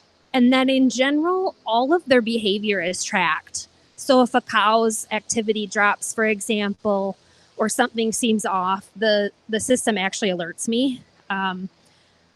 you know, I always felt I was a really great cow person, and then I started to get all this data, and I was like, wow, I can be an even better cow person. Who would have thought? You know, one of the things that really speaks to me out here is as I'm looking at the barn, there's a lot of sand. Like, it's almost like a beach party in here. Why sand? So this is Wisconsin. We have 6 months of winter. So we like to live the beach experience in the winter and the pasture experience in the summer. No, in all honesty, sand, and we do bed deep. There's 2 reasons for that. One is they don't really use the stalls a lot, so we don't do it that often. Sure. But also it helps keep the cows more clean. So we just prefer, if we notice if we do it deeper, it keeps a cleaner cow. Yeah. Cleaner barn. That's amazing. I love it. Should we make our way out to the pasture? Oh, we thought we saw you moving over to the cow brush. Were you going to like demonstrate how that works, Luke? Oh, can you? You really want me under the cow brush? Yes. I mean, sure. Can we? What is this going to look like? So for that's, me? that's Yeah, you look much happier about this than I feel right now. Like, so no one can see this, but Roy is also getting loud. love. So there's a lot going on Would here. you share this with me? Yeah. Oh, okay. Hi, peanut butter. I'm a big fan of peanut butter. Oh my gosh, you've got kisses. All right, here we go. All right. Well, How is okay. it? How's that the actually is not that bad. Oh, it really gets that knot out. Fun. Yeah. Okay. Who needs a massage therapist when you can just walk in the Melroy farm and you know, really get those knots worked out? I'm digging my experience being a cow here on this farm. It's pretty good. Okay. I'm a little bit Oh, jealous. yeah. I'm not gonna lie. Yeah. And the cows are really watching good. you. How's your shirt? Is it How's all my right? shirt? No, my shirt's good. Your shirt's, it's all right. You know, we're on a farm. You got to Right. expect a little bit of it. Okay, honeys, Sorry. we have to go this way. Okay. All right. You take us where you want to go next. So this morning, this cow Pretty, Luke, I have to tell you, I put it all over my Instagram story and my Facebook story. She was your biggest fan. Oh. Go check that out. Yeah. She was in awe of you. Hi. Yes, you are pretty. Hello. Hi. I mean, Luke's taking care of us with pizza, so we have to take care of him with cow love. Oh, you've been a very gracious host. You are pretty. So, Deanne, we are going to cut off of Wi-Fi, so I think this is a really great time if you have a cut-in for the Buzzworthy field. We'll be heading past that in a minute. If you can't, we'll try to stay connected to you. I think we can help Yeah. you out with that. Just in case, we will see you on the other side of the Wi-Fi. All right, sounds good. Okay. So we're actually Thanks, going to share with you something Melissa has done off the farm with Organic Valley just last week, I believe. I think we're going back to last year. Oh, we're going back to last year. I heard Buzzworthy, and I thought, you're right. We should go take a look at Buzzworthy since we're heading to the pasture. Yeah. So yeah, last year we did something really cool on Melissa's farm. We had cows graze a giant word out in the field. As you see here on screen, it says Buzzworthy.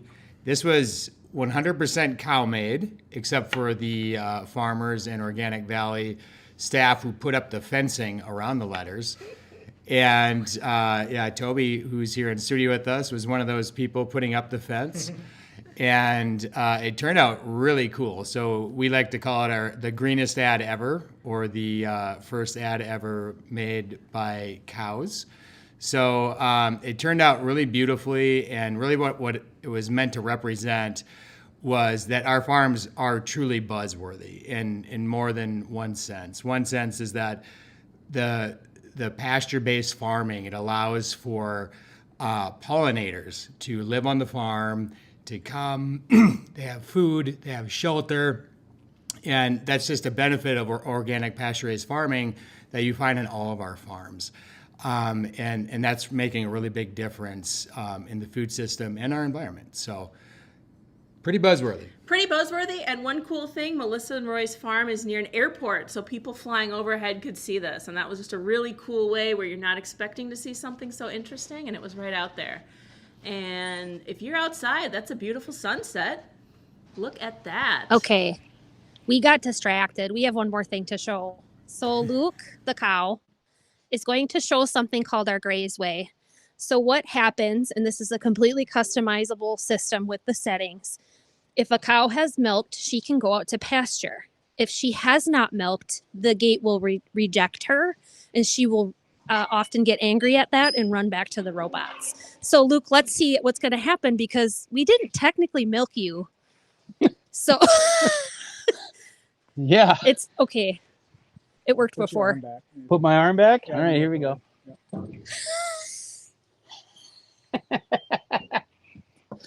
Am I doing it wrong? Go back to the milker, Luke. Well, back to the you have milker. to Yeah, go exactly. It knows. It doesn't want to let me out. all right. I'm in like cow jail. Well, we'll show you what the naughty cows do. We'll come this Okay. way. I got it.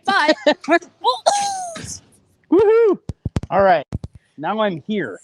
okay, because you got rejected, so you have to go back, and otherwise this cow will get to go out though. Oh. That's Kimchi again from this morning. Hi, Kimchi. Okay, she's not having our. Yeah, she's like, I don't All want right. anything to do with this So, nonsense. Let me tell you what the cows that break all the rules do. So this is a one-way. When they come in, they can come back to milk. But what the naughty cows do is they use their weight and they pull it open and then they walk out. So I'm doing the naughty cow We don't thing. have to make it yet. Like All right, I'll take that. extremely naughty cows. Cows are smart. Yeah, they are. They outsmart those gates. All right, so we have a sunset walk. Yeah. Look at us. What a beautiful day. I mean, I would have to imagine this is one of the benefits of being a farmer is you get to spend a lot of time outside. You get to spend a lot of time in nature and actually, you know, you get the peace of mind knowing that you're a steward of nature and, quite frankly, the most noble profession on the planet, providing delicious, healthy food for people, your friends, your neighbors, people all over the country. This is where it's at. How does that land on you, Roy? Yeah, this is definitely where it's at. And this is one of my favorite things about farming is that we have sunset views that nobody else can have because, yeah, there's, you know, Yosemite, that's beautiful, but we got cows and the sunset and it's absolutely gorgeous. And it's just one of the best times of year too, because it's fall and the sun's setting, you know, 6:30-ish or so. And you don't have to stay up until 9:30 to see this beautiful sunset. And tonight it's gorgeous. Like you said, beautiful temperature. And I just love it. Yeah. And you're kind of, I mean, not to like disparage you at all, but you're relatively new to the farming game, correct? Yeah, definitely. So I did not grow up on any type of farm like Melissa did. But yeah, I long story short, I met Melissa and she said right away, if you want to be with me, you're going to have to be okay with cows because I'm going to have a whole herd one day. And I said, I don't know. I've never done that. I'm willing to give it a shot. And here we are all these years later. I got the girl and we got a herd. So, oh, that's great. It sounds like the words to a Spice Girls song. Like, right? If you want to be my lover, you got to get with my herd. That's right. This is incredible though. So I still see cows out on the pasture. They come in at intervals that feel good for them. And, you know, this is kind of like a really beautiful balance. And I guess it feels symbiotic of sorts, right? You've got this natural rhythm of life happening here. What are some of the things that you do on the day-to-day on the farm, Roy? So Melissa and I, we basically divide and conquer the work. So I do a lot more of the machinery work on the day-to-day, whether that be with the tractor, the skid steer. I'll, you know, clean the barn, I'll feed the cows. And then she does a lot of the, you know, maintenance of the robot and things like that. And then she also sets up the line for the pasture, which we're about to walk out to. Sure. And we can see she did a really good job. And we can see the cows did a good job grazing out there. Might not be able to see it on camera, but we can definitely see with our eyes the difference between where they haven't grazed and where they have grazed. And that's a perfect sweet spot. Yeah. Not that's overgrazed, not undergrazed. We just passed a little bit of a watering situation. How much water do cows require on a day-to-day basis? You know that one? I think a cow can drink like up to 50 gallons or more a day, depending on size and breed. I think our cows honestly probably drink like 45 gallons a day. Wow. I don't know, I'm guessing without metrics, but water is really interesting. A cow needs a lot of that water. So it's one of our things that I actually focus on a lot. I clean our water fountains like at least once a week. Sure. it's like a full-time job when you have 90 cows and you need to keep their water clean. Oh, I bet. This is truly gorgeous. How about folks back at the studio? Have any questions come in? Is there anything that you'd like to interject? Maybe things that you're seeing that we're not out here? Yeah, we have a few good questions in the chat here. One question from Brandon was, how many acres do you run? How many acres of pasture or otherwise? Yeah, so we run 120 right here on this farm, and all of it's in pasture that we run. And then we do graze our heifers at an offsite farm as well. So that's, another 45 acres or so up there too. Cool. Oh, this All is right. beautiful. We've got one other, this is a suggestion coming in from the chat. Someone thinks that Melissa and Roy's farm would make a wonderful episode of Wisconsin Foodie. So just to plug the show, if you can't get enough of Chef Luke today, you can always find him on Wisconsin Foodie. New episodes dropping every Thursday on YouTube. So I don't know if Luke will go through the robot again. Right. I mean, I'm a sucker for this bling. Like I'm really feeling the beautiful. Oh my goodness. So we have a 911 announcement. Yeah. Do you want to share the news, Luke? Well, I feel like tell the story. So we're here, obviously, in this beautiful bucolic pasture, and coming out here today to do a little bit of a cooking demonstration, which is great. I brought Keely McGeorge, my right-hand guy, and as we're getting ready for this live stream to go off, Keely runs up to the farm, and he's like, I just watched a cow give birth. And he was really, for folks who aren't necessarily familiar with the process, it can be a little bit jarring. But what we have here is a cow born not maybe 25, 30 minutes ago. Right before we started the live stream. Yeah, this is as fresh as it gets. Yeah. Okay, this is going to make me slightly emotional. This is Jade. And we have an insane story about Jade. And then we'll get to food. Yeah. Jade, I'm going to go a little bit closer. Jade is the very first calf that we had born when we had started farming. So we had bought our cows and we had moved them. And all that night we were moving them through this parlor and we were up really late, really exhausted. We went out to the freestall the next morning and we found a baby Jade in that freestall. We didn't expect to have her. But anyway, this cow has a whole amazing story, and the fact that she just had a calf on our live stream day is just adding to her story. That's pretty beautiful. Good helpers. Yeah. Hi, Jade. Yeah, everyone's so Yeah, sweet you and can come curious. Aw. Well, we'll leave them alone with the beautiful little baby and see about the pizza oven. I can't find a prettier place to have some pizza. Jade, you are so beautiful. All right. All right. Let's wow. go. I mean, that's kind of the real deal, right? Being out here, being an Organic Valley farmer, you are stewards of life. You are stewards of a balanced ecosystem, from the soil to the sky to the water, and everything on this farm is interconnected and dependent on each other. It really, I guess, plays out in perfect detail.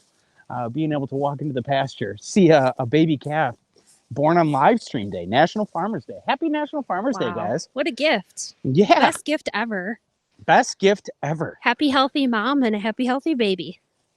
Yeah, that's really, really profound and gorgeous. Okay, so as you can see, we wanted to do this to the nines. So we have a wood-fired pizza oven set up out here in the pasture. And like I was indicating earlier, we wanted an experience because it's really important to know your farmers, know your food.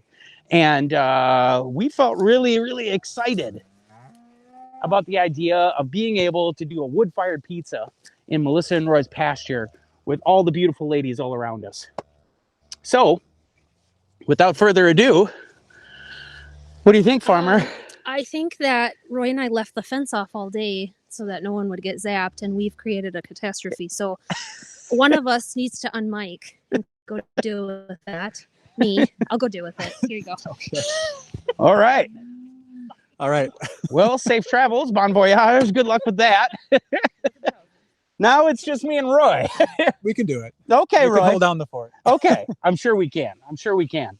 So what we have here, we're just going to do something, kind of quick and dirty. We have obviously a lot of Organic Valley products to choose from.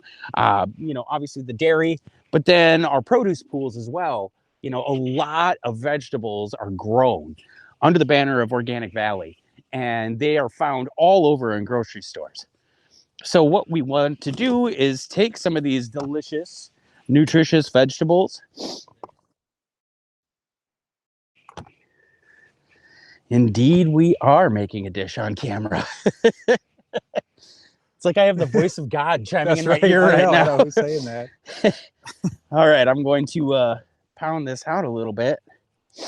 Let's get this. Hey, do you think? Well, no, I'm going to keep the cow riz on me if that's okay. That sounds great. That sounds great. Let's get this stretched out a little bit. Obviously, the sun is falling, the day is cooling, so the dough is just a little bit tighter than it was earlier today. But what we're going to do is get this nice and pulled out. See if we can't get that. Oh, wow, you like excellent. that? That's beautiful. Get that pizza pie up there. I can hear Farmer Melissa. Earlier today we talked a little bit about, when things go wrong on the farm, and this is just an example. And I think it's just going to be one of those times where you just got to let the cookie crumble where it may, right? And we're just going to have to fence them off, and they're going to have this nice, beautiful pasture. They're going to have 2 pastures tonight. So not a big deal. We'll make it work. Well, we're going to eat well, and so they deserve to too. Yes, huh? They are eating well too. So. Oh, that's great. Yeah. How much of the day-to-day operation like that, when things do get a little bit gnarly, what's that like for you guys? Is it fun to work together on those problems? Well, there's a saying that you should see if you can move cows with somebody before you get into a serious relationship. And we can do a pretty good job. It's like I said, it's just kind of dealing with it.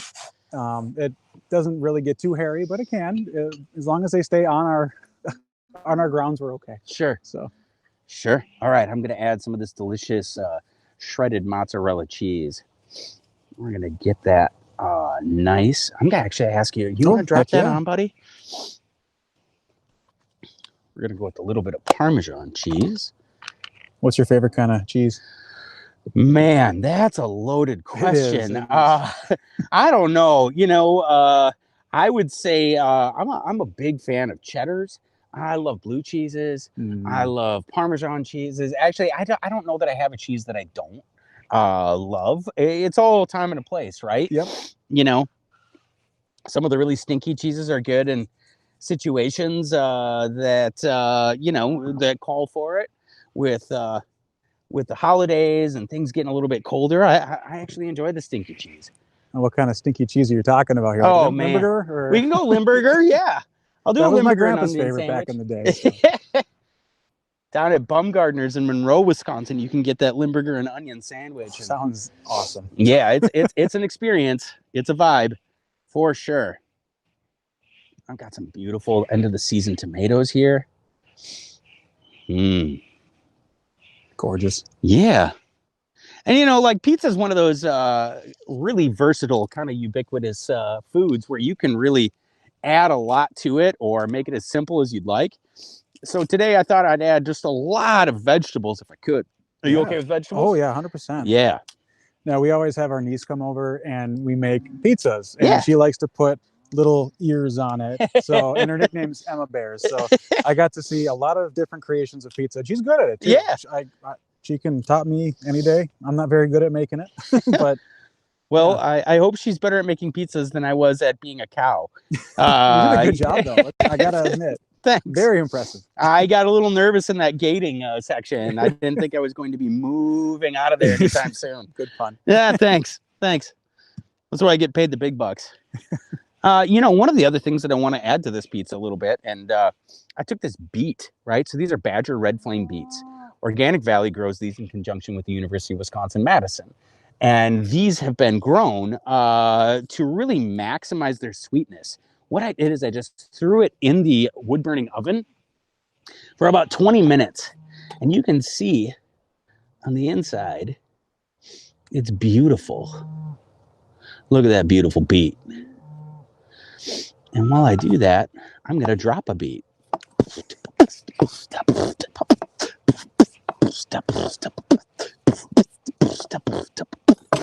It's good.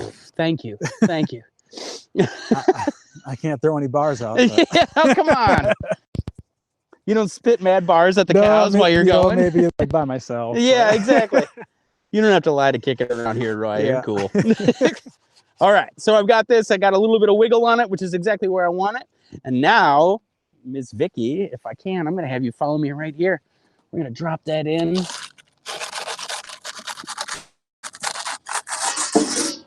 Oh, yeah.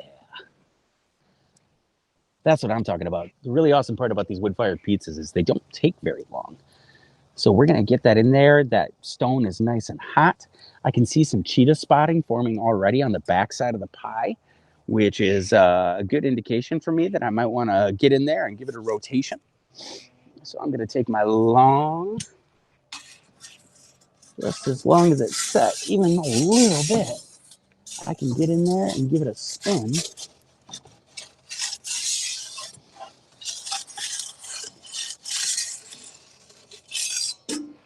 It's the delicate art of being a piazzolo in the pastures of Green Bay, man. Who knew? I mean, the really cool part about this farm, I think, is geographically, for those of you that aren't familiar with Green Bay, if this is the state of Wisconsin right here, Green Bay is right here, right at the nexus. It's Wisconsin's oldest city. And in fact, being here is one of the rich agricultural traditions because a lot of milk and dairy products come out of eastern Wisconsin. It's a powerhouse when it comes to cheese production, fluid milk production, butter production. So being out here is really, really incredible. But in honesty, we are exactly 20 minutes from downtown Green Bay. So you can be out here dealing with the cows, and you can be at Lambeau in 2 shakes of a lamb. 13 minutes, yeah. 13 minutes from Lambeau Field. So I got that one clocked. Yeah, it sounds like a trip you've made before. 100%. Go Pack Go. Go Pack Go.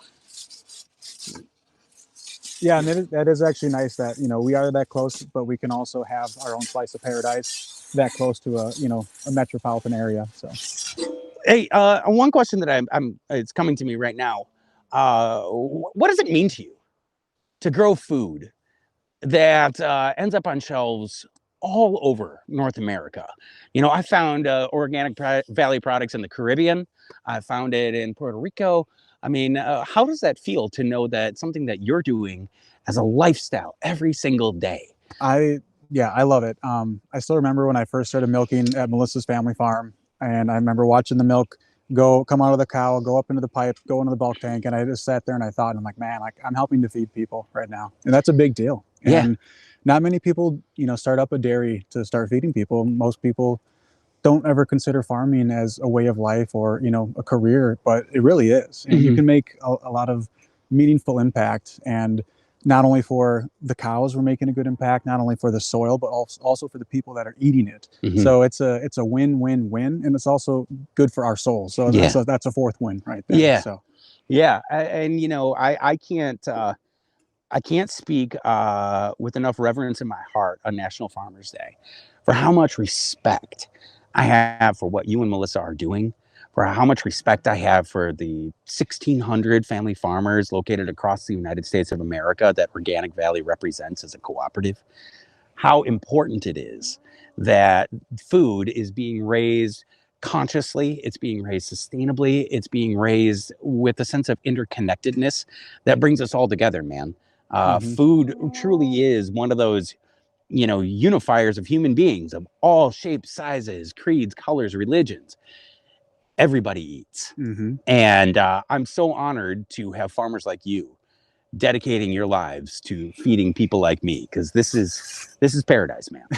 Well, we appreciate that. We appreciate you being here. Oh, and you telling the story of the food too in your journey. So I'm gonna give this just a quick little broil up here on top.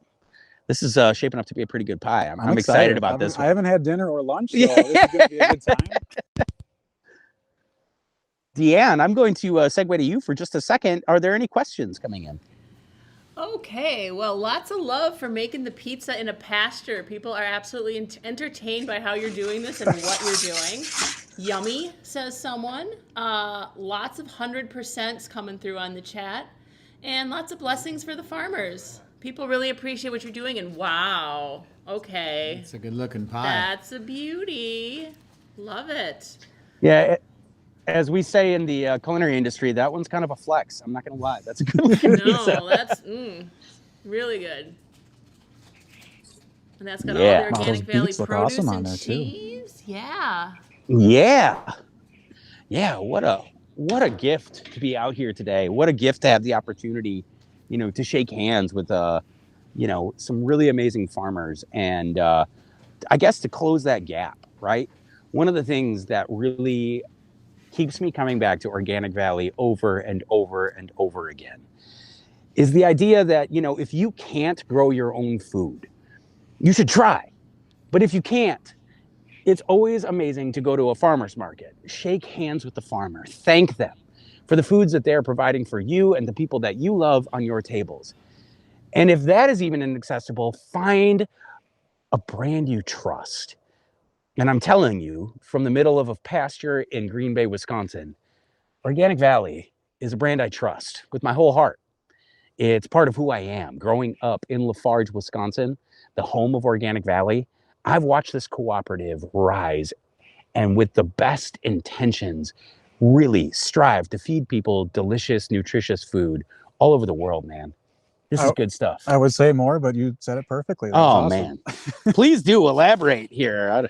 Well, I mean, like you said, this isn't just a marketing tagline. This is real life. Yeah. This is what we do on a day-to-day basis. And I'm glad that we can just show it, to you and everyone else watching the live stream. So we'll get that last little blitz of Parmesan cheese here. All right, my dude. Bon appetit. Wow. Yeah. Thank you. Do you think Melissa's going to come back at any point in time and want a piece of pizza? Yeah, she likes pizza. All right, because otherwise we're going to hammer this one. I see her all the way off in the distance. She's working a new perimeter there, so. All right, well, man. Cheers. Cheers. That is fantastic. Jealous once again. That's a good bite. That's delicious. I don't know how you do it. I mean, I watched you do it. I don't think I could do it though. You could. Maybe. I don't know how you do this. I mean, I watched us do it. You could do it. Yeah. I tried being a cow in there, and that's further than I've gone. So. You're a pretty good cow, I will say. Thanks. I was really actually proud of like my yoga, the warrior pose, whatever that is, like trying to get that reader to tip on me. Yeah, that was a flex for me. A good day. That was good. That was a good day. Yeah. In the brush. And the brush. Yeah. I forgot about that. Love the brush. No, a lot of firsts for everyone across the live stream today. It's been fantastic to go along and just see all this fun stuff. Yeah. Someone saw Organic Valley at the Common Ground County Fair in Maine. Great to hear. Super fun. I love it. All over the place. So Luke, you grew up basically next to the cooperative. You saw Organic Valley from when you were a kid, and then tugged at your heartstrings to get you to come back to the Driftless. And now here you are, such a wonderful advocate for food and farming in the Driftless. Like, how do you feel at this point in your life about, what you've seen and what you've been able to contribute to?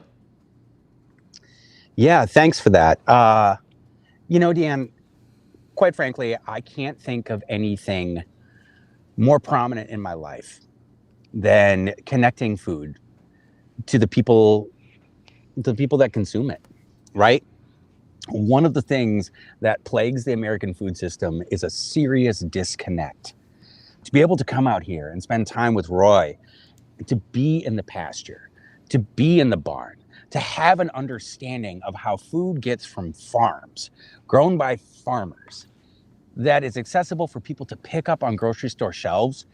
I'm telling you, as a kid from a town of 745, it means the world to me.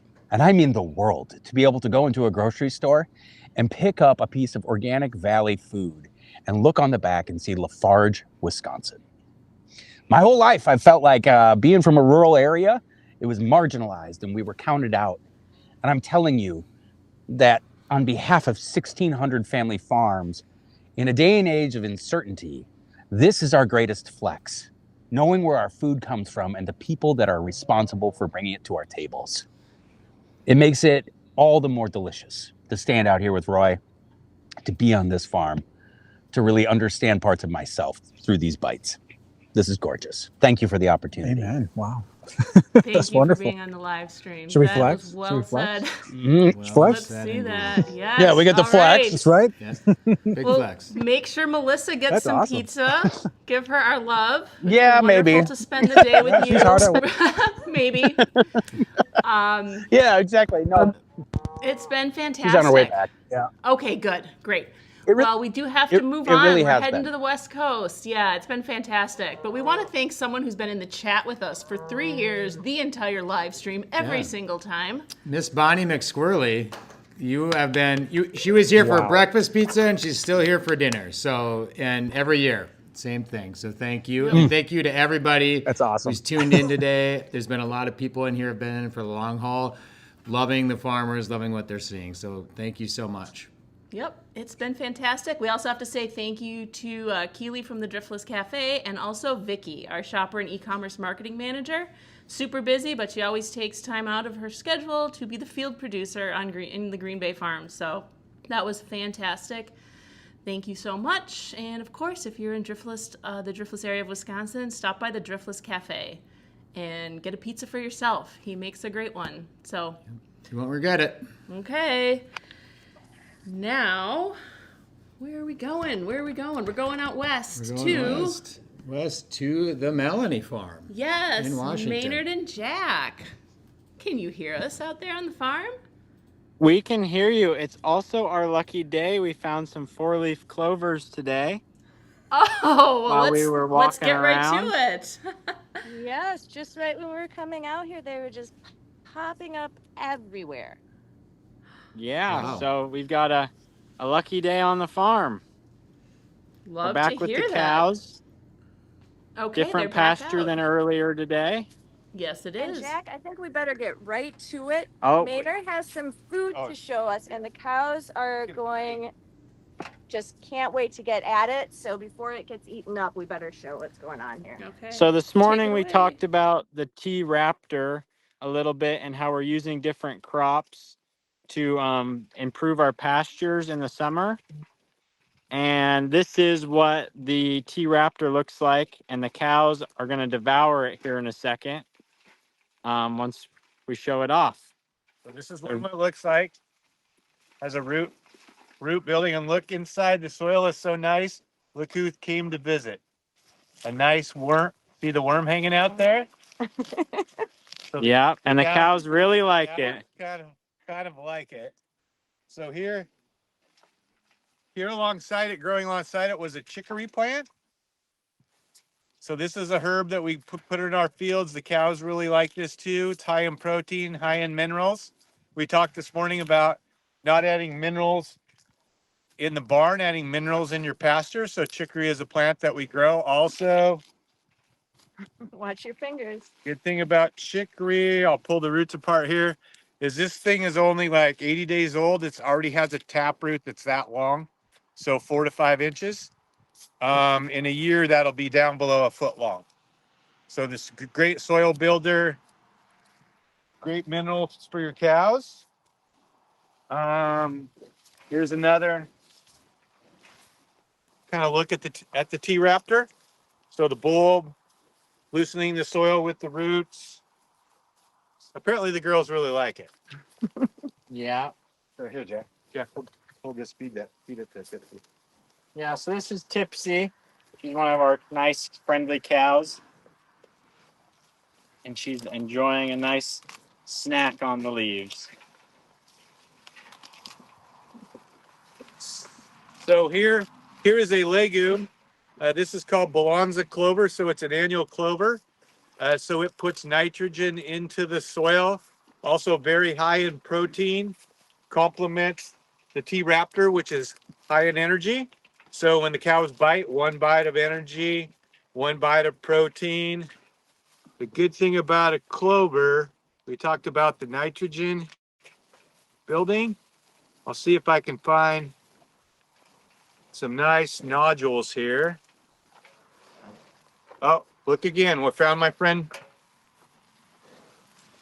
Mr. Earthworm. Loving the great soil health that we have on the farm. So as we look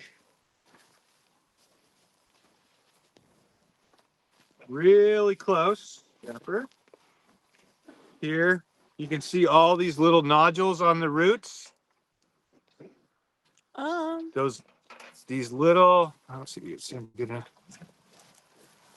yeah, let's try. When you see all these nodules, what does that indicate about your soil health, Maynard? So those little white nodules are the nodules that are building nitrogen in the soil.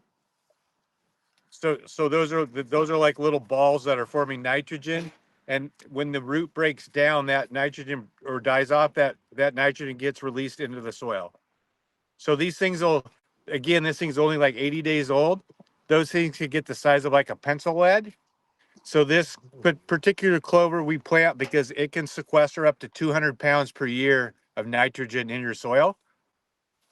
But it's also a super good soil builder. As you see, there's a piece of grass growing by it, but also the root mass growing there to, sequester the nitrogen and loosen up your soil.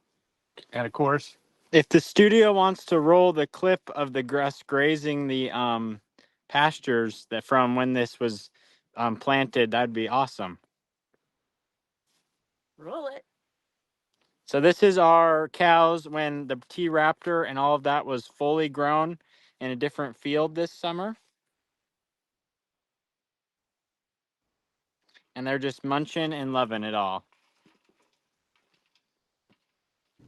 That looks so cool. They look so happy. They are very happy. They love enjoying the luscious leaves. We had some farmers taste some chicory and alfalfa in a different segment, and I think the cows are really into it. The people found it bitter. But what we learned was that the cows seem to prefer things that are more bitter. Is that true everywhere, or what do you notice about how they eat this? It just depends on what they're looking for and what they want to eat. So if they want something sweet, they'll go pick something out. If they want something that's bitter, it all balances out. It's, again, the salad concept where there's a mix of every flavor for them. Okay, what do you have there? so this is another legume that we plant on the farm. This is Persian clover. So the cool thing about Persian clover, again, it sequesters nitrogen in the soil, grows earthworms. Here's we can see the friendly earthworms, but also it has a really fragrant bloom and is super good for attracting pollinators. So pollinator friendly, a more type of a biodiverse plant that works really good here on the farm. Okay. And so that's what the cows like. Now let's talk about what you guys like. Yeah, so we got some stringles from Organic Valley. They're one of my favorite snacks. And we're going to have a snack here in the field as we go through it. So our goal on the farm is to produce quality milk. So over the we've been on the truck 21 years now, and we've had quality awards for that. So if you want to show the quality awards and our sustainability award, we're going to have a snack. You need a break already, guys, so we can have that. Okay. Yeah, exactly. Is it rolling? We need you to talk us through this. What are we looking at here, guys? We see some milk Yeah, quality so awards.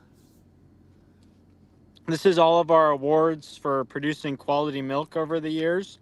So the awards obviously have changed from 2005 all the way through. But our goal every year is to produce quality milk for the co-op. And the co-op gives us these awards for doing so. Wow. Okay, we I know the also milk tastes great, but what makes good quality? Quality milk is made by having clean, healthy cows that are not have disease. So your quality is from any dirt or anything that is on the cows. We need clean cows and then healthy cows, because if they're unhealthy, they don't produce the quality of milk. Is Tipsy having a snack? Tipsy might want a snack. So this is Tipsy again. She was thinking about having a little Stringles here. Okay, we saw Tipsy earlier today too. Same cow. Piglet is your favorite, not Tipsy. Sorry, Tipsy. And what breed is she? So Tipsy is a Fleckbee. Okay, and how do you know that? Because I thought black and white meant Holstein. So if you're looking at her, she's got like a white face. So the more solid white face indicates her breed compared to a Holstein, which will be a speckly face. Most of our Fleckbees are white-faced cows. And they have the white mouth. And then they have a wider mouth. And then if we can find them, let's stroll over this way. Let's see who else we have here. You have one lone Jersey out there. We have one Jersey, but we also have a red and white Fleckbee. So the true color of the Fleckbees is red and white after they've been crossed multiple times. So right here we got Moose. Moose is also a Fleckbee breed. And you can see by her white face again and her more solid rest of her body. And that's how you can kind of tell the difference in her breed. So the thing about the Fleckbee breed is they're super docile. As you can tell by the way Tipsy and Moose like you to pet them. They also like to come up to you and pet you in the field. So if you're ever walking in the field, you have to be prepared that they might want to pet you and you don't want to pet them. Okay. What other breeds do you have out here? A little more walking? The one Jersey, we walk a little, and then we got regular Holsteins out in the field. Do they all get along, or do they have their little cliques? They have their cliques. The older cows have a clique, and the cows, when they get raised together, because obviously we have different ages. Our oldest cow is 10 years old on the farm, and we have some that are 2 in this group. So the older cows who have been around a long time kind of stick together, and the younger cows stick together. Age group cliques is Ageism? Yep. Where are the older ones? Can you tell right now? I don't see. I think the older ones are behind us. So if we turn that way, there's a couple older ones. The bigger ones back there, those are the older cows. Okay. Anybody else you want to introduce us to? Let's see if I see anybody. Way over there, there's Pumpkin. She's the white-faced one, if you can see her way over there. She's a little far. They're all leaving us. And then Spark is also over there. Spark and Pumpkin.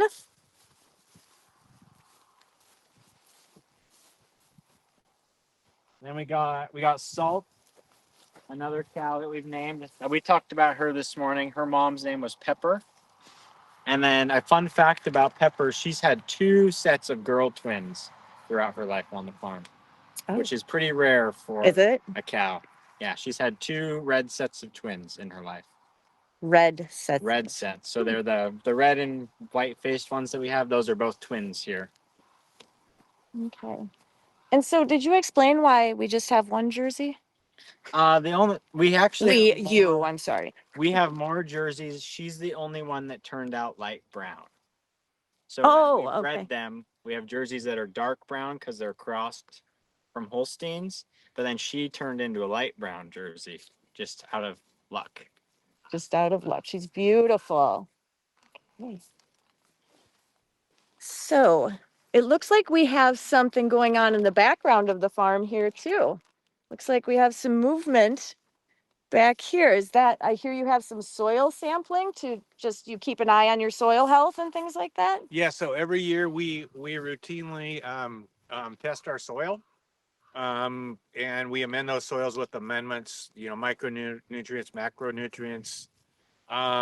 Currently, a bunch of our soil is averaging like between 10 and 15% organic matter. So our soil is really high in organic matter, which is better, for water retention and drought resistance. But in the background there, you'll see we're actually working on an enhanced rock weathering project. So enhanced rock weathering is adding rock flour or rock dust to the soil. And as the rains come, it naturally carbonizes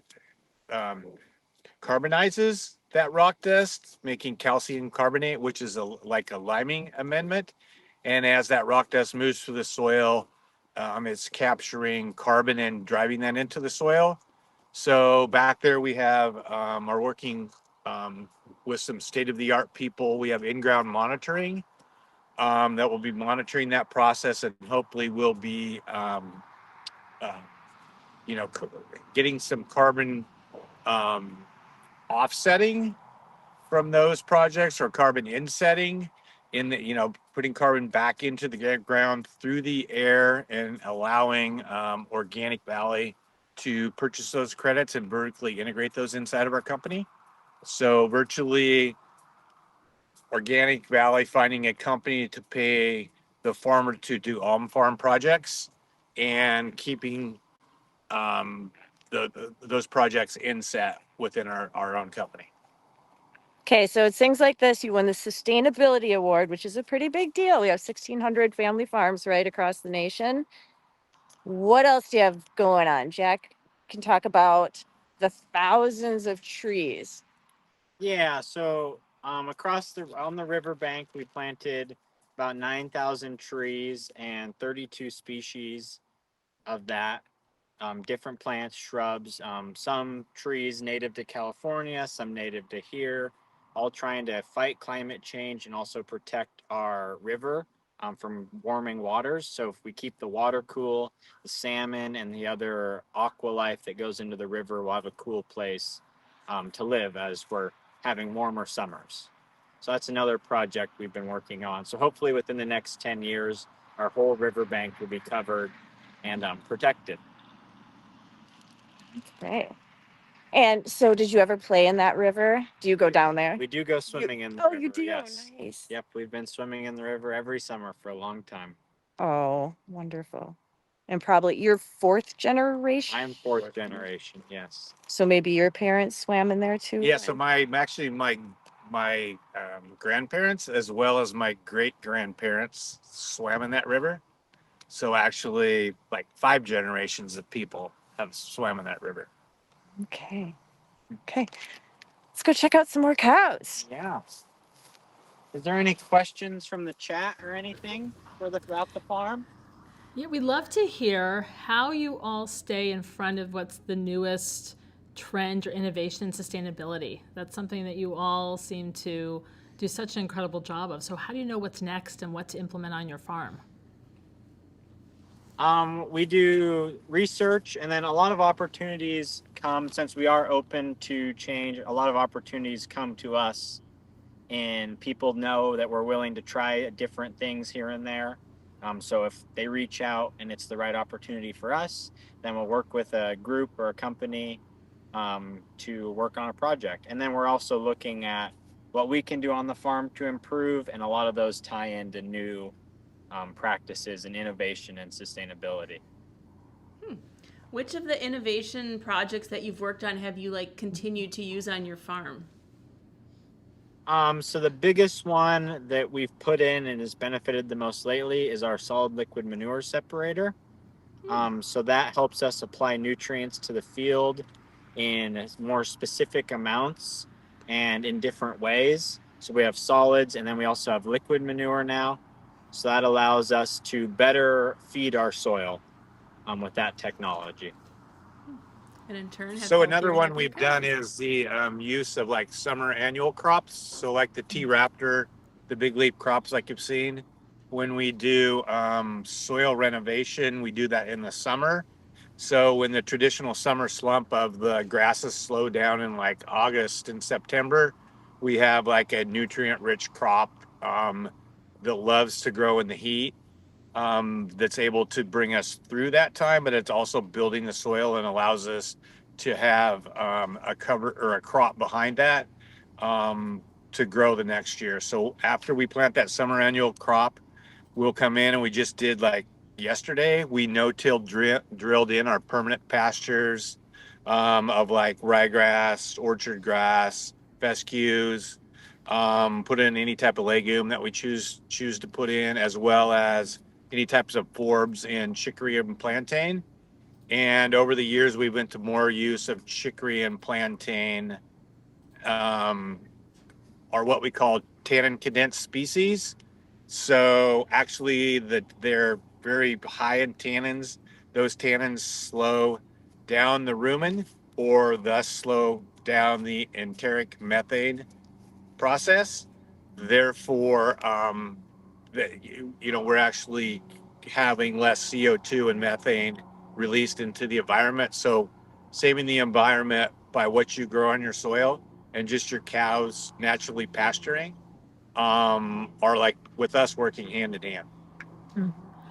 Is there anything that Can we you've learned on your farm that you think would be helpful for everyday consumers to do even at home or in their home gardens that might be a good tip or some advice you'd share? For home gardens, I think you can definitely cover crop, even raised beds, and just using different crops to feed your garden in raised beds or however you're doing it, to not be needing so many other fertilizers, and you'll have healthier crops just by working with your soil and taking care of it at home.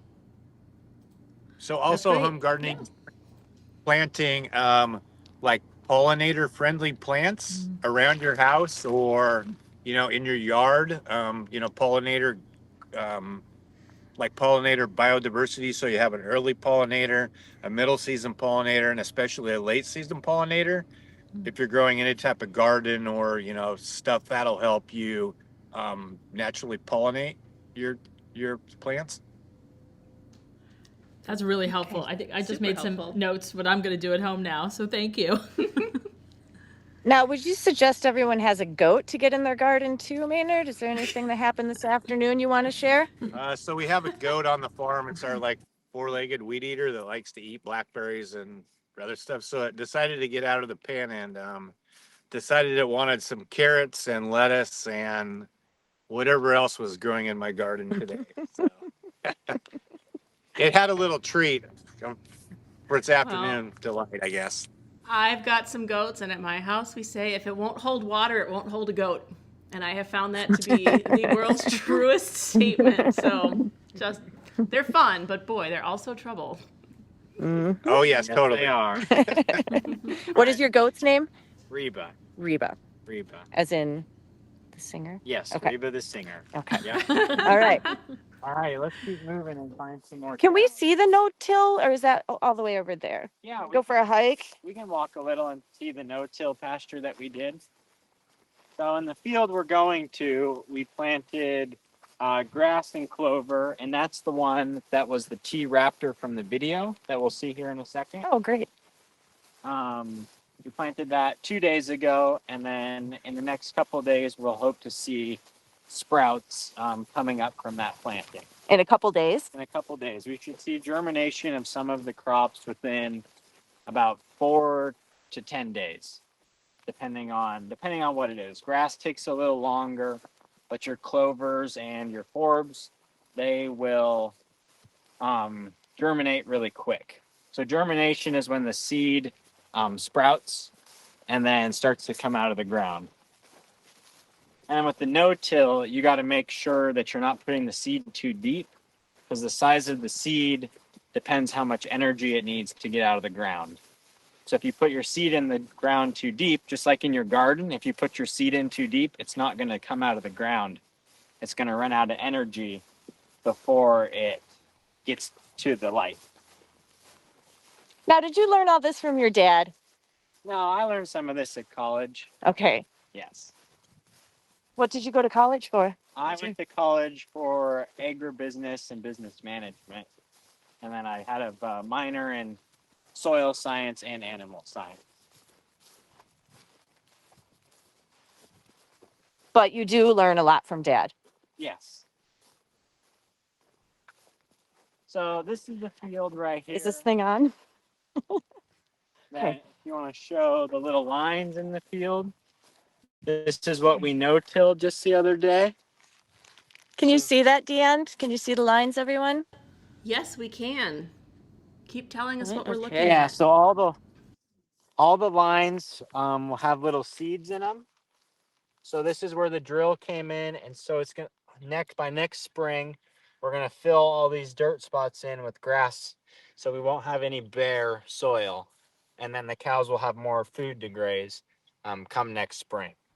So there's little grass seed and clover throughout the whole thing, like right Gonna find a tiny little there's a seed. grass seed. It was just right in the ground. So that's how we're improving some of our pastures, just by using different technology to help benefit us, fill in the dirt spots, and then grow more pasture. That is so cool. And how does it overwinter? I'm from Wisconsin, so we will just have snow on the ground over the winter. So how does it? We don't get a lot of snow. We might get 1 or 2 feet at certain storms, but most of the time it's 35 degrees and raining, 40 degrees and raining all winter here. So we're not frozen. We don't freeze very hard. So it's just wet. Okay. Do the cows know what to do when they see snow? Yeah. Yep. It's a little different. They'll lick stuff and act a little goofy, but we don't get the hard frost like back in Wisconsin or somewhere else. Okay. I got a question. Okay. Any for questions you. in the chat? All right. Question in the studio here. Your farm is like, innovation is really part of the longevity of your farm. What do you both see as like next steps for this farm, and like what are you looking forward to? I think the next steps are just to continue to improve our forage and what we feed the cows. We have a lot of pastures that are 50, 60 years old.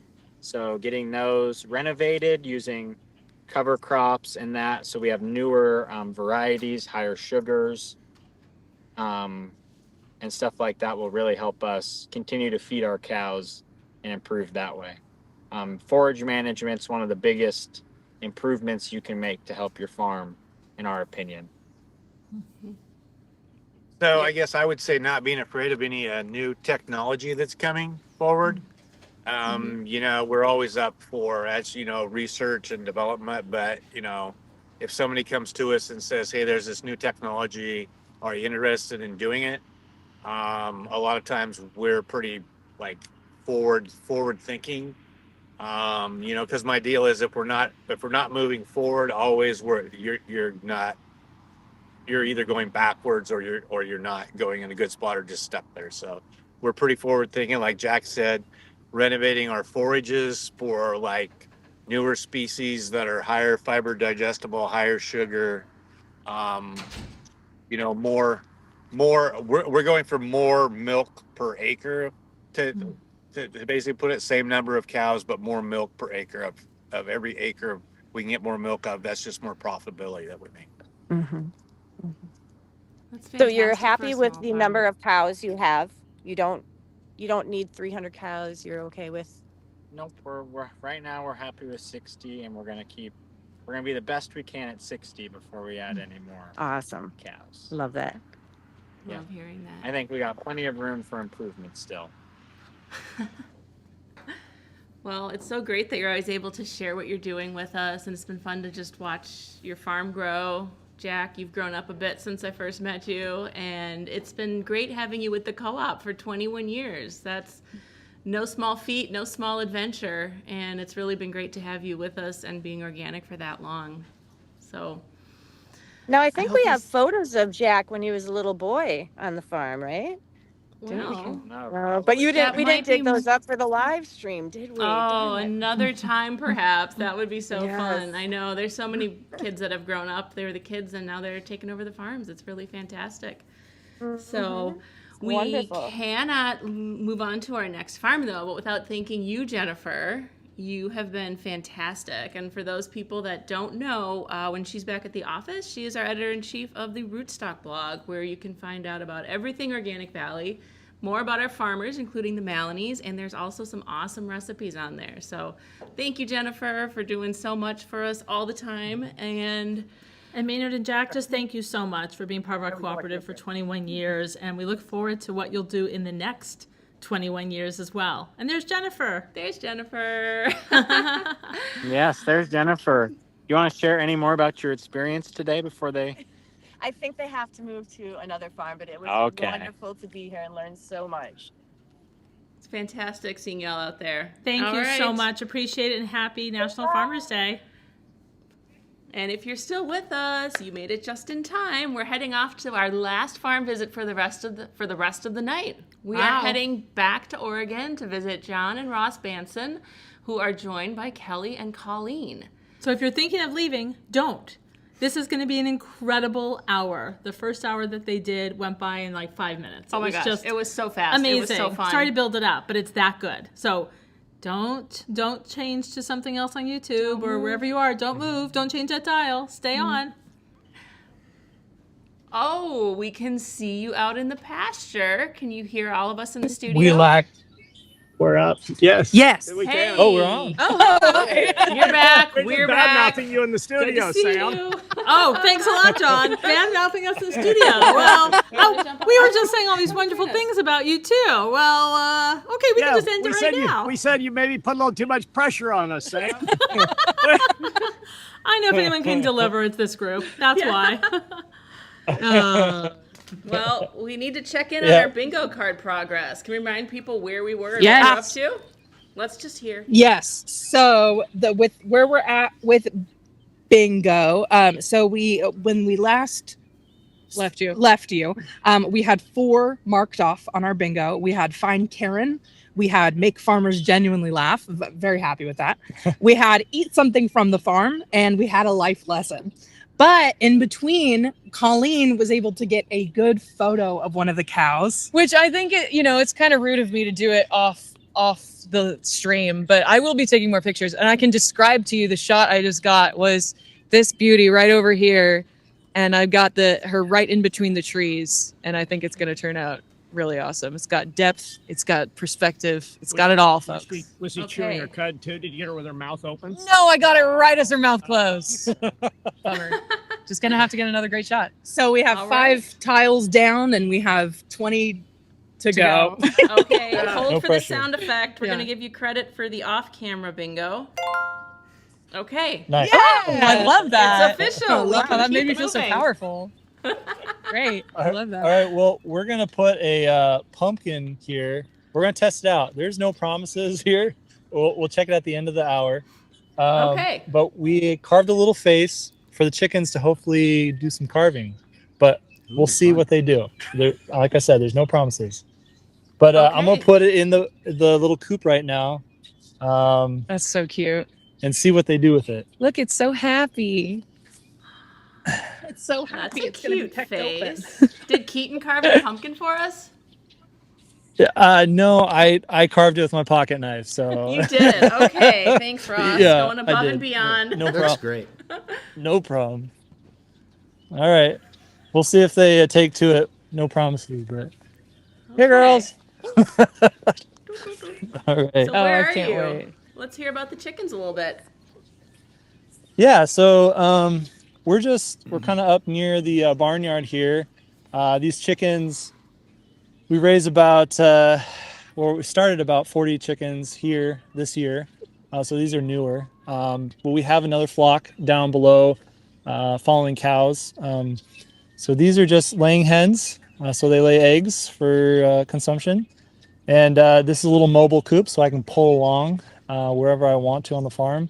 And the other coops are kind of designed in a similar nature. So they can be very mobile and movable. and we kind of can pull the chickens to wherever cows might be fertilizing, applying nutrients, and they eat the flies and larvae from that. But yeah, it's something I enjoy.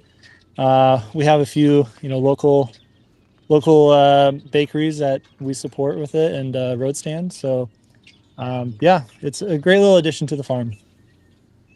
Nice. Yeah, and we get to thieve all the eggs we need for our house. In fact, I'm having tuna and egg for dinner tonight. Nice. Yeah. Can I ask why you designed this coop the way you did? Like, I don't know anything about coop design. 4 hours. Yeah, well, I designed it this way. It's a hoop, so it kind of looks like a greenhouse.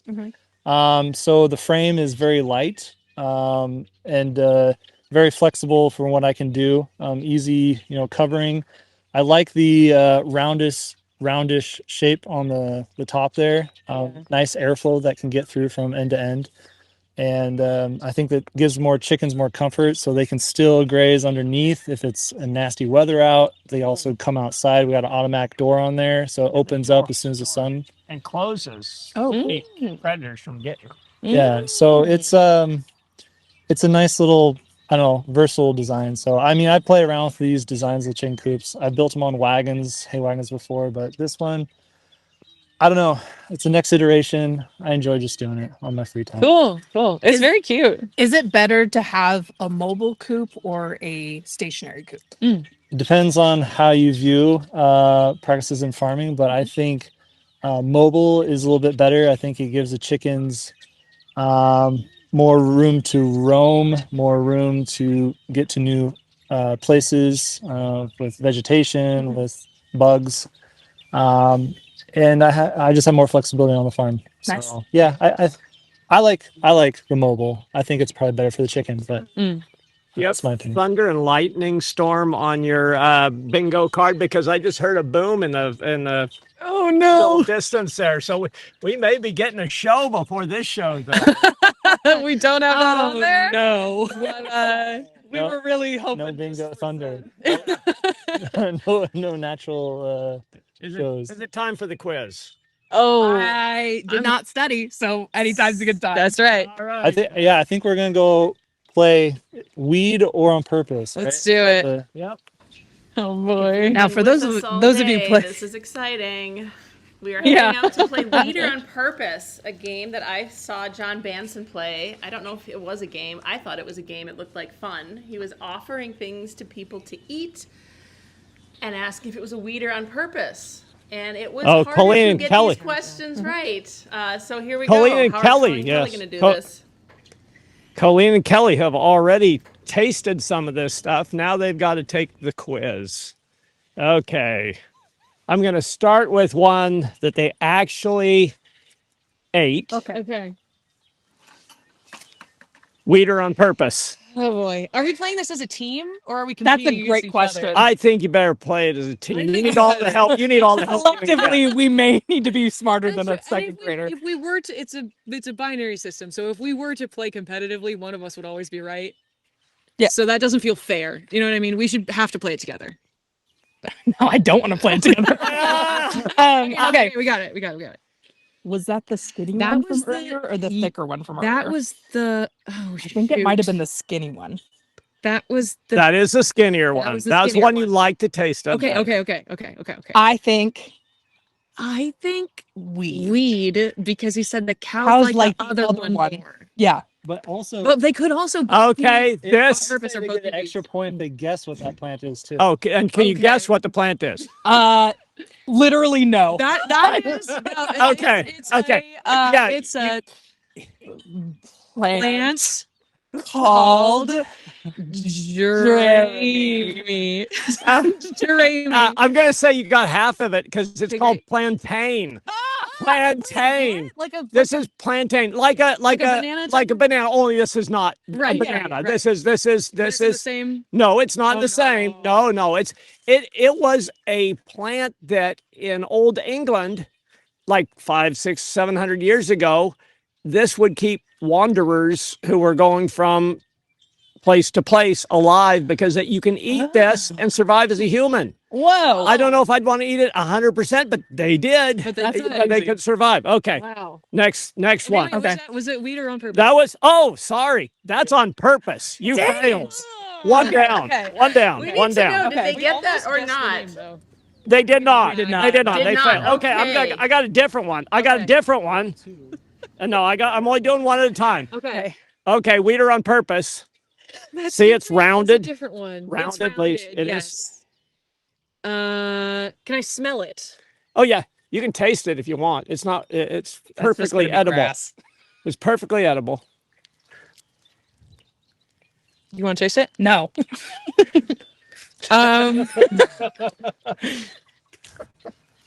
It tastes like almost nothing, Which makes you which think. makes me think it's on purpose. No. I think, you know what I think? I think that he picked a small thing from the ground because it's not on purpose. But the first one was on purpose. Yes. And that was a larger leaf. Yes. Okay. Okay. I'm saying weed. Okay. Okay. I'm good with that. Okay. Okay. We're saying Okay. Weed. You are correct. But bonus points for what the name of that plant was. That's called a leafy. No, get out of here. Get out of here. No. That's also called plantain. Dang it. It is the weed version of what we plant. Oh. So it occurs naturally everywhere. The other one is a cultivar of plantain that was made to feed animals better and to grow upright, compete with the grasses for sunlight. So it's the same plant. That was almost a trick question. That was almost a trick. But we got it. Okay, We got it. the one you didn't like from earlier, Okay. and I got a second Okay. one. Oh no! First this one. First this one. first This one. this one. Weeder on purpose. It looks spiky. It looks spiky, which makes me think weed. But But I don't trust John. So my heart is saying on purpose. my heart is saying on purpose for this. Now, I think that's on purpose for Okay. sure. Do we think But that this one, both are on purpose? I think both are on purpose. That's my. And if you ask me what kind of plant it is, I'm gonna say it's a plant. This is I'm good with that. What were we gonna say? Okay. So that's a On weed. purpose. That's a weed, and it's one of the most famous weeds in the world. It's a dandelion. Oh, Whoa. Cows love it, by the way. Oh wow. It's also closely-ish related because they have a really deep taproot of another plant out here. Okay. Okay. Oh, A twofer here. A twofer. right Okay. there. You were wondering about the blue flower. Okay. I'm giving you the blue flower and this. Okay. Okay. Weed or on I still think purpose? on purpose because it's the so cows big. like it. Okay. And I'm gonna say I on wanna say purpose for them. too. Are we saying on Are purpose we- for everything? We're saying on On purpose, purpose for everything. both of them? Yeah. Yes. Both are the same plant. It's It is chicory. That's why it's bitter. That's why it's. And you can make like coffee substitute out of chicory root. But is it on purpose? It's on purpose. The cows love it. Okay. Oh, okay. That's two. Okay. We got two. Okay, you got For those playing at home, we Okay. have to get one more correct for weeder on purpose to our check off bingo. a bingo. Okay. I gotta work at this one a little bit. Okay. We are rooting for you in the Okay. studio. Here, weeder on purpose. Okay, now he said there were several kinds of grasses here, Yeah. which makes me think some of them are weeds and some of them are on purpose. Well, if you think about it, he also said that there is a plantain that's here on purpose and a and a plantain plantain that's here. not.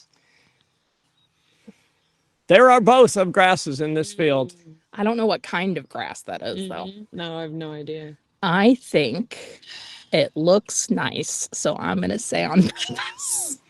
I don't know. It doesn't look like crabgrass. I feel like Is that your final answer? No.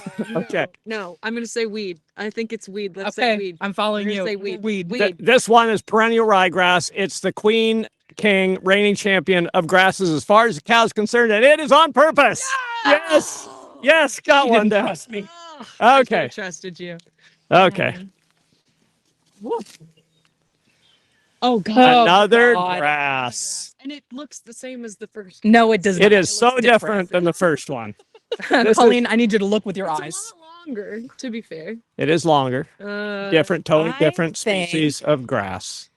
I mean, it's kind of like chunked. I'm kind of trying to like use context clues a little bit. Yeah. It's kind of chunked around areas. I am gonna say on purpose. No. Is he gonna pick two? I keep trying to metagame. Yeah, you're trying to metagame. I know. I'm gonna like, say is he weed. gonna pick two weeds, two on purpose? You know. I'm gonna say it's a weed. I'm gonna say it's a weed. Oh, it's a weed. It's on purpose. It's orchard grass. Okay, I got another grass here. I got another grass.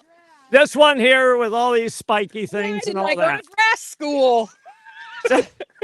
That's orchard grass that I just picked. Now this one, weed or on purpose. Okay. The way it screams weed makes me think it's on purpose. And he's trying to trick us. It looks so I have not had this much fun playing this game in a long time, by the way. I am frightened. It looks like it says, "Hello, my name is I am a weed." My name is I am but a it's not. It's. Do you want to feel it? Yes. Okay, feel it. Okay, and it's got this is all part of the same thing. All same plant. All the same plant. I mean, this is sort of like foxtail a little bit, but which makes me think definitely weed. Okay, your final answer is Weed. It's on purpose. Oh, I told you. Okay, this is smooth brome. And the cows love these seeds, even though they kind of look nasty. And what they don't eat, they knock down, and it reseeds itself every year. So it's a tender perennial. It doesn't always come back, but it'll come back by seed. So you need to let it get a little length, and you'll see some of that around here. Okay, I'm giving you one last chance. This is our last shot. Oh, we got one. Okay. No, get out of here. Okay, here, this plant right here. Okay. This plant right here. Weed or on purpose. Different from all the This is for the win. This is a different plant, correct? Yep, totally different plant. Totally different plant. Deanne, what do you think? No, That's not no fair. kibitzing from. I want to know what you think. Okay. Weed. Oh. He just said that. Who? I don't know who that Who was. let the dogs out? Who was that? That was me. I said weed. Oh, okay. Whoever me is. Who's me? There's a question of who me is. I'm Josh. seeing that plant a lot. Oh, Josh. Okay. I think it's on purpose because we're seeing a lot of it. It's got big, broad leaves. And Here's what I'm gonna. trying so hard not to metagame. Here's what I'm gonna argue. Technically, all of it's on purpose. Because if it was a weed and you didn't want it, then you would have put it at the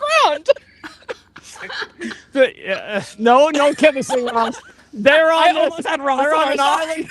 They're in an island alone here. Come on. On purpose. On purpose. I've learned my lesson. This is a weed. Oh, This is a weed. This is sourdock. This is going sourdock. home. I'm leaving. Okay, I'm giving you one last chance. One last chance. I got one here.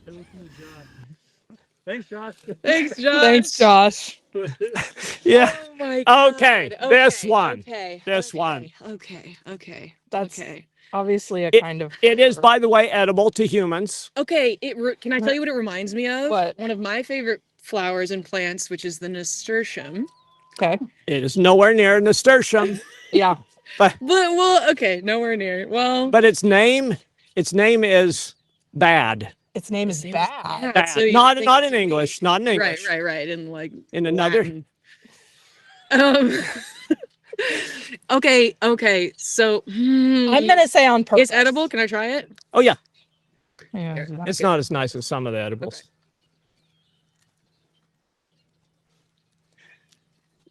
I think it's on purpose because I think this is a kind of clover. That was my first thought too. It's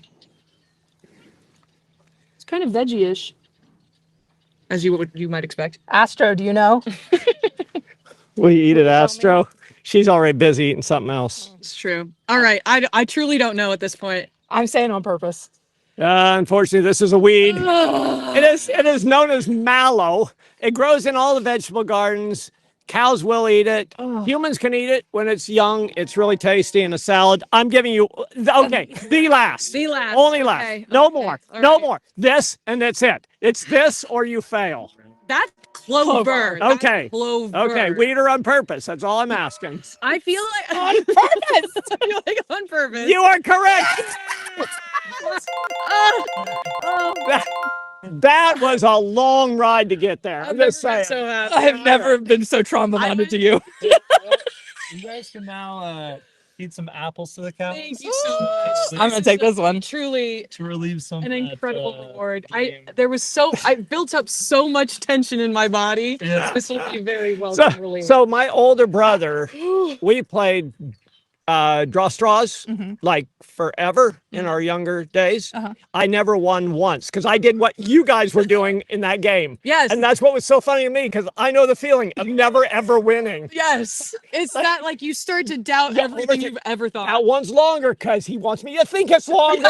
It's really the short one. No, that's not what that's what he was thinking. I was thinking it's the other one. And I always picked the wrong one. I think. That's right. Yeah. You were doing that. That was very. I was doing that. That was That good. was very That was fun. good. But that. Thank you for that. But this also means we check off a bingo square. Hey! Because we got so many extra chances. Because we got so many extra chances. John was Okay. very kind. All right, let's feed.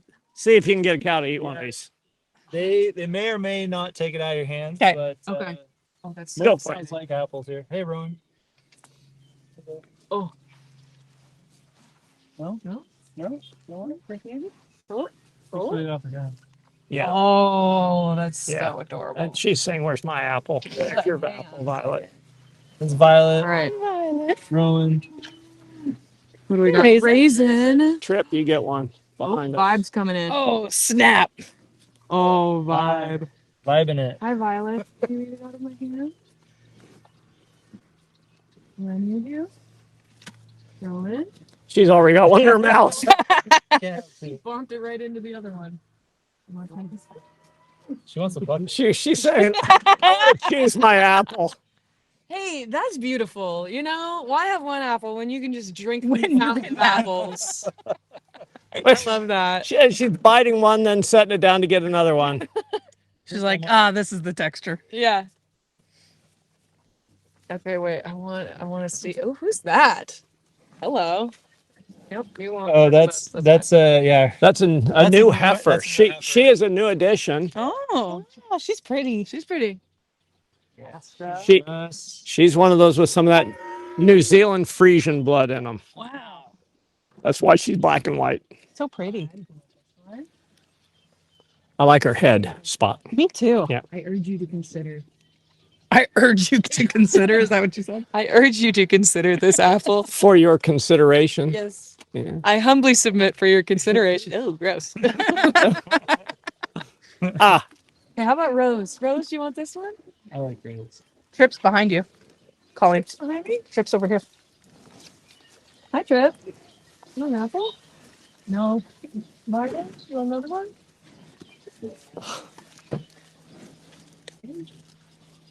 He says, put it down.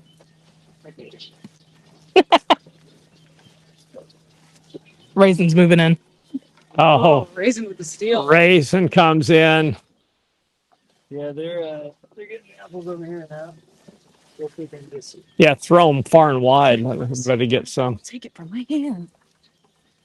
Rose. Rose. Rose. Okay, Rose. Floor apples are much more appealing to me. Try that out. Try that.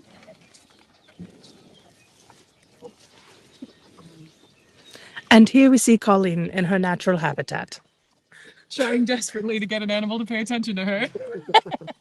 We didn't, however, tell her that if one chokes on it, she has to do the Heimlich on these cows. Now, how would one do the Heimlich on a cow, John? Enthusiastically. Well, please. Oh, you're my favorite color. Yeah, so cows really do like the apples in the fall time. Hence why we planted a lot of apple trees in the rows now. Nice. So, yeah, as you can see, it's kind of a delicacy for them. Mm. That's super cute. Hey, you know what we've done? What? Met a cow. We have met a cow. That's another bingo square. Square. Wow. Like Medi-Cal, like Meta Facebook, or Like, yeah, met a cow. Well, technically it says meet cow. So I think like, we have. I think we have met cow. I think you meet more than one cow. I haven't think you? we at this point, yes, meet, yeah. We meet them. You're heavy to meet cow on that one. Rowan's just eating it up right now. Absolutely.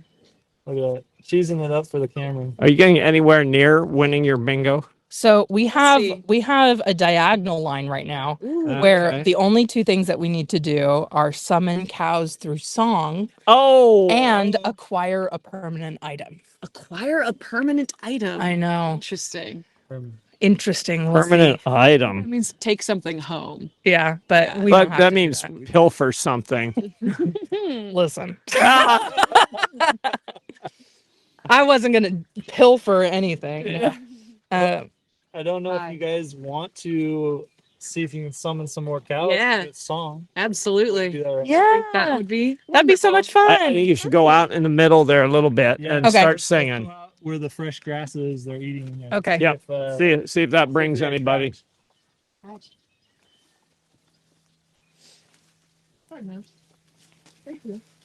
Hi, everyone. Good to see you. Rhea. Summer. Hi, Summer. It's on. Hopefully, when summer comes. Oh, Oh my gosh, I'm so special. summer today. loves you. Hi, Summer. I love you. Too. All right, what do we think? Right here? Yeah, right here's good. All right. Get my things in the right. Oh, I'll have to take this whole thing out. Hi, Tucson. Hi. Alrighty. I'm so thrilled to be in a field with cows. Absolutely. This is I'm having a great time. a dream. Yeah. You have to be on this side. Oh, great. So this song that we're going to do. Sorry. Give me 1 second. Great. This song that we're gonna do is based entirely melodically on the Organic Valley Oat Creamer song that we had previously written and performed for that campaign. But we decided to rework the lyrics to be dairy focused. So hopefully it goes well. We think we have it memorized, but we'll see how that goes. Got it? Pretty good. We could do this. We got this. We could do this. I love you. We know the lyrics. It's gonna be great. Okay, great. Yeah. All right. Ready? Yeah.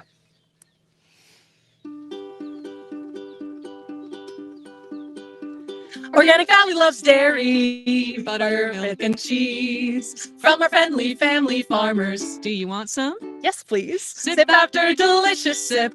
Grow. What is it? Good for sip after delicious sip. Good for nature, you and me. It's organic and nutritious. Get your vitamins A and D. Yeah, you can get a half gallon or maybe a gallon or single serve it. Or if you need, there's lactose free. So have another milkshake. You deserve it. Organic Valley loves dairy. They're cows. And they're cute. So to our family of farmers, this day's just for you. Happy National Farmers Day! Yeah. That was fantastic. Nice. Another Thank you so much for debut having us. It's wonderful to be here. That's great. Wow. Thank you. I hope all of I our rarely- marketing briefs could be that fun. Yeah, I've rarely been serenaded in the pasture. Rarely. This day's just for you. It is. Now, I do have terrible news, though. What's that? All the cows went away. Now, We did not summon them even a little bit. in their defense, they're eating right now. That is true. Yeah, That's true. They just got done with milking and they want the fresh grass. This is the fresh of the fresh. That's good. We're the violin group going through So- the tables. So these Love that for us. these cows are coming out of the parlor 6 at a time because there's 6 on each side. And as they come out, they're like, wait, there's some out ahead of us. We need to get busy and get eating. So Ah, they'll eat, and the cows will eat for like 2 hours, and then they take a break, and they chew their cud and lay down and do things like that. and then they get back up and they start eating again. We got a blue heron out here chilling with the cows. Yeah, we have a lot.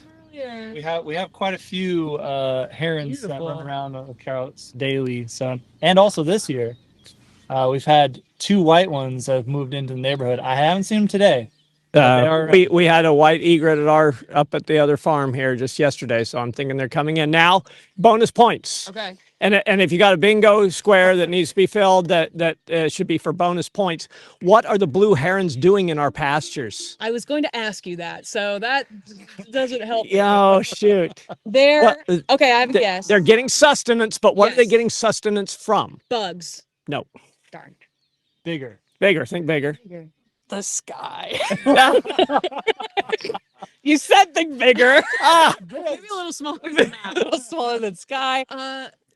I associate herons with water, so I think of them as eating like fish and stuff. So maybe something comparable to fish, like rodents. Like, you are correct. So blue herons eat fish, frogs, slimy stuff, and they need a certain percentage of their diet as voles and mice that they get out of the fields to basically act as scrubbers to clean their throats. So they eat a lot of voles, In fact, and sometimes there'll be 20 of them hunting with the cows, and they like to hunt with the cows. Oh my Because the cows evidently discombobulate the voles and make it easier for them to hunt. Wow, that's cool. Yeah, so we get a lot of blue herons coming through. Wow. Fun fact. Fun fact. She came up and started kissing my hand. Oh, that's sweet. Didn't even notice her. Thanks, Aqua. Feel like I just made a friend. Okay, Sam, back at headquarters. What you got for us, Sam? Got any questions? Oh, you're stuck with Deanne and Josh. Yeah, sorry to disappoint. But I was going to ask, is that a partial summon? Was that a partial summon Aqua of the came cow? over. But Aqua came many minutes after the song. Yeah, the song was way gone. She was there to see if there was an encore about ready to happen. I think that's what she was doing there. Maybe I'll have to try again later. Yeah, I think you might get them later once they've filled They're up. ruminating a bit. Yes. So Oh, now we're really back in the studio. Okay, back on the farm. What are we looking at? from the blue flowers there on those chicory plants there, your audience there, those. And some people might think that really looks like a weed, but we let it grow and set its seed. So then the cows will knock that off and stomp it in. And so then you'll get new tiny little chicory out in your pastures. So, it used to be that I would clip the fields out of pure vanity. And now I've quit doing that because we get a lot more seed that reseeds itself out here that way. So technically on purpose. Technically on purpose. Yes. Well, that was one of the things I planted on purpose. Okay. And that was one that you got. Yeah. Listen, I am a little better. It took us 3 grace tries. Yeah. Hey, but we got there. You did. We got there. And that's all that counts. By That's the all that grace of counts. John, we got there. Oh my gosh. Well, we could walk back and check out the pumpkin, see if there's any progress on that. Let's take a look at the pumpkin. Unless you guys want to explore anything else in the field here. I mean, I kind of want to just, I don't know. They're all eating. I just want to say hello to more cows. Hello. There's nothing cooler than when the whole group is out here eating and it's quiet behind us and all you can hear are cows eating. I don't know That's a new friend. pick that up in the audio right now, but yeah, there's a lot of munching going on right now. It's true. They're just filling their bellies. So cows only have one set of teeth in the front Oh, really? because they don't chew the grass off, they rip it off. They have bottom teeth, no top teeth, and so they trap the grass between the bottom teeth and the top gum and they rip it off. So they don't chew the grass down short like a sheep does or a horse does, so it's a lot easier on the pastures. Fun fact. So you need tall enough grass that they can actually gum off. Yeah. But then they do have teeth on the top and the bottom and the back, and you don't want your finger in there because they will take your finger off if you get it all the way back there. Yeah, they got good chompers. Because what cows do, they do 3 things a day in about the same amount of time.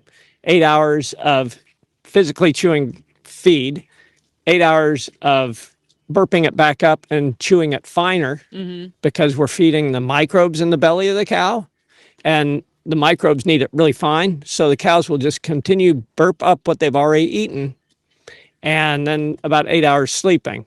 And a cow on average will eat somewhere in the neighborhood of 250 to 300 pounds of grass in a day. That's so much. And they continually eat it, burp it back up. So they need 8 hours to burp it back up, chew it finer to help the microbes eat it. Wow.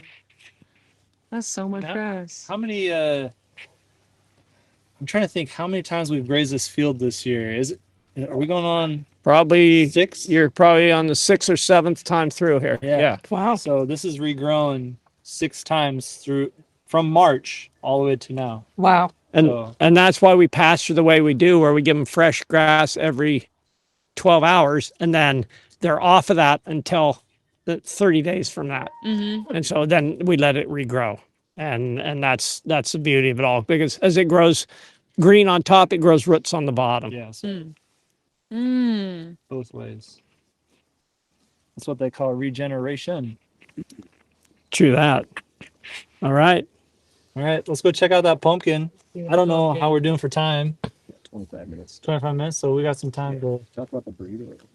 The what? The breeds. Oh, the breeds. Okay, so so right here we got Vibe. She is a full Jersey breed, and so mostly you'll see these brown cows in the field. But if you pan to your left there, you'll see Rose. And I think the new one, her name is East. She still has her number in her ear, and also Raisin. These are actually some Frisian mixes in there. So they're half Jersey, half Frisian. It's kind of based out of New Zealand, the genetics. So they add a little bit more robustness, a little bit more milk to our herd, because the Jerseys do a really good job at the butterfat content. But the Frisians add a little bit more production of milk. And they all do very well. We try to select for genetics that have a nice robust frame for the cow, so they can really take a lot of that grass in. And then there's Karen. She's not out here yet. I don't see Karen. Late getting to the parlor. Yeah, Karen's a little delayed today. But Karen is a Normandy, yeah. Normandy So half Jersey. very unique cow. She's the oldest cow in our herd. I think she is going on 18 years of age now. Wow. So oldie but goodie. She kind of has a unique spot at our farm. For the wintertime housing, she actually has her own little rubber mat bed. But yeah, looks like I think bingo. No, not bingo yet. Square. no. But I think that's a bingo square. Rowan is very intrigued with this. Yeah. I think you just summoned a couple of cows, Colleen. Yeah! Yay! John and Ross, And can you earlier you shared your naming conventions for your cows and how you name them. Can you tell us about that again?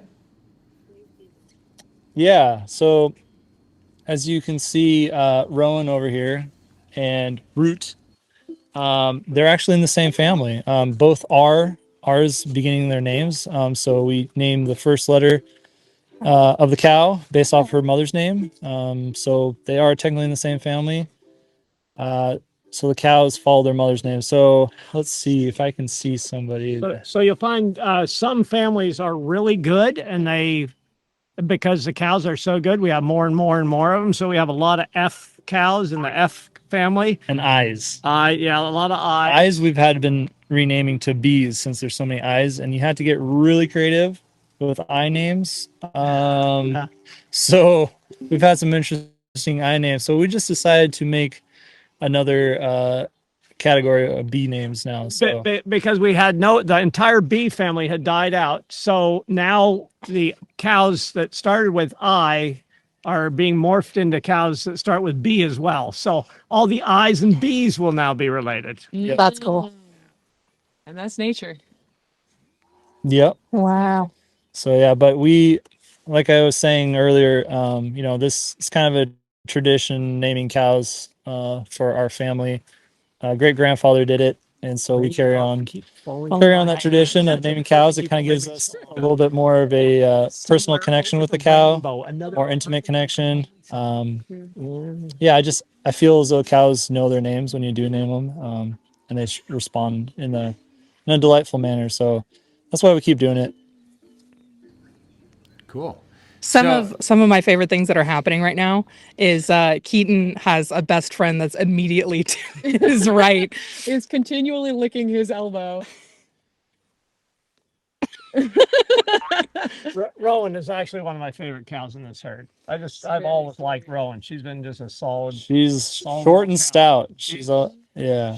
She is what we call a pasture hog here because she's round, low to the ground, and she's eager. Yeah. She does pretty good too. She has good butterfat content. Oh, here comes Funky. Yeah, you gotta get Funky in the picture. I love that. Get Funky in the mix. Play that funky music. That's right. I tell you, we got songs for it. I'm sure there's a song named Val. That's true. There's Valerie. Valerie, yeah. Come on over, Valerie. We don't have Californication though. That's a little too long. Yeah, it's a little too But long, yeah. I did hear a ditty of Californication earlier. That's pretty That's cool. funny. Hi. Yeah, So I guess we're getting a little bit of rain. It has begun. Yeah. Our chat is lighting up with people wanting to hear John sing a song. Even better if I'll get the microphone in. There would be that was a false statement, by the way. Wait. What was either what raindrops keep falling on my head? Yeah. Or somewhere with a rainbow? Somewhere Oh yeah. Rainbow. That's really high. Do you know that? I can play it in whatever key you want. So... Come on, John. Way up high. Get the mic up there. Get the mic up there. There's a land that you heard of once in a lullaby.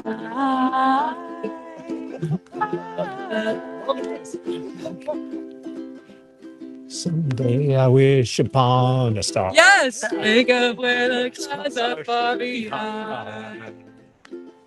Me, where troubles melt like lemon drops, high above the chimney tops, that's where you'll find me somewhere over the rainbow, way up high.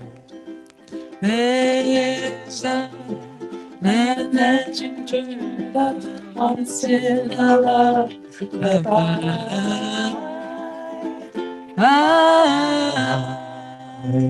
That's enough. Enough. Scratch job. And if my wife is watching this, I fully apologize. She's the singer, and she's a great singer. No, that was great. And I'm not. Well, I don't think that this is technically. It's close. I think it's close enough that we've counted. I counted. Okay. You're trying to get me there to say that was a bingo square. And I call. We have a bingo square. That is just mean and cruel punishment.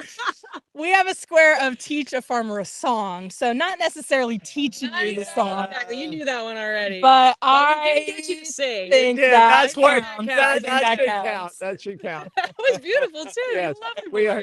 No, I don't. But I think we should go towards a tree at this point. Yeah, I think that's a good idea. Because every time there's a lightning storm, you really want to get under the tallest tree around. So. Lord. Oh my gosh. Oh, that was incredible.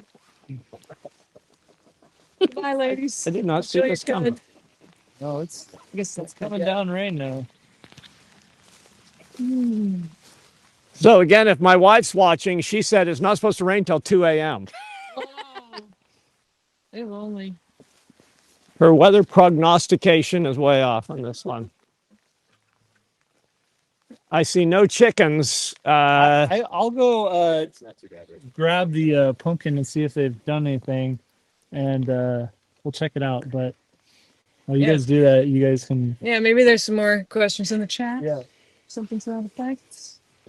We are up against Thursday night football, I have been told. So it could, you That's know, fair. It's also the end of the Dodger game. yeah, and it's late at night in the East Coast. Mm-hmm. Hi, sweetie. Hi, baby. Do you have anything you want to say to the chat? I think Luna should be included in the chat at this point. Yeah. Aw, we'll take some comments for Oh, Luna. I'll get a picture of Luna. But you Luna's might not white like again this, today. John. Yesterday Some she was people kind really of a liked your brown after singing. playing with my dog. Did you hear what Deanne said? No. She said people really liked your singing. Oh, yeah. Yeah. I mean, So another lie. Well, what are you trying to fill? What bingo square are you trying to fill up this time? And somebody wants to hug a cow. I don't know I don't if think you there's could any hug a luck. cow. There's a few little pecks, but nothing of significance. So sorry. You couldn't folks. put a I need candle more in chickens, it. I go.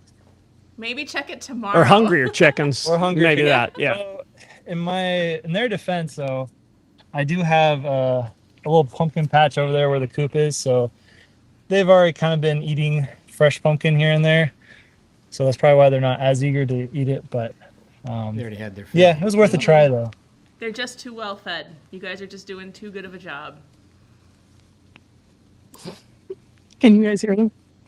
Who? What? Can you hear the folks talking? No. Oh, okay. Oh, I think because you went over your. Oh, have we lost our thing? I'll grab these. Do it again. Sorry, folks. Can't hear. They were asking a question, and I was sitting here mute. They just said that you keep the chickens so well fed. Oh, Thanks, okay. Kelly. Okay, there we go. I think we should be good. I'm too old for that. Been down that long. So Colin and Kelly, tell us, what do you think of your first farm Good. experience so far? Oh, Absolutely incredible. I don't know if you heard Golly. She said absolutely incredible. I am having so much fun. Truthfully, I want to hang out here for a long time. It's beautiful. It's beautiful and idyllic and peaceful, but also exciting, and I'm having a great time. And a little rainy right now. And a little rainy, which honestly makes it feel more peaceful. Yeah, We're happy for the rain. and it makes it feel more Oregon. Yeah, Yes. definitely. Yes. Yeah. Get that Oregon too. experience in there. I don't think I can remember the last time it rained where we were. Nope. Yep. It's been a long time from sunny Southern California. I was down there for a Green Fest one time. Oh no, World Dairy Expo, and it rained like a tenth of an inch. Yep. And it was pandemonium. Yep. And people were like slipping and falling on the sidewalks because they made the sidewalks so smooth because you never get rain. Yeah. Yep. And I mean, And none of us have the proper shoes or coats. it was almost comical to see how badly rain and Los Angeles do together. Yes, it's disorienting for all of us. Yes. But it also makes us love it so much. I mean, basically everyone I know who grew up in Southern California loves the rain. Mm-hmm. Oh, I thought you meant Love L.A. Oh, well, that too. That's a song too.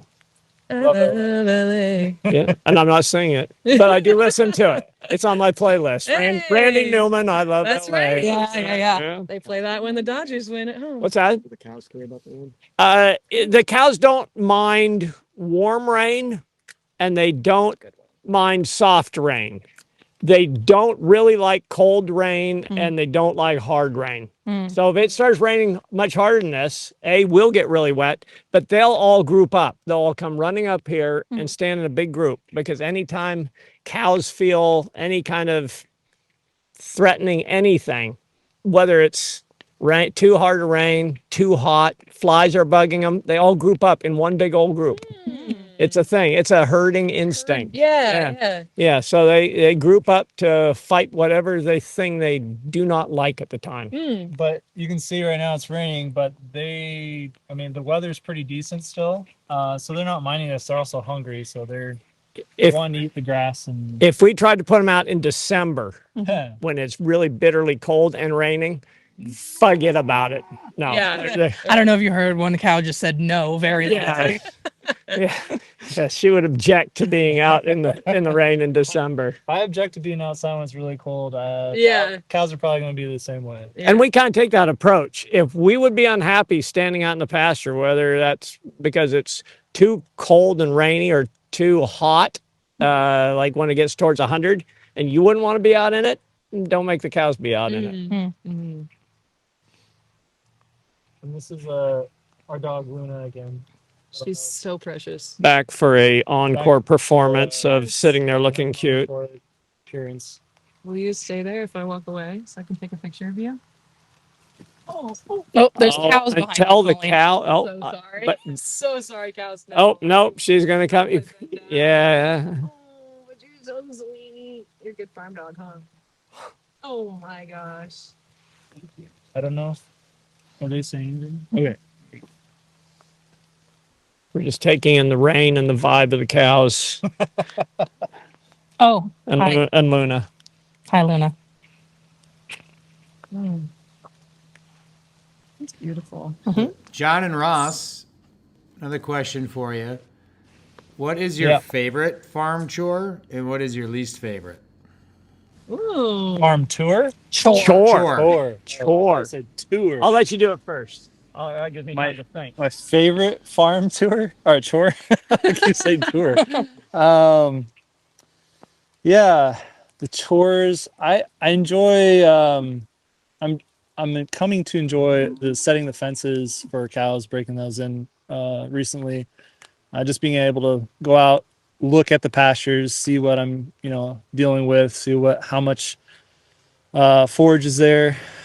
But it's just kind of a quiet, nice little solemn time to myself to be able to go out there, walk through the pastures. That's my favorite one so far. I've been really enjoying. Well, he kind of stole my thunder because I've yours too. Yeah, well, I've always loved being out in the pastures and doing stuff, and our whole farm has always been based on grazing cows and doing better at grazing cows all the time. So the more you see it, the better. So anytime, probably any chore that I have to be out in the pasture is probably my favorite chore. I really do not like doing too much tractor work, but we do it because we have to do it. Yeah, it's kind of part of the gig these days for farming. But there's more and more things we're doing that's not tractor related, like planting trees in the wintertime. We do quite a bit of planting. He's did more last year than I, but yeah, it's nice to see these trees come about, grow up, and give something back to the farm as well. So and since Ross has taken over the farm down here and I'm up at our other farm up on the hill, I don't come down for wintertime because Ross and Kai take care of the wintertime stuff with the cows. The cows leave my farm, go next door. The young ones go next door to my son Kai's place.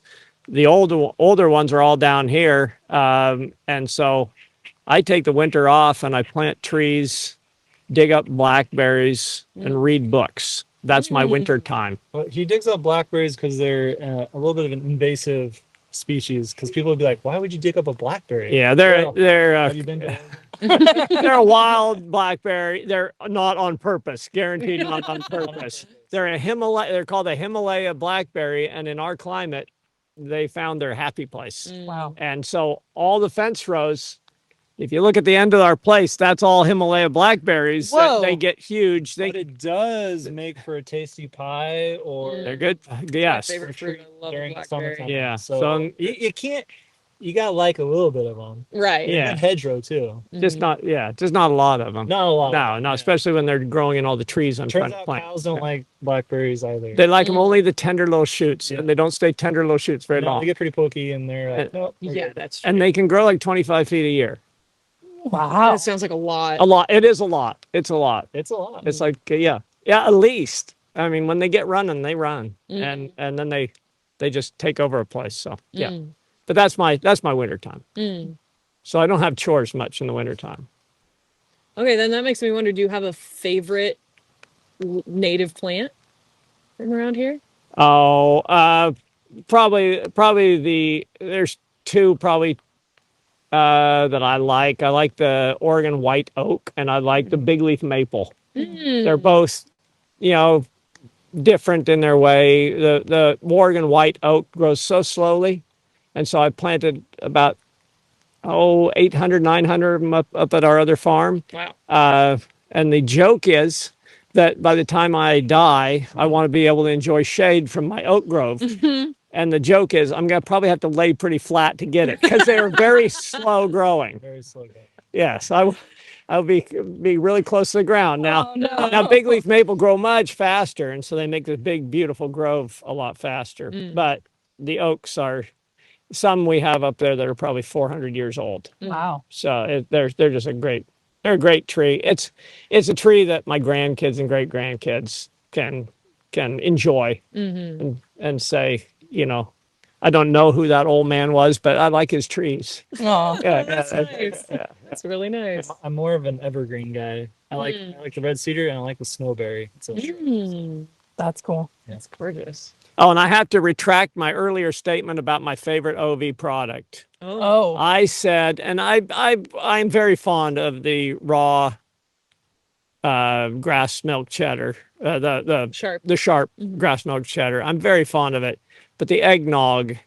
has a special place in my heart. We're gonna have to try that. This season. The eggnog. Yeah, that's very, very good. I look forward to it every year. It's a little addictive, and you just go to get a little bit Mm-hmm. out of the refrigerator, and then I just need a little bit more, And then and pretty soon the carton is gone. Don't I know that story well? And you look at the carton, and it says one serving is like 4 ounces, and I just drank 28 ounces. Yes, but it was well worth it. So. Phenomenal. So yes, We're gonna get one of those for sure. Oh, absolutely. Hi. We're just out here enjoying the rain. It's beautiful. Getting a little wetter and a little wetter. With the raisin. We're getting a little bit. a little bit near the. Is there anything we can try to squeeze in on bingo before we go? It's now or never. You got 2 minutes. Oh gosh. 2 minutes. I'll learn something new. We've done that a million times. Oh, today. you have. Okay, So prove many. it. Think of a blue heron. The blue heron eats the moles. Yes. Yes. Woods rat. The wood rat. You didn't even know there were woods rats. That's right. I Yeah, didn't know that it yeah, existed. yeah. I didn't know that existed until this year either. Yeah, So and it builds a little house. Yeah, exactly. We're all learning. Yeah. So we were talking earlier about my parents. They lived in Beaverton, and then they met in Estes Park. Okay. Does that sound familiar? Estes Park, Colorado. Yeah. Yeah, we know. We took a family reunion in Estes Park. Okay, that's another bingo. Okay, another What's one that? is What's that? discover a connection. Discover a connection with you guys. There you go. There you go. So we still don't have. See something you've never seen before. I mean, at the very least, the fence thing, the That's very you true. know, the fence post things that we Pigtails. picked up. Pigtails. Yep. I'd never seen that before. And that's a learn new thing too. So that's a tour. Okay. The posts, the fence. Oh, yeah, the post. Yeah. Yeah. And Okay, so we're marking. what's that one. this? That one is a tractor ride. Or No, that's not drive. happening. That's not happening right now. Um, We're so close to a bingo. So close. We do have a little toy tractor myself. Go get it quick. Get quick. it, Get get it. it, Go, get it, you got like 2 minutes. Okay, 2 yes, minutes. You gotta get it. yes. We're almost there. We're so close. If we just push that little thing around, that's a tractor drive. We've driven a tractor.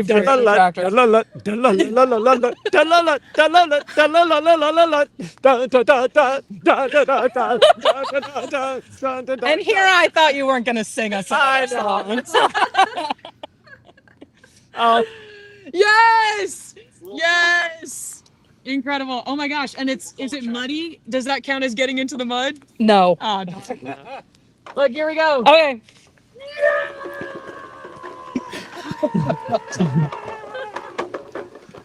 Wow. We did it! Yeah, we got a bingo! You got a bingo! Congratulations! if one of those Well done. bingo squares was scare a cow witless Freya about didn't know what you're doing over here. That's so fair. Yeah. Honestly, that is so fair. I barely knew what I was doing. Okay. Wow. Wow. We're killing it. Do you want to show that to the camera? No. Oh. Hold on. No, okay. We've been It's keeping just track in the the- studio, so. Oh, we okay. believe you. We have Well a deserved. little check mark here and there of everything That's that we've proof. done, which Did it. I would say is very significant. I think it is. We've done, I feel like half of these things. Yeah. Absolutely. That's amazing. Exactly. Yeah. what could you accomplish with a whole day on a farm? I know. It'd be unfathomable. Yeah. Wow. John and Ross, I hope This you has had been an just absolute as delight. much fun as Colleen and Kelly. Who has that? What? Who? You, the two of you, John and Oh. Ross. Oh, yes. I got to hope try that out my vocal cords Yes. It's been a great badly. It was beautiful. I needed a Voice of an different angel, song. John. No, it was incredible. It was really nice.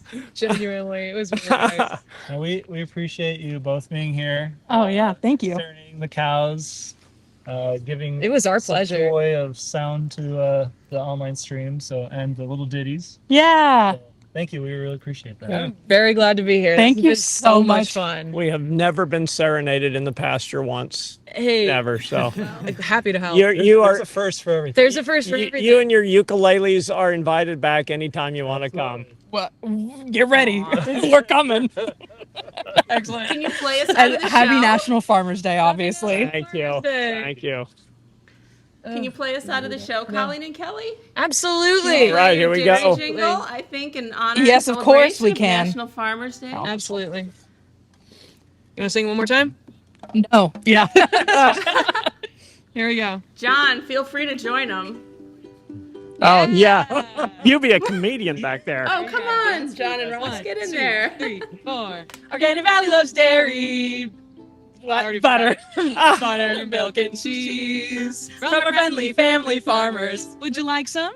Yes, please. Sip after a delicious sip, good for nature, you and me. It's organic and nutritious. Get your vitamin A and D. Yeah, you're gonna have a gallon or maybe a gallon or single serving. Or if you need, there's lactose free, so have another milkshake. You deserve it. Organic Valley loves dairy. There's cows. And they're cute, so to our family of farmers, this day's just for you.